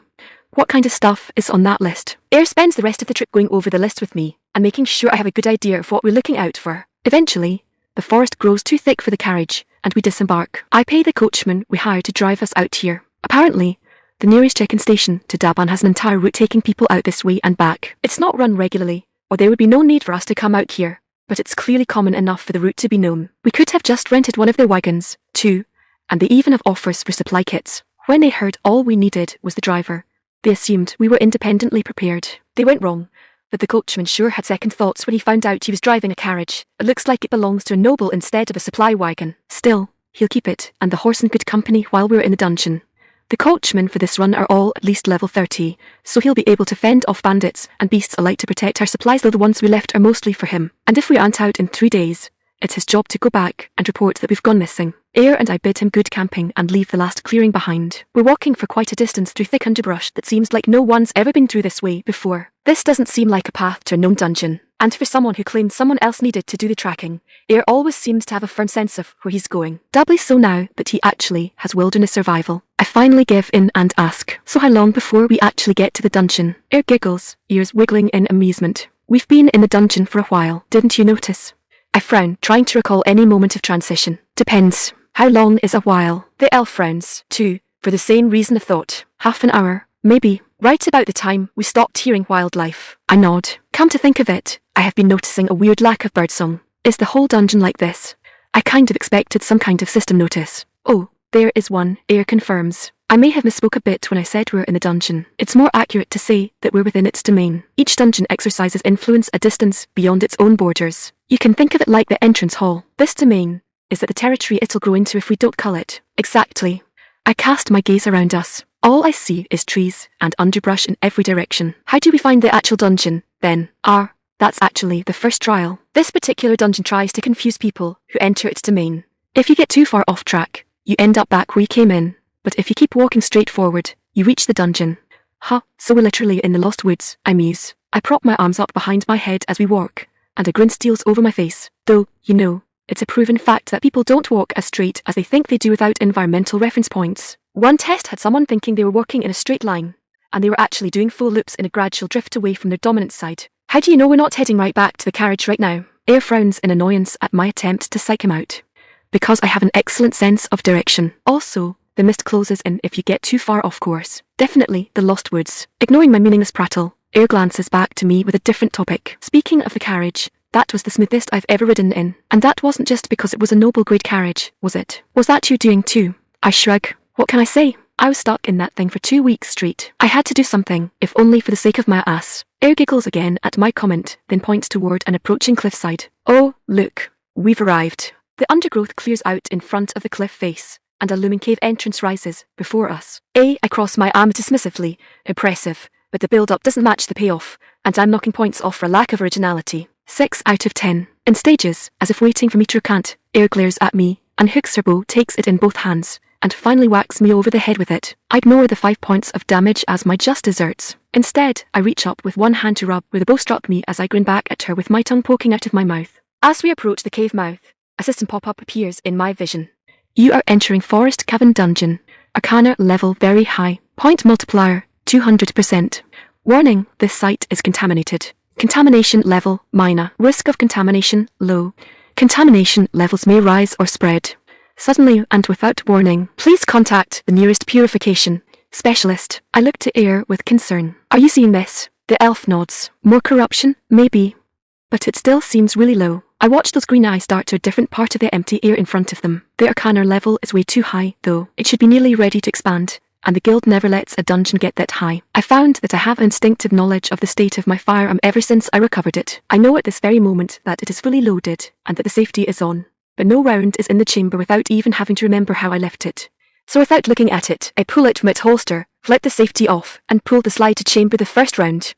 Well, I'm glad we did that iron mission first now. We know what we're getting into, and I step across the threshold into the dungeon proper. Ayre close behind me with bow in hand. The dungeon asked for a purification specialist, and I've already got one of those jobs under my belt. The initial tunnel angles downwards, the ground broken up by 3 or 4 foot drops, before continuing on in what feels like a slow loop. The result is that the bottom of this stairwell, as I'm coming to think of it, is never quite in sight until the last bend. Ayre and I think little of hopping down the short jumps, our path illuminated by glowing crystals sprouting from the walls like clusters of little torches. I wouldn't call it well lit, but our eyes quickly adjust with clarity. The base of the tunnel opens up into a huge cavern a dozen feet tall. More of those crystal formations provide light here, too, looking like pearlescent quartz. Some of the growths around the edge of the room are nearly the size of cars. Woe ein tone in awe at the display the dungeon is putting on for us. It's beautiful. Ayre is similarly enamored. Are they crystallized manner? Can we take some with us? But Ayre shakes his head. A dungeon's walls are sacrosanct. No known force can break them. Otherwise, a Bora would be on every dungeon team. I'm sure the crystals are considered fixtures of their walls. Or man, I wanted arcanite earrings. A flicker of light catches my attention in the corner of my eye, and I turn in time to catch another, then another. I point them out with a childlike glee. Ayre, look. Will-o-wisps. I'm still watching their light reflect off of the crystals as Ayre comes up next to me. Why do you know what will-o-wisps are? I reluctantly turn away to frown at her. Why wouldn't I? We have will-o-wisps. But that just confuses Ayre more. You said you don't have any monsters. That makes me laugh. Ayre, will-o-wisps aren't monsters. They're just lambent condensations of. One of the wisps pass near me for a moment, and as I look, it transforms into a ghostly mirage of a beautiful elven woman that seems to be begging me for help. I blink, and the figure is gone, the orb bobbing away as if nothing transpired. Me thing. Okay, never mind. The wisps are different. What are we dealing with? Will-o-wisps lure their victims into danger by posing as torchlights or as spirits in need, she provides, and I nod. That all fits, at least. Refuse them, and if they grow angry, they resort to low-level fire magic. So are they undead, or are they just illusions or something? They're a type of undead, just not what they. That's all I need to know. I'm already swapping to my new holy rounds. Well, new in that I haven't used them yet. I guess I technically bought them a month ago. Ayre's explanation is interrupted by a staccato of explosions that rebound off of the cavern walls and hammer back into his delicate ears, driving him to cower, and wince as he clamped his hands over them. I let my body roll in the blasts like the bass drum of a concert, and continue to turn and fire, each shot piercing another sphere as more and more pour out. The report pauses only when I must reload, and I'm down to my last few rounds of holy ammunition before they cease. The rolling thunder filling the room takes nearly another minute to fade, which I spend ordering more of those bullets. I don't get the impression wisps are particularly tough, but if that's a theme of this dungeon, it can't hurt to have a stockpile. By the time it's quiet again, I'm tucking the last bit into my belt pockets. There, that wasn't so bad, I chime cheerfully.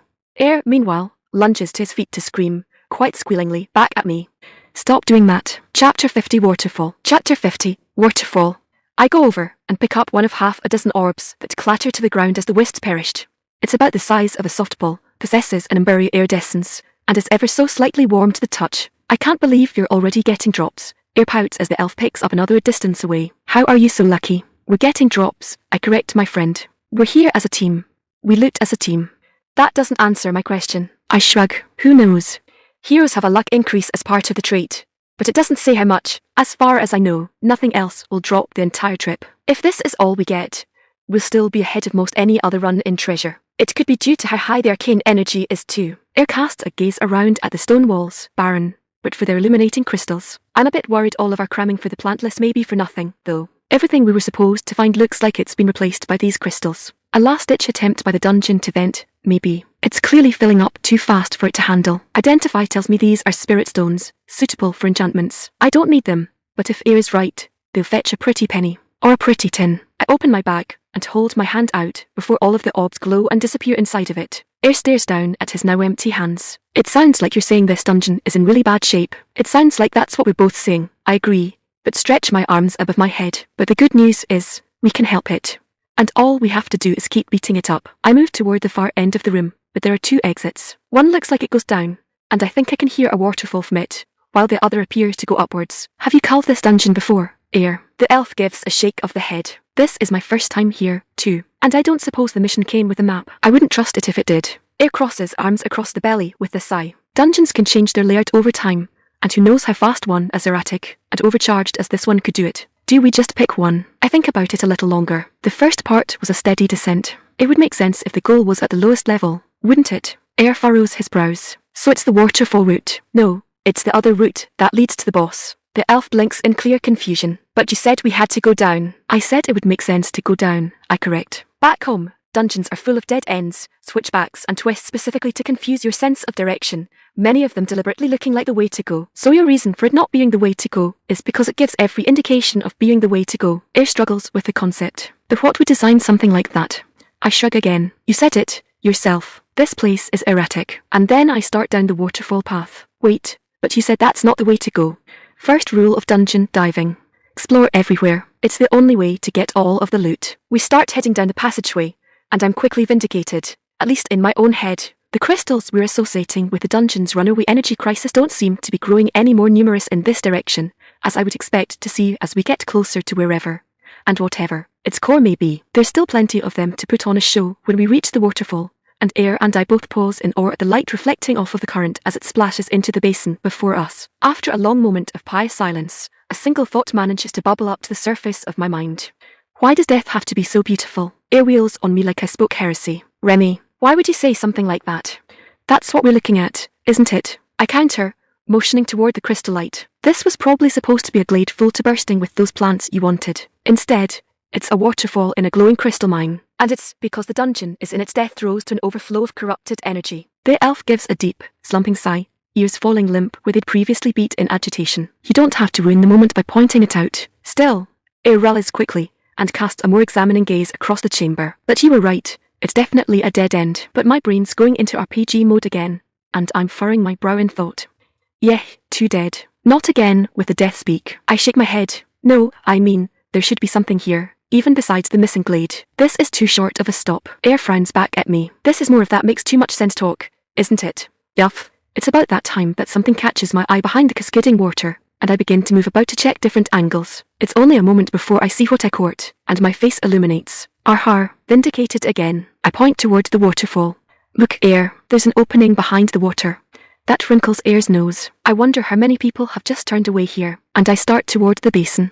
Let's get a little wet and find out what they missed. The water is absolutely frigid and hammers down on us like 1,000 pounds, but we push through, utterly drenched, into a passageway beyond. It looks carved out by the water itself, and a stream of runoff from the basin burbles down its length. There's just enough damp stone on either side for a single person to stand on. You said a little wet, Ayre complains as we lean against the cold stone wall to catch our breath. Maybe the reason why nobody came this way is because nobody wanted to catch their death of pneumonia even with breaks for breathing. Ayre needs a moment to refill the lungs after all of that talking. And I swear my robe feels pasted to me. Don't be like that. Ayre reply just as winded. I know girls back home who would kill for your figure. Shut up, he gasps, and toss me one of those cleanse sprays. Once we catch our breath, and with a cleanse magic treating the water soaking us through to the bone as oiling, we start making our way carefully down opposite sides of the tunnel. It ends in another basin, this one with enough of a side for us to step around it, and a grotto only dimly illuminated by crystals. So we're definitely further away from the core, I muse, and we're further down than we've been so far. Ayre casts a simple light spell,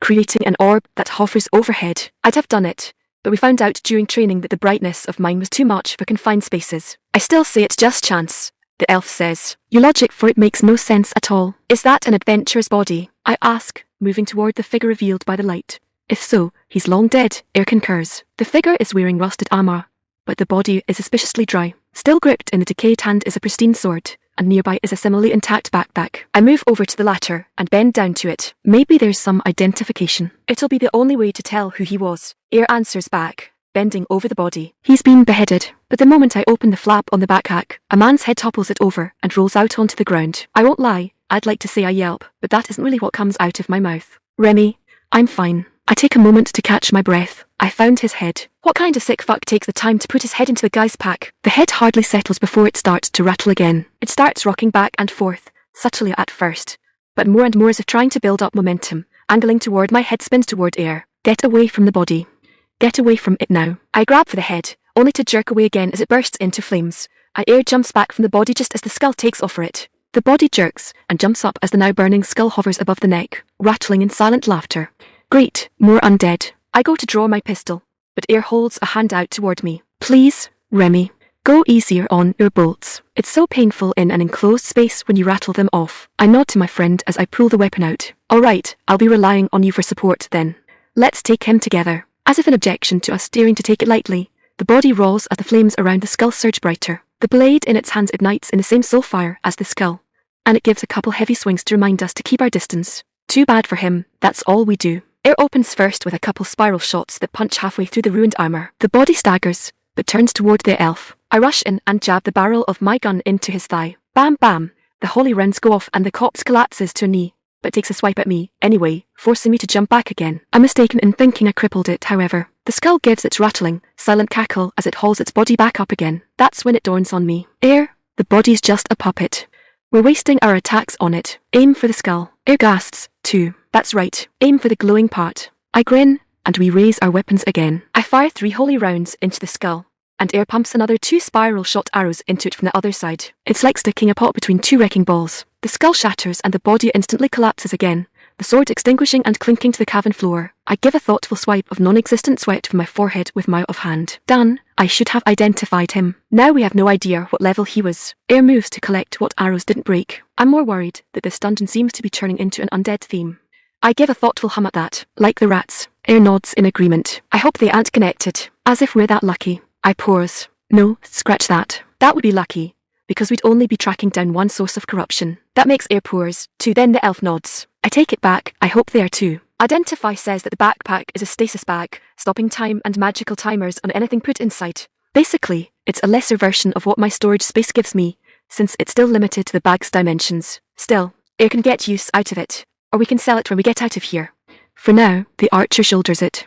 The sword, on the other hand, is a mana-burn katana. It channels the wielder's mana to power flames of proportional strength. Useless again to the both of us, but definitely worth tin back in Dabun. Before then, though, it'll serve as a nice source of heat to warm up and dry off next to after we pass through the waterfall again. Chapter 51 Giant.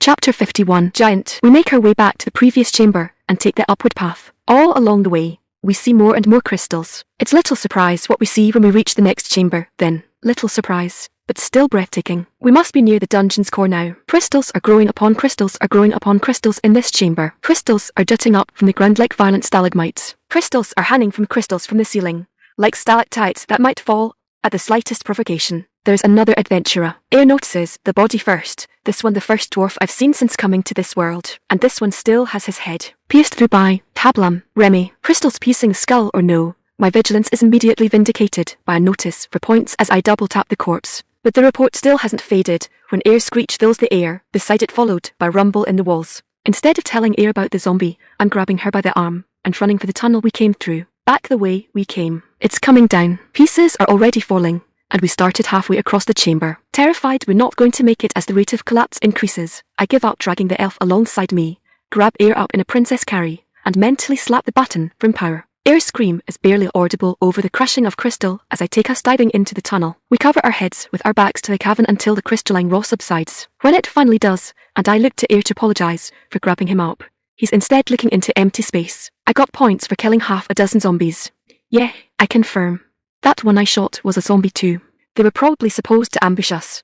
At that, Ayre gives a pouting scowl and whacks my chest with the back of his fist. You have to start warning me before you do something like that. How do you not realize how loud that thing is? I can't come up with anything but a shrug. It just doesn't bother me.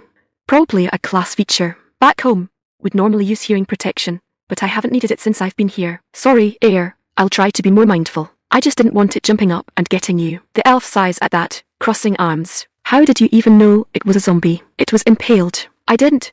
I admit with a roll of my shoulders. But this dungeon is trying to be undead themed, and the last corpse we found tried to barbecue us.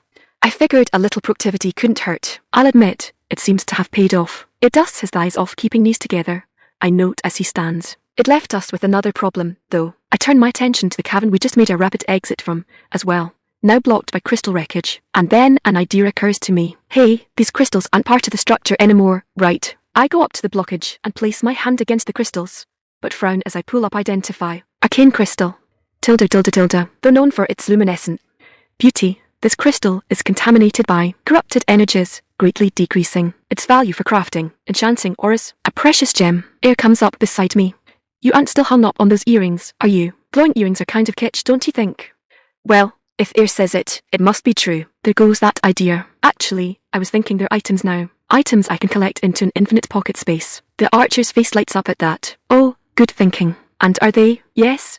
But they're contaminated. I'll need to purify them first. I don't want to put whatever the corruption is directly within an essence construct. That sounds bad for everyone. Ayre shares my frown at that, and nods in agreement. Yes, that does sound like a recipe for disaster.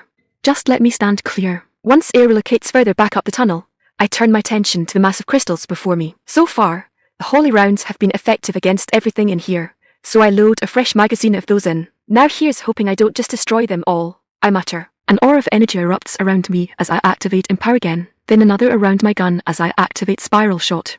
I have a feeling the penetration will be essential here. Here goes. Purification Cannon. This time, the light is a golden tornado of energy pouring out from the barrel of my gun and drilling into the crystals ahead of me. The light rapidly escalates in response until all I can do is keep my gun aimed steady, because I can no longer see anything. I vaguely hear Ayre calling my name as my attack fades, but the light is slower to do so. I might have flashbanged myself. I shout back, unsure if it's necessary to do so. I can't see a thing. Can you? I can feel more than see Ayre coming up behind me, the elf's voice much clearer. Cover your eyes, you idiot. It's the crystals. You're just staring at them. I try that, and though I'm still getting serious sunspots, the light decreases substantially. Oh, thank goodness, I thought I'd gone blind. Blindness would be darkness, Remmi. Right, you know what I mean. Gradually, the light of the crystals fades to a new normal. It's still awfully bright with so many of them, but we can actually make them out again. And the description has changed. Arcane crystal.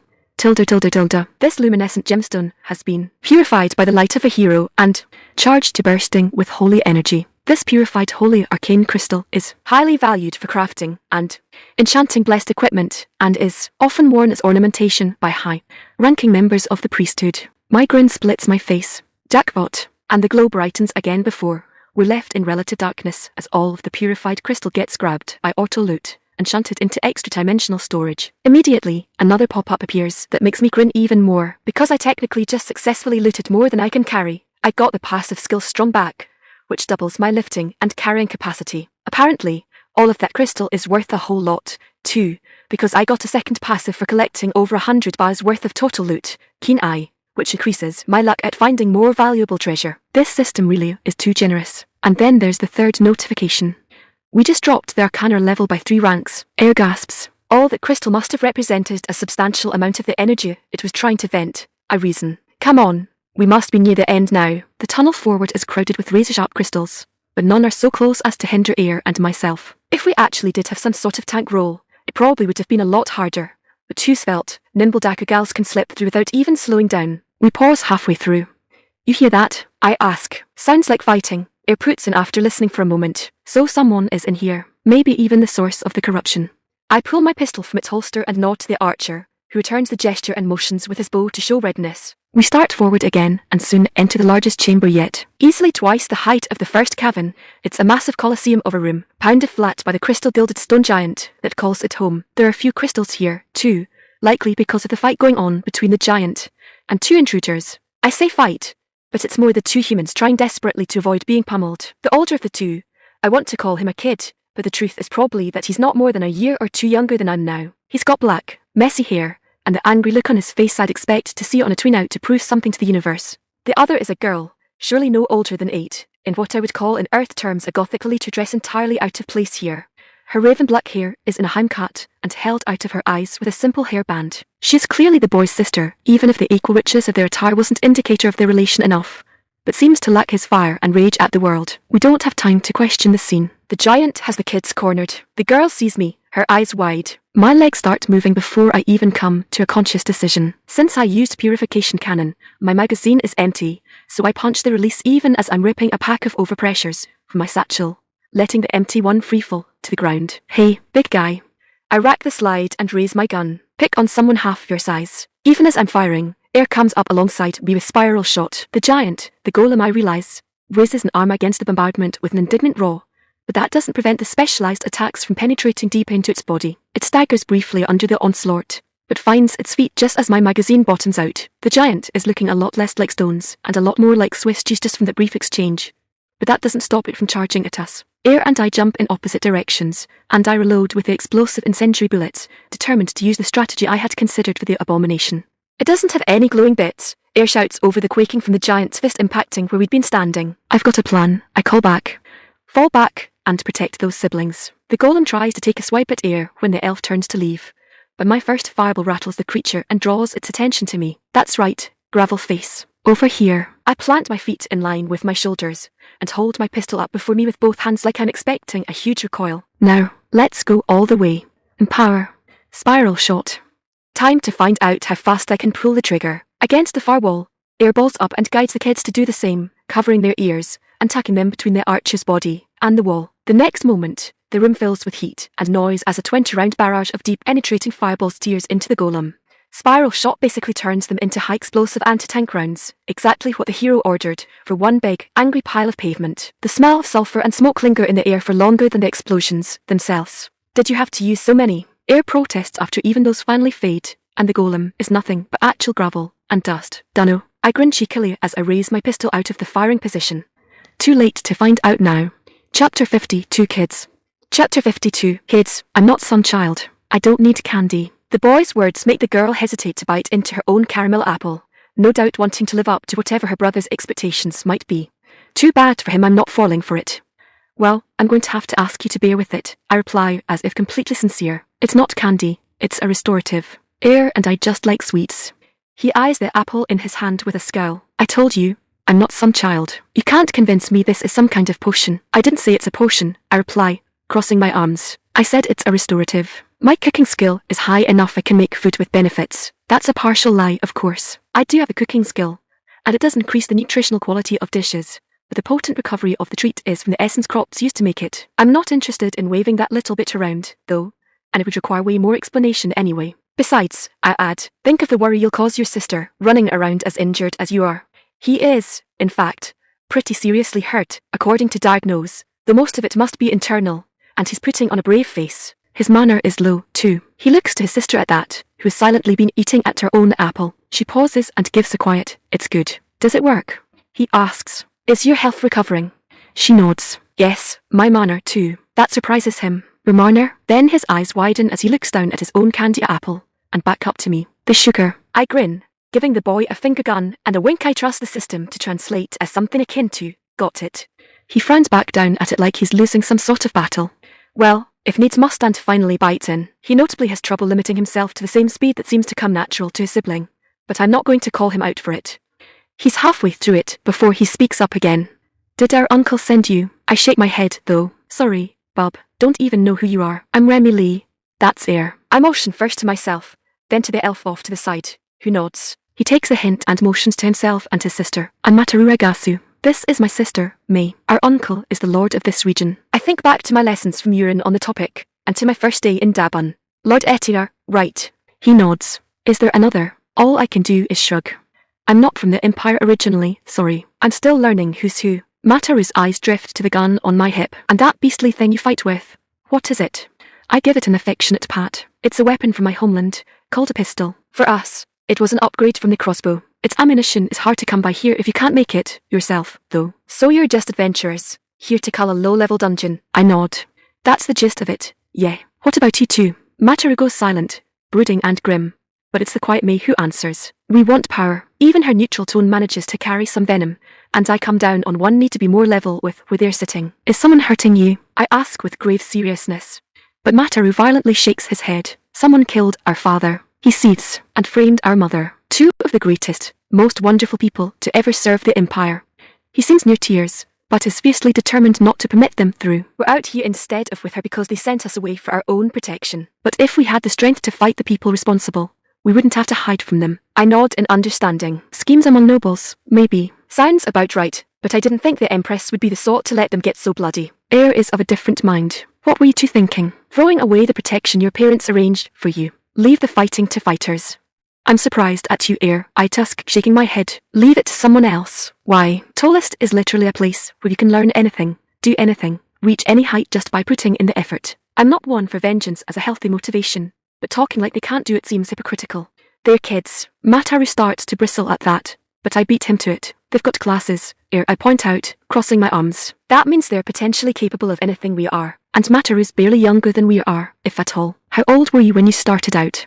I heft the golem core that survived the destruction of the boss. It's a stone ball about the size of a grapefruit and covered in runes that remind me strongly of circuits. That being said, you guys definitely bit off more than you could chew here. If we hadn't happened to come through, our quest would have ended right here. The boy's feelings practically flare across his face. They're so easy to read. Now he's sulking. It's not our fault. Rapier and flame just isn't much good against a golem. I can't fault that logic. Yeah, that's not good against anything particularly well armored. I agree instead. I'd recommend picking up some penetration skills. Open up a tough enemy, then you can hit the inside. I look over to the pile of rubble, or just blow it apart. He nods, and I shift and move to stand. Well, we've just got one more thing to take care of, then we can get you two back to your uncle. That gets both of their attention. I was starting to think May's whole world was a candy apple. It's still Mataru that speaks up. What else do you have to do? The dungeon lord is dead, so that's what they call the boss. Come to think of it, boss and lord are synonyms. It's only been a couple minutes since the dungeon boss died. When that happened, a portal opened up, revealing the way to the core room. Ayre assured me ahead of time that this was perfectly normal. It is common practice to beseech the core for reward upon overcoming its trials, and back when there was a hard separation between the worshippers of essence and magic, the cause were outright worshipped as guardian spirits. Seeing how hard this one fought to keep from going critical, I kind of wish I had something to leave with it now. I point toward the portal as I answer the boy. The dungeon has an infection. That's why it's so weird. We're here to cull it, yes, but also to treat it. His eyes widen further. You're a priestess. I give an embarrassed grin. No, not quite, but I have enough training that they can send me out on purification jobs like this. Mataru gives a thoughtful frown at that. Yes, that makes sense. Less danger to acolytes if they can send a seasoned adventurer instead. That's the gist of the idea. Anyway, I agree with a nod. You two finish those apples so you're ready to go. I shouldn't be long. Asterisk, asterisk, asterisk, asterisk, here an asterisk. The dungeon core was completely overgrown with jagged, razor-sharp crystals. Just going through the portal nearly ended with me impaled from 3 different directions. I had to fire my purification cannon in half a dozen short bursts just to get to the actual core. I say after taking a sip of my tea. And then what did you do? I purified the core, of course. Remmi plants her fists on her hips and grins in a decidedly foreign gesture. Yet thanks to the blessings of essence, I understand it to display pride in her accomplishment. After that, I gave it the biggest chunk of holy arcanite we had, and assured it that I'd purified the stuff, so it should put the energy to good use getting itself back in shape. Then I gave it a candy apple, patted it, and reassured it that it was all better now, and to behave itself. At that, the Gunslinger hero looks a lot less certain of herself. I don't know if it's even capable of hearing stuff like that, but it absorbed the apple, and the crystal after I did. So I'm sure the sentiment got through. Trying to console a dungeon core. Such an alien thing is absolutely something Remmi would try. But there's something even more pressing I'm trying to move toward, and that was when you received the message. She replies with an energetic nod. The message it was one of what Remmi calls pop-ups, spontaneous notifications from the essence system that appear in your field of view, but are invisible to others unless deliberately shared. They do have them back in her Earth, apparently. They call it augmented reality. They use artifice to enable them, however, as Remmi's homeland is apparently very sparse in both essence and magic. Every time what I hear makes them sound backwards and primitive, even positively medieval, something else comes up that reminds me how parallel to Furinshao they really are. Completely, utterly alien, yet parallel. Such messages, themselves, of course, are nothing new, but the specific one she received promises to revolutionize how we combat the darkness from beyond the western demoscene. You have purified all of the dungeons in this region, it read. According to her recitation, this region is now warded against contamination. Could it be so straightforward? And what twist of fortune was this? That Remmi was sent to perhaps the only region so thin as to have only a single dungeon, so that this is discovered immediately. As a sacred priestess, I should, of course, accept this as providence from the system. But isn't this far too heavily handed? No, I only want to tell myself this, because my own duty should have brought this knowledge about long before now. If chance alone can be blamed, then I may hold myself guiltless. Oh, there were other things in the message, of course.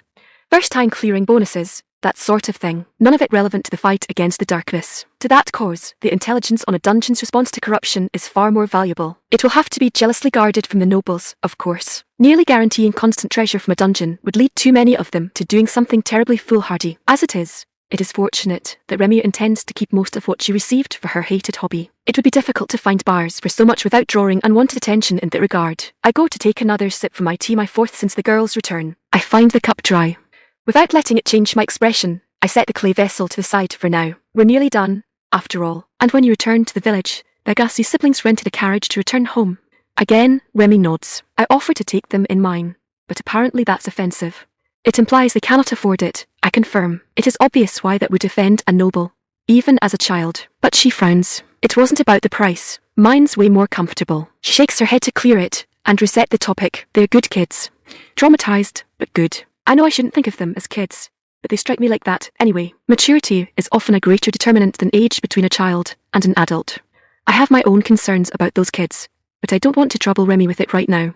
Especially if they're staying in Ceres and Province. I can keep an eye on things better than she will be able. After all, you two should leave the village in the care of Kyuger and myself for the time being, I think. Instead, I believe you need to prioritize more dungeons. Ayre's eyes widen. But we just got back. I raise a hand to still her.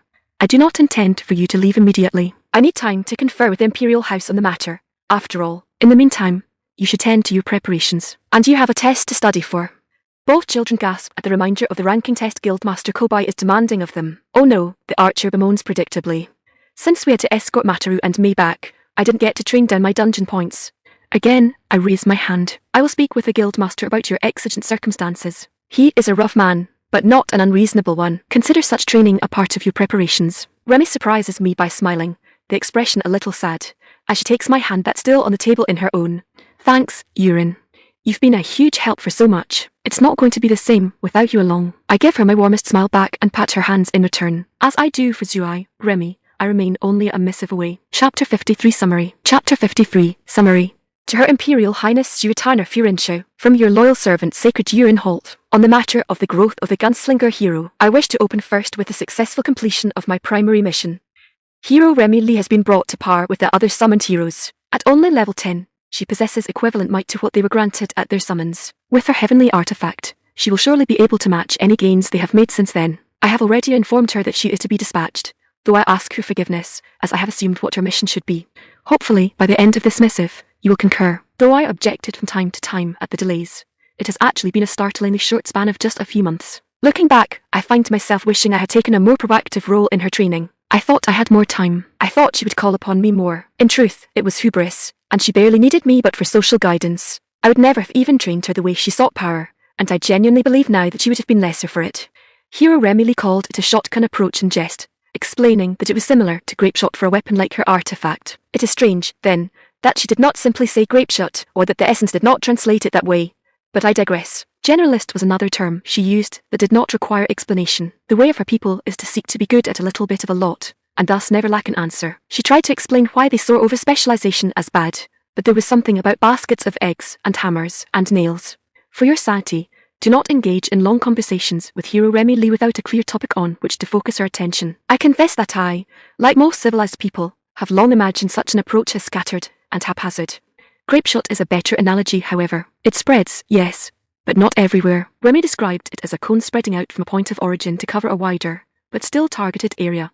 Hero Remmi Lee has spread beyond the scope I would have identified as that of a gunslinger, but in every direction she has reached, it has come back in unexpected ways to enable her meteoric growth. I would have never encouraged gardening for her as more than a meditative practice, however. Yet I am certain you have by now sampled the fruit of her labours for yourself. Her eagerness to learn general skills that I would have thought senseless paved the way to new traits at an unfathomable rate. Of course, I do not need to explain to you, of all people, the value in investing wisely into the fields of magic to supplement a warrior's abilities on the battlefield. Her lack of fear here, too, sees her closing in on you. Even as someone with the abilities of 1-3 times her level, and even with a heavenly artifact, itself imbued with the power to rival a hero, she can jump higher still. She takes the things that other martial warriors reject, and makes them monstrous, all because she cannot stand for something about her to be idle. If she has mana, it must be burned. If she has points, they must be spent. If she has material, she must build something. Essence help the girl. If she has health, she means to take a blow. To estimate her functional level, with gun in hand, I would say it is 5 times higher than it appears from her status alone. As you know,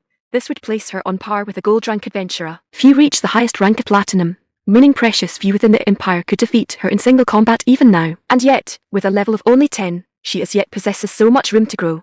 And to think that it was she who so accidentally discovered the secret of the dungeon cores. Those ancient beliefs of guardian spirits may have been more insightful than they were ever duly credited. As you know, purification is a high-level priest magic. Only sacred ranks are capable of using it. Acquiring it is, in fact, one of the requirements for becoming a sacred priest. The addition of heroes to that list is an unquestionable boon, but will also tie them closer to the temple in the eyes of the faithful. Likewise, purification is an ability channeling pure essence. The capacity of dungeon cores, formations of raw arcane energy, to resonate with it opens an unfathomable number of questions for researchers. For the time being, however, the fact that this resonance repels the corruption over an entire region is, I feel, the most important revelation of this excursion, followed closely by how the core seemingly attempted to eject the corruption itself. I would like to know if such purification techniques have been distributed by the system to the other heroes, or if it is to be triggered or purchased. I understand that the generals have already divided them and sent them to deal with issues thought to be born of the darkness, but the presence or absence of such a technique could greatly alter their ability to address such an issue. Assuming, of course,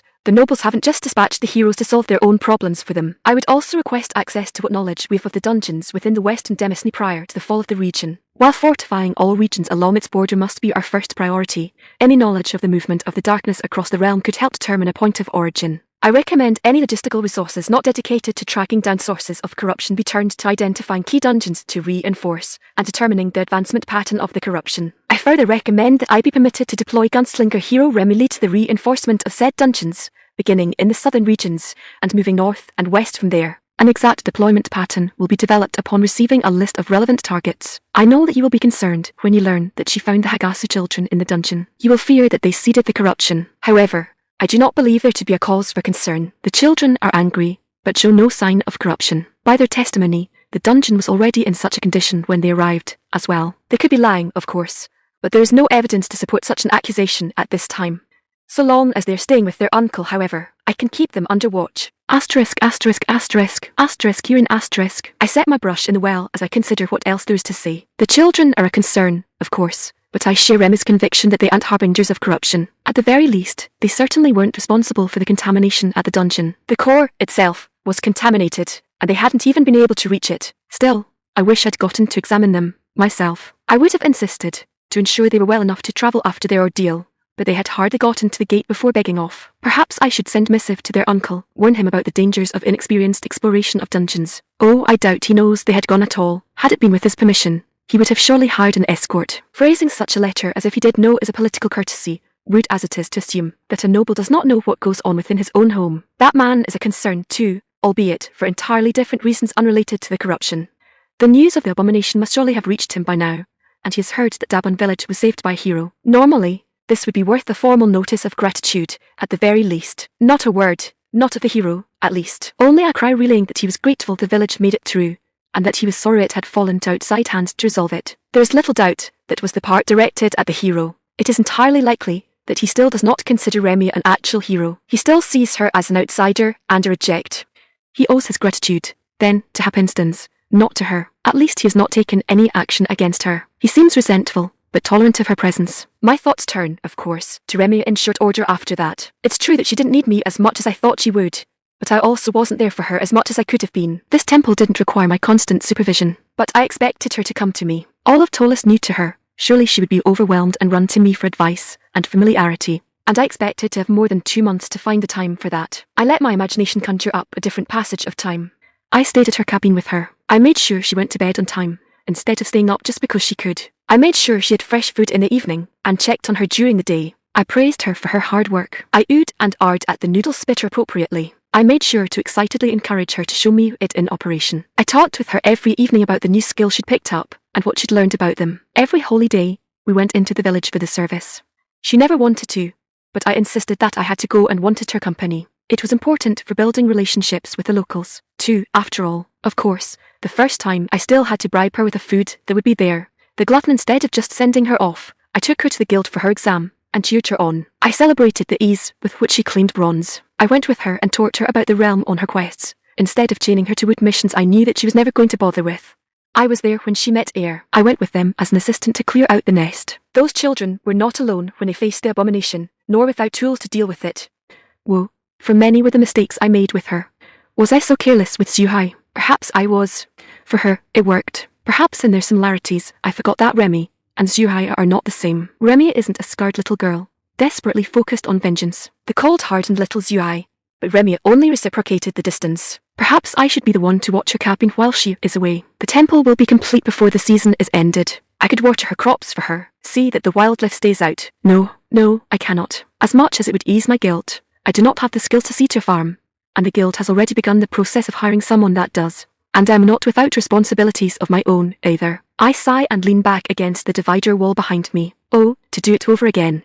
Might I have the wisdom to give Remmi the attention she deserves at the very least. I will make certain I spend more time with her before she leaves, and there should be a send-off dinner the night before.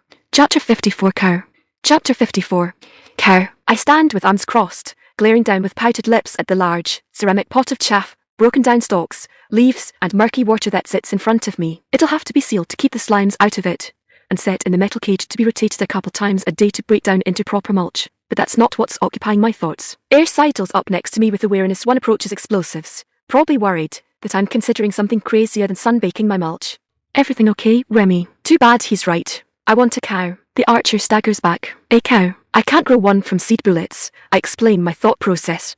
But I can grow grain and hay to feed it. I'll bet if it's on a diet of essence foods long enough, its milk will become essence milk. And that would really open up the kinds of things I could cook. I turn away, holding my chin in thought. In fact, if it works with cows, we should get some chickens too. Essence eggs. I could make essence custard. I have to swallow to fight back the tidal wave of saliva just that thought triggers, and I rotate back to the flustered-looking elf. But would essence eggs hatch into essence chicks? Would it be self-sustaining? Would they lose it if they didn't eat essence food, too? Or would it disappear after a generation? Ayre frowns at me once I pause, then comes over and raps his knuckles against my forehead. It's not hard enough to hurt, and I blink at the impact. Ayre, just checking to see if the power is filling up your head. The archer's eyes close with a huff. Good news, it's still empty. I jut my bottom lip out in a pout. I have an intellect of 200. That's not empty. It's empty of common sense. I turn away with my arms crossed. Fine, I guess you don't want custard topped with caramel sauce. There's a beat where it's getting processed before Ayre clenches his fists, turning them outward at the end of his hell-straight arms. Oh, come on, Remmi. That's not fair. You can't use my sweet tooth against me like that. And besides, you can make that out of normal ingredients just fine. Just fine, sure, I agree, raising a finger for emphasis. But with essence ingredients, I can make it even better. Ayre's face twists into a surly pout as the manifestation of the last of his resistance. Fine.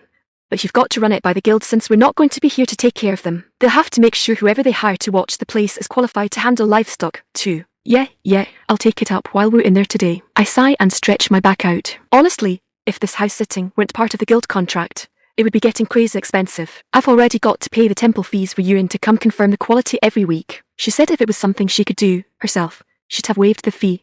Which is nice, Ayre reminds me. Yeah, but everyone needs a soulstone to cast identify.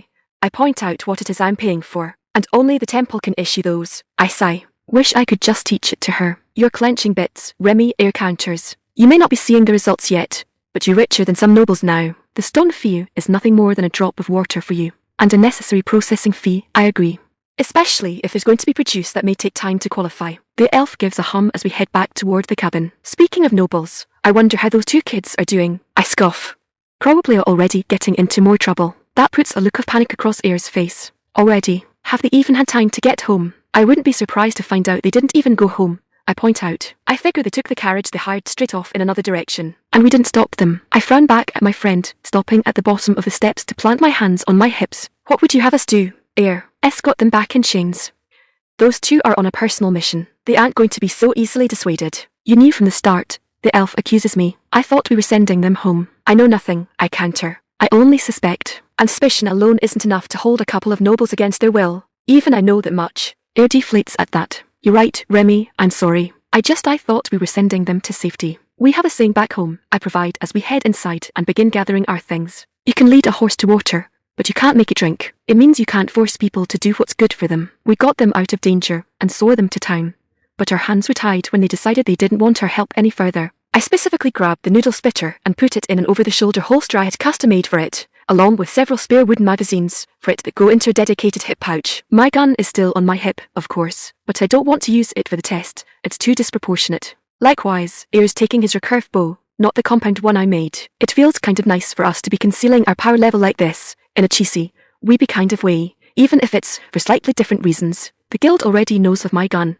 I just don't want to seriously hurt anybody for a rank exam. Ayre, on the other hand, is avoiding causing a technological leap in bowyery. It's not like the archer is going without. I have the compound bow stashed in my storage just in case of an emergency. We spend the walk into town talking about this and that, about upgrades to the training course, about recipes, about outfits, and how leaving Dabun would finally allow Ayre to hold me to the promise to diversify my wardrobe. Yurin is outside, talking with the labourers. When we come through, she sees us, wraps up the conversation, then breaks off to intercept us. Good morning, she greets us. Are you on your way to the guild hall to take the rank examination? Good morning, sacred Yurin. Ayre returns her greeting with formality. And yes, we believe ourselves suitably prepared. The priestess looks over our equipment, and, of course, notices the oddities. Yes, prepare to restrain yourselves, she muses. It could throw off your results. You know, it's worth the risk, I explain. My pistol is just too powerful. My only means of using it without killing someone is paralysis rounds that will. I give a glance to Ayre, who felt them firsthand. They really hurt. Ayre cringes a bit at the recollection, but gives a firm nod. Remmi called it cruel and unusual. I agree. It is better to save the heavenly thunder rounds for when they're the only viable option. I pat the firearm on my hip. They're loaded anyway, just in case. But yeah, I'll be trying to stick to the noodle spitter. Should be a good live fire test for it, too. Haven't you been testing it in your obstacle course rather extensively? I nod. Stress tests mostly. It's hard to gauge performance against a flesh and bone target that's wearing armor when you're only using paper and straw. I wouldn't say it lags in any way compared to my bow, though Ayre puts in. Well, it doesn't have the strength of the strange compound type bow that Remmi made for me, but they work on similar mechanisms, so, my bow being so much bigger, that makes sense. Yurin nods in comprehension of what we are saying. Speaking of your compound bow, Ayre, I notice you're using your recurve bow instead. I certainly appreciate the aesthetics of it more, but as you said, its performance is not on the same level. Being put on the spot makes Ayre nervous, turning away slightly and scratching at his jaw. Well, we were worried it might be too foreign. The design would raise too many questions from other adventurers that I can't really answer. An archer that can't explain how their bow works, isn't that unacceptable? I could explain it. I take over. But you've advised me many times of being careful how much I share about technology from my world. I shift my shoulder to indicate the crossbow strapped there. A hand crossbow made by a hero. Nobody's going to question why it performs so well. The excuse is built in. But if that same hero can craft other weapons, that's going to raise a whole lot more eyebrows. Ayre glances to me at that. Can you craft other weapons, or are you limited to projectiles? I rub the back of my head at that. I mean, probably. Firearms pretty much render the usual swords, spears, axes and clubs redundant, but there's plenty of ways to improve them. Different alloys that hold better edges, for example. Titanium, aluminum, graphene. Those don't translate, right? Both elves shake their heads at the strange words. Still, Yurin sighs. I ask that you stick to your plan to keep that mostly to yourself. Perhaps offer it as aid to the other heroes, but it is wise to otherwise not spread it beyond your immediate allies. I get a grin on my face. Want a new staff, Yurin? She frowns right back as if seeking to invert the arc of my lips with her own. As if you needed an excuse to study for maturgical flow, and it would be necessary for you to do so. Magical implements are not simply concerned with durability and edge retention. The offer is appreciated, Remmi, but no, thank you. I'm already thinking about electrical circuits and how much the runes on the golem core resemble them, but I'll keep that to myself for now. In other news, we're thinking of expanding the essence farm. Yurin's eyes widen in curiosity at that. New crops, but Ayre's ears go nearly level with the elf's eyes. She wants a cow and chickens. The priestess seems confused at the response. I do not see the issue. Milk and eggs are fundamental components to many dishes, and if you get them now, you would have a decent stockpile of both by the time you leave. Ayre shakes his head. She wants to grow essence crops specifically to feed them in hopes of producing essence milk and eggs. Yurin's eyes widen again, further than mere curiosity. I see, Remmi. Have you considered the implications of such a plan? It runs the risk of altering the life forms themselves, I admit. Do chickens hatched from essence eggs cease to be normal chickens? Does a calf that has had nothing but essence milk, and then essence feed, become an essence cow? If so, are these changes permanent? I don't know. And yet you wish to do it, anyway. I shrug. I don't think it will produce major threats to the creatures themselves, and I can't deny the potential health benefits of enhancing things that are already superfoods. Yurin seems to think about it for a moment, then nods. I agree. The potential benefit is greater than the low chance of harm. I will support this experiment. There is little, if any, such livestock in Dabun, but that is not a large obstacle. I can assist you in arranging such purchases through the guild. That'd be great. Thanks, Yurin. There's still much of the economy in the Furinshao Empire that I don't understand, mostly relative prices. Buying chickens isn't so bad, but buying a milk cow should be pretty expensive, or at least it would be back on Earth. Unfortunately, I don't know what expensive means on Tolist. It's Ayre that asks, does that mean that you will be coming with us today? And I'm treated to one of the increasingly rare looks at Yurin appearing humble. For once, I don't think it's an act. If it wouldn't trouble you too any, I would like to accompany you, yes, and with your permission. I'd like to watch you take your exams. My grin returns. At the risk of repeating myself, that'd be great. Of course you're welcome to come along. Wonderful. Just let me set tasks for the crew, she says. I'll only be a few moments. Sacred Yurin will be watching us. Ayre frets once the priestess leaves. I think my nervousness just leveled up. Has it become a status condition? I chuckle and pull up my own status for one last review. You don't have anything to worry about, Ayre. It's just friends supporting friends. Name, Remmi Lee. Race, human outsider. Age, 15-24. Level 10. Class, Gunslinger. HP, 400/400. MP, 300/300. St, 300/300. Strength, 100. Toughness, 100. Intellect, 200. Agility, 150. Points, 5,270. Traits, Hero, Done Not, Jack of all trades General, Hedge Witch. Book 2 Prologue. The story so far. Remmi Lee, a 24-year-old American engineer, found herself in another realm, where she was interrogated by a floating text box. After ruminating on the nature of power, she was unceremoniously dropped from the sky realm into the world of Tolist and the Furinshao Empire. When she came to the High Temple, she realized she had been granted a new, 15-year-old body. Apparently one of 5 heroes summoned to save the realm from a mysterious darkness, she quickly learned that she was the only one from another world, and her chosen manifestation of power, the firearm, didn't exist here. Humiliated by the schemes of the Imperial Court's noble elite, it wasn't until she already resolved herself upon a backup plan that she learned that her personal firearm had been taken by order of the Emperor as a powerful heavenly artifact. Proving her competency with the weapon, she was granted the formula denied recognition as an Imperial hero, but manifesting at level 1 meant that she was still too far behind the other heroes. With the elven priestess Sacred Yurin accompanying her, she was dispatched to the quiet Dabun village in the distant Syrian province. On the property she was granted there, Remmi quickly adapted the Essence system, an augmented reality interface available to all in Tolist that numerically evaluates their physical and mental abilities. Heroes in particular are able to purchase upgrades and even knowledge of new skills directly for points, which she promptly discovered a way to farm. She joined the Empire's Adventurers Guild, called the Independent Exploration Service Guild, and quickly received the rank of bronze despite a level of only 3. Forbidden by Yurin from taking more than basic missions alone, she teamed up with a bronze-ranked elven archer named Ayre. The iron-ranked mission they thought to test their teamwork on went sideways when a heart of corruption turned a monster nest into an undead abomination. Though they were able to defeat the monster, the system had to grant Remmi a unique purification power to destroy the heart itself. Returning to the village, Ayre moved in with Remmi at her estate so that they could train together, taking advantage of the passive gains, similar to a dungeon, that Remmi granted her teammates. Over the same time, Remmi finalized several projects, including the design of a repeating crossbow, upgrading Ayre's hunting bow, and completing several primitive elemental stone devices. When they finally set out for their first dungeon culling, they didn't find the lush forest dungeon that should have been there, but one twisted by the same corruption to claim the monster nest. Fighting their way through the spirits and ghouls inhabiting the barren crystal caves, they rescue a pair of siblings from the dungeon's final guardian and purify the dungeon core. In the process, they discover that purifying all of the dungeons in our region protects the region against corruption, and are soon charged once more with an updated mission to do exactly that. Well, after they retake their ranking exam. Anyway, Book 2 Chapter 1 Provisions. Chapter 1. Provisions. Matter.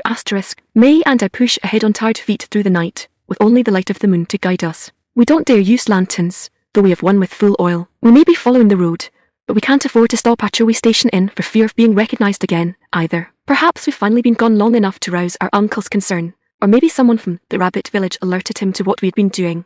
Either way, missing posters with our likenesses have gone up at every way station and village up and down the Imperial Road. We thought we'd be in the clear once we were out of the province. We were immediately recognized and detained until an escort could be arranged. Fortunately, those that found us were ill-equipped to contain nobles and underestimated us, making possible our escape. Ever since, though, we've been hiding from every traveller we see coming and avoiding every settlement. We sleep in the lofts of barns outside the walls or in what shelter we can manage for ourselves. I'll admit, it has made me wish I paid more attention to our huntsmaster, instead of assuming things like foraging and simple shelters would always be someone else's job. May stumbles, and I'm by her side in a moment. The girl never complains despite how much harder it all must be on her, with her younger age and lower stamina, so I always try to accommodate her when I do realise she needs it. May, are you alright? Come on, let's get off the road, and we can rest for a while. I get an arm around her waist, and help her off into the tree line before setting her against the trunk of a large oak. I hardly recognise her as I look down at her. We were never heavyset like some nobles get, but endless travel has stripped us lean. We rarely get a chance to wash, so her face is dirty, and her once silky raven black hair is starting to mat. And gone are her elegant dress and other fineries. Not only were they getting worn by travel they weren't meant for, but once we realised people were looking for us, our noble attire became too risky. One of the last times we passed by a village, I stole a cloak off of a farmer's clothesline and slipped into Baya's more common clothes. The same probably applies to me. The simple linen clothes we've switched to are starting to wear, too, and we smell like sweat, road dust and hay. Perhaps by the time we wear these out, too, we'll be unrecognisable enough to indulge in some of the more basic advantages of civilization again. After we scrub ourselves out in a river first. As I'm considering all of this, my sister has clearly been travelling her own line of thought, and she says something utterly incomprehensible. We should have stayed with Remmi. All I can think about is my poor sister. Have I been pushing her too hard? Have I been focusing too much on moving forward and forgotten to pay enough attention to her well-being? How can you say that? After a long moment, such a stupid question is all that can leave my mouth. Her own lips frown in thought and discomfort both. Her carriage was really comfortable, and her food reminds me of mother's. She was very nice too. She wanted to help us. I shift the pack on my back as I consider her points.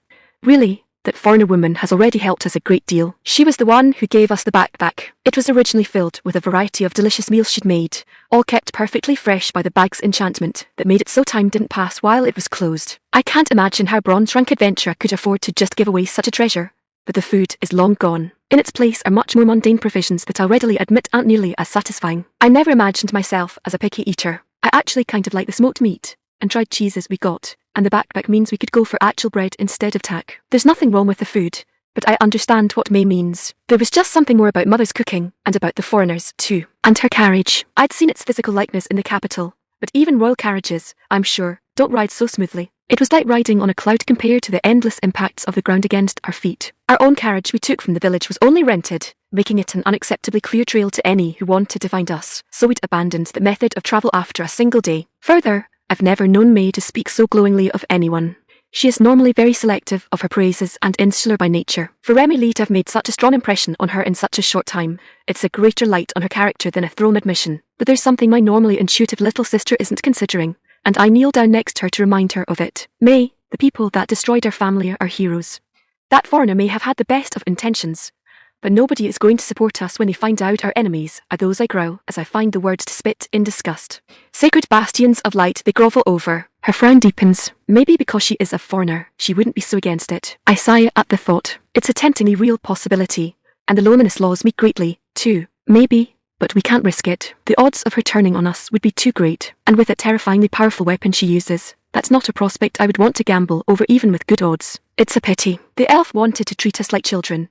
But not only did Remmi put a stop to that, she gave good advice on where May and I were lacking. We've already started trying to come up with ways to implement her suggestions, but I can't help but feel it would be easier with her guidance. Why am I so certain that she is some sort of teacher or trainer? I don't know. I just got a sense of great knowledge from her that I can't really explain in words. She would have answers to problems we haven't even realised exist. I believe that, yet it comes from only a feeling.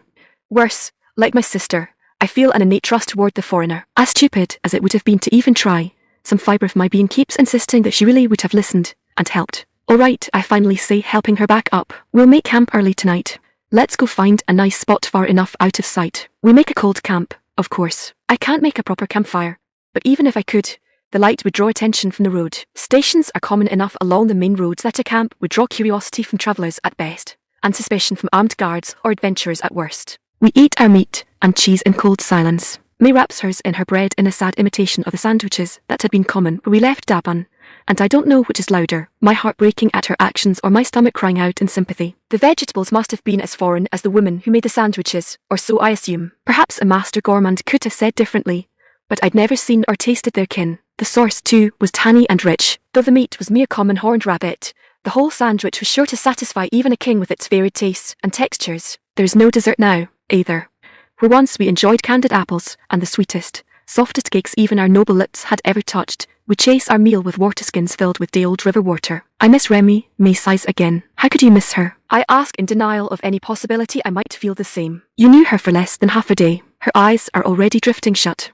We really have been travelling too hard. Yeah, but she's really nice. I sigh again, but softer this time than I did the last time she said it, and on my lips is a gentle smile at the already dozing face of my beloved little sister. Just as we have no campfire, we have no tent, and for the same reasons. It is both because I cannot assemble one, and because it would be a larger object that someone could more easily see. This journey has highlighted my shortcomings in many ways I never expected, and not just in combat. It has been, not just humbling, but humiliating how unprepared I really am. And every night, my sister pays the price for it. And yet, though it's been over a month since we first slipped away from the estate, this is the first time she's come anywhere close to complaining about it. I'll set a slower pace tomorrow, I decide, and I'll come up with a way we can stop hiding like this every night. We're far enough away. Maybe we could get away with registering as new adventurers, under new names, and join a group that could teach me the crucial skills that I'm lacking.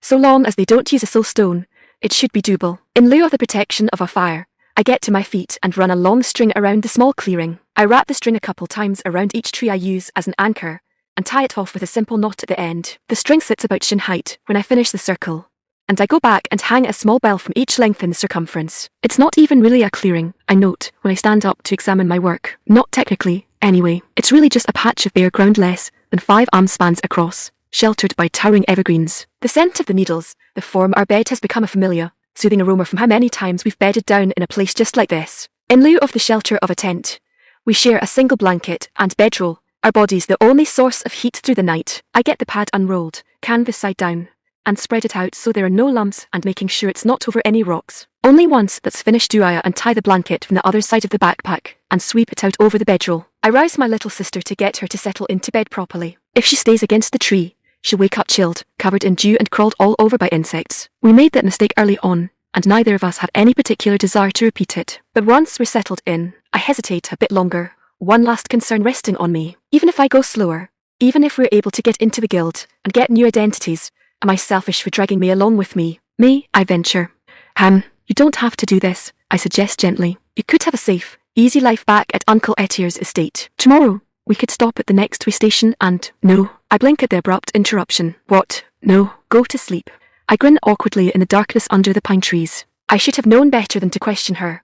She really is the best little sister one could ask for. Book 2 Chapter 2 Cappuccino. Chapter 2 Cappuccino. Asterisk Remmi asterisk. Hey, yellow. Others might have a valid excuse, but I know for a fact that Sire knows my name. I'm sure that calling me by my hair colour is just a nickname, on account of it being so incredibly rare that the native language doesn't even have a word for blonde. But it's unquestionable she's doing it deliberately. So when I hear the bartender shouting for me from across the guildhall the moment I come through the door, I throw my hand up in the air and give it right back to her. Yo, Red. She grins, but Ayre just rolls eyes as we change course for the eatery off to the side of the hall. Urin's reaction is only to smile and shadow us along. Something up? I ask as soon as we're close enough not to have to yell at each other to be heard. Yeah, something's up, she confirms. Sales of that new recipe you gave me. Don't know what it has to do with water demons, but even though it's more expensive, I can hardly keep the ingredients prepped. Excuse me, the priestess speaks up, and immediately Sire's easy grin goes a bit stiff. She confided in me once that Urin unnursed her, before she knew I was travelling with her. Apparently, the platinum rank adventurer knew her when she travelled with Tanner, the witchblade that went on to become Empress of the majority of the continent. What is this about water demons? Rather than answer verbally, Sire holds up a finger and grabs a cup. The ingredients are all separated out, but close at hand and prepared. The first thing she grabs is a small pitcher of absolutely black coffee, totally different from the dark amber brew she normally serves. With this, she fills the ceramic cup a third of the way. Next, she takes a small, insulated pitcher of heated, lightly frothed milk and fills it a third of the way again. Finally, she takes out a second jar of milk and a whisk, and with inhuman speed, she beats the milk into a thick froth. This forms the final layer of the beverage she slides across to the elf. Yuren accepts the proffered drink with a raised eyebrow, but only takes a single sip before the other eyebrow joins it in surprise. It is both stronger and yet somehow smoother than I expected. Right, the bartender boasts. Something from Yellow's homeland. She calls it a cappuccino. The word makes the priestess frown, and it has nothing to do with them. The bartender shrugs. Not that I can tell. The way her people make their coffee is a little more intense than I expected, and Yellow had to teach me how to froth the milk right. But that's all it is. Just milk and coffee. Now, Yuren's frown is just confusion. How is it not the same then? A simple milk coffee. The texture is completely different. I butt in. That's the difference between steamed milk and regular milk. We have easier ways to make it back home, but the end result is that the fat in the milk breaks down into smaller pieces so it gets more evenly spread out into a foam layer so small that you can't even see it. All three Ayre, Yuren and Ayre are staring at me like I'm saying gibberish, but I specifically used words that I knew would translate. I didn't even mention molecules. Remmi, Yuren finally said slowly, that does not work like that. What are you talking about? I insist. It absolutely works like that. You're tasting it right now. I'm tasting something right now, Yuren countered, but that does not mean it is something that cannot be seen. Your people are far too superstitious, blaming things on the unobservable. I'm pouting, okay. I admit it. I'm pouting big time. I'm getting called superstitious by a priestess and who said it's unobservable. I just said you can't see it. You know, with just your eyes. Yuren looks about to say something contrarian again, but then averts her gaze. No, you're right, Remmi. That was uncalled for. And then she turns back with a motherly smile that looks so out of place on her young face. It is your recipe. I should not assume that you know so little about something that you are able to teach to another. Clearly, the treatment changed something about the milk. It was close-minded of me to seek to lecture you and I, myself, do not understand that change. She took another sip from the beverage and rotated the cup in her hands. Instead, please let me ask you directly. How does this drink connect to cappers? Is it merely a figure of speech? No, you're just pronouncing it wrong. I insist with a wave of my hands. It's actually a word in a different language from my own, and I'm pretty sure it's just a reference to the drink's colour. The three of them turn their gazes back to the drink as Yuren takes in my answer. The colour I see, so it has nothing to do with demons. Not a thing. That is a relief. The priestess concludes with another sip. Ayre has picked up a stray glass and begun wiping it down. Funny you haven't heard of it yet, priestess. It's been a hit all over town. I'm more of a tea drinker, if I'm being honest, Yuren admits. Coffee is dark and bitter, making it usually less satisfying. Further, I prefer my tea soothing, so the higher caffeine is another point of objection. Ayre nods heartily. Exactly. Coffee is way too acidic to be enjoyable. A lot of that is in how it's roasted, I counter. I mean, it's never going to be as mild as tea, but the local roast, and I glanced to the bartender, no offence, Ayre, is unroasted, or maybe unevenly roasted. I'd have to see the facility. That increases the acidity of the brew. I've brewed a lot of coffee. The redhead agrees as she gives a thoughtful rub of her chin. The flavour of the beans you bring in is definitely much higher than the standard, but I chalked it up to the whole essence thing. I never guessed you might be roasting them differently. Different breeds of coffee bean can have different acidity too, I confirm. It's entirely possible a large part of it is because essence crops are just automatically higher quality, or maybe the local species hasn't undergone as much selective breeding, or it really is the roasting, or some of all of that, Ayre points out. The archer helped me make the first batch of coffee, and has helped with several deliveries since then, so it's getting very familiar with the process. I nod in agreement. Exactly. Again, I'd have to see the facility. I cross my arms and tilt my head as I consider it. Actually, Ayre, I don't suppose you know where it is. Maybe when we head out, we can fit in a swing through there. I'm actually really curious now. Well, like with you, she provides, the roaster is local. You'd think all dried out like that, the roasted beans would last longer. But, apparently, that's not the case. They buy them green, and then I get them roasted in small batches a couple times a week. You could check that out easily enough. Just a way station or two over, I think. Yeah, that probably qualifies as local this far out from any other signs of civilization. I have to make a point of that, I agree. See how different it is. I've already got to teach whoever takes over the crops how to use my roasting assembly, but it's more time consuming than difficult. If I was running this place, myself, the bartender put in, I'd ask you to teach me too, and cut out the middleman. Since I'm just managing it for the guild, though policy contracts that all out, minimises conflict with local businesses. Instead, if you can improve the brew around here, I'll make your daily coffee free. Sound like a quest worthy of a hero. That gets a frown from Yuren, predictably. Ayre, was it? The purpose of a hero is to combat manifestations of evil, not to run errands for people.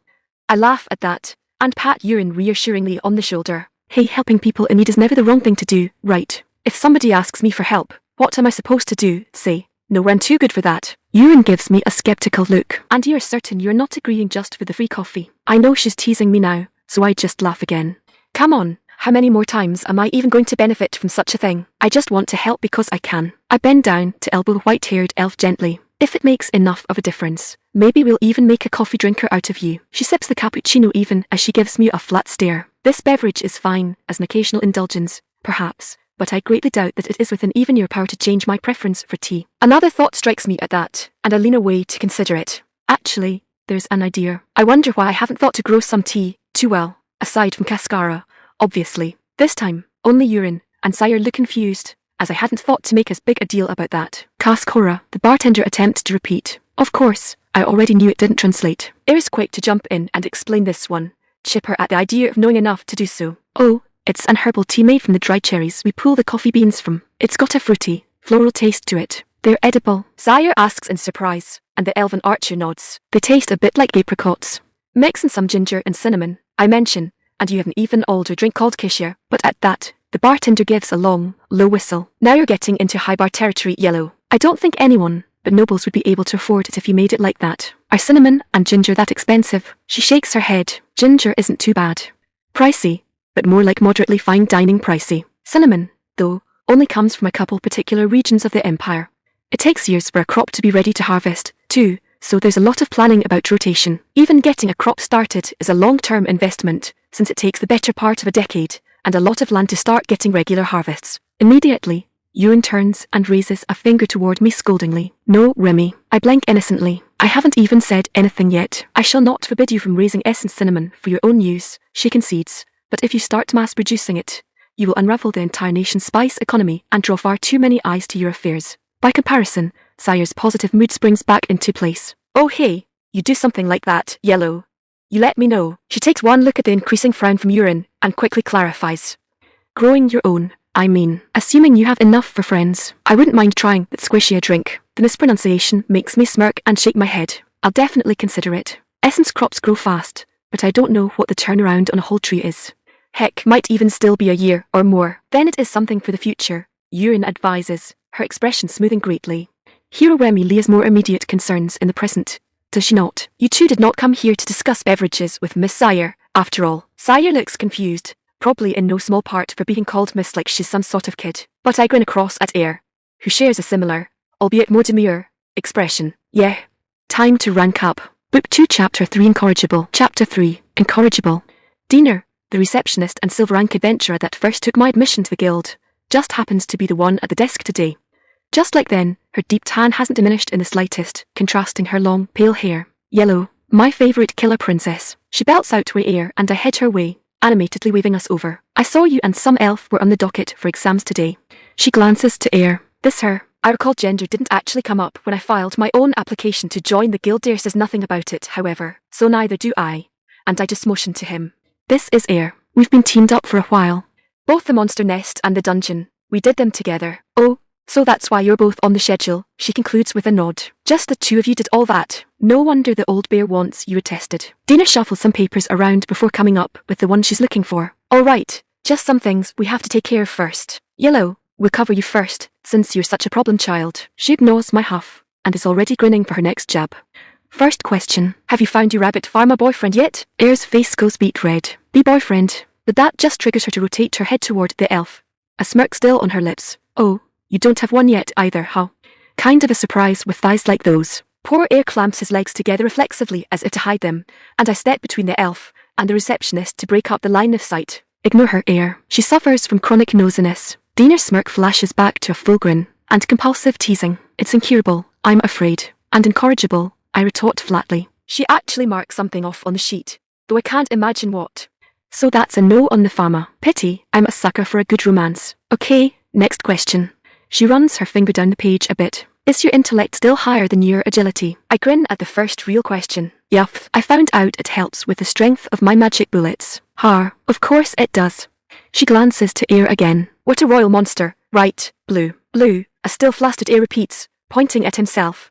That's supposed to be me. But Dina just turns back to me again. You've got to train your handmaiden better, princess. Her defenses are too low. Believe me, I reply, already resistant to her, myself. Ayre is plenty capable. We just didn't expect to be under siege just reporting for an exam. Yeah. Dina waves it off. Got her always be ready, or something. Next. We got sidetracked, and I missed something in your application last time. I forgot to ask you about any skills you may have that would be of use to a recruiting party. Would you like a list? I chippily reply, but Dina is ready for me. I figured with a troublemaker like you, it'd be something crazy like that. And she slides a blank sheet toward me with a charcoal pencil. So, yes, I would like a list. I mutter a few complaints under my breath at that, but pull up my status to make sure I don't miss any. It's invisible to anyone I don't deliberately show it to, so I don't need to worry about peeking even from Dina, and since one of those skills is local language, my writing translates flawlessly. Dina is patient, at first. As the list grows longer, she starts tapping her foot, then her fingers. She finally breaks when I go to flip the page over. That's enough, Miss 120, she says as she snatches the list away. Before I think you're just filling it out for length. She gives it a once-over. Seriously, sewer management, slime behavior. I asked you for skills that could be helpful to a party. Those would be very useful if a big city had a runaway overpopulation problem, I point out. Larger cities use slimes to keep their waterways and sewers clear, so having that knowledge without having to escort a civilian professional would be valuable. Indeed. Okay, fair point, Dina concedes as she continues to scan the list. But you know what they value a lot more, and she begins to read a few of them off. First aid. Everyone likes knowing they aren't going to bleed out before getting to a real healer. And wilderness survival. It's surprisingly uncommon. I blame modern conveniences. She grabs the paper in both hands and leans in close to it, though. Ooh, you can cook. Like, not just a few recipes. You actually have the skill. I like making a good meal, I retort with arms crossed. Everyone feels better with real food in their bellies, and it's great for morale when you can do more with the ingredients than just throwing them in a pot of hot water. The tanned girl leans over the counter. How's your dessert game? I tick off on my fingers. Cakes, crepes, cookies, custards, candies. In that case, if you're not interested in a rabbit pharma, how about hitching a receptionist? Down, girl, I scold, thumbing over my shoulder to the still red and quite frankly terrified looking elf that'll be up next. You're going to give Ayre a heart attack before you even get done with me. Dina adopts a sulking expression as she juts her bottom lip out. You're too hard to ruffle, yellow. Did you level up your tease resistance since I last saw you, too? I scoff, crossing my arms again. Nah, I just knew what to expect. I unfold one arm to shake a finger at her. Hate to break it to you, Dina, but you're a trick that only works once. She recoils from me as if I'd shot her. So cruel, she decries, throwing an arm across herself as if in defense. Too cruel. Our golden princess has become a tyrant. Aha, I endure the display with a slightly less dramatic yawn. Try it with some actual tears, and maybe I'll buy it. The receptionist sucks some more. Pooey. Fine. You got any active skills that you want to add, or is it just knowledge and lifestyle support? I consider that question for a bit. My spells and the like are a much shorter list than my general knowledge skills, but they also tend to be pricier. Not just in points, either, often burning through mana, a resource few marshals like me have much of. Well, I've got heal and diagnose, I provide, but they aren't as good as from a priest. I've got some general utility spells, too, stuff like spark and cleanse, but those won't matter as much. I snap my fingers. Oh, I keep forgetting since I haven't had reason to use them. But I've got healing bullets. Dina looks confused at that. Healing bullets? Yeah, I mean, like I said, I haven't seen them in action yet, but in concept, I shoot to you and the pain goes away. She pales a bit. Yellow, do me a favor and don't phrase it that way. It makes it sound like you're putting somebody down. Then she starts scribbling on the form again. I'm just going to put limited recovery magic and leave it at that. Got some elemental ability too, I add in. I'm particularly fond of the explosive incendiary rounds that were one of my first purchases, which basically turn my pistol into a miniature rocket launcher. That's hardly the only trick literally in my belt, though, as I picked up holy rounds for undead, and my paralysis rounds are technically electric. Of course, the rounds I use more than anything are simple overpressure jacketed rounds. All of my bullets are purchased directly from the system, and are guaranteed to work with my M1911 clone, no matter what they do. I've picked up some passive skills that directly enhance its performance, too, though it's seen a lot less investment than I have. I should see about fixing that, especially the next time Ayre complains about my level jumping. As it stands, I've increased its punch and raised its double-stack magazine from 16 rounds to 20. Noted, Dina replies with another scribble, then scratches the side of her head with the back end of the quill she's using. Wow, Yellow, you're really doing a lot. Are you sure you're not spreading yourself too thin? She sounds actually concerned, but I just shrug. A lot of it came up just because we ran into something where it was needed, or was from when I was still on my own. Besides, a bunch of it is consumables, rather than something I'm using directly. The bullets you keep mentioning, she agrees, like what you hit Kaido with. Right, I confirm with a nod. Most of my actual combat stuff is still all centered around making me shoot better, like the spiral shot spell I learned from Ayre, or the Empire spell, which multiplies most of my stats while burning my minor for as long as it's active. That's not so bad, then, Dina muses. It just sounds like you're scattered all over the place. How would you describe your position on a team in your own words, then? Again, I consider my choice of words, though it's a question I've had to answer several times since coming to this world, so it doesn't take me long. I'd say I'm a mid-range, high-speed striker with good coverage. Dina chews on the end of the quill for a moment before nodding and resuming writing. Yeah, I'd say that follows what I've seen. Of course, that's one of those questions that were supposed to be asked before, so I'd normally have to take you at your word. She pauses in her writing, and clearly thinks for a moment before starting again. Oh, and a word of advice, Princess. We definitely want to highlight your ability to take down targets alive. That'll be extra valuable. Ayre ventures, finally working up the nerve to interrupt. What happened last time that all of this was missed? The receptionist grins. Have you seen her status? I completely lost focus when I saw a level 3 with numbers that high. I knew the normal person for testing newbies like that couldn't handle her, and sure enough, she minds me shooting my gun. Kapow. He hit the dirt before he could finish a step. The guildmaster ruled I was to be bronze then and there, I provide. That was a week before we met. But that makes Ayre wrinkle brows. Hold on, you were level 5 when we met. That just drives Dina to whistle. 2 levels in a week. That's not bad at all, Princess. And what are you now? 10, I don't hesitate to provide, and my agility's 150. 150, she repeats immediately. I thought you said your intellect was still higher. It is, I confirm. I bumped it up to 200. My strength and toughness are both 100. That's not counting in power, of course, which basically doubles my level by increasing everything but my intellect by 75%, if only for a couple minutes. The receptionist gives a depressed sigh. Those are not level 10 statistics, yellow, and even with a dungeon under your belt, your growth rate is insane. I pulled the repeating crossbow from over my shoulder. Yeah, I figured. That's why I'm going to be using Noodle Spitter here, instead of my gun. I figure it's safer. Is there any problem with that? She stares at the weapon, bewildered at the sight. No, you're free to use whatever gear you want, more or less. But what is that? It looks like a crossbow, but I've never seen an assembly like that. That's because I built it, I explain as I caress the stock of the weapon. It's still experimental, but instead of having to be pumped every time, it'll fire with every pull of the trigger, and with way more power than the dinky things you're thinking of. I still remember the one I was given back in the capital, where I was expected to fight level 25 wood golems with it. It was a setup intended to embarrass me all along, but it inspired me to create this beauty just to spite them. Dina doesn't look impressed, though. Yeah, yellow. That sounds like a bit of a stretch, but use it if you want. Instead, she turns her head from me like she thinks I've finally lost my mind. Alright, Blue. You're up. Book 2 Chapter 4 Rumors. Chapter 4 Rumors. Asterisk Disuk asterisk. I have to consciously loosen my grip on the haft of my spear. It's just nerves, I tell myself. After all, this isn't even really going to be a fight. We're just helping to test a couple bronze ranks. The rumours about these 2 bronzes, however, have been the talk of the guild ever since the call for exam volunteers went out.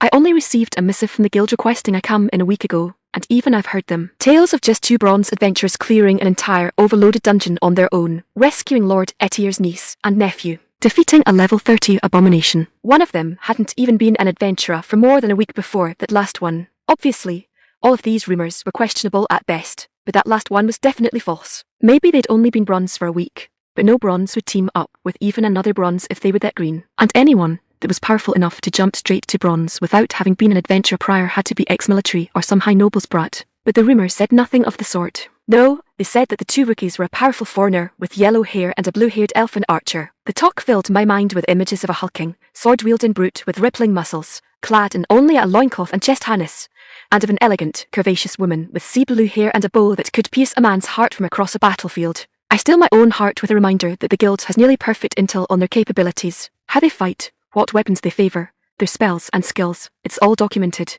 just like it is for everyone else. Ostensibly, the idea is to best evaluate our limits so we don't get in over our heads, but nobody forgets that the guild is basically an imperial agency. Effectively, the throne has records on every adventurer in the Empire, and exact details on how they've cultivated themselves, should it for some reason ever become necessary to know. But I look around the room at the other people in here with me. Guildmaster Kobai is here, of course, but he won't be participating.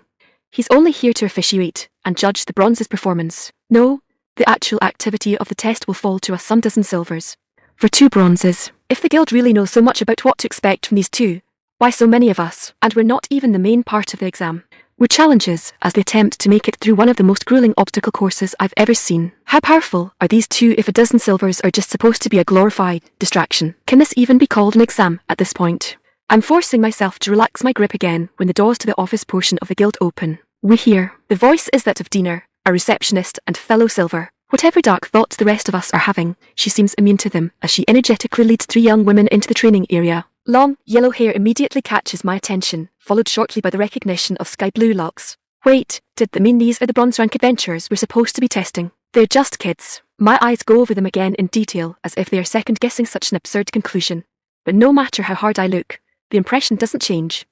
Both of them are very lightly armoured, nearly to the point of functionally none at all. They have leather chest protectors, but not a kind that would be good against anything more than wild animals. In fact, I'm pretty sure the elf's is more for protection from her own bowstring than from any sort of attacks. There are some bracers, and light pauldrons I can see. But, again, nothing that's going to stop a real attack from a silver level threat. Hold on. Are they both ranged? Just like the rumours, the elf has a finely carved bow, as one would expect of elfin craftsmanship, but it takes a moment longer to identify what the foreigner is using. There's an odd tool on her hip that I've never seen before, but she turns slightly while talking to the elf, and I spot a strange-looking crossbow on her back. How in the 11 hells did 2 ranged specialists achieve those kinds of accomplishments? How weren't they just overrun and torn limb from limb? And again, they're so young. Exceptional bronzes, I could believe, but already testing for silver. How could they possibly have grown so fast? The foreigner could have been a noble's kid from the look of her, but she doesn't dress like it. Elf ages are always harder to guess, but they take on behaviours as they age that this one still doesn't possess. No, even as an elf, I'd place money the two are basically the same age. My eyes go back and forth between them as I try to figure out which of these 2 kids, each young enough to be my daughter, was the one to defeat Kaito in a flash. Assuming the rumours are really to be believed, of course. The monk is entirely too enamoured with himself, but that doesn't make him a slouch. When I finally turn my attention to the 3rd young woman, I immediately scold myself for not doing so sooner. It's a sacred priestess. What is she doing here? I'd think that maybe she was brought in for wounds, but sacred level priests didn't do such base work, did they? Besides, we already have 3 healers present from the guild, and what I said about elves definitely applied to this one. She doesn't look more than a couple years older than the other 2 girls, but her expressions and the way she carries herself, they're nowhere near her age. In fact, she acts old enough that my mind insists she's too old for how she looks, even for an elf. Something is terribly wrong here. These kids don't remotely look like the deadly duo of the rumours. The gear is all wrong, and there's no squad balance. And they're travelling with a sacred priestess like it's perfectly normal. I'm getting that feeling in my gut. I had it just before a wyvern attacked us in that mountain pass. Even when I was an iron, I had it before the goblin raid that left me with a clipped ear. It's the feeling that we're not getting all of the information, that something essential is missing, that it's all about to blow up in our faces. But, like always, events proceed regardless. Dina leads the lot of them to the guildmaster to announce them formally, then wheels back to them like a showman. Well, go on, you two. All of these people are here to help test you today. Introduce yourselves. The yellow-haired girl is the first to do so. The greeting is as foreign as sheep is. No bow, just a wave from an arm held at a right angle. It's accompanied by a bright, friendly smile. Hi, everyone. I'm Remmi. It's nice to meet you all. Yeah, if she's not a noble, then she's absolutely a rich merchant's kid. No lack of confidence, either. In fact, she's acting like this is nothing but a social gathering.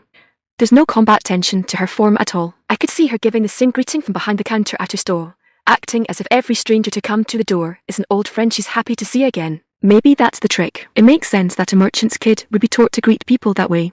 Tension is bad for business. Making the customer feel at home is essential. In that case, she covers whatever she's actually feeling frighteningly well. Before I can start worrying about that, the elf takes a turn, following the foreigner's lead. She actually does bow, very formally, hands clasped together.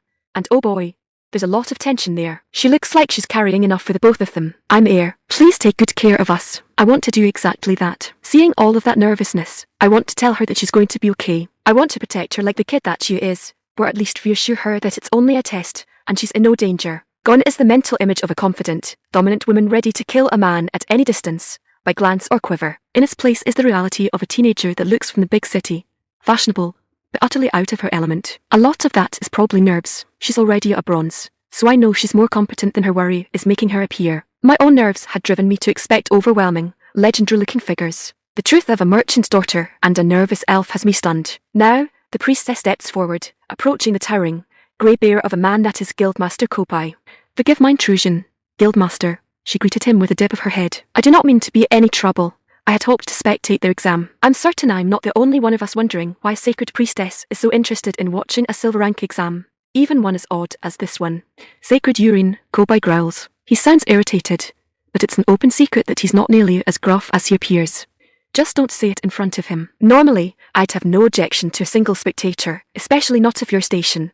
But this is already a very crowded event, and a lot will be happening. I understand, Guildmaster. She agrees amicably with a dip of her head. Would it be more acceptable if I lent my services to the test? I'm certain that I remember procedure well enough to mesh with your healers. The man that stands head, shoulders, and a good portion of torso above her growls in consideration of the request. Then, as if he'd exhausted all of his words on his initial refusal, the Guildmaster simply steps back and to the side without saying a thing. The Sacred Priestess gives him a smile in thanks and steps past him to where the 3 guild healers have already separated themselves from the fighters. As she begins introducing herself to them, Kobai steps back to his previous position, like a massive door shutting them away from us again. Still without another word, he reaches out and slaps Dina on the shoulder. She staggers forward under the blow, but otherwise takes a clear indication of delegation in stride. It's obvious she's already been briefed for it, and in all likelihood, the Guildmaster never intended to explain the exam himself. All right, you two, the concept's simple, she opens, addressing the 2 bronze ranks, but that doesn't mean it's going to be easy. She points to the start ramp of the obstacle course and traces its spiral pattern around and across the training field. All you have to do is get from the beginning of this course to the end. I watch the foreigner trace the thing for a moment,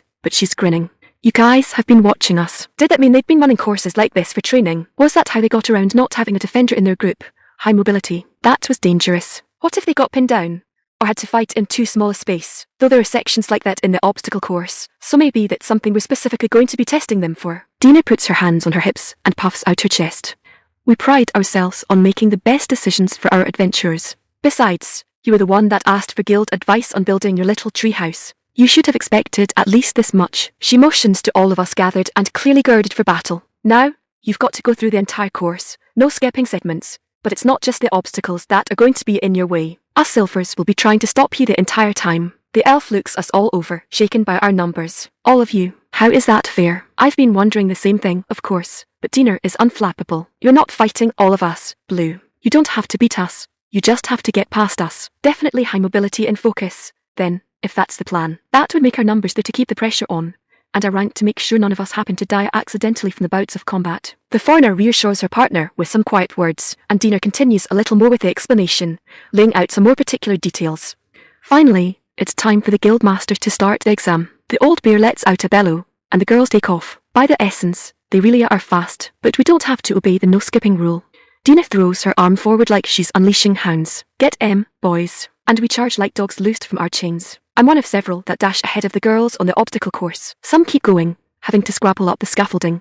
But I have a special jump as a spear wielder. The boosted leap sends me a story into the air and clear over the edge of the obstacle course. I time it perfectly, grinning as I come up right in front of the foreigner. Like an idiot, she draws the crossbow, firing something like that into melee. What is she thinking? Even if it landed, she'd have to drop me in one hit, and then there's still no way she's reloading it before she gets caught again. Not that she's going to hit me with it. Knowing they focused on ranged attacks, I was already ready for it, and I knock the bolt away with a swipe of my spear. My eyes go wide as 2 more embed themselves in my chest, right through my armor. How? She never reloaded. Oh shit, I can feel it even as I'm falling backwards again, my body weight pulling me back over the ledge. One of them must have struck my heart. I'm dying. I don't even register as my entire world shakes from hitting the ground. All I can think of is the same question over and over. How did it happen so quickly? A warm light envelops me as I'm about to lose consciousness, and the bolt's piercing pain evaporates from my body. Fresh strength surges through my limbs as I all but spring back to my feet. My hand immediately goes over my chest. Not just the wounds, but the bolts themselves are gone. I grab my spear from the ground and grin.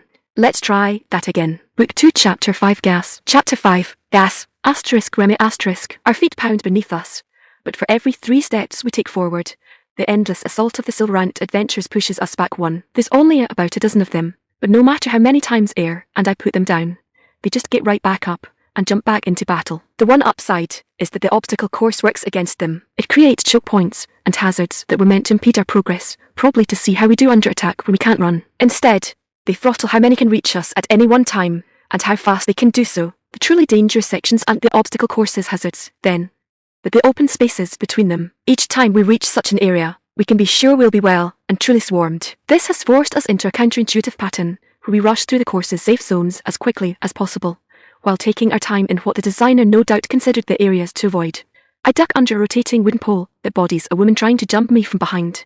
In come up and bury 2 bolts into the neck of a guy wearing heavy armor everywhere else. Remmi, Ayre calls. I need more arrows. At least arrows and bolts are things we have a plentiful supply of, for the time being, courtesy of my storage space. I jump out of the way of a massive hammer that splinters the wooden platform into shrapnel even as I will one of the quivers of arrows to the surface of my bag. Ayre, too, is jumping away from a pincer attack, and we meet in mid-air. It's a maneuver we've practiced repeatedly for hectic combat as the elf reaches up and snags the quiver from my bag. The archer turns end over end, and is already drawing one back to put a spiral shot arrow through the hammer bro, while I empty 2 more bolts into the pincer attacker that didn't get hit by the baz opposite arm. As I bolt for the next open space, I see Ayre take out an amber vial, popping the cork out with his thumb before knocking it back. It's sweetened apple cider, made from essence crops. In fact, the taste of the added sugar is rather sickeningly sweet, but the effect is similar to an essence candy at apple's full recovery. The immediate recovery is far less intense, but it provides regeneration of both health and magical energy over time. Unless I've missed him taking one,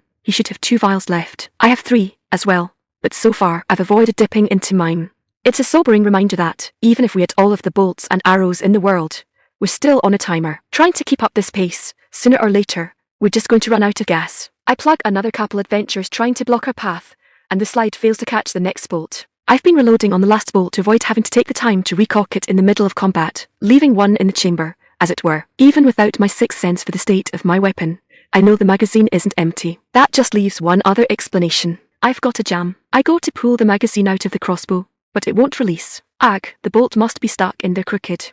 Remmi, Ayre shouts for my attention. Ahead of you. I swear when I raise my head and see that stupid spearman coming from you again. I must have taken him out half a dozen times already. Of course, sooner or later, he'd catch me at a time like this. I was so distracted with the jam that the point of his spear is already shooting toward me. On reflex, I activate Empower and spin to the side. Then, without really thinking about it, I jump and swing my leg out, kicking him across the face. I've never done a kick like that. I've never even seen one like it outside of the movies. It's probably incredibly sloppy, but my empowered body's strength sends him back over the edge again. Hey, Yellow. Dina is already shooting toward me, as if summoned by the melee. She's a kicker, herself, as Ayre and I were unfortunate to discover when she took out a whole wooden support beam earlier. If you're doing hand-to-hand now, let's have some fun. Not with you. I toss the noodle spitter to my offhand and finally draw my pistol. It's loaded with paralysis rounds, so I don't hesitate to immediately level it at the receptionist and fire. She instantly loses control over her own body as every muscle in it seizes in both directions at once.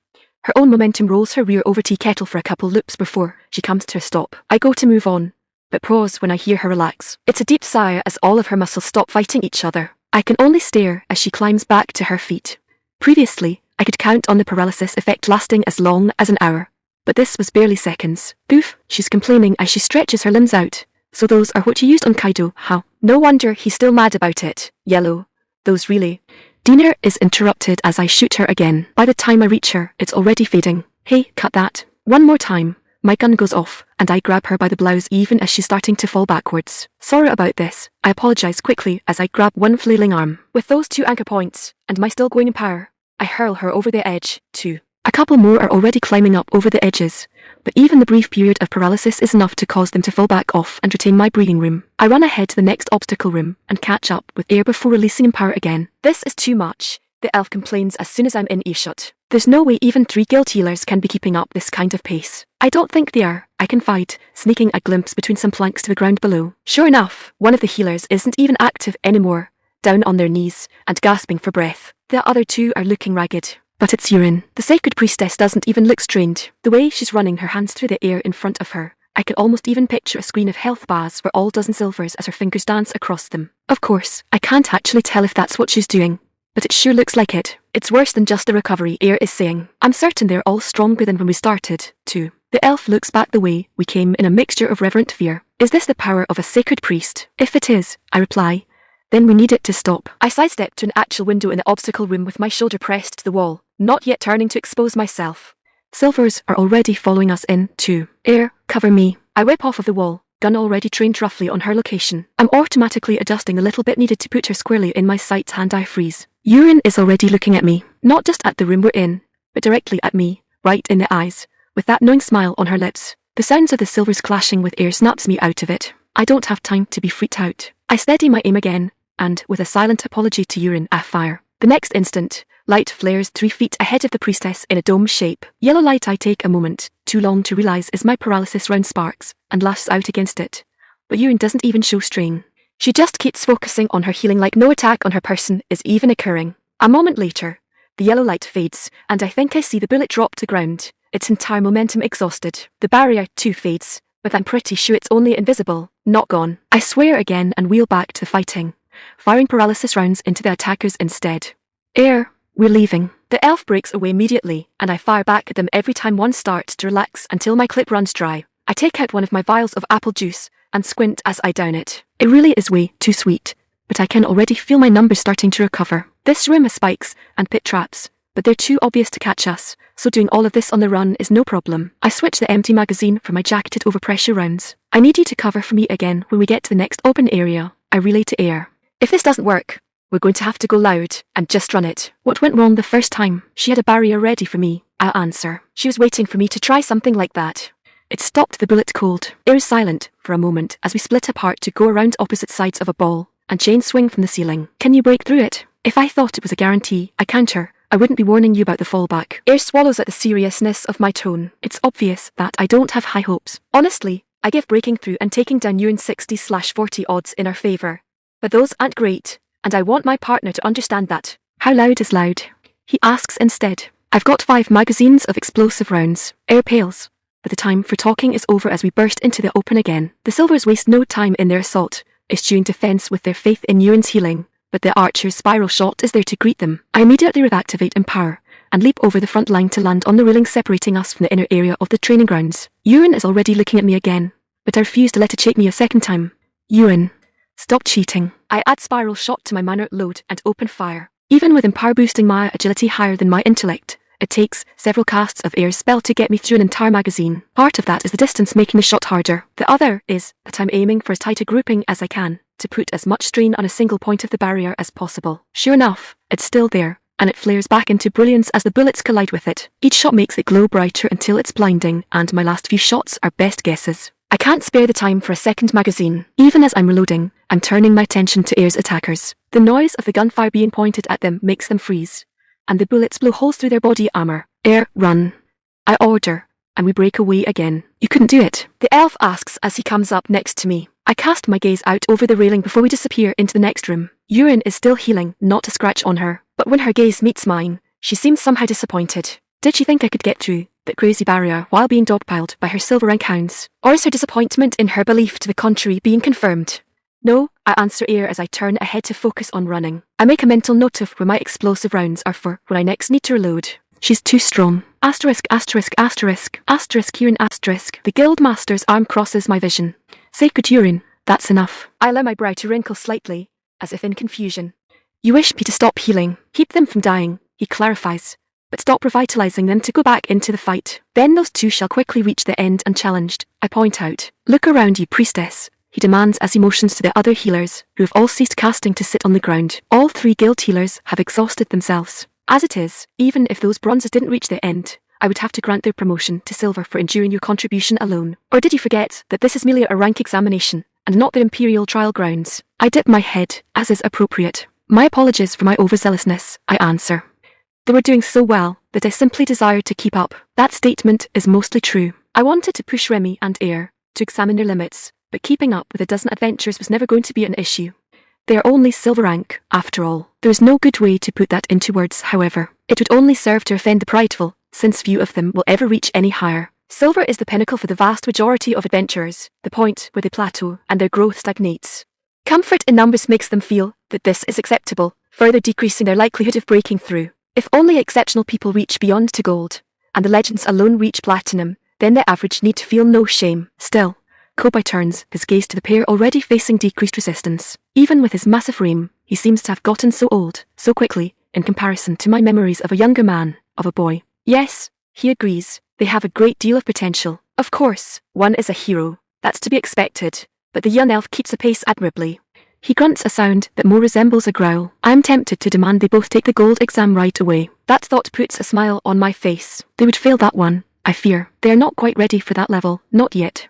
That is the problem with potential, after all. It must be grown into. Book 2 Chapter 6 Chapter 6 Sorry, asterisk Remmi asterisk. Ayre is adjusting a shiny, new silver rank badge to get it to sit just right while I apologise to Yuren for trying to shoot her. Admittedly, it's probably bringing down the mood, since we're supposed to be celebrating with a fancy lunch. Of course, there's no restaurant that fancy in Dabun, so we're actually back at my place, where I did the cooking for us.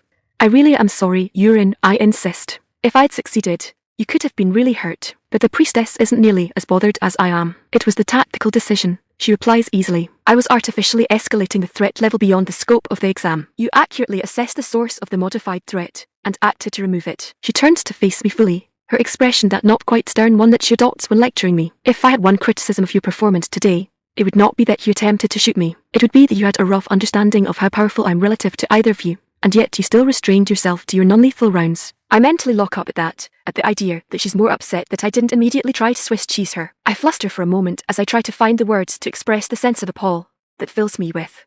Finally, my tongue manages, well, I didn't want to kill you, which expresses either an overinflated faith in the power of your weapon, or you are permitting your emotional attachment to make you irrational. She immediately counters, irrational, I was trying to shoot you. There were 3 other healers with me, Urin replies. They would not have permitted me to die.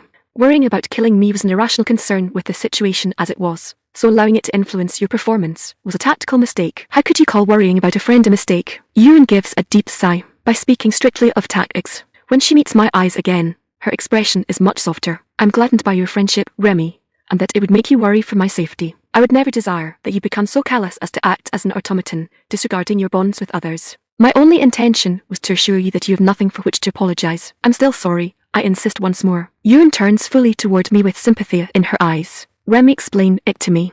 Why this is bothering you so deeply. I take a deep breath as I try to gather the words to express myself. I look to the flaw when I finally begin. It's the principle behind it. Firearms are powerful and dangerous, so much so that one of the first things drilled into our heads is to never point it at someone except in self-defense. To never point it at anything we don't intend to destroy. I can tell Urin is trying to follow the reasoning to the source of my trouble. This was a combat scenario. The entire intent was to put you in a fight for your life. By your own reasoning, at us when you are to use your weapon. I get that, I insist, and I'm not apologizing for using lethal force on my attackers. My gaze goes distant for a moment in thought. Well, maybe I owe Dina an apology for paralyzing her 3 times. Urin nods to that. It has been said before, but your status effects are impressive. I'm able to glean some notion of the strength of such an effect when I go to remove it. Yours greatly exceed your level, even given your inflated statistics. Oh, Dina mentioned you might want to apologize to her. Ayre put in from off to the side. She said she'd consider it for an offering of custard. I smirk and shake my head at that. I probably shouldn't make her wait until I get my own chickens and cow then. But I turn my attention back to Urin. Still, if they're so powerful, they shouldn't seem to give you any problems. Anyone I hit was hardly down before they were getting back up again. Urin closes her eyes and dips her head slightly as she smiles her version of a smug expression as she simultaneously attempts to stay humble. I also greatly exceed your level. I guess so, I muse as I cross my arms, leaning back in my chair. But my point was, what bothered me so much was that I either disregarded the fundamental rules of firearm handling, or I intended to destroy our friend, and I can't decide which is worse. Urin thinks over my words for a long moment of silence. She rubs her chin between her thumb and forefinger. Well, I think we can safely discard the former. Either you were engaging in self-defense, or you possessed the required intention. Either way, you are in compliance with your people's rules. She gets up, comes over to me, and puts a hand on my shoulder. That leaves intent. But you are forgetting something crucial, Remmi. In that moment, I was your enemy, just as Dina was. The world is a complex place, and I cannot promise you will never face a former friend or ally on the battlefield for one reason or another. When that happens, I do not presume to tell you how best to handle it, but you had best steel yourself for whatever might be required. That motherly smile appears on her too young face. Find the best option with a clear head, Remmi. Worrying about the worst outcome can also prevent you from seeing a better way. Asterisk, asterisk, asterisk, asterisk, here in asterisk. I part ways with the children, when we reach the temple grounds once more. I congratulate them again, and wave to them as they depart, only ceasing when they are out of sight. It truly is a great accomplishment that they have reached silver rank already. Less so for Remmi, being a hero and thus possessing a smooth road to power, admittedly. Still, she is taken to the system admirably for someone who had never known it just a couple months ago. It is a much bigger achievement for Ayre, whom I doubt would have reached it so soon, but for meeting Remmi. The boy is still incredibly young by our race's standards. That he was already bronze is a testament to his teachers, especially considering his obvious handicaps. Without Remmi's presence, however, I doubt the archer would have made silver sooner than in a couple more decades. Still, it's good that they each have found someone close to their own age. The path of the adventurer, let alone that of the hero, can grow lonely and stagnant without friends. The mentor and apprentice relationship between disparate ages and skill levels simply cannot be the same. You end up feeling stuck in the elders, Tado, or you are the elder, and feel like he must protect the student rather than rely on them. Remmi and Ayre are not merely close in age, but similar in skill level as well. Not in power, no, but that would be different if Remmi were not a hero. The performance of her repeating crossbow design was truly exemplary, but was not wholly in a different tier relative to Ayre's bowmanship.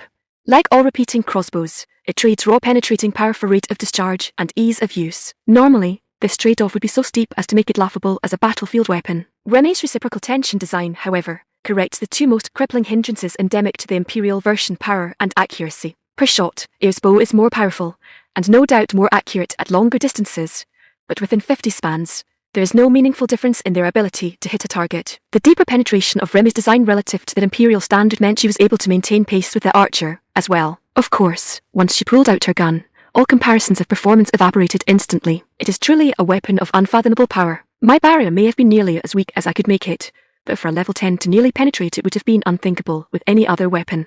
I tried very hard to keep my scolding from turning into a lecture in the middle of a celebration, when she revealed that the heavenly artifact had skill upgrades of its own available, but she had been neglecting them. It was probably for the best in retrospect. Her rationale of tending to her own groundwork first was surprisingly reasonable for her. Remmi had explained during the meal that the switch occurred because the crossbow had jammed, and she didn't have time to fix it in the field.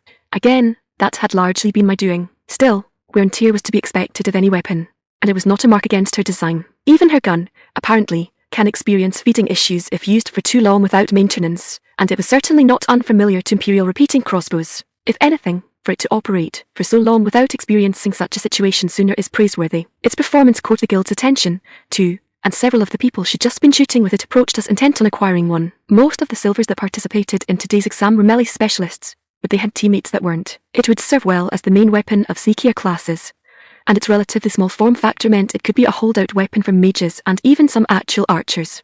Of course, only the archers and the roguish sorts would likely have any class compatibility with it, but it would still be better for a mage than trying to thump a frontliner with a stick. Unfortunately for the inspired silvers, Remmi insisted that the design isn't finalized, and that the noodle spitter is still a prototype weapon only. So, instead, she has a promise of a pile of bars if she sells the design to the guild when it is finished. One more pile on top of the ones she is already building from the sale of her Essence Arabica coffee beans. Thank the system, she's keeping most of the rest of her Essence crops to herself, especially since most of them have never even been heard of within the Empire. Even those candy apples she makes could put healers nearly out of business, though the guild's offer is one pile of bars that I really don't expect her to ever collect on. Inventor types are notorious for never declaring anything out of the prototype phase, never happy with the performance, always tweaking this or that. Remmi seems to have the same disposition. I am displeased at the lightness with which the two of them treat the bonuses granted to those that train and fight alongside a hero. It is as a novelty to them, taken for granted. They are young, however, and so early in their careers that it is essential. Without the bonus points granted to him, Ayre would quickly fall behind Remmi, and they would have to part ways or the archer would become a liability. It is, of course, the entire purpose behind the enhanced growth speed, to allow a hero to travel with others that share her cores. However, the bonus does not discriminate based on intent, beyond that of working with the hero. Unscrupulous sorts, most likely power-hungry nobles, could make use of such bonuses to gain great leaps in power without the risks inherent in a dungeon. A naive hero that could be manipulated into aiding them in such a pursuit, and abandoned when the time for battle arrives, would be unfathomably valuable to such people. It is for that reason the High Temple does not make such heroic boons public knowledge. Hero Remmi Lee may be naive, but she is not a fool. She and Ayre only shared the discovery with me out of trust, and have no intention of spreading it around. They intend to continue their training, and Remmi her elemental stone projects and experimentation with essence crops, until I receive permission to dispatch Remmi. I already have a dungeon picked out in the next province that I feel will be a perfect fit for their skills. For now, with them out of sight, I turn back to the growing temple grounds, my inner thoughts kept far away from my carefully schooled facial expression of serenity. Those two have work to do, and so do I. Book 2 Chapter 7 Wanderer. Chapter 7 Wanderer. Rene Name Huger. Race Horned Rabbit. Age 14. Level 18. Class Beast Warrior. Status Preening. Wow, Ayre gushes as I share identifies blue screen for both of them to see. Level 18. Good work, Huger. You're amazing. You must be the most powerful rabbit in the world. I give a scoff at that as I prop my hands on my hips. Yeah, imagine what he could have reached if he put in the same kind of effort we did. The rabbit stops brushing himself as if able to understand me, and shoots me a nasty glare. He thumps one foot against the ground threateningly, but I just shake my head. You're the one who only trained while your point boost from breakfast was active, I argue back, even though you knew you'd get a point boost from me, too. That foot goes thump thump thump, followed by Huger giving what I could swear is a huff. Yeah, well, for someone that doesn't want anything from me, You're certainly never late for breakfast, are you? Thump thump. Tribute? I'm the one who destroyed the heart of corruption. Thump, thump, glare. My job? I cross my arms and lean down toward him. What's yours, then? Resident mooch. Ayre's giggle interrupts our spat, the elf holding the fingers of one hand in front of the lips. You two argue like siblings. Both of us look at the archer like he's crazy for a moment before I find my words. I twist my eyebrows in bewilderment at the idea. If we're siblings, then whose kids are we? Remmi, Ayre. A voice calls to us from the edge of my property, coming up the driveway. I recognize it immediately as Yuren's voice, and from the way Cougar darts for her, so does he. The horned rabbit leaps into her arms, and she smiles as she rubs him down, scratching around his ears. She's saying something to him, but it's barely a mumble to my ears at this distance. Probably something about it being good to see him. I turn back to Ayre, who looks about ready to burst into giggles again, and brandish my pointer finger at her. That doesn't count as an answer, I insist before we both turn and head over to greet the priestess. Yuren puts Cougar down as we approach, and the rabbit is quick to place himself between her feet. I was hoping I would find you both here. What are you doing?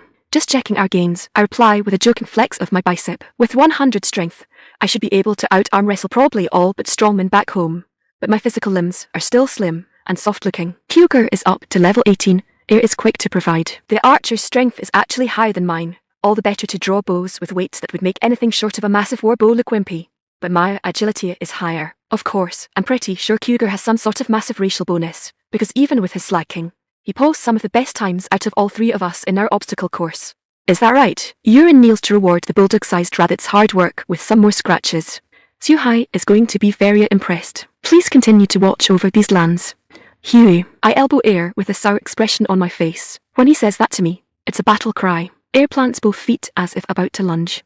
Hugh. Immediately, Cougar jumps forward and poses, too, like he's going to spring forth into one of his big kicks. Hugh. That gets you into laughing. Oh dear. The fighting style is becoming famous. Cougar. Perhaps you should open a school. That prompts another flurry of posturing as the suggestion encourages Cougar to put his best moves out for display. It's a surprisingly diverse moveset for Rabbit. Some almost resemble breakdancing as the horned rodent rolls onto his back and kicks out with both feet. Others are more straightforward, with an abundance of jumping kicks, including an excellent bicycle kick. While kicks are, as expected, his most prominent attacks, other parts of his body put in a show. No doubt his big teeth could inflict nasty wounds with those bites, and I'm sure the tackles are no joke when propelled by Rabbit's big feet, and whatever his agility is. He finishes with a headbutt with his spiral horn, his body surrounded by a current of energy as he hammers it into his imaginary target like his whole form is a bullet. He lands to the applause of all three of us. All right, I say as the clapping winds down. I admit it, Cougar. You're pretty cool. Yes, Ayre cheers. Bunny fist master Cougar. That triggers a few more poses, but once he's had his fun, I turn my attention back to Yuren. Come on inside, Yuren. I'll put on some tea. Why, yes, please, she agrees with a warm smile. That sounds lovely. Once inside, I leave them to take their seats and I head over to the stove. It stays cold, however, as I instead pick up a box just a little bigger around than the kettle that sits on it. I bring them both over to the table and set them in the middle of it before flipping a knob on the box. Yuren is staring at the contraption quizzically as I go back for the tea. Still experimenting with your elemental stones? Yeah, I confirm I've refined my electric burner. Those two words clearly don't go together in the priestess's mind. Electric burner. I'm too distracted with the tea to be looking her way, however. Yuha. Got it down into a nice little hot plate. I've been cutting down on restocking since we don't know when we're leaving. Is Wildberry okay? Yuren's face is still confused about the device, but she manages that would be perfectly fine. Since Ayre's right there to see the expression, the archer takes the opportunity to give a local's explanation. Remmi's people can transmute electricity into any other element. The elf gushes. Heat and light seem to be the easiest, but she said she can even make an icebox so cold that anything you put inside stays frozen solid, even if it was hot when you put it in. That makes one of the priestess's eyes go up, her curiosity piqued. And Ayre, we call it an electric fan, I say as I fill the infuser with dried leaves and dehydrated berries. We can scale it up high enough to make flying vehicles, or down low enough that you can wear it around your neck to stay cool on a hot summer day. But you've said that your land does not have elemental stones. Yuren points out. By what means do you produce the electricity for transmutation without them? I bite my lip, conflicted on how to answer. Well, it's not entirely true that we don't have things that could be considered elemental stones. There are rocks that radiate a type of energy, and we can use that energy to do things, but it's very dangerous. In fact, overexposure is considered a very horrible way to die. I tap my finger against the table as I follow another thought. Then there's quartz. It can do a bunch of weird things, including generating small quantities of energy through vibration, but not in useful amounts. It can also be used in devices for sending and receiving messages through open air from a great distance. Perhaps it is the lack of ambient arcane energy in your homeland, Urin ventures. Perhaps something such as this quartz is a nascent elemental stone simply awaiting the proper spark. I have never heard of such a stone, nor of the other that generates such a dangerous energy. Whatever do you even use such a thing for? I grin. Boiling water. Both of them stare at me with blank disbelief, either trying to figure out the secret reason for such a mundane thing or waiting for me to explain it. Come on, Remmi, Ayre finally protests. By this point, we've heard enough that we're pretty sure your people aren't that simple. It's true, I insist. It's one of those ways we produce electricity that Urin asked about. Is there something strange that happens to the water when it is boiled by this energy? Urin tries. But I shake my head. Not really. In fact, we do the same thing with coal and gas. It's not the boiled water we're really after, either. It's the steam it turns into.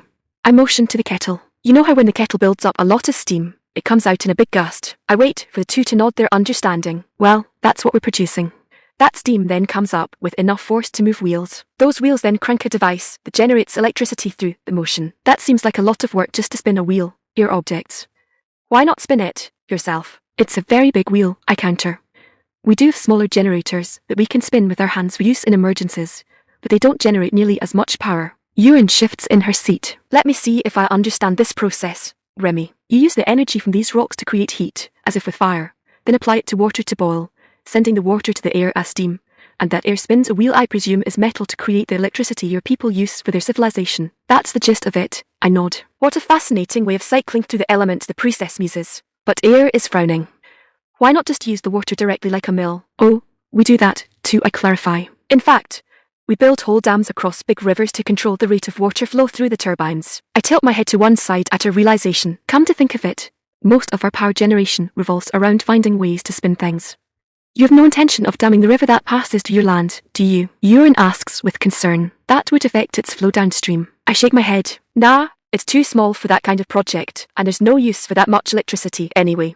If I really wanted to, I could just build a water wheel like Ayre said, and hook up a couple simple battery banks. That could power everything I could want on this property. But the existence of electric elemental stones renders all of that completely redundant. Ayre palms his face dramatically. Oh, Essence, you're absolutely going to do it, aren't you? You're going to build it, and it's going to power a little alien mage lab where you do unspeakable things to the elements. I scowl at the completely unjustified accusation. What do you think I am? Do you really see some sort of rabid mad scientist when you look at me? Ayre stands from his seat and points back at me. The system told you not to cook with those purified bones. No, I wave my palm to dissuade the attack. It asked me not to cook with them. Urin's eyes are shut as a groan rises up from her to form a single word. Remmi, oh, come on. I bounce back. With a description like that, if you're going to go out of the way to bring it up, how could I not try it once? Ayre crosses arms as if telling me to walk the plank.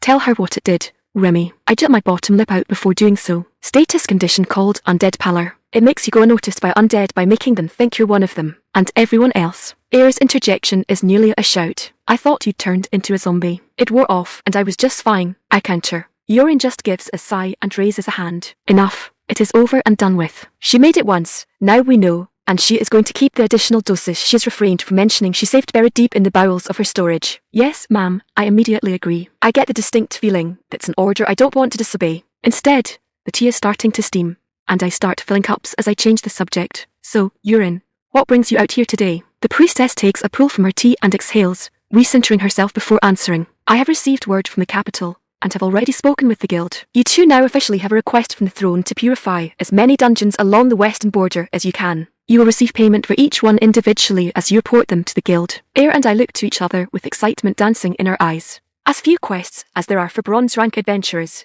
the motes of silver on the Ceres and provinces guild boards have proven few still. We've had little to do for 2 weeks, Betrain. If we had to live off of our quest earnings, we'd have been in for a rough time.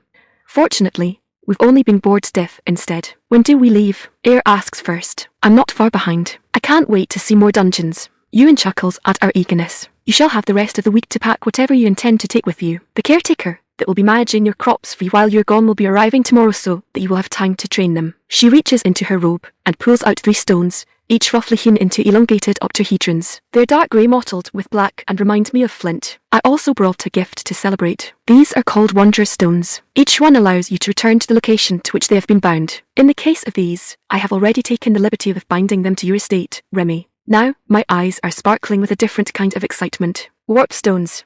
Tristo gems. Exit. Recall home.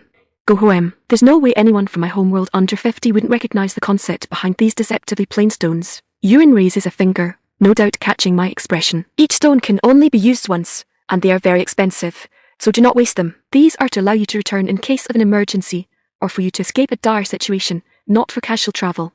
That makes sense. But wait, Yuan, and these stones are producing a spell. Her smile makes me realize she's 2 steps ahead of me already. You think to purchase it? Go ahead, see what it costs. It would certainly make travel easier for you too. But then why would she bring the stones instead of just telling me about the spell, especially if they're so expensive? Without the name, it takes me a bit to track it down. Turns out, it's simply named Beacon Teleport, and is the lowest level of an entire tree of teleport spells. And what the heck is with that price tag? The way Yurin's smile widens into very nearly a grin tells me she had a very good idea of just how prohibitive the point cost was going to be. Book 2 Chapter 8 Guardian. Chapter 8 Guardian. Cougar. I watched them leave in their box on wheels, pulled by a beast with no will of its own. The intruder is gone from Mother's land. I don't know how long she was here, coming and going as if Mother's home belonged to her just because she built something on it. Months and weeks and days are a two-legged creation. All I know is that she was here too long, and not nearly respectful enough. Her structures still litter Mother's home, but at least they are useful. She taught a local how to maintain them in her absence, and how to make my offering, so that's at least an improvement over her as an outsider. The locals, they understand how amazing Mother is, even if she hasn't come around in a long time. I first met the intruder in town, before I ever knew she'd be forcing herself into Mother's territory. Even though she smelled like Mother's mother, I knew immediately that she didn't belong here. She didn't belong anywhere. Beyond just an outsider, the kind that come and coo over our children, then trade metal chunks for their meat and pelts. The intruder is truly from something outside. I don't even know what that means, but I know it to be true. It's like looking at a wolf wearing rabbit ears. No matter how much it may look like a rabbit, its smell always gives it away. Well, not the intruder's smell, but the point remains. She's not just a foreign 2 legs. The intruder is foreign even to the 2 legs. I don't know what she is, wearing the 2 legs and walking around like them, among them. I only know that she doesn't belong, but I hate to admit it, but I don't think she's a wolf. No, that's not true. She absolutely is a wolf of some sort. But she's not the sort that preys on rabbits, not even the kind that hunt 2 legs. She hunts something else. I think she caught its scent from the thing that killed Kin, the thing she recovered the horn from. I knew that thing was out there. When the Kin went missing, I even suspected that was what had happened. But I was terrified of it. I knew, deep inside my knowing place, that I couldn't beat it, that it was beyond me. It wasn't beyond the intruder, and she went on to chase its scent into the deep forest. I'm certain that's why she's leaving now, tracking its scent to another place. The thing wasn't her prey, but it was kin to it. I wonder if the intruder will be able to complete her hunt. I hope so. If she can't, I just know there will be more things threatening Mother's home. All I can do is use the structures the intruder built for training. But I have to get stronger. Until Mother comes home, I'll continue to be the guardian of this land. And I won't fail again. Remmi. I'm in for another long carriage ride that could have been over in a couple hours in a car. But there's 2 major differences this time. For one, my partner for this ride, while still an elf, is an archer instead of a priestess. For 2, the ride is much smoother. Even the biggest bump barely registers to us now. I can't believe I ever permitted going without a proper suspension system and springs inside of the seats. I should give at least some credit to the Empire, though. The way they do their roads basically makes potholes impossible. It's still going to be a long trip, though, so I made sure to stock up on books again. Even though I had some left over from my trip to Dabun village, I've long since burned through them on idle afternoons, and before bed at night. My carriage mate has a collection of books, as well, albeit smaller than my own. Right now, however, his attention isn't on the open book in his own lap, but the one in mine. Remmi, Ayre asks me tentatively. The system translates everything for you, right? I look up from my book in confusion at the unrelated comment. Almost everything, yes, I confirm. Anything I've got a concept for. Then why are you reading a thesaurus? Does the concept of a lexicon not exist for your people? Interesting that the system translated those as 2 different words, actually. That would mean they're different, but related concepts. Of course, on Earth, a thesaurus and a lexicon absolutely are slightly different, but related concepts. It's important to remember, however, that Ayre didn't actually say thesaurus and lexicon. He said different words that the system determined were most similar in concept to thesaurus and lexicon. He might have even said the same word with different intents. I set my mind to recalling what the differences between the 2 reference books are in my own language. A thesaurus is, of course, a book of synonyms and antonyms, but it's used to refer to any type of dictionary, or even other types of reference books like encyclopedias. Lexicon, on the other hand, is literally just another word for a dictionary, but it can also represent more broadly the total inventory of the entire vocabulary of a language. This could include not only words, but whole phrases and concepts. Remmi, hold on, I insist to my friend, who's no doubt growing frustrated with my tendency to chase my own thoughts.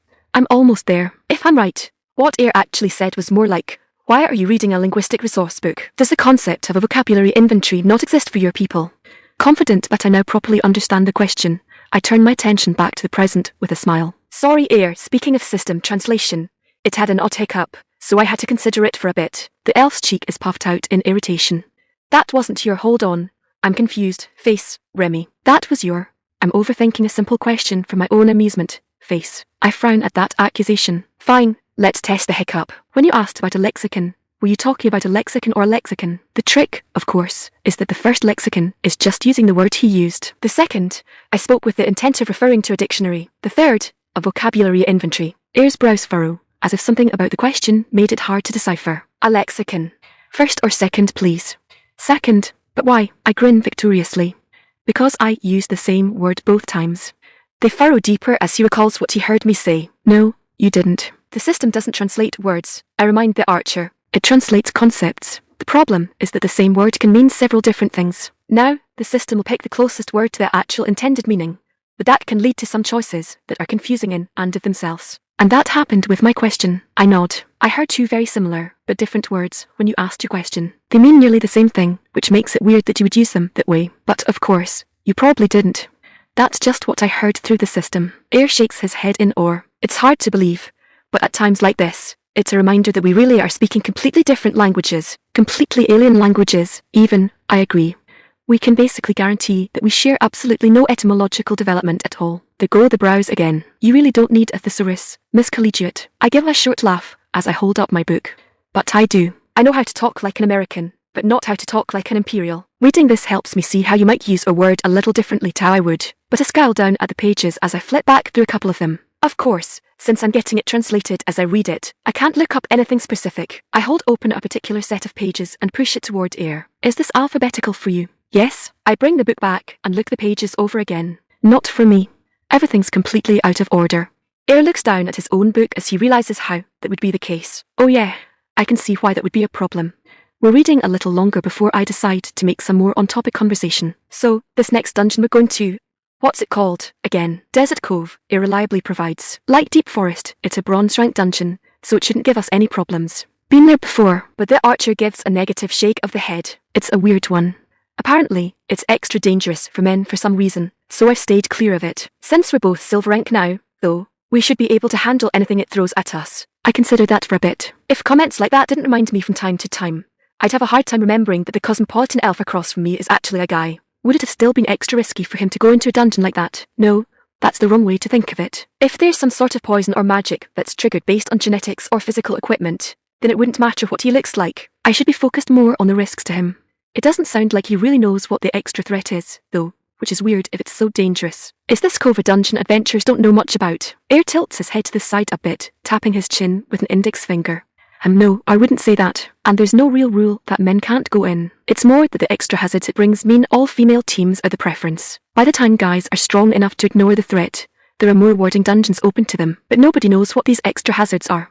At that, Ayre can only shrug. Teams that go and never tell guys what happens in there for some reason. Even women that promise to do so going and get tight-lipped coming back out. It could be that the threat is some sort of psychological hazard, then. Anvo hazard, even.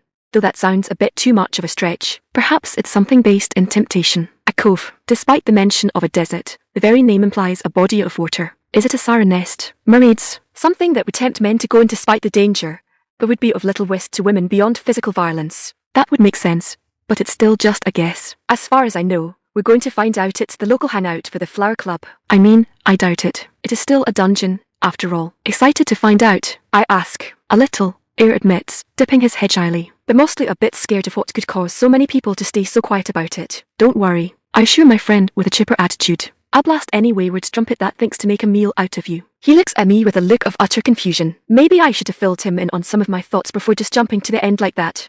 Thanks. Instead of correcting my mistake, I just give a big, confident grin and pop a thumbs up. I leave to the system to translate. Book 2 Chapter 9 Fox. Chapter 9. Fox. My gun goes off, the jagged round tearing straight through the turtle-like creature's front shell, and the last water demon falls to the ground. So these are Kappa, huh? I ask, walking over to it as I holster my weapon. You really don't have them either, Ayre asks with disbelief. They're nearly as common as wild slimes when it comes to larger bodies of water. We're standing alongside a big, beautiful lake of crystal blue water, Scattered across probably 30 meters of its beach are numerous corpses of bipedal turtle monsters. The land has been getting warmer and drier as we head south, so the excuse of a hunting quest had been a wonderful opportunity for a small detour. I jab one of the corpses now defiling the vista with my toe. We should dispose of the bodies too. If we leave them here, they rot and sully the water. Ayre nods in agreement. There are some valuable components on them that we should remove before doing so, but then we can just burn the remains in a pyre and be done with it. I help with the harvesting as much as I can, but Ayre is the one who knows what parts are valuable, so he has to keep pointing out which ones I'm after. The cappers aren't exactly laid out like a deer, either, so I'm constantly losing track of where I'm in the body. I make up for it by insisting to see to the pyre. If there's one thing I'm confident in, it's my fire building. I go full out, building it out of whole logs of driftwood that have dried in the sun, sheltering a bed of tinder the size of an actual bed. We team up again for getting the bodies actually up on the pyre.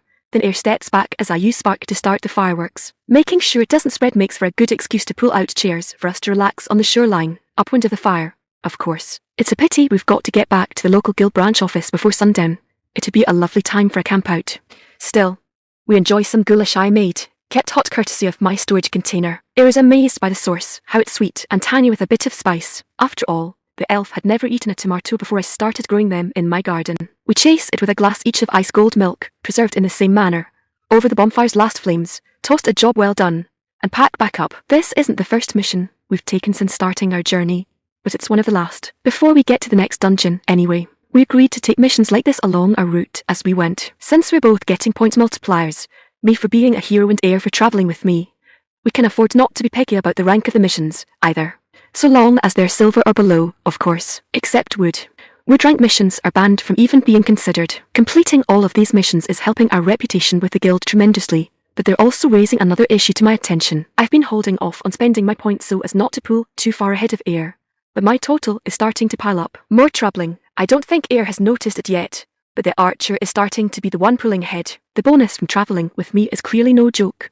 He's basically been in a minor dungeon well ever since we met, and it's really starting to show. On top of it, since Ayre's points are still spent automatically, he can't help but continue to grow while I keep idling. I bring it up as we enter the village, a little one like Dabun, this one named Meritory. It's strictly a farming community, though, so most of its population live outside the town walls on sprawling farmlands. Any township above a minimum size is required to have a guild branch office, however, and the Nunyabiz office is where we'll be reporting the successful completion of our mission. Ayre, I'm thinking of spending some more points, I broach. The elf looks surprised. Already, they're piling up, I explain, then grimace as I admit, and so are yours. Ayre's eyes go out of focus as he stares at something somewhere in the air between us. Oh, Remmi, my archery has gone up. I didn't even notice. Aha, I figured it was something like that. And how are your stats? The excitement dims into guilt as those get checked. For an archer, agility is their primary attribute, and strength is their secondary one.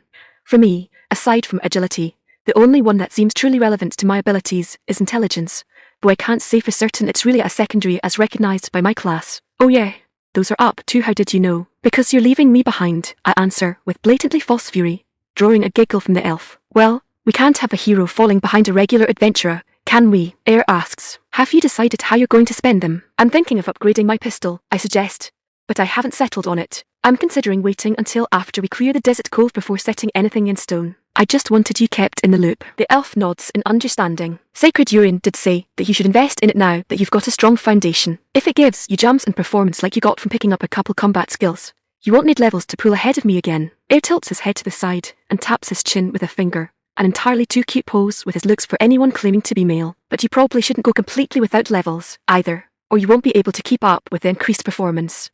You just probably won't need a whole extra 10. You should see where it lands you, and then adjust what you need. I give a nod of agreement. That's good advice, Ayre, thank you. He giggles again.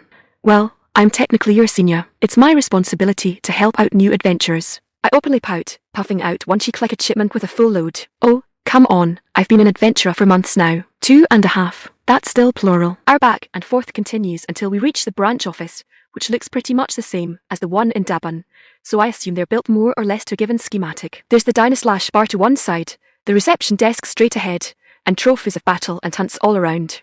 Some are fancy-looking weapons, others are skulls or racks of great beasts. Completing the entire thing is a map full of pins, and like Dabun, most of them are wood and bronze. Even the mission we've just finished up was actually a bronze mission. The one downside is the man behind the reception desk. I've heard of people who smile like a fox, but I've always assumed it was a figure of speech. Surely, nobody actually looks like a fox when they smile.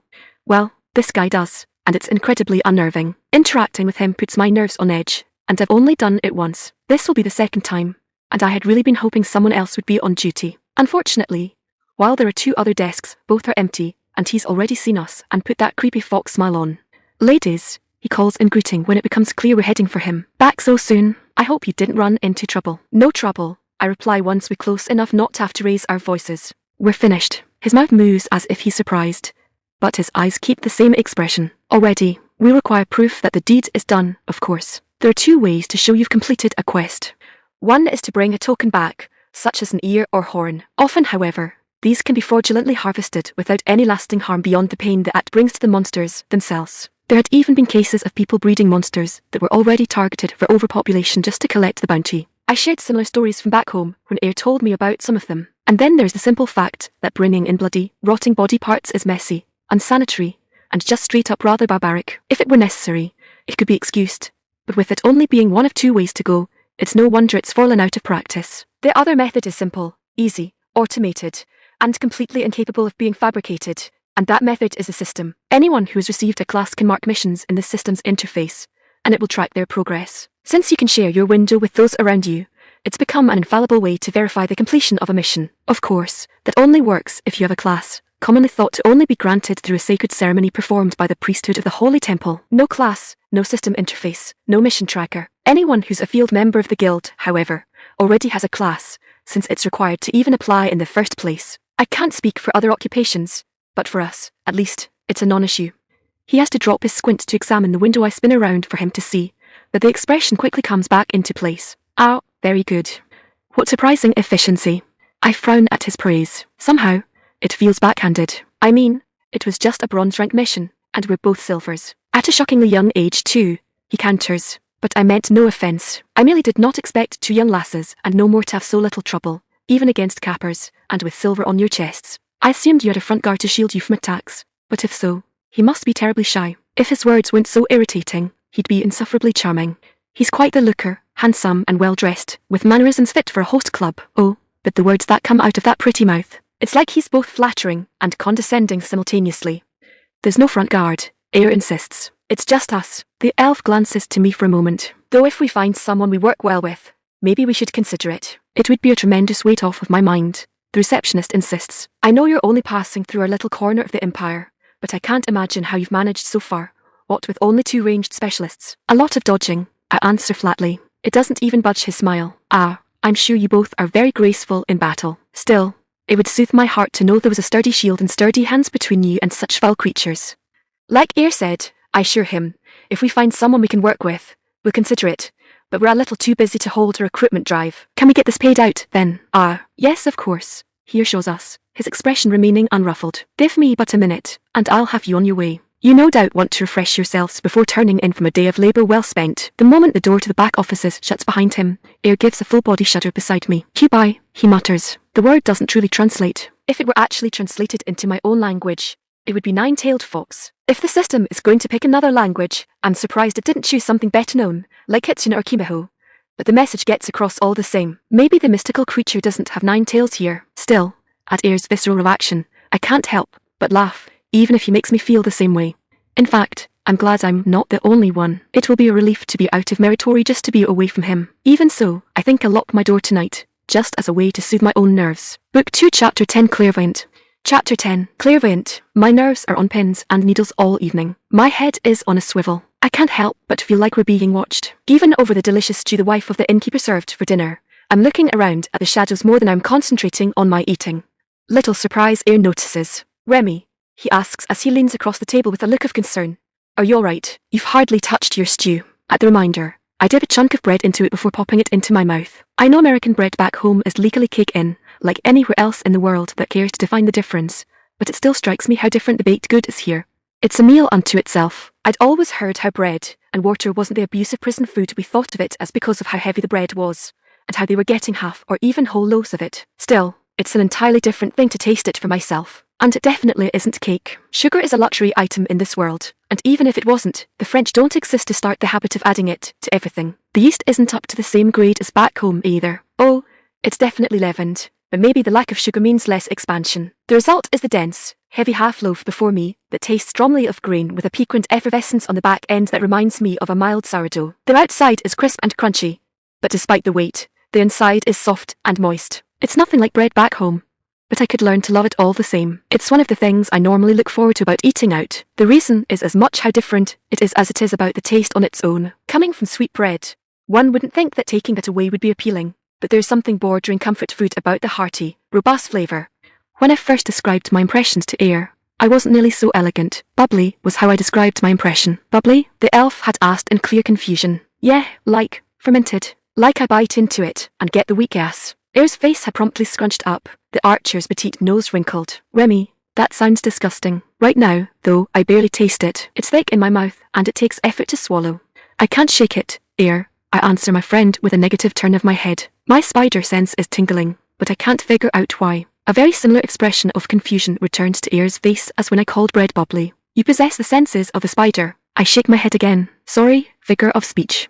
It's a way of describing a sixth sense for impending danger. And there goes the nose wrinkle, albeit in greater confusion, rather than disgust. What does that have to do with spiders? Nothing, not directly, I admit. It's actually a reference to a hero from our literature, who stylized himself after a spider. Ayre just shakes his head. Your people are weird, Remmi. He turns his attention to the rest of the room, though. What kind of danger are you picking up on? A third time, I give a shake of my head. I don't know.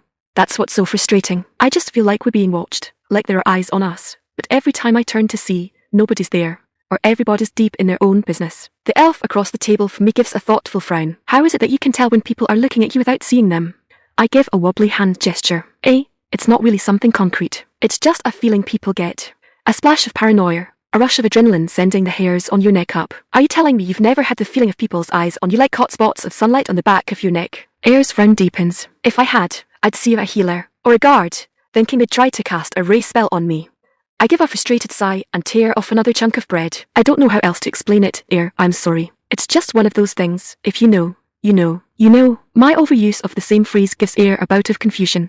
But he shakes his head. No, I don't. I suppose it's possible it's some sort of defense your people developed in place of magic. What with all of the monster-like threats you face. I've heard some marshals get a skill like that. You really can't be any more specific about what's causing it. Once more, I shake my own head. A thought grips me, and I turn to Ayre with intensity that startles him. Ayre, I'm sorry, but would you mind if we rented a single room tonight? 2 separate beds, of course, but I've got a foreboding feeling. Whatever's going to happen, I'm sure it won't be while we're surrounded by people out here. Ayre's soft lips purse as he considers the request. You know double rooms are more expensive than 2 separate ones. Are you really sure something's going to happen tonight? I'm not sure of anything, I admit. That's what I've been saying. But I'll feel a lot better when we're on the road again tomorrow. I plop one elbow on the table and prop my head up with that hand as I swirl the bread in the stew. Probably when I'll be able to sleep too. Ayre gives a concerned sigh. It sounds like a troubling thing to have such a pushy yet utterly unreliable clairvoyant ability. Still, Ayre agrees to the arrangement. I return into our room once I've made my way around my unsatisfying supper. It's a small room despite being a double, only a little bigger than the singles. The beds are about the size of twins and are on opposite sides of the room, which is just wide enough so that neither overlaps with the door frame. The room is deep enough to allow a chest for storing our things at the foot of the bed, but all of our stuff is stashed in my storage space anyway, so those go unused. Since it's early, we don't turn in immediately. We read some, we chat some, we tend to our gear. Eventually, however, we do turn in, but not before I bolt the door and tie a string around the lock with a bell on it. If anyone does pick the lock and open the door, they'll knock the bell off. There will be no sneaking in unnoticed tonight. Despite the precautions, I sleep lightly the entire night, tossing and turning, unable to truly reach deep sleep. I don't even need the bell after all. The moment the bolt clicks over, I'm wide awake. By the time the bell hits the floor, I'm sitting up straight as a rod, and by the time I reach for my gun, a hand clamps around my arm. I turn back to see a face inches from my own. With the proximity and near total darkness, it takes me a moment to recognize the bulbous thing as a mask. A fox mask. Pardon my intrusion, little chickie. The figure chuckles, but you smelled so good that I couldn't resist slipping in for a bite. I recognize the voice immediately, though I never bothered to learn the name behind it. Ever since that afternoon, my mind had a different name assigned to it, courtesy of Ayre. Kick you by, or recognize me already. Or are you talking about the mask? You're the receptionist from the guild, I answer immediately. I'm struggling against his grip, but he's inhumanly strong. I can't even move my arm against his one hand. The creepy guy that's always smiling. Creepy? He asks as if truly offended. My smiles are charming. Everyone says so. Why? You two are the first girls to walk away from me. Did you know that? I grunt as I struggle underneath him, but he's got my lower body pinned to the bed with his legs. Is that what this is about? I continue the forced conversation as I search my mind for anything I can do, feeling slighted because we didn't melt for you. No, he replies calmly with a shake of his head. That was just a curiosity, albeit a big one. I suppose I can take a moment to explain. You see, my smile is special. It may be hard to believe now, but I used to be a very homely boy, gangly, with a large forehead. I swear, if this turns into a flashback, he ignores my interruption. But then our genie came to me. Oh, it didn't look like a genie. It scared me, but it promised me anything I wanted. I wanted never to be ignored again, never to be mocked or ridiculed. And the genie entered me, and made it so. Now, no woman can resist my smile. Not until today. The description eats at me, and I silently cast diagnose. Target, Foxy receptionist. Health, uninjured. Energy, high. Vitality, high. Conditions, frenzied. Corrupted, damn it. Corruption, here, wait. What is with that target description? No, never mind that. I have to keep him talking until I can come up with a way out of this. For crying out loud, Ayre, why are you such a sound sleeper? You say it's just a curiosity, but you're sure making it sound personal. I try. Oh, once. It would have been, he agrees readily. But I'm past that. I've grown as a person. It certainly would have been easier if you hadn't walked away, but that isn't why I'm here. Elves are succulent, true. But he sticks his face uncomfortably close again, and inhales deeply. You smell divine. That sounds disturbingly not like innuendo. He isn't actually talking about eating me, is he? I do my best to keep my voice calm. Yeah, well, that might have to do with the fact I'm a bona fide hero. You'd better back off now if you don't want to get hurt. He just gives a manic, disturbing giggle. Oh, you're just a little hero, though. The genie made me too strong. I've fed on Goldranks. You know, they couldn't fight back either. Of course, with my smile, they never got the chance. Great, I come all the way to another world, and I run into a furry version of Jack the Ripper. He hums at my words, probably trying to pass the nonsense it sounds like to his ears. You talk a lot more than those other girls, too. They didn't say much at all, actually. They just drooled. I don't think you're as strong as you think you are. I bow back. I think you're just used to them sitting around and letting you do whatever you want. He tilts his head comically too sharply, as if accommodating for his mask hiding his expressions. You know, you have a point. Until the screaming starts, that always snaps them out of it. Admittedly, by then, it's too late. His head tilts the other way, though, but we're getting off topic. If you smell this wonderful because you're a hero, that means the elf isn't. Yet my smile didn't work on her either. Do you know why? I look him directly in the masked eyes and grin. That's because she's a guy. Whack. The reason I was looking him right in the eyes is because I saw movement behind him, and I didn't want to give it away. Right on cue, Ayre brains him with his bow, and a full-on baseball swing that would have made Babe Ruth proud. His body shifts off of me, and I rear back while triggering Empower, burying a boosted foot into his crotch as hard as I can. The blow physically lifts him the rest of the way off of me, and he goes to the floor holding his crushed jewels and howling to the moon. I go for my gun, and yank it out of its holster, resting on the nightstand next to my bed. Be careful, Ayre. He's corrupted, just like the abomination. With uncanny suddenness, he stopped screaming and rolling about. You've seen something like my genie before. Sure did. Let me show you how we killed it. I fire, but he jumps to the side. My shots chase him up the wall, as he continues to dodge until he's in the upper corner of the room. Ayre tries to hit him too, while I'm changing rounds, but he's got one foot up on the bed, and can't fully draw his bow. All of his shots go wide, with the receptionist only having to shuffle a little. This room is too small. We can't move around properly like this. The receptionist titters up in the corner. If only you girls had a strong protector to stand between you and me. I'm going to shred the meat from your bones one strip at purification cannon. Ha. A pillar of light erupts into the night sky over the sleeping village of Meritori, and if any had slept through the alien sounds of gunfire within the it emitted from, surely the collapsing remnants of the roof would have changed that. I stand there like an idiot, staring up at the starry night sky suddenly revealed through our new skylight. Ayre moves over to stand next to me. Do you think the throne will agree to pay for that? A groan from the rubble keeps me from having to answer the question, and I go over to clear the remains of wooden tiles from the body. Careful, Remmi, Ayre cautions. He might only be pretending. A second diagnose clears the possibility. It's safe. The corruption's gone. His status has changed to unconscious. Only then does Ayre move over to join me as we look down at the face underneath the fox mask. Wow, he wasn't kidding, I note. That forehead's huge. I feel like he's going to be a lot less popular from now on, Ayre agrees as he looks down at the homely, lanky man before us with deep sympathy. Well, you know what they say. Easy come, easy go. Remmi, nobody says that. Book 2 Chapter 11 Thick. Chapter 11 Thick. The innkeeper and his wife had been much more interested in how I was going to pay them back for the damage to the building than my promises to do so. I could have repaired it myself, but the style is different from anything I know how to do, so the patch would have been visibly obvious. Alternately, it took a runner to and from Dabun village to free me, a week each way at full urgency. Until then, I worked diligently for the couple as a waitress and cleaner. Fortunately, I was able to assure them that the damage was entirely my doing, and in self-defense at that, so Ayre was free from punishment, and we both avoided criminal charges. The runner returned with a reimbursement and a letter for me from Urin. She recognized that we don't always get to pick our battlefields, and the letter instructed me on how to deal with such matters in the future, should they occur. Apparently, my heroic seal, the large, unicoin marking my recognition by the Empire as one of the 5 heroes, could have been shown to the local regent. With it alone, he or she could have had the repair started immediately with the expectation of reimbursement from the throne. Without going into details, I informed the local guards that the receptionist had been possessed. That will get him a lighter sentence, but I can't be certain he won't still hold a grudge against me for taking away his genie. I can only hope there won't be any lasting effects. Delayed by 2 weeks, Ayre and I set out for the Desert Cove dungeon yet again.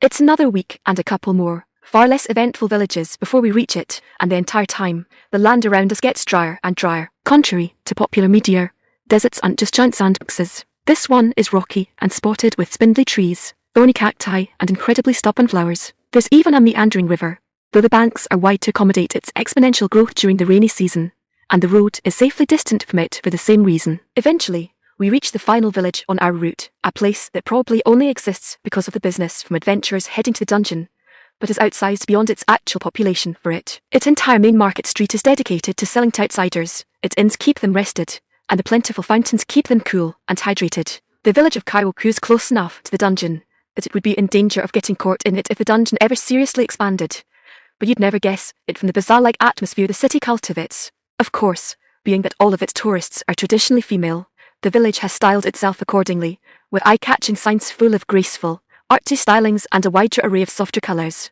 The tourists are still adventurers, so there's still things like weapon and armour shops, but there's no respite even there. The former sign is an ornate sword wrapped in an artistic ribbon like it's a magical girl's weapon, and the latter's windows are filled with mannequins showing off how fashionable their armoured coats and ringmail skirts can look. Ayre looks like he's died and gone to paradise, gushing over every sign and display. Oh, I've always wanted to come to Kaiwoku. Its styles are top-notch and recognisable even halfway across the empire. I smirk at the display. You're acting like a kid at the amusement park for the first time. The elf just giggles at my expression. And you look like you're going to be sick. I frown, crossing my arms. It's not that bad, I assure with a look around. I just think they're laying it on a little thick, is all. Aha, and Dabun absolutely didn't have rabbits on every sign on the main street.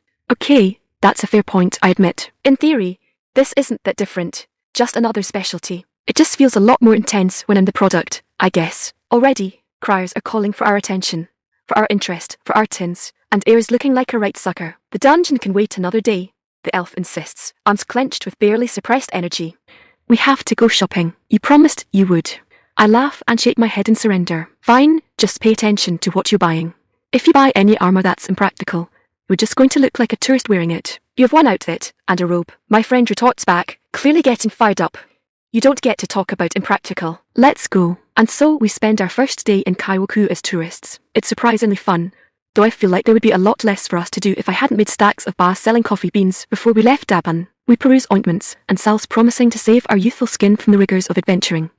We pose in armour we'd never wear onto a battlefield. We dine on sweets and cakes, and like any good tourist trap, Kaiwoku makes a killing off of us. One thing that strikes me is how gendered everything is. It makes sense, given that it's a tourist economy, and only women go into the Desert Cove dungeon, but it's still stark to see. All of the clothing stores are staffed by young women, even the armoury, ready at any moment to advise, measure, and assist. Every service industry, from cafes to diners, is manned literally. We are waited on hand and foot, no matter which one we go to, by either distinguished older gentlemen or beautiful young men. Everything in Kaiwoku is arranged to make women spend as much money as possible by making them as comfortable and flattered as possible. I have to give the town credit for its cunning acumen, but it makes me feel gullible, I guess.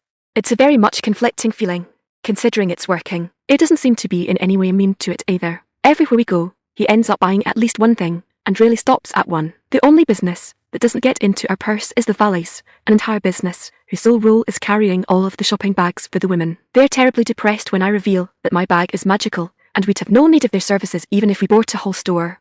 Despite my criticisms, I'm guilty too. I pay overpriced rates on a diet primarily consisting of fruit sugars, cream, and honey, and I end up with several new outfits that aren't suitable outside of a high-end affair. And honestly, I'd worry about wearing them though just because I feel like something would give their origin away. Ayre and I even get a new weapon each. He laid eyes on a very pretty longbow he just had to have, and I took the opportunity to get a fancy crossbow. For research purposes, of course, and not just because I'm a sucker for bejeweled chrome work. Again, purchases that are probably battle-ready, but we'd both hesitate to actually use, however tightly Ayre hugged that bow as we left. We bicker over armor, though. Come on, Ayre insists. You have to try it on. That in question is a suit of surprisingly lightweight armor consisting of bracers, heeled by high boots, that would probably be suicide if everyone that this place marketed toward didn't have superhuman balance, an armored short skirt just long enough to overlap the boot's hand. The real matter in question, a reinforced buste that effectively doubles as a wonderbra. I can't deny it would be eye-catching, but you first, I insist. If I have to, you have to. The elf balks at the boomerang coming back for him. And me, no way, it'd never look good on me. You know I don't have the figure for it. Ever since Ayre found the outfit, I had a hunch it was more something the archer wanted to try on. But it's true, Ayre wouldn't fill this out so well. I'm sure they have a slimmer one. I insist instead. Besides, I don't have the figure for it either. I motion towards the bustery. I'm not some svelte Chinese girl. This thing will have my girls perched under my chin. I know Chinese probably doesn't translate, but the mental image my words conjure has Ayre seize up before collapsing into a fit of giggles. We do end up trying out more properly sized versions of the very magical girl knight-looking suit of armor, and I'm surprised to note it's actually something I can move in. Every class has certain restrictions in the kind of armor they can wear, and as a gunslinger, or perhaps because of my upbringing in a modern world, what's compatible with me is particularly strict. Between that, and liking the look of our matching attire, we end up getting both sets. It's a pretty bit, since it's actual armor, but it's worth it to see Ayre smiling excitedly, even with a face that's beet red. Eventually, as all things must, the day winds down to an end, though it feels like it went by in a flash. We're enjoying an actual dinner as a break from all of the quick sweets we've been eating all day, and even that is in an elegant eating area on the first floor of the inn, where we rented our rooms. I take a bit of beef and swirl it about in sweet potato before bringing it to my mouth. I chew it and swallow as I gather my thoughts. I think I've decided what I want to spend some points on, I announce. Ayre looks up from his fish in surprise. You found time to think about something like that today. I smirk at that. Clearly, Ayre had been even more absorbed in it all than I had. Actually, it's something I've been thinking of since Merituri. My friend turns more serious as he sets his fork down. You mean since the attack? I don't even bother trying to deny or hide it. I just nod. I think I've got some basic hand-to-hand skills, but it's mostly with the blade. It's all about striking, too. No grappling, no breakouts. Nothing to get you out of that man's grip, Ayre sums up yet again. Again, I nod, this time with a frown. Ayre, I think it's time to diversify myself, if only just a little bit, to cover some of the weaknesses of being a ranged combatant. When I don't immediately explain myself, the archer leans forward a bit over the table toward me. What do you have in mind? I take a deep breath. I want to go into some martial arts. And Ayre, I think you should too. Me, he repeats. But I can't just spend points like that. I shake my head for a change. I know that, but you can practice with me once I get it. Like with wilderness survival, you'll pick it up in due time and get the skill for yourself. Ayre frowns and looks down at his plate, pushing the food around a bit. You're serious about this? You really want us both to do something like that? I'm not being hyperbolic when I say I think it can save our lives. Ayre still doesn't seem convinced. Remmi, I don't think you understand the kind of investment that would be to me. For you, it's just points. For me, it's a divergence from everything I actually do. Time I can't get back with a menu. I sigh at that. I have no intention of forcing it on you, Ayre. If you don't want to do it, that's all there is to it. I can practice it on my own. It's just one of those things that everyone gets way better at with a partner, and it's got benefits of its own even if you never have to actually use it in a fight. I put a hand across the table to get Ayre's attention and look the elf in the eyes. Please, just think about it. All right. After a moment, Ayre nods back. I will, promise. Book 2 Chapter 12-14. Chapter 12-14. ****. We've been on the road for months now. Even our travelling clothes are worn through, and our shoes desperately need replacing. We're dirty, and our once clean-cut and conditioned hair has gone wild, like shrubs neglected by their gardener. We truly look the part of ragged orphans now, and our savings have all but dried up. If May and I are to enact my plan of becoming adventurers under new names, it must be now, else we'll be thieves instead come another month. We'll not look any less like ourselves for waiting than we already do, either. This is our last opportunity to evade our uncle, and continue to build the skills we need to avenge our parents. If we fail to fool those looking for us, we rot in a gilded cage while our mother suffers, and our father's killers go free. If we believed our current appearance beneficial, we would go in as dirty as we are, all the more to distance ourselves from our noble heritage. The guild would likely reject us as street urchins rather than take us seriously, however, so we stop by a local river to bathe. I stand guard while my sister goes first. Then she changes to cleaner clothes and begins to wash the ones that we were wearing while I take my turn in the frigid waters. We aren't as clean as we would be with soap, a real bath and proper hair care. We're cleaner than we've been in a long time. My hair is heavy with water, but we have no towels, so like my sister, I shake it out like a dog. It's the only thing we can do with it. I ran my fingers through first her hair, then mine, trying to get as many knots out of both as I possibly can. By that time, the sun has done most of the rest of the work on both our bodies and our clothes. We eat the last of our provisions and refill our water skins from the river, going over the plan once more as we do so. May will be Ayme, and from this day forth, until my parents are avenged, I will be Arisu. Both names sound suitably common, but mine refers to our heritage, the place we once resided, and hers, to the distance we've travelled. Names carry power in their meaning. Our father taught us that, and so we take names to ensure we never forget where we've come from. That we both have classes despite our ages would be too much of a giveaway that we're nobles, so for the time being, we'll be pretending that Ayme doesn't have one. That means that I'll be the only one becoming an adventurer. That doesn't mean she won't still be training, however, and when I can save up enough to pay for her to supposedly receive her class, she'll be praised as a prodigy. Too much will depend on what happens after that to make much in the way of plans. I could spend a year plotting out what to do if I can't find a teacher quickly enough, or if they don't believe me, or if we're ever discovered. We're at a point where we no longer have time for what-ifs. So we finish reviewing what we can plan for, and then we separate ourselves from the last physical link to our past. May blows a hole in the side of a cliff with her fire magic, a task much easier than doing so to that troublesome golem, and we stuff our last identifying belongings inside.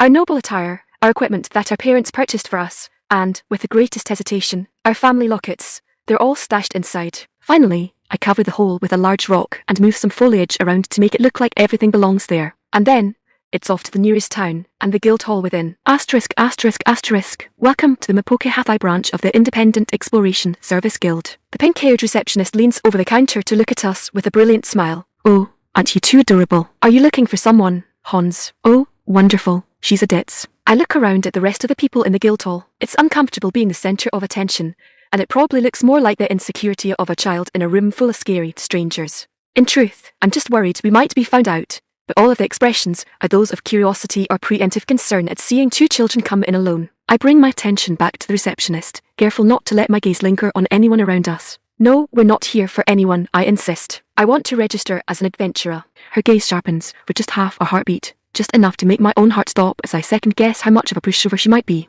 But then it's gone again as fast as it came, and she's all smiles again. Got parental permission, so that's what it was. It's because we're young. That was something we already anticipated. But did her eyes have to get so sharp over it? I felt like I was about to be under attack. They're gone, I reply, going with the backstream A, and I put together. It's just me and my sister now. I put my hand on her shoulder, and I don't want her living on the street or having to steal to survive. The receptionist's gaze softens at this story. I only wish it were more of a lie. Of course, if it were, it wouldn't be necessary in the first place. Wanting to provide for your little sister, that's awfully responsible of you. But we need to know what happened for your records. Are you up to telling us? I nod and make a show of stealing myself. Monsters, I say simply at first, then inhale before continuing. They were merchants, but they went off the highway to try to save some time. Now for a little more truth, albeit out of context. It's thanks to them that Ayme and I managed to escape. How sad the receptionist sniffs. But if they were merchants, surely your retainers take care of you. I shake my head. They weren't that big. They took us everywhere with them, and we had to abandon the wagon to escape. It's surely been ruined by now. We have nothing to our names, but what you see on us, and a magic backpack, but we're keeping that a secret. I decide to give the conversation a little push to get us back on track. I just want to register as an adventurer. Can we get back to that, please? Right. The woman makes a visible attempt at rallying herself, even clapping her own cheeks, and pulls out a form. Name, Arisu. There's some chuckles from the other adventurers, for some reason. But the receptionist's glare has more utility than I expected, and they choke to silence quickly. Arisu, she sounds out as she writes it down, almost as if she wants everyone to clearly hear the pronunciation. Did I pronounce it poorly when I said it? No, I don't think so. There must be some other miscommunication to which I am not privy. Age, 14. I lie through my teeth, and pray they don't have a soul orb to double-check. There's that sharp look again from her, but I suppress the urge to flinch it instills in me. Again, I'm second-guessing my initial assumption of her aloof nature. 14, she repeats. Do you even have a class? Oh, thank the essence. It was only about my class. Yes, I do. It was a gift for my birthday. I glance to May. I'll have to save up for Ayme's, myself, now. That gets her gaze to soften again. I see. Highest attribute, then. Agility. MHM. With a bit more of a teasing tone, she asks, and is it a thieving class? A callback to my concern about stealing to survive, no doubt. In any case, I shake my head. No, I'm a fencer. Ooh, classy, she coos. You'll sweep some girls off their feet with that kind of style one of these days. Yeah, not even a priority. I don't even say anything, just dip my head away at the teasing. Level? She asks next. 10, at 14. I don't understand why she keeps stressing that word like that. That's very impressive. Our parents trained us while we travelled, I explain. It's not even entirely untrue. Though I had a swordsmanship tutor, my father made sure to personally test my progress regularly. The thought almost makes me tear up for his absence. From the way her face softens again, I must have let it show, so I forced the sentiment down again. We've even already been to a dungeon. I can tell your parents cared a great deal about you both, she says sympathetically. Let's get through this application, okay? Do you have any traits? No. Relevant skills to interest a party. I hesitate at that, hoping what I say next won't be an issue. Actually, I'm hoping to find someone willing to teach me some. She puts on that bright smile again. That's a good attitude to have, and you're in the right place. She starts writing again. I'll just put, looking for mentorship. There'll be somebody interested in helping you out with that. If not, the guild offers lessons and workshops, too. The receptionist seems almost overeager to help us out, but I suppose that's her job. Thanks, I answer, consciously reminding myself not to speak too properly. Anything else? Do you have your own gear? I shake my head. No, ma'am. I had a training sword, but it was left well behind. Well, they aren't the best quality, and you'll want to save up to replace them as soon as possible, she disclaims. But the guild does have some basic gear available for sale. 1 tin per piece. I fish into my pockets. We have just enough to eat for a week if we keep it light and basic. But this will at least make sure that I can earn more, so it's an investment. Can I get a saber and a buckler? She thinks for a moment. A buckler, definitely. But I can't guarantee a saber. A dao or a small sword is probably more reasonable. I nod. That's better than I could have hoped for. Either of those will work. Any other type of sword of similar length to my saber would likely be too awkward for me to use. I'll have to settle for something with less reach, but it'll help me avoid overextending anyway. Besides, I always had to strap my saber to my back for it to fit anyway. I place the coins on the counter, and she gives a big smile and slips them into a drawer. Great, I'll get those for you right away. But first, here's your badge. Congratulations on becoming a wood rank adventurer, Hon. I turn the literal wooden token over in my hand with disbelief. Only wood, but I'm level 10. I turn back to her, the confusion evident on my face. Really? Am I so weak? Her smile is understanding. Sorry, Hon, but those are the rules. I know you're level 10, and I didn't lie when I said it was impressive for you. But it wouldn't matter if you were level 50. You can't rank up until you turn 15. If you budget well, wood will pay for you and your sister until then. My face must look crestfallen, because she reaches down and pinches my cheek. Or, don't look so down, Hon. I'm sure as soon as you turn 15, you'll jump right up to iron rank. If you work hard, you might even make bronze by then. I try very hard not to react poorly to the intrusive sign of affection. Is there any chance we can just change my age on my application to 15 now? The receptionist's smile widens again as if in amusement, but at the same time, her eyes sharpen again. Don't get too full of yourself, Hon. You're already pushing your luck pretty hard as it is, don't you think? I swallow before I can stop myself. Yes, I was definitely mistaken when I took her for a fool. Wood will be fine, ma'am. Thank you for your assistance. Book 2 Chapter 13 Newbie. Chapter 13. Newbie. Mataru *. I run my hand up and down the side of the sheath of my new sword as I examine the wood rank missions on the board.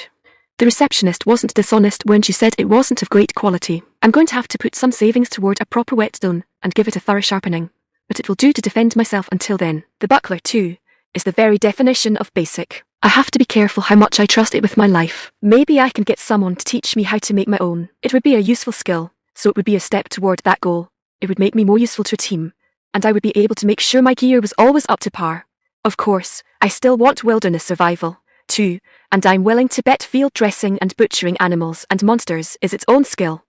Hopefully, May will be able to pick up skills like cooking and mending so that I don't have to do all of it myself. She already has some groundwork in that regard, since she would occasionally help Mother with such tasks. The tasks on the board that fall within my new rank are menial, with paltry sums as rewards, but it's true that they'll pay to feed my sister and I both, if only just. The best we'll be able to rent is a barn loft, though, so it might still be camping for us. But some civilization is better than none. My birthday, though I will be only 13 in truth, is the better half of the year away, so we will simply have to make do until then. Her picking is a simple option that will also help me gain more knowledge about survival by teaching me what is valuable and what is a worthless weed. Logging is available in the area as well, but I don't own an axe and I don't dare loose another tin without it being essential. I could do the her picking today, then use the pay from that to buy an axe tomorrow if I really wanted to get in some physical training too. Hey, newbie. I turn toward the voice since it's close behind me, and May looks up from the juice the receptionist purchased for her. The word isn't accompanied by a sharp tone, as one would deliver an insult, and the people I see waiting for me look cheerful and friendly. There's 4 of them, 2 men and 2 women, all of them over 15 but, if I had to guess,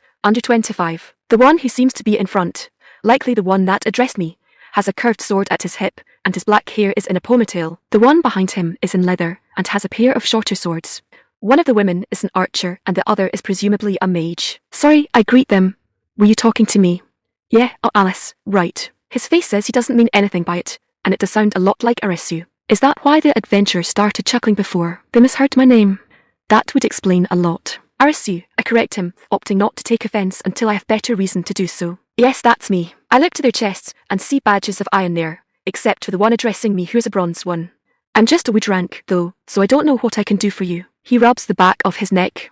No, see, that's backwards. Backwards? Yeah, Mr. was saying you were looking for someone to take you under the wing. He asks. That's kinda what our group was built on, so she figured we'd be willing to give you a hand, and asked us to scope you out. Mister, I feel left out of the loop having to ask so many questions. Our pink hair, bright smile. Vicky starts reaching toward his chest for some reason, but the archer cuts in. Don't finish that sentence, Tan. Right. Instead of whatever he was going to say, he rubs the back of his neck again. It takes me a moment, but then I realize who he must be talking about. Oh, you mean the receptionist? Yeah, she's one of them. He immediately agrees. Is she the only one you've dealt with? I nod. So far, all I've done is file my application and pick up some basic equipment. I pat the sheath of my new sword. Tan gets a look on his face like I've caused him physical harm. Yeah, that's stuff from the Gilded I mean. If you've got nothing else, it's better than a punch to the face. But it's really there to help support novice smiths. It doesn't matter, I assure him with a shake of my head. For now, it's all that I can afford, so I'll take it over the punch to the face. Thanks. The swordsman cracks a grin at that and gives a short laugh. You've got a good sense of humour, kid. Anyway, yeah, Mr. asked us to check you out, see how you'd mesh with us, if you're interested. This guy really isn't giving me much to work with, is he? Maybe it's something that he just assumes is self-explanatory. I decide to ask some more questions. Should I be interested? I don't really understand what you're offering here. Some sort of apprenticeship. A bit apprenticeship, Tan admits, a bit probationary team member. You learn what it's like to work as part of a team. We teach you various skills that'll help you get another team later on if you decide you don't want to stick around. And what skills can I learn from you guys? Ayre knows wilderness survival. That's pretty rare, he opens, and I'm already sold, but I wait for him to finish. Ayre can teach you some magic support skills if you've got an interest in that sort of thing. My Toro does our weapon maintenance, and knows some basic leather and smithing. He can teach you, and I specialise in using most sorts of weapons, so I'd be your trainer for actual combat stuff. This seems almost too perfect to be true. What would be required of me? Like I said, I'm only wood rank. That's not a problem, Tan assures me. If you can't fight well enough yet, you'll do things like carry gear and other support roles until your training reaches a point where you can. The archer, who I assume to be Ayre, speaks up. And we've got our own place. Your sister's fine to stay there even while we're out, and about if she's up to a little housework. Does that mean I'd be going on missions with you? They all nod, and Tan explains. If you're with a party, you can take missions up to the average rank of the group. With us, that means you can take high-rank missions. Of course, that also means the pay's split 5 ways. But that's still better than wood missions, which you're still free to do on your own time if you want. They're good for building up your basics. They've made this kind of offer before, I realise, but that doesn't mean it's bad. It might have even been how they built their party. This sounds like an amazing offer, I admit. But would you be offended if I check with the receptionist first? Rather than getting offended, they chuckle. Worried we're targeting newbies with bad deals? Yeah, heard that before. One girl hit you in the head with her staff when you offered. The mage, Ayre, if I'm tracking them correctly, shares smugly. Tan scowls over at her. Hey, that mystery girl was you. He held a hand to his forehead as if remembering the blow. You even called me a pervert. The man in leather, presumably my Turo, laughs at what I can only assume is the normal back and forth energy and antics of the group. Yeah, sure, by all means, do your due diligence and double check with reception. We'll wait. I nod to him, then guide May out of her seat, and out, and around the now quieter duo. We make our way back to the desks at the front of the guild hall. I find the pink-haired one from before. She has her back to us, dealing with some paperwork, and isn't actually manning one of the desks. Mister, I try anyway. That's me, she says as she spins around. She takes a moment to settle her eyes on us, then grins brightly again. Hey, it's the cuties. You're back. Something up? I'm not on desk duty right now. But if you've picked out your first mission, one of the other girls can help you. Cuties. I hope that doesn't end up sticking as our nickname. It's fine for me, I suppose, and perhaps it's childish of me, but I'd hope to earn something a little more intimidating. No, actually, it's about something else, I correct her. There's a group that approached us, claiming that they were sent by you. I just wanted to make sure that they were telling the truth. I turn and point back to Tan's group, who are apparently gossiping among themselves about something with energetic zeal. They notice us pointing them out anyway, however, and they all wave back. Oh yes, Tan's group. She nods along, still all smiles, and she even takes the time to return their wave. They do a lot to help new adventurers. They've made a name for themselves doing it. So you did send them. She nods. I did. I shared that you were looking for someone to teach you some skills, and were interested in learning about high-rank missions, and asked that they consider you. Oh, but only because you expressed such interest to me. Rest assured that your records are kept confidential. I blink at the extra explanation, but she seems to think it's because I didn't understand, because she leans down to me and explains. That means we keep it secret. We don't even tell anyone you're 14. She even says it this time with air quotes, because, thanks, I still wholly had failed to get the message that she is seeing through that. I suppose I should be grateful that she filed my application at all. It was probably out of pity for us being on our own, and because I already had a class. Then thank you very much, I say instead with a short bow of my head. They sound like a great opportunity. She giggles and waves me off. Oh, what a gentleman. It's not a problem. Helping connect adventurers is part of our job here. After all, this isn't a decision I can make on my own, however. I turn to look at May. What do you think? I may. They'll be asking things of you too, after all. Do we do it? My sister has always been one of few words, but strong emotions, even if those emotions don't always get blatantly displayed. Here, she simply nods before lowering her juice that she's still sipping on. I want a bed, is all she says. I smile back at her. Then you'll have it. Then back at the receptionist. Thank you again, Misser. The women of the party seem even more enthusiastic than they did when we left, now that we're returning. So, Ale asks, did we pass inspection? Yes, I confirm. I'm sorry for second-guessing you. Then I turn my attention back to Tan, who seemed to be their leader. I would graciously accept your offer, if you'll have me. Ayre gives a fist pump into the air. Yeah, she cheers enthusiastically before also wheeling toward Tan. That means a shopping trip. We can't have team members going around in rags. You promised, so the truth comes out. That's what they were talking about while we were gone. At the prospect of new clothes, I notice Ayumi perking up, too. So maybe this will be a good thing. Book 2 Chapter 14 Beach. Chapter 14 Beach. Asterisk Remmi asterisk. One thing that had stuck out as odd about Kyoku was the abundance of fresh fish and sea salt. Two things you don't really expect to find in the desert. There's the river that brings life to the town, but that alone could never account for the variety that had been on display. And besides that, it's a freshwater river. It could never be the source of the abundant salt the city liberally used in its cuisine while still having plenty to sell on shelves. Actually, salt was one of the cheaper things for sale in town, and I took the opportunity to stock up on it. Sea salt isn't in particularly short supply in the Empire, but we're pretty far inland, so the markdown was appreciated. Still, the mystery of where all of this was coming from remained unsolved, until, suddenly, we smell it. The wind changes abruptly from dry and scorching hot to cool and moist, from nothing but dust in our noses to the tan of seawater in the air. I don't need air to tell me that we've entered the dungeons to Maine, but when we cross the next rise, I'm still dumbstruck by the sight. The tourism industry of Kyoku didn't stop with the town. What rolls out before our eyes is nothing less than a fully catered beach. Even from here, I can see people swimming in the crystal blue waters, and, further away, far enough to avoid mixing aromas, I see a line of fishing docks where boats bring in their catches of dungeon-spawn seafare. In the moment it takes me to realize that I didn't see any stalls in town selling swimsuits, I spot a handful of stands doing just that. How cunning, to capitalize on the refreshing vista right when the impulse would be the strongest. As much credit as I've given the pirate merchants of Kyoku, I clearly haven't given them enough. Aside from swimming attire, there are several bars spread out across the beach and a number of places selling cork flotation devices and wooden beach toys. Bamboo umbrellas scattered about to provide shade to those resting from the play complete the aesthetic. I doubt I could find any better mercantiled beachfront even back home. The light is already sparkling in Ayre's eyes like the dancing waters reflecting the sunlight, but, with reluctance, I put a hand on his shoulder. We'll save it for celebrating our clearing of the dungeon, I propose. We've put it off long enough. The cliché of a beach scene sticks in my mind, and I can't help but think, besides, we've already had a bathhouse episode.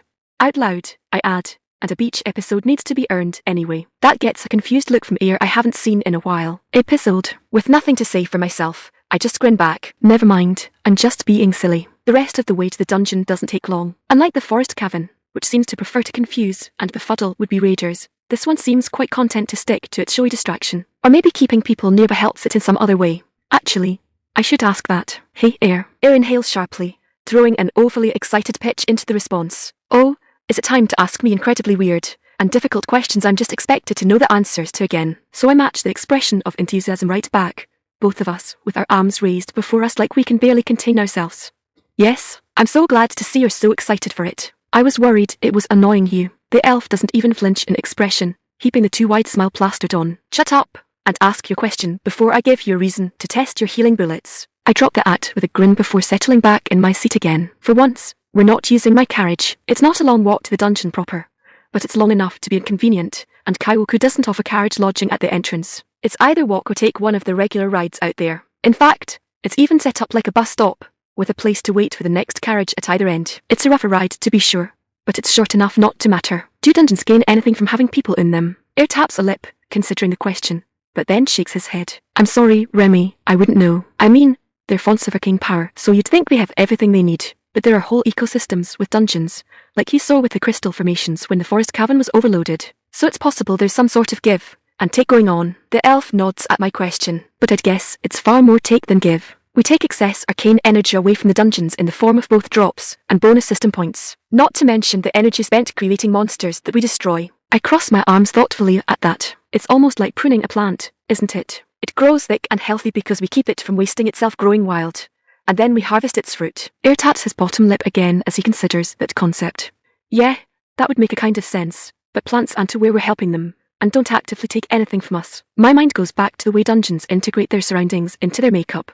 Setting aside the implication that there must have been an ocean here at some point for this one to mimic as a matter for historians and geologists, that means that there is something they take from what they are exposed to. I didn't get to see the forest cavern in its full glory, but Ayre had made it clear it was supposed to have lived up to its name, not been a barren cave full of undead. Dater, I say without really thinking about it. Datar, Ayre repeats, wrinkling his nose. Remmi, that's twice now in this one trip you've used words that didn't translate. I give an apologetic chuckle. Sorry, I was just thinking. Maybe what the dungeon gets is information it then uses to shape itself. We're too small and transient to make much of a noticeable difference, so almost all of it is taken from the surroundings instead.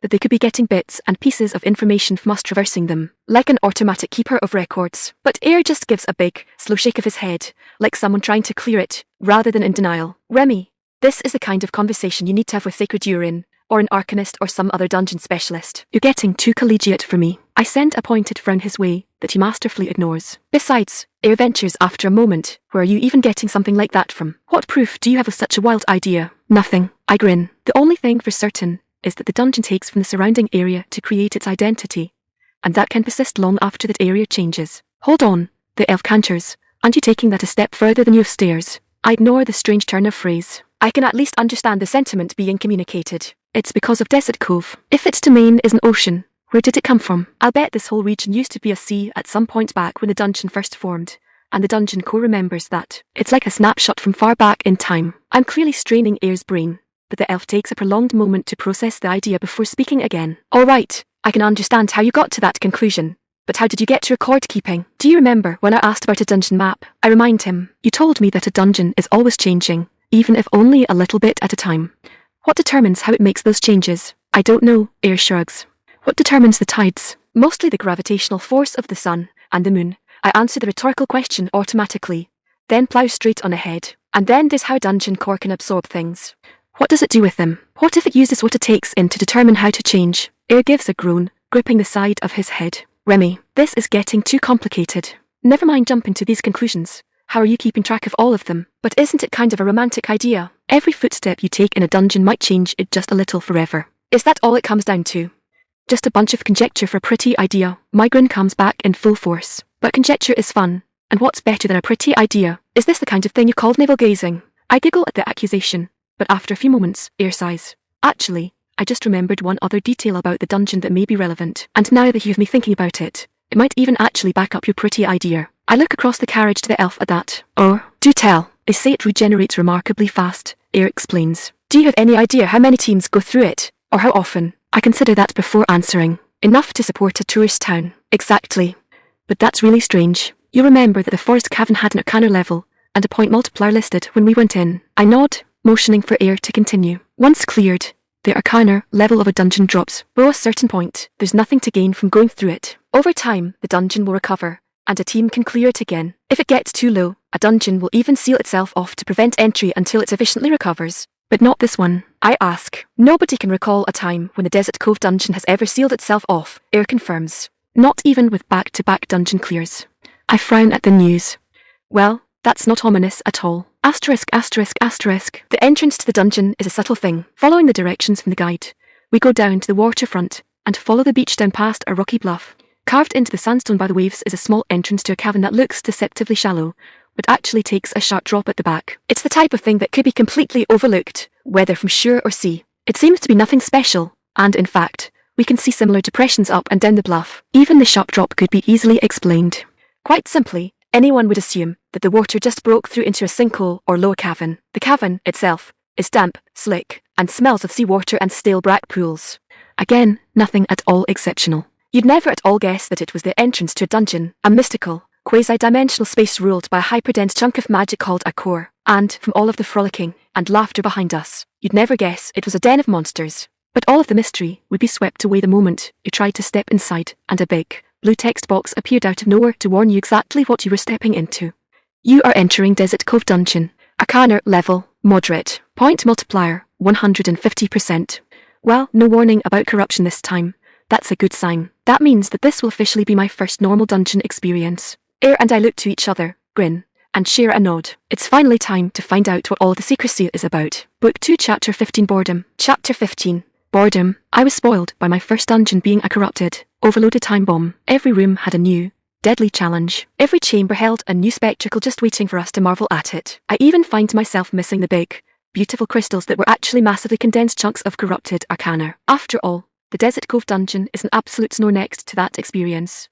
There are no zombies lying like corpses to ambush us, no skull puppet with a magic sword, no collapsing ceilings ready to crush us, not even the simplicity of the haunting beauty of will-o-wisps. Every step just brings more shallow pools, giant bats, and piles of guano as we navigate through the same wet, dank tunnels seemingly carved at random. I was prepared for the drops to be worse, just because their arcana density isn't nearly as high. Ayre shows me, however, that the bat fangs, and balls, I suspect the latter, in the form of white, chalky orbs, are magic bat turds, and I suck them into my bag with gratitude for the auto-loot skill are still dropping at an incredibly high rate for us. Apparently, even a moderately charged dungeon normally drops less than the rate of about 1 for every 3 or 4 monsters we're getting. Still, it all feels like going spelunking. On the other hand, it doesn't feel like dungeon diving. Since we're in another enclosed space, and our opponents are just giant rats with wings, I'm even using the noodle spitter instead of my gun. The quiet thunk feels almost like a toy without the bang and kick of gunpowder. It's hard to believe that even Forest Cavern, the only dungeon in the Ceres province, might have been this mind-numbingly dull if not for the corruption. It finally gets to me enough that I can't hold back a groan. Is this what it's like to be a silver rank challenging a bronze dungeon? It's just a rhetorical question, a voice given to my boredom. But Ayre answers, anyway. No, it shouldn't be like this, he confirms as his arrow easily drops another bat. If the dungeon hadn't specifically stated it's moderately charged, I'd think it's on the verge of exhaustion. All of that energy must be going somewhere, I reason back. If it's not going to monsters, what is the dungeon core doing with it? I don't know. Ayre gives a shake of the head. I've never heard anything about dungeon cores being able to plan. If it has energy, it should be using it. From everything we know about dungeons, there's no choice in it. Energy equals monsters. Like clotting, I refer back to the elf's initial explanation on dungeons when we first teamed up, and Ayre nods. Since we've started talking, I continue my grumbling. From a dungeon like this, I'd expect a lot more than just bats, too.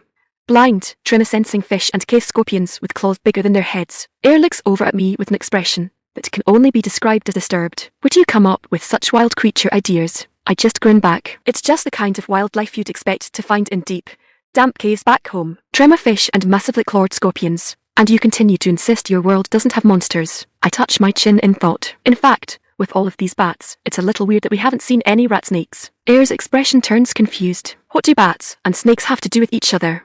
Cave-dwelling rat snakes prey on bats, I happily explain. The biggest on record was 8 feet long, and they're excellent climbers. They scale the walls and hang from the ceiling to snatch bats out of the air when the bats go to leave. If, before, Ayre had looked disturbed, now the slender elf trembles in abject revulsion. I shouldn't have asked. Now I'm going to be jumping at every stalactite.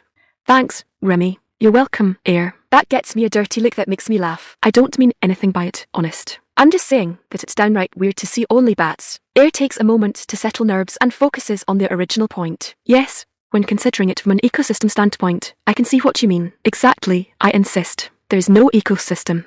Just bats. I shoot another one more out of spite than necessity, and wave my hand toward the wing that drops, transferring it into the bag with the rest of the parts. Apparently, the leather of the giant bat wing is great for heavy-duty leather straps.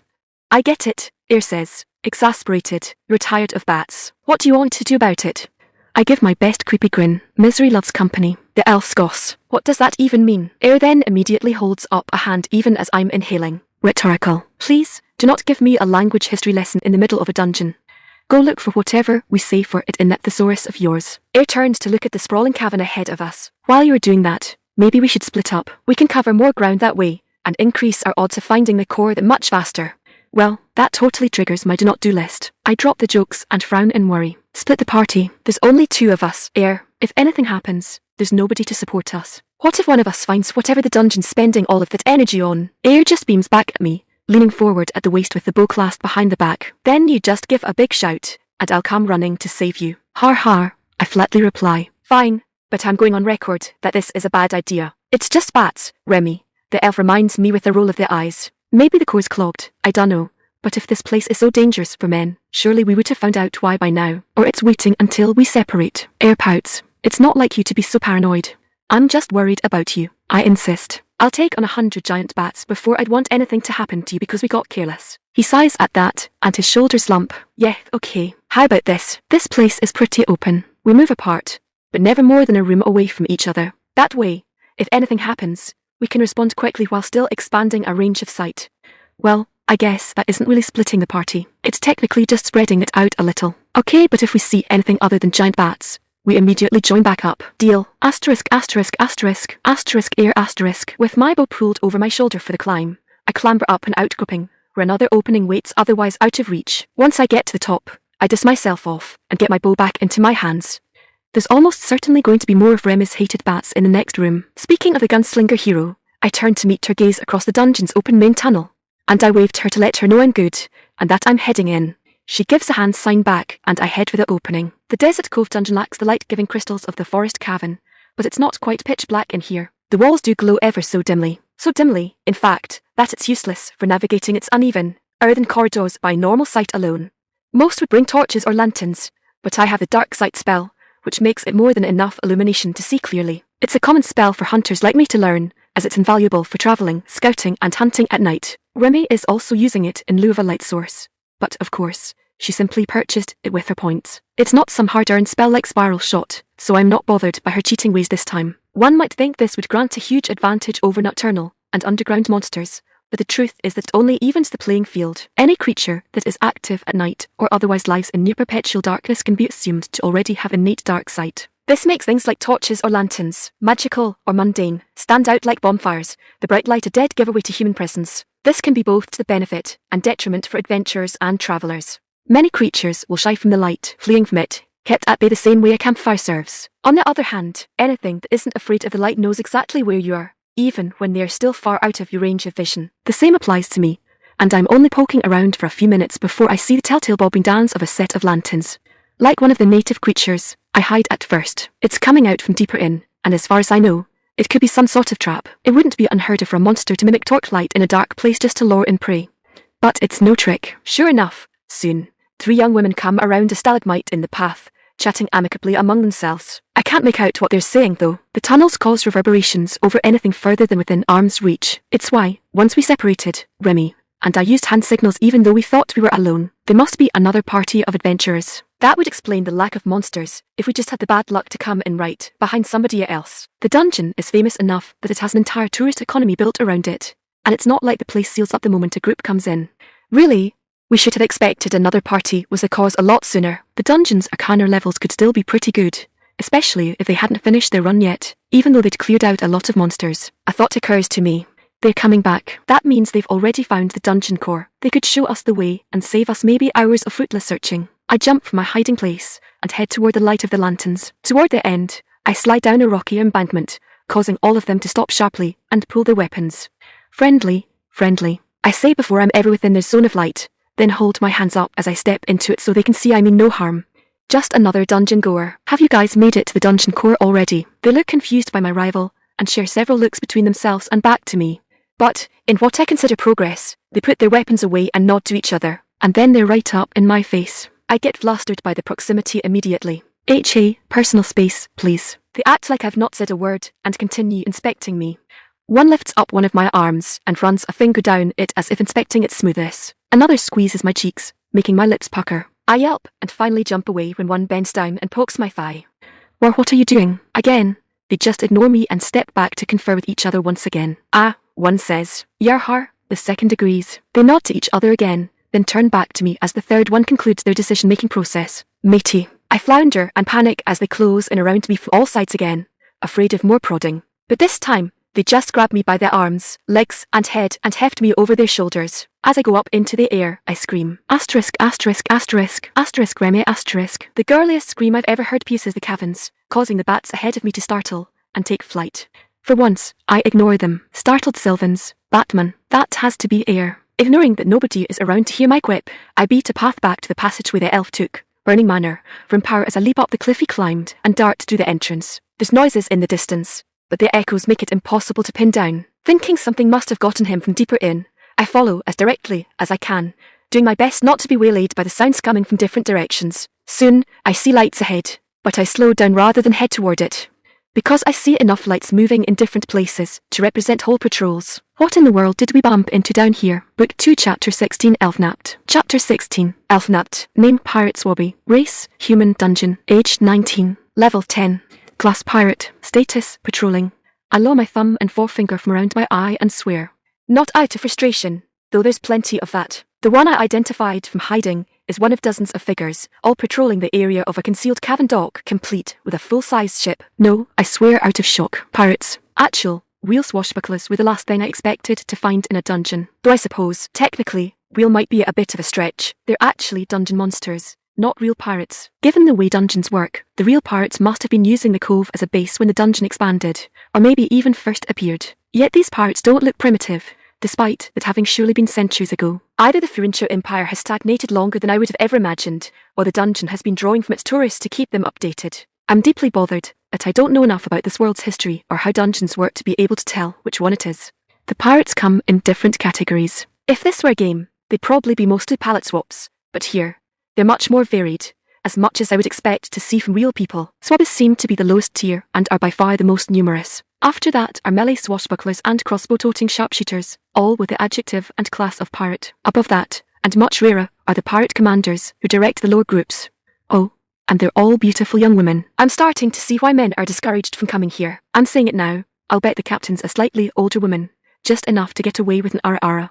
Or, since they all seem to talk in cliché pirate speak, a rah. I miss having someone groan at these things.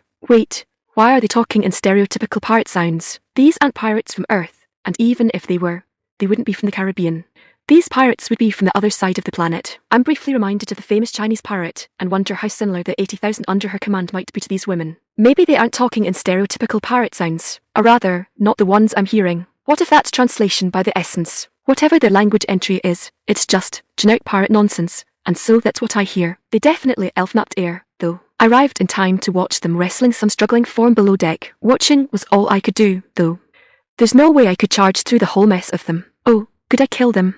Individually, absolutely. Even the commanders are only level 18. I've got no doubt that my gun could double tap the lot of them. The problem is that it doesn't take a tactical genius to see that the moment I start shooting, they're all going to dogpile me. I'd need a machine gun nest to survive. Even with 150 agility, I can't fire my pistol fast enough, and that's assuming a bottomless magazine, too, which I definitely do not have. If I lasted long enough to need to reload, I'd never survive doing it. So how do I go about rescuing Ayre? Who knows what they're doing to him in there? While I'm stewing over this problem, I notice one of the swabbies break away from their group and head off a bit. She's blonde and looks about my size, but her only equipment is the clothes on her back and a small, curved sword at her hip. An idea begins to form in my mind, and as I quietly make my way around toward her, I open my menu to go ahead and purchase the martial arts skill. I know basically what I want to do, so hopefully the knowledge of how to do it will allow me to overpower the girl quickly and quietly. If there's one thing that I'm absolutely certain Hollywood hasn't misled me on, it's that pirates are crazy for treasure. They're greedy and can't resist the golden gleam. I don't have much in the way of gold on me,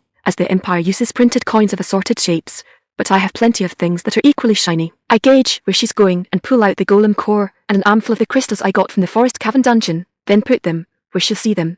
But we'll have to walk even further away to investigate. Then I move into position and pray she'll not call her friends over in her excitement. That bonus luck must be working overtime, because the girl sees it almost immediately. The glimmer enters her eyes almost comically literally, and she creeps over to it like she's afraid the pile might disappear if she startles it. I almost feel bad as she moves right past my hiding spot, but I remind myself she's a dungeon monster, not a real person, and a sea bandit at that. Pretty sure somebody once said bandits aren't real people, either. With an additional silent reminder that this is for Ayre, I jump out behind her and wrap my left arm around the front of her neck and my right arm back behind her head, and I squeeze. She struggles a lot more than I anticipated, but I'm able to maintain control and she can't scream. It's the longest 10 seconds of my life before she finally goes limp in my arms.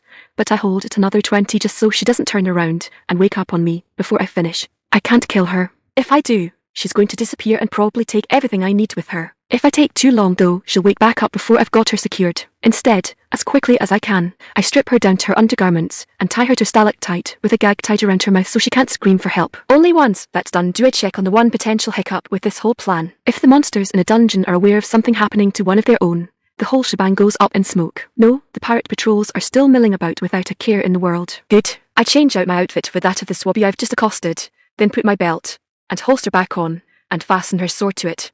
So far, so good. I was honestly halfway worried they'd disappear the moment they were separated from her. But maybe I only have to worry about that if I leave the dungeon. She's got a burlap sack with a few tins in it, so I move my extra dimensional storage to it, for now, and slide my own bag inside, completing the look. After that, I go to gather up my shinies I'd used for bait, but after a moment of consideration, I leave a purified crystal in the only pocket she's got left for her being such a good sport. She came to while I was getting changed and pulls against her binds, trying to get free. She does prove her struggles when I give her the crystal, though. Sorry, my little doppelganger. I apologize with a wave of my hand as I turn to leave. Time for me to set sail. Asterisk, asterisk, asterisk. It's true, the dungeon monsters based on the human races can't be understood through the translation effect of a hero's essence connection. With that alone, I can't make sense of what they're saying. It all just sounds like they're all the most enthusiastic participants of Talk Like a Pirate Day. Maybe it's because I've been talking with the monster since I came to Dabun. But as I listen to them chatter from the shadows, I can still kind of get an idea of what they're saying. The longer I listen, the more it starts to make sense. Little surprise, they're talking about pirate things. How they can't wait for the patrol duty to be over so they can head back for a drink. Of rum, of course. How they can't believe somebody handed themselves over to one of the patrol teams. I have a feeling I know who that is. Poor Ayre probably thought they were adventurers. From what I can gather, they're keeping Ayre on the ship, but somehow seem to intend on having him join the crew. I can't deny that the mental image of Ayre cosplaying as a pirate is cute, especially on a crew with a sense of fashion like this one. But I also can't figure out how they could expect to turn him into a dungeon-bound monster. Maybe they don't know the difference. Maybe they don't know they're dungeon monsters. Maybe the dungeon makes new pirates by making an arcane clone of the original. I don't know. There's just not enough information. What matters right now is that I know roughly where they're keeping Ayre. I can roughly understand what they're saying, and I have a rough idea of what I'm going to have to do next. Totally going to work out just fine. I wait for the next patrol to pass, then slip into the rotation. I don't stand out too much despite being on my own. There are other single individuals going about, ones that got slowed down by something or another, and their groups didn't wait for them. Another thing I'd studied while watching them was their patrol patterns, and I'm confident I know the shortest one to the ship. Let's see, left, right, around the boulder, up the slope, right, left no, left, then left again. Then, I take a wrong turn and walk right smack into another pirate, this one a redhead that looks like one of the swashbucklers. And she is not pleased. Ayre, ahoy, swabby. Yar how long I'm under. I think what she meant to say was, hey, watch where you're going, swabby. Stick to your path or you'll be getting disciplined. It really is kind of an impressively compressed language. I try to remember all of the most stereotypical pirate sounds I can think of and focus on what I want them to mean. Ahoy, matey, skipper roll me under. I'm trying to say, sorry, mate, I'm getting tired, and lost track of my turns. Miraculously, it seems to work, and her angry gaze softens. Yar, freshwater sea legs. Captain on deck and Neria a blue. I'm getting the hang of this. She's assuming I'm new, and haven't gotten used to all of the activity yet, so she wants me to head back to the ship, and let the captain know there doesn't seem to be any other intruders. I can work with that. In fact, it's exactly where I wanted to go. Thank you, bonus luck. I give her a salute, and do my best to say, I'm on my way, boss lady. I'll let her know. She gives a firm nod, and dismisses me, then heads on with her rounds. Presumably, even if they can't find anything, they've still got to keep looking until they're relieved or given orders to stand down. It's actually impressive how well organised they are. Either the captain commands a lot of respect from her underlings, or a whole lot of fear. I'm hoping the former.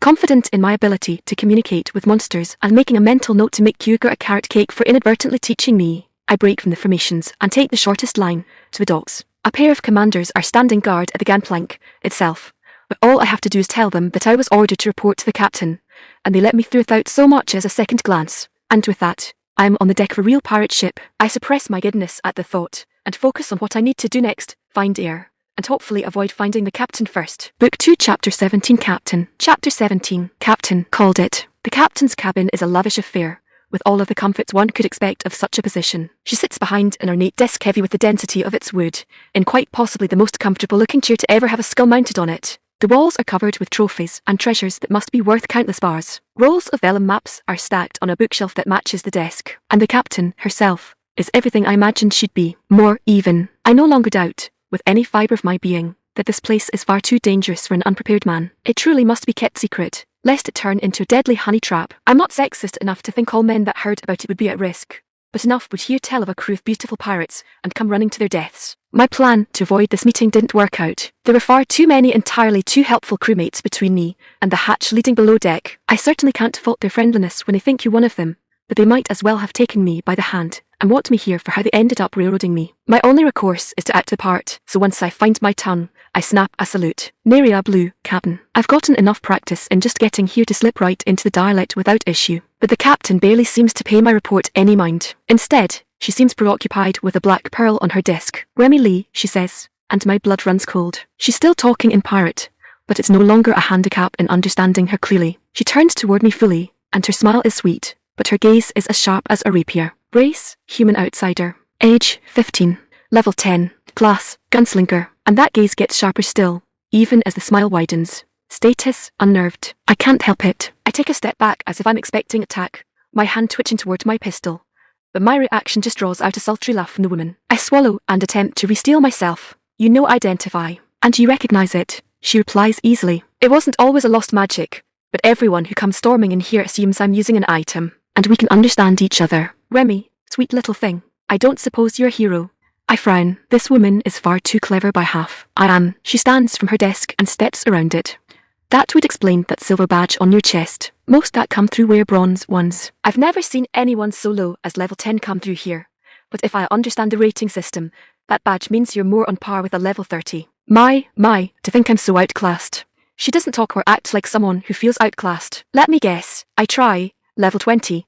Thereabouts. 22, she corrects me proudly, but then sighs. I was higher, before we ended up grounded in this accursed hole. How I wish to set sail again. An eternity of this purgatory doesn't suit me. You remember being I flounder, though trying to come up with an accurate term for it. She, however, cuts to the quick without hesitation. Human. Yes, little hero. I remember being of mortal coil. The captain's face is even beautiful when crestfallen. To think I once dreamed of immortality. Being chained in place like a ghost and brought back time, and again as a glorified guardian, is not the eternal life I had in mind. I hesitate for a moment. If this is going toward a request to break you out, I don't think that's something I can do. But the captain shakes her raven head. I didn't expect you could. I'm merely taking the opportunity to air my troubles to an outsider that can understand them. She gathers herself admirably with just a flip of her hair, and the authoritative woman returns, the one who thought so little of facing someone with the power of a level 30 adventurer. Now, what brings you here, my little hero? You didn't come here to raid the place, or you've got a very odd juice way of doing it. Well, if she's asking, I might as well be honest. Your girls nabbed an elf in the caves earlier, headed down into the hold. Somehow, I feel like it's important I don't mention Ayre's a guy, so I give the elf a mental apology. She's a friend of mine, named Ayre. I'd like her back. The captain's eyebrow goes up. That's all. Well, it's why I'm dressed like a swabby, I admit. But it's not why we came into the dungeon to start with. You're right, I'm not here to loot the place. I just need to get to the dungeon core. An odd objective. You don't seem much like a religious petitioner. Shifts the way she's standing in a manner that indicates a change of topic. Well, one matter at a time. Let's go check on your elf friend, shall we?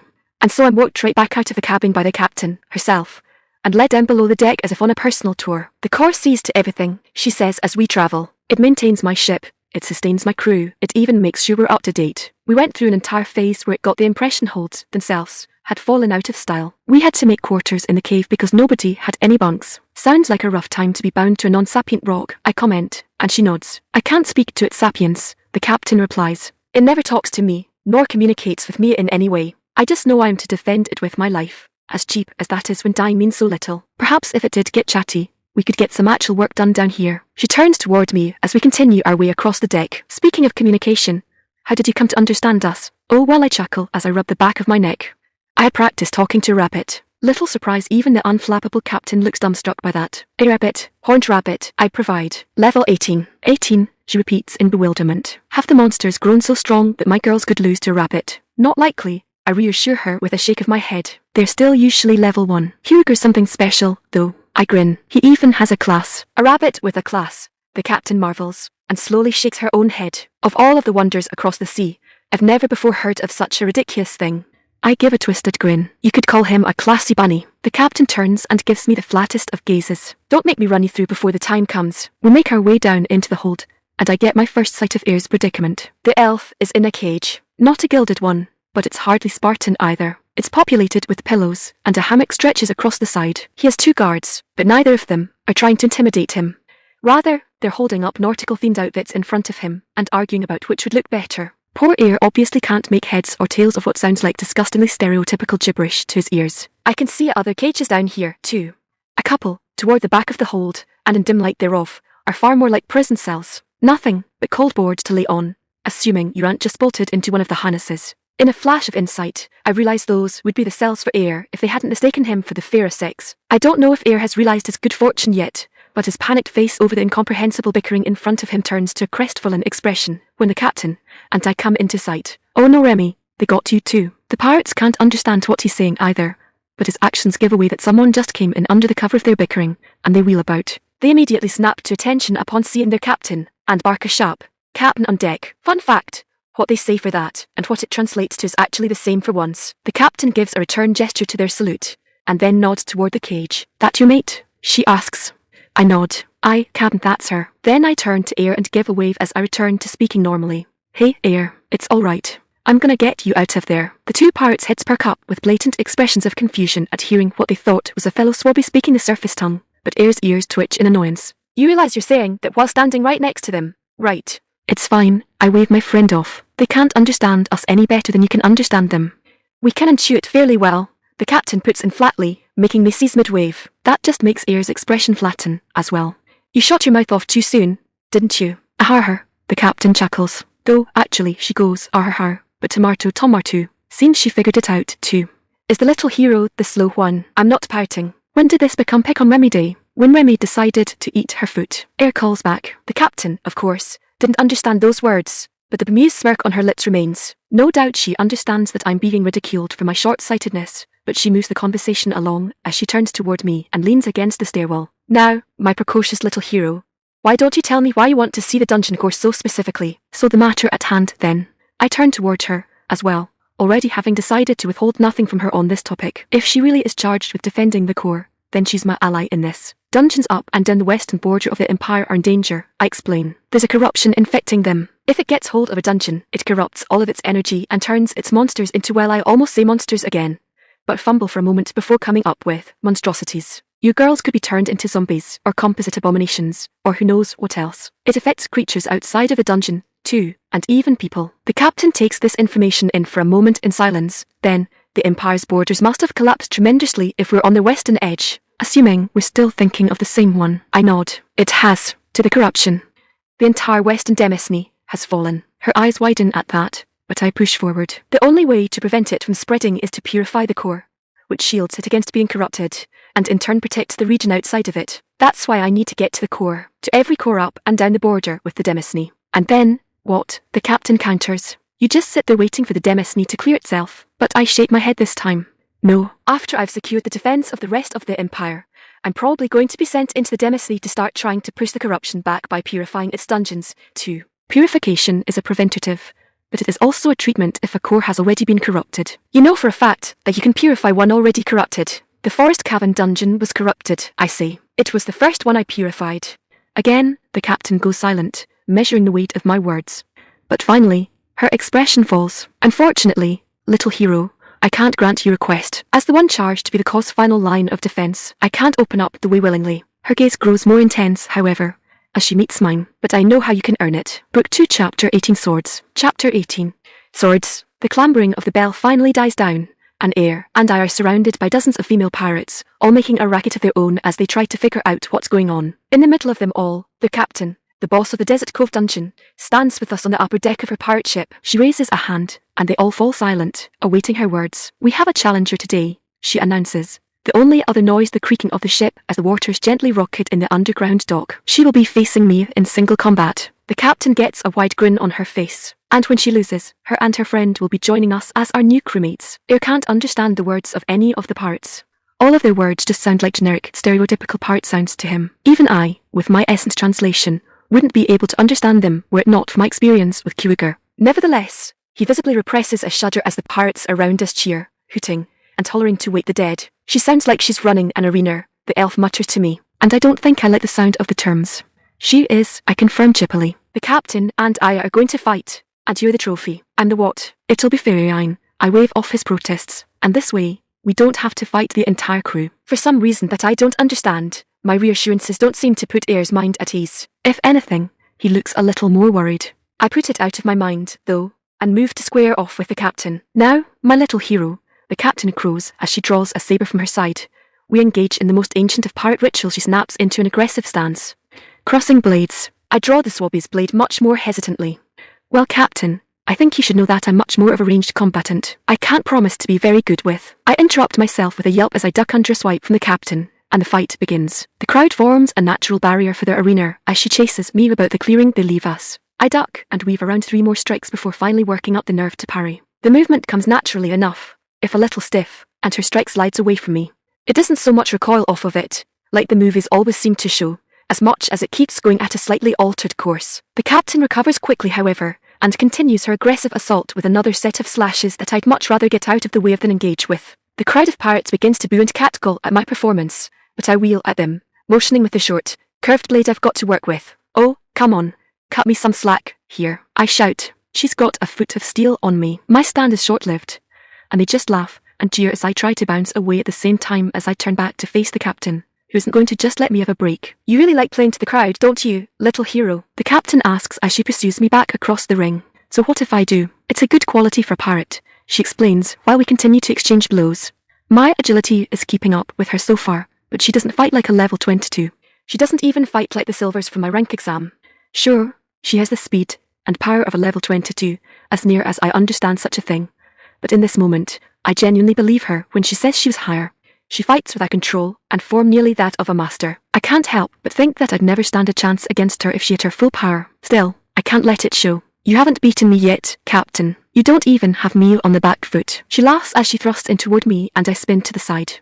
You'll go far as a pirate. Maybe even make first mate. I've never had a hero for a first officer before. It's while she's making a follow-up diagonal slice that my new martial arts skill shows me an opening. Not literally, of course. It doesn't show me how to move. I just recognize the incoming moment. I shove my sword against hers to force it to the side, exposing her flank, and activate Empower. Then I rear back, and, in a move that would make Hugo proud if he'd ever give me that much credit, I bury my foot in the captain's ribs. The superhuman force of the empowered blow sends her across the deck to the far side of the human ring, and she actually collides with the pirates there, resulting in a knot of arms and legs that takes a long moment to untangle. When she comes out of it, however, the captain is smiling, and I immediately get a bad feeling, because it's not some manic, bloodthirsty grin. It's a knowing smile. Empower. She identifies the spell immediately, and the bad feeling worsens. It's been a while since I've seen that spell. Too many marshals are meatheads without the sense or manner to use it properly. Suddenly, the instinctive feeling of pressure I receive from her increases sharply. I hope you don't mind if I test yours. I realize she's just cast Empower, as well, and my shoulders slouch as only one word can come to my mind. Otso. Immediately, Ayre's voice comes in a pleading half-scream from off to the side. Please stop trying to use that word. I don't have time to retort as the captain comes flying at me again, half again as fast and powerful as she'd been before. From experience, I know that doesn't include her health, but that doesn't matter so much when neither of us have been able to land any real hits. Even my kick moved her more than it damaged her, I'm sure. Now I'm keeping Empower up all of the time just to keep up with her strikes and the force behind them, putting me on a hard clock. I can only keep it up for 3 minutes, assuming I don't need that mana for anything else in the meantime. My best hope is that she doesn't anticipate just how long I can keep it up, and I can outlast this surge. The captain notices me hunkering down and focusing my attention on defense and conserving my energy almost immediately. Oh my, you aren't thinking of waiting me out, are you, little hero? She actually laughs. I'm the core guardian, the dungeon boss. I may not be at my full power, but I am powered directly by the core itself. I can't run out of mana. My mind is full of swears at the revelation that don't make it to my mouth as I dive to the side to avoid another thrusting assault, only to find myself already having to parry her follow-ups by the time I wheel back toward her again. My agility is still higher than hers, and my multiplier is probably higher too, which means I'm still getting the greater gain from Empower. But that's not enough. I have the raw numbers, but she's got the skill. It's the very matchup that Ewan always warned me about with her parables, the hero who thought having a skill and better numbers always meant a win over a master with lower numbers. I'm not so arrogant as to have come into this with such a thought in my mind, but it's the situation I've landed in all the same. The captain pursues me until my back is against the crowd. When I try to deflect her blade away again, she faints, and I fall for it. Her blade locks hilts with mine, and being on the back foot, I'm already at a disadvantage. But that's not her objective. A moment after I start concentrating on not letting her sword by, the point of her boot comes up and shoots into my gut. I immediately second guess how much damage a well-placed kick can do as I fold over the limb with little else in my head but the pain. She lets me collapse to the ground as she removes her foot and steps away. The captain is patient enough to let me recover, examining the edge of her blade as she monologues. My, it's been too long since I've had a proper fight. My little hero. My skill with a blade is too well known. Even with me so weakened, the adventurers that come to face me retreat almost immediately, preferring to bombard me from afar than engage me directly. Why, I'm lucky if I even get to play with a frontliner or two while they do it. I push myself back to a standing position with a scowl on my face. I'm having a hard time feeling bad for you when you're sitting behind an infinite mana cheat. Heck, you're about to force me to do the same. Blast you from afar and be done with it. But she just laughs, an all too lovely sound as she pirouettes on the spot. Oh, little Remmi, you don't have the space to put enough distance between us now. And as for cheating, did you forget that I'm a pirate? What exactly were you expecting? I narrow my eyes at such a cliché response. Really, that's what you're going with? Hello, pirate. She shrugs her shoulders, a pretty smile on her smug lips. Do I need another excuse? Fair point, I answer back as I pass the sword to my left hand. Then thanks. You just made me feel a lot better about this. I'm sure she's no idea what the thing on my hip is, or else she would have confiscated it long before this fight even started. But she recognizes it as a threat now. I can see it in her eyes as they narrow, the mind behind them trying to decipher what's happening. She rushes at me with sword drawn back, her limbs empowered for as much speed as she can gain.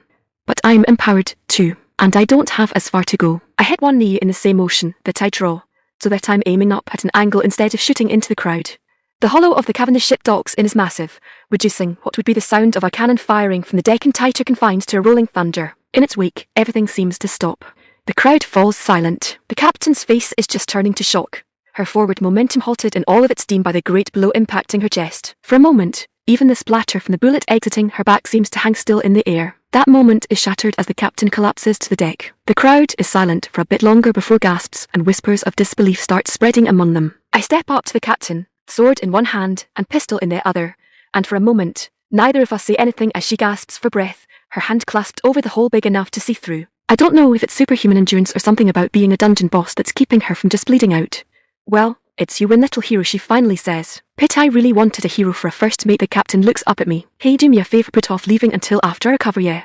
That depends, I venture. Is killing you really the only way to open the way to the core? She narrows her eyes. No, that's only if you're seen as hostile. I can open it for an ally, at will. I drop the overpressure rounds with a press of the magazine release and slide in a magazine of green-tipped rounds, then pop the chambered round out with a rack of the slide to slip one of the new ones into its place. Ortolut picks up what I dropped with a gesture. In that case, I've been wanting an excuse to give these rounds a try. And then I shoot her in the chest again. The impact sends her back into the deck, bent back at the knees, that shot to look spreading across her face again. I see the hole starting to close, but it's too slow for my liking, so I shoot her 3 more times, her body rebounding off of the deck with each impact. The healing bullets don't leave wounds of their own, which is good, but they clearly aren't lacking kinetic energy. Presumably, some amount of the healing goes to mitigating that. The healing from each bullet also stacks, accelerating the healing process, and in moments, the only signs that a hole was ever punched through her chest are the 2 holes in the front and back of her tunic. The crowd is dead silent. I can't blame them. They can't see the hole from where they are. To them, it looks like I just randomly shot their captain that had already lost, brutally and repeatedly. It isn't until she inhales sharply and sits back up that life returns to them, confused murmurs returning to their ranks. The first intelligible words come from the captain herself. Damn it, that stings. Book 2 Chapter 19 Cookie. Chapter 19. Cookie. So can I go see the core now? My pestering doesn't seem to quite sway the captain. I don't know, little hero. You're still technically an intruder. The crowd dispersed back to their duties now that the fight is over. But we're back on the lower deck, mostly because Ayre's 2 former guards are still adamant about finding the right outfit for him. The secret's out about him being a guy too, but they just got more excited about the project when they learned that. I still have a feeling that would have been very different if they'd learned it while we were still enemies. Unfortunately, Ayre still can't understand their part gibberish, so the 3 of them are relegated to hand signs for communication. I'm off to the side with the captain, persistent in my pleas. Come on, I've shown I can beat you. Yes, but you didn't, she points out. I drop my head in thought, and my gaze falls on my outfit. Hey, I'm still dressed like a swabby. You could pretend you're actually convinced I'm one of the crew and let me through. That gets the woman's attention, and she turns back to face me. Yes, about that. Where did you get it, anyway? I reflexively swallow as I recall for myself, then nervously rub at the back of my head. Ah ha ha, funny story, see. I lured a swabby over with some loot, and kinda tied her up and took her stuff. I'm sure she's still okay. Dungeon monsters don't hurt other dungeon monsters, right? At that, the captain throws her head back and gives a long hard laugh. You stole from a pirate, and you claim you aren't fit for one, yourself. I frown at the accusation. It was part of a multi-step plan to rescue my friend. I wasn't stealing for personal gain. I, the noble pirate excuse, used it, myself, a few times. She laughs some more. I'm worried my friend might be progressing into a pout, which will surely make her laugh all the harder. But she motions to one of the girls with Ayre. Hey, swabby, go get a couple others together, and get that gullible fool back. The girl jumps up and snaps a sharp salute with an aye, captain, and darts up the stairs. And bring her some clothes. The captain shouts after the swabby, then turns back to us. But really, what to do about you two? Right at that time, my stomach decides to growl, drawing the attention of the other 3 people in the room. I can't do much but rub the back of my head in embarrassment again. Sorry about that. Been a while since we last ate. Guessing at what I was saying in pirate, Ayre immediately speaks up. It's been 3 hours. Oh, come on, I answer back normally. Those were kebabs on the way in. Those didn't count as anything but a snack. The captain has half a grin cracked. Hungry? Are you? Well, we've got food. The Corps keeps us stocked up. Not much variety, though. To be honest, most of us give up on eating after a couple years of duty. Just kind of loses all taste after the 100th time or so. Afraid I even solved Cookie's position. Frankly, she's better with a sword than she ever was with a knife anyway. At the idea of a whole stock of ingredients, my focus snaps back to the captain. Oh, I can cook. I've got the skill and everything. And I have a whole bunch of ingredients of my own none of you have ever tasted. There's a light in the captain's eyes, but she doesn't yield to it yet. I've travelled the whole sea border of the Empire.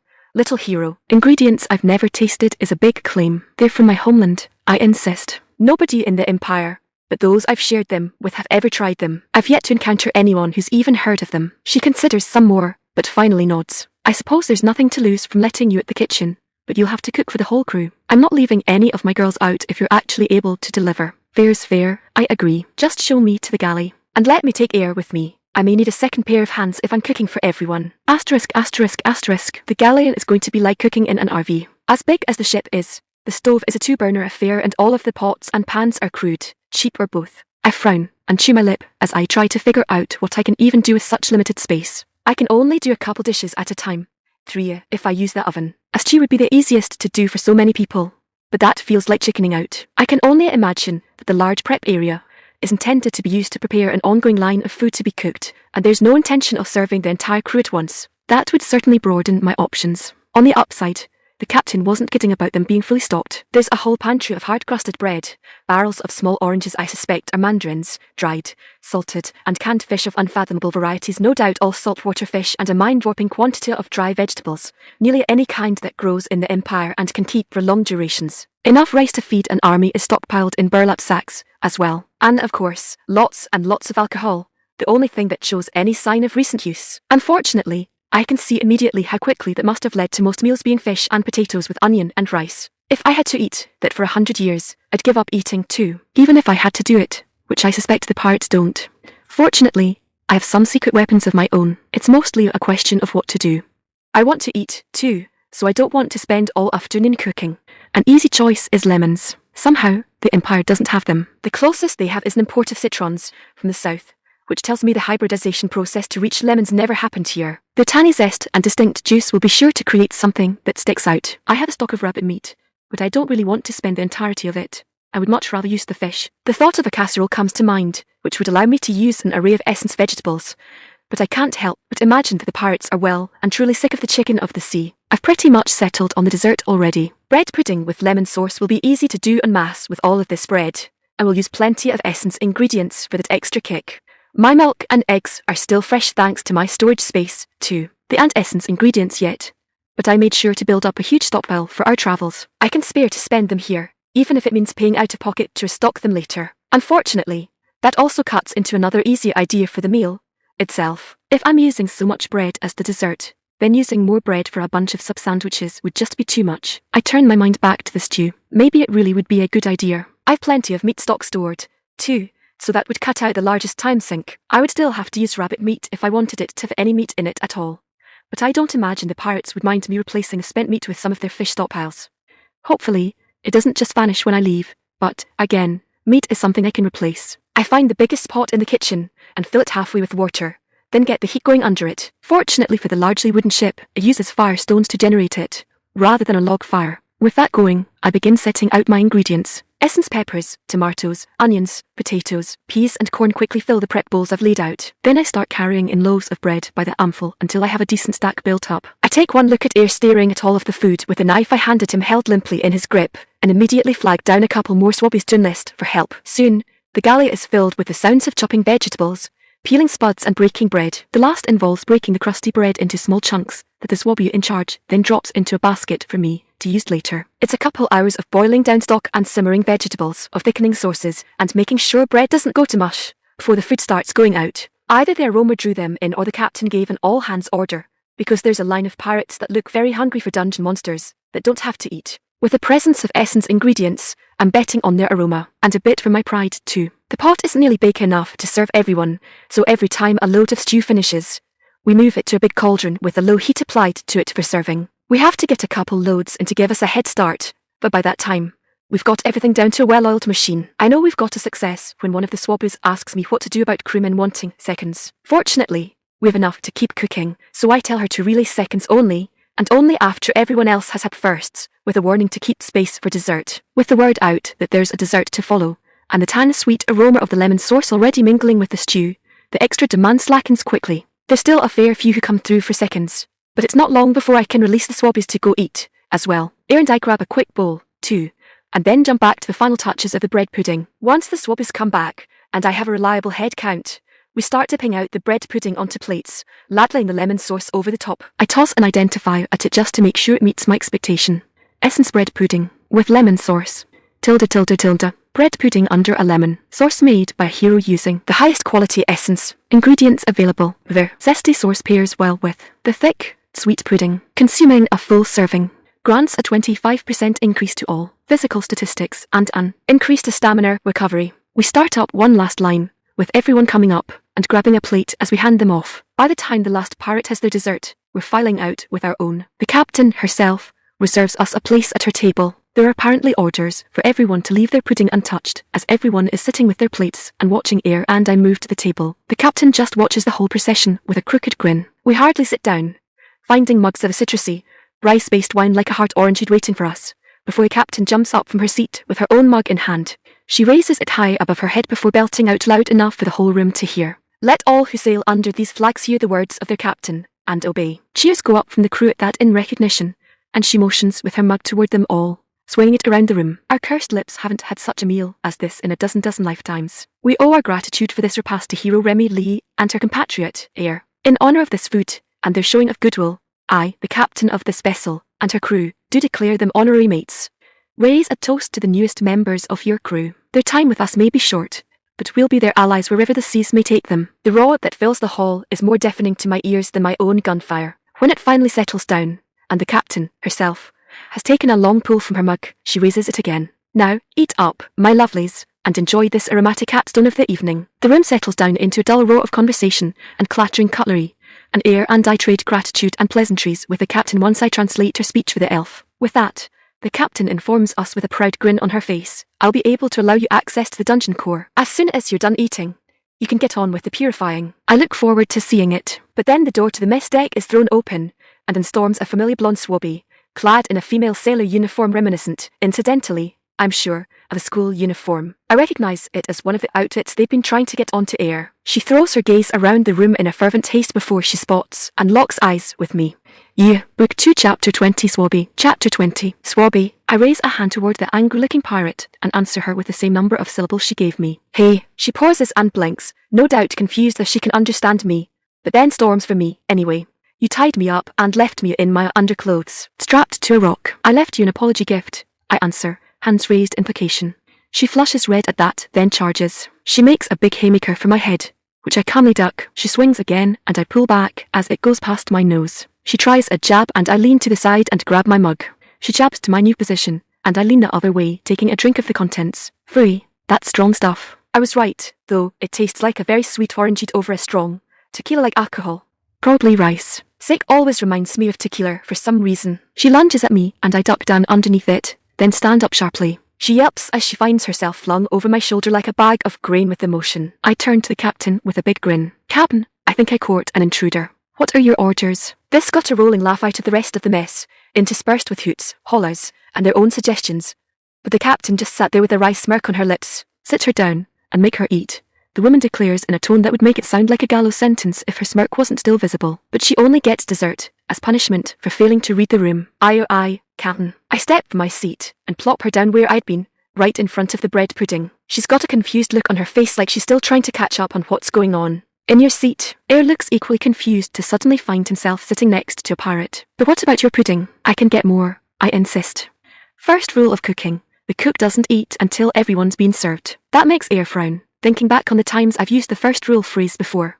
But you said the first rule of cooking was to always taste test, and to always make sure you're not grabbing the wrong ingredient, and to measure twice, pour once. Just how many first rules are there? Never mind that, I insist. Besides, look at it this way. Without her, I never could have gotten to you. While Ayre is stuck pondering that over, I step back and raise my voice, switching back to pirate speak to rephrase my last sentence. Without her, none of this would have been possible. The swabby burns red again at the cheers and mugs raised in her name, however mockingly. But the captain just gives a slow golf clap.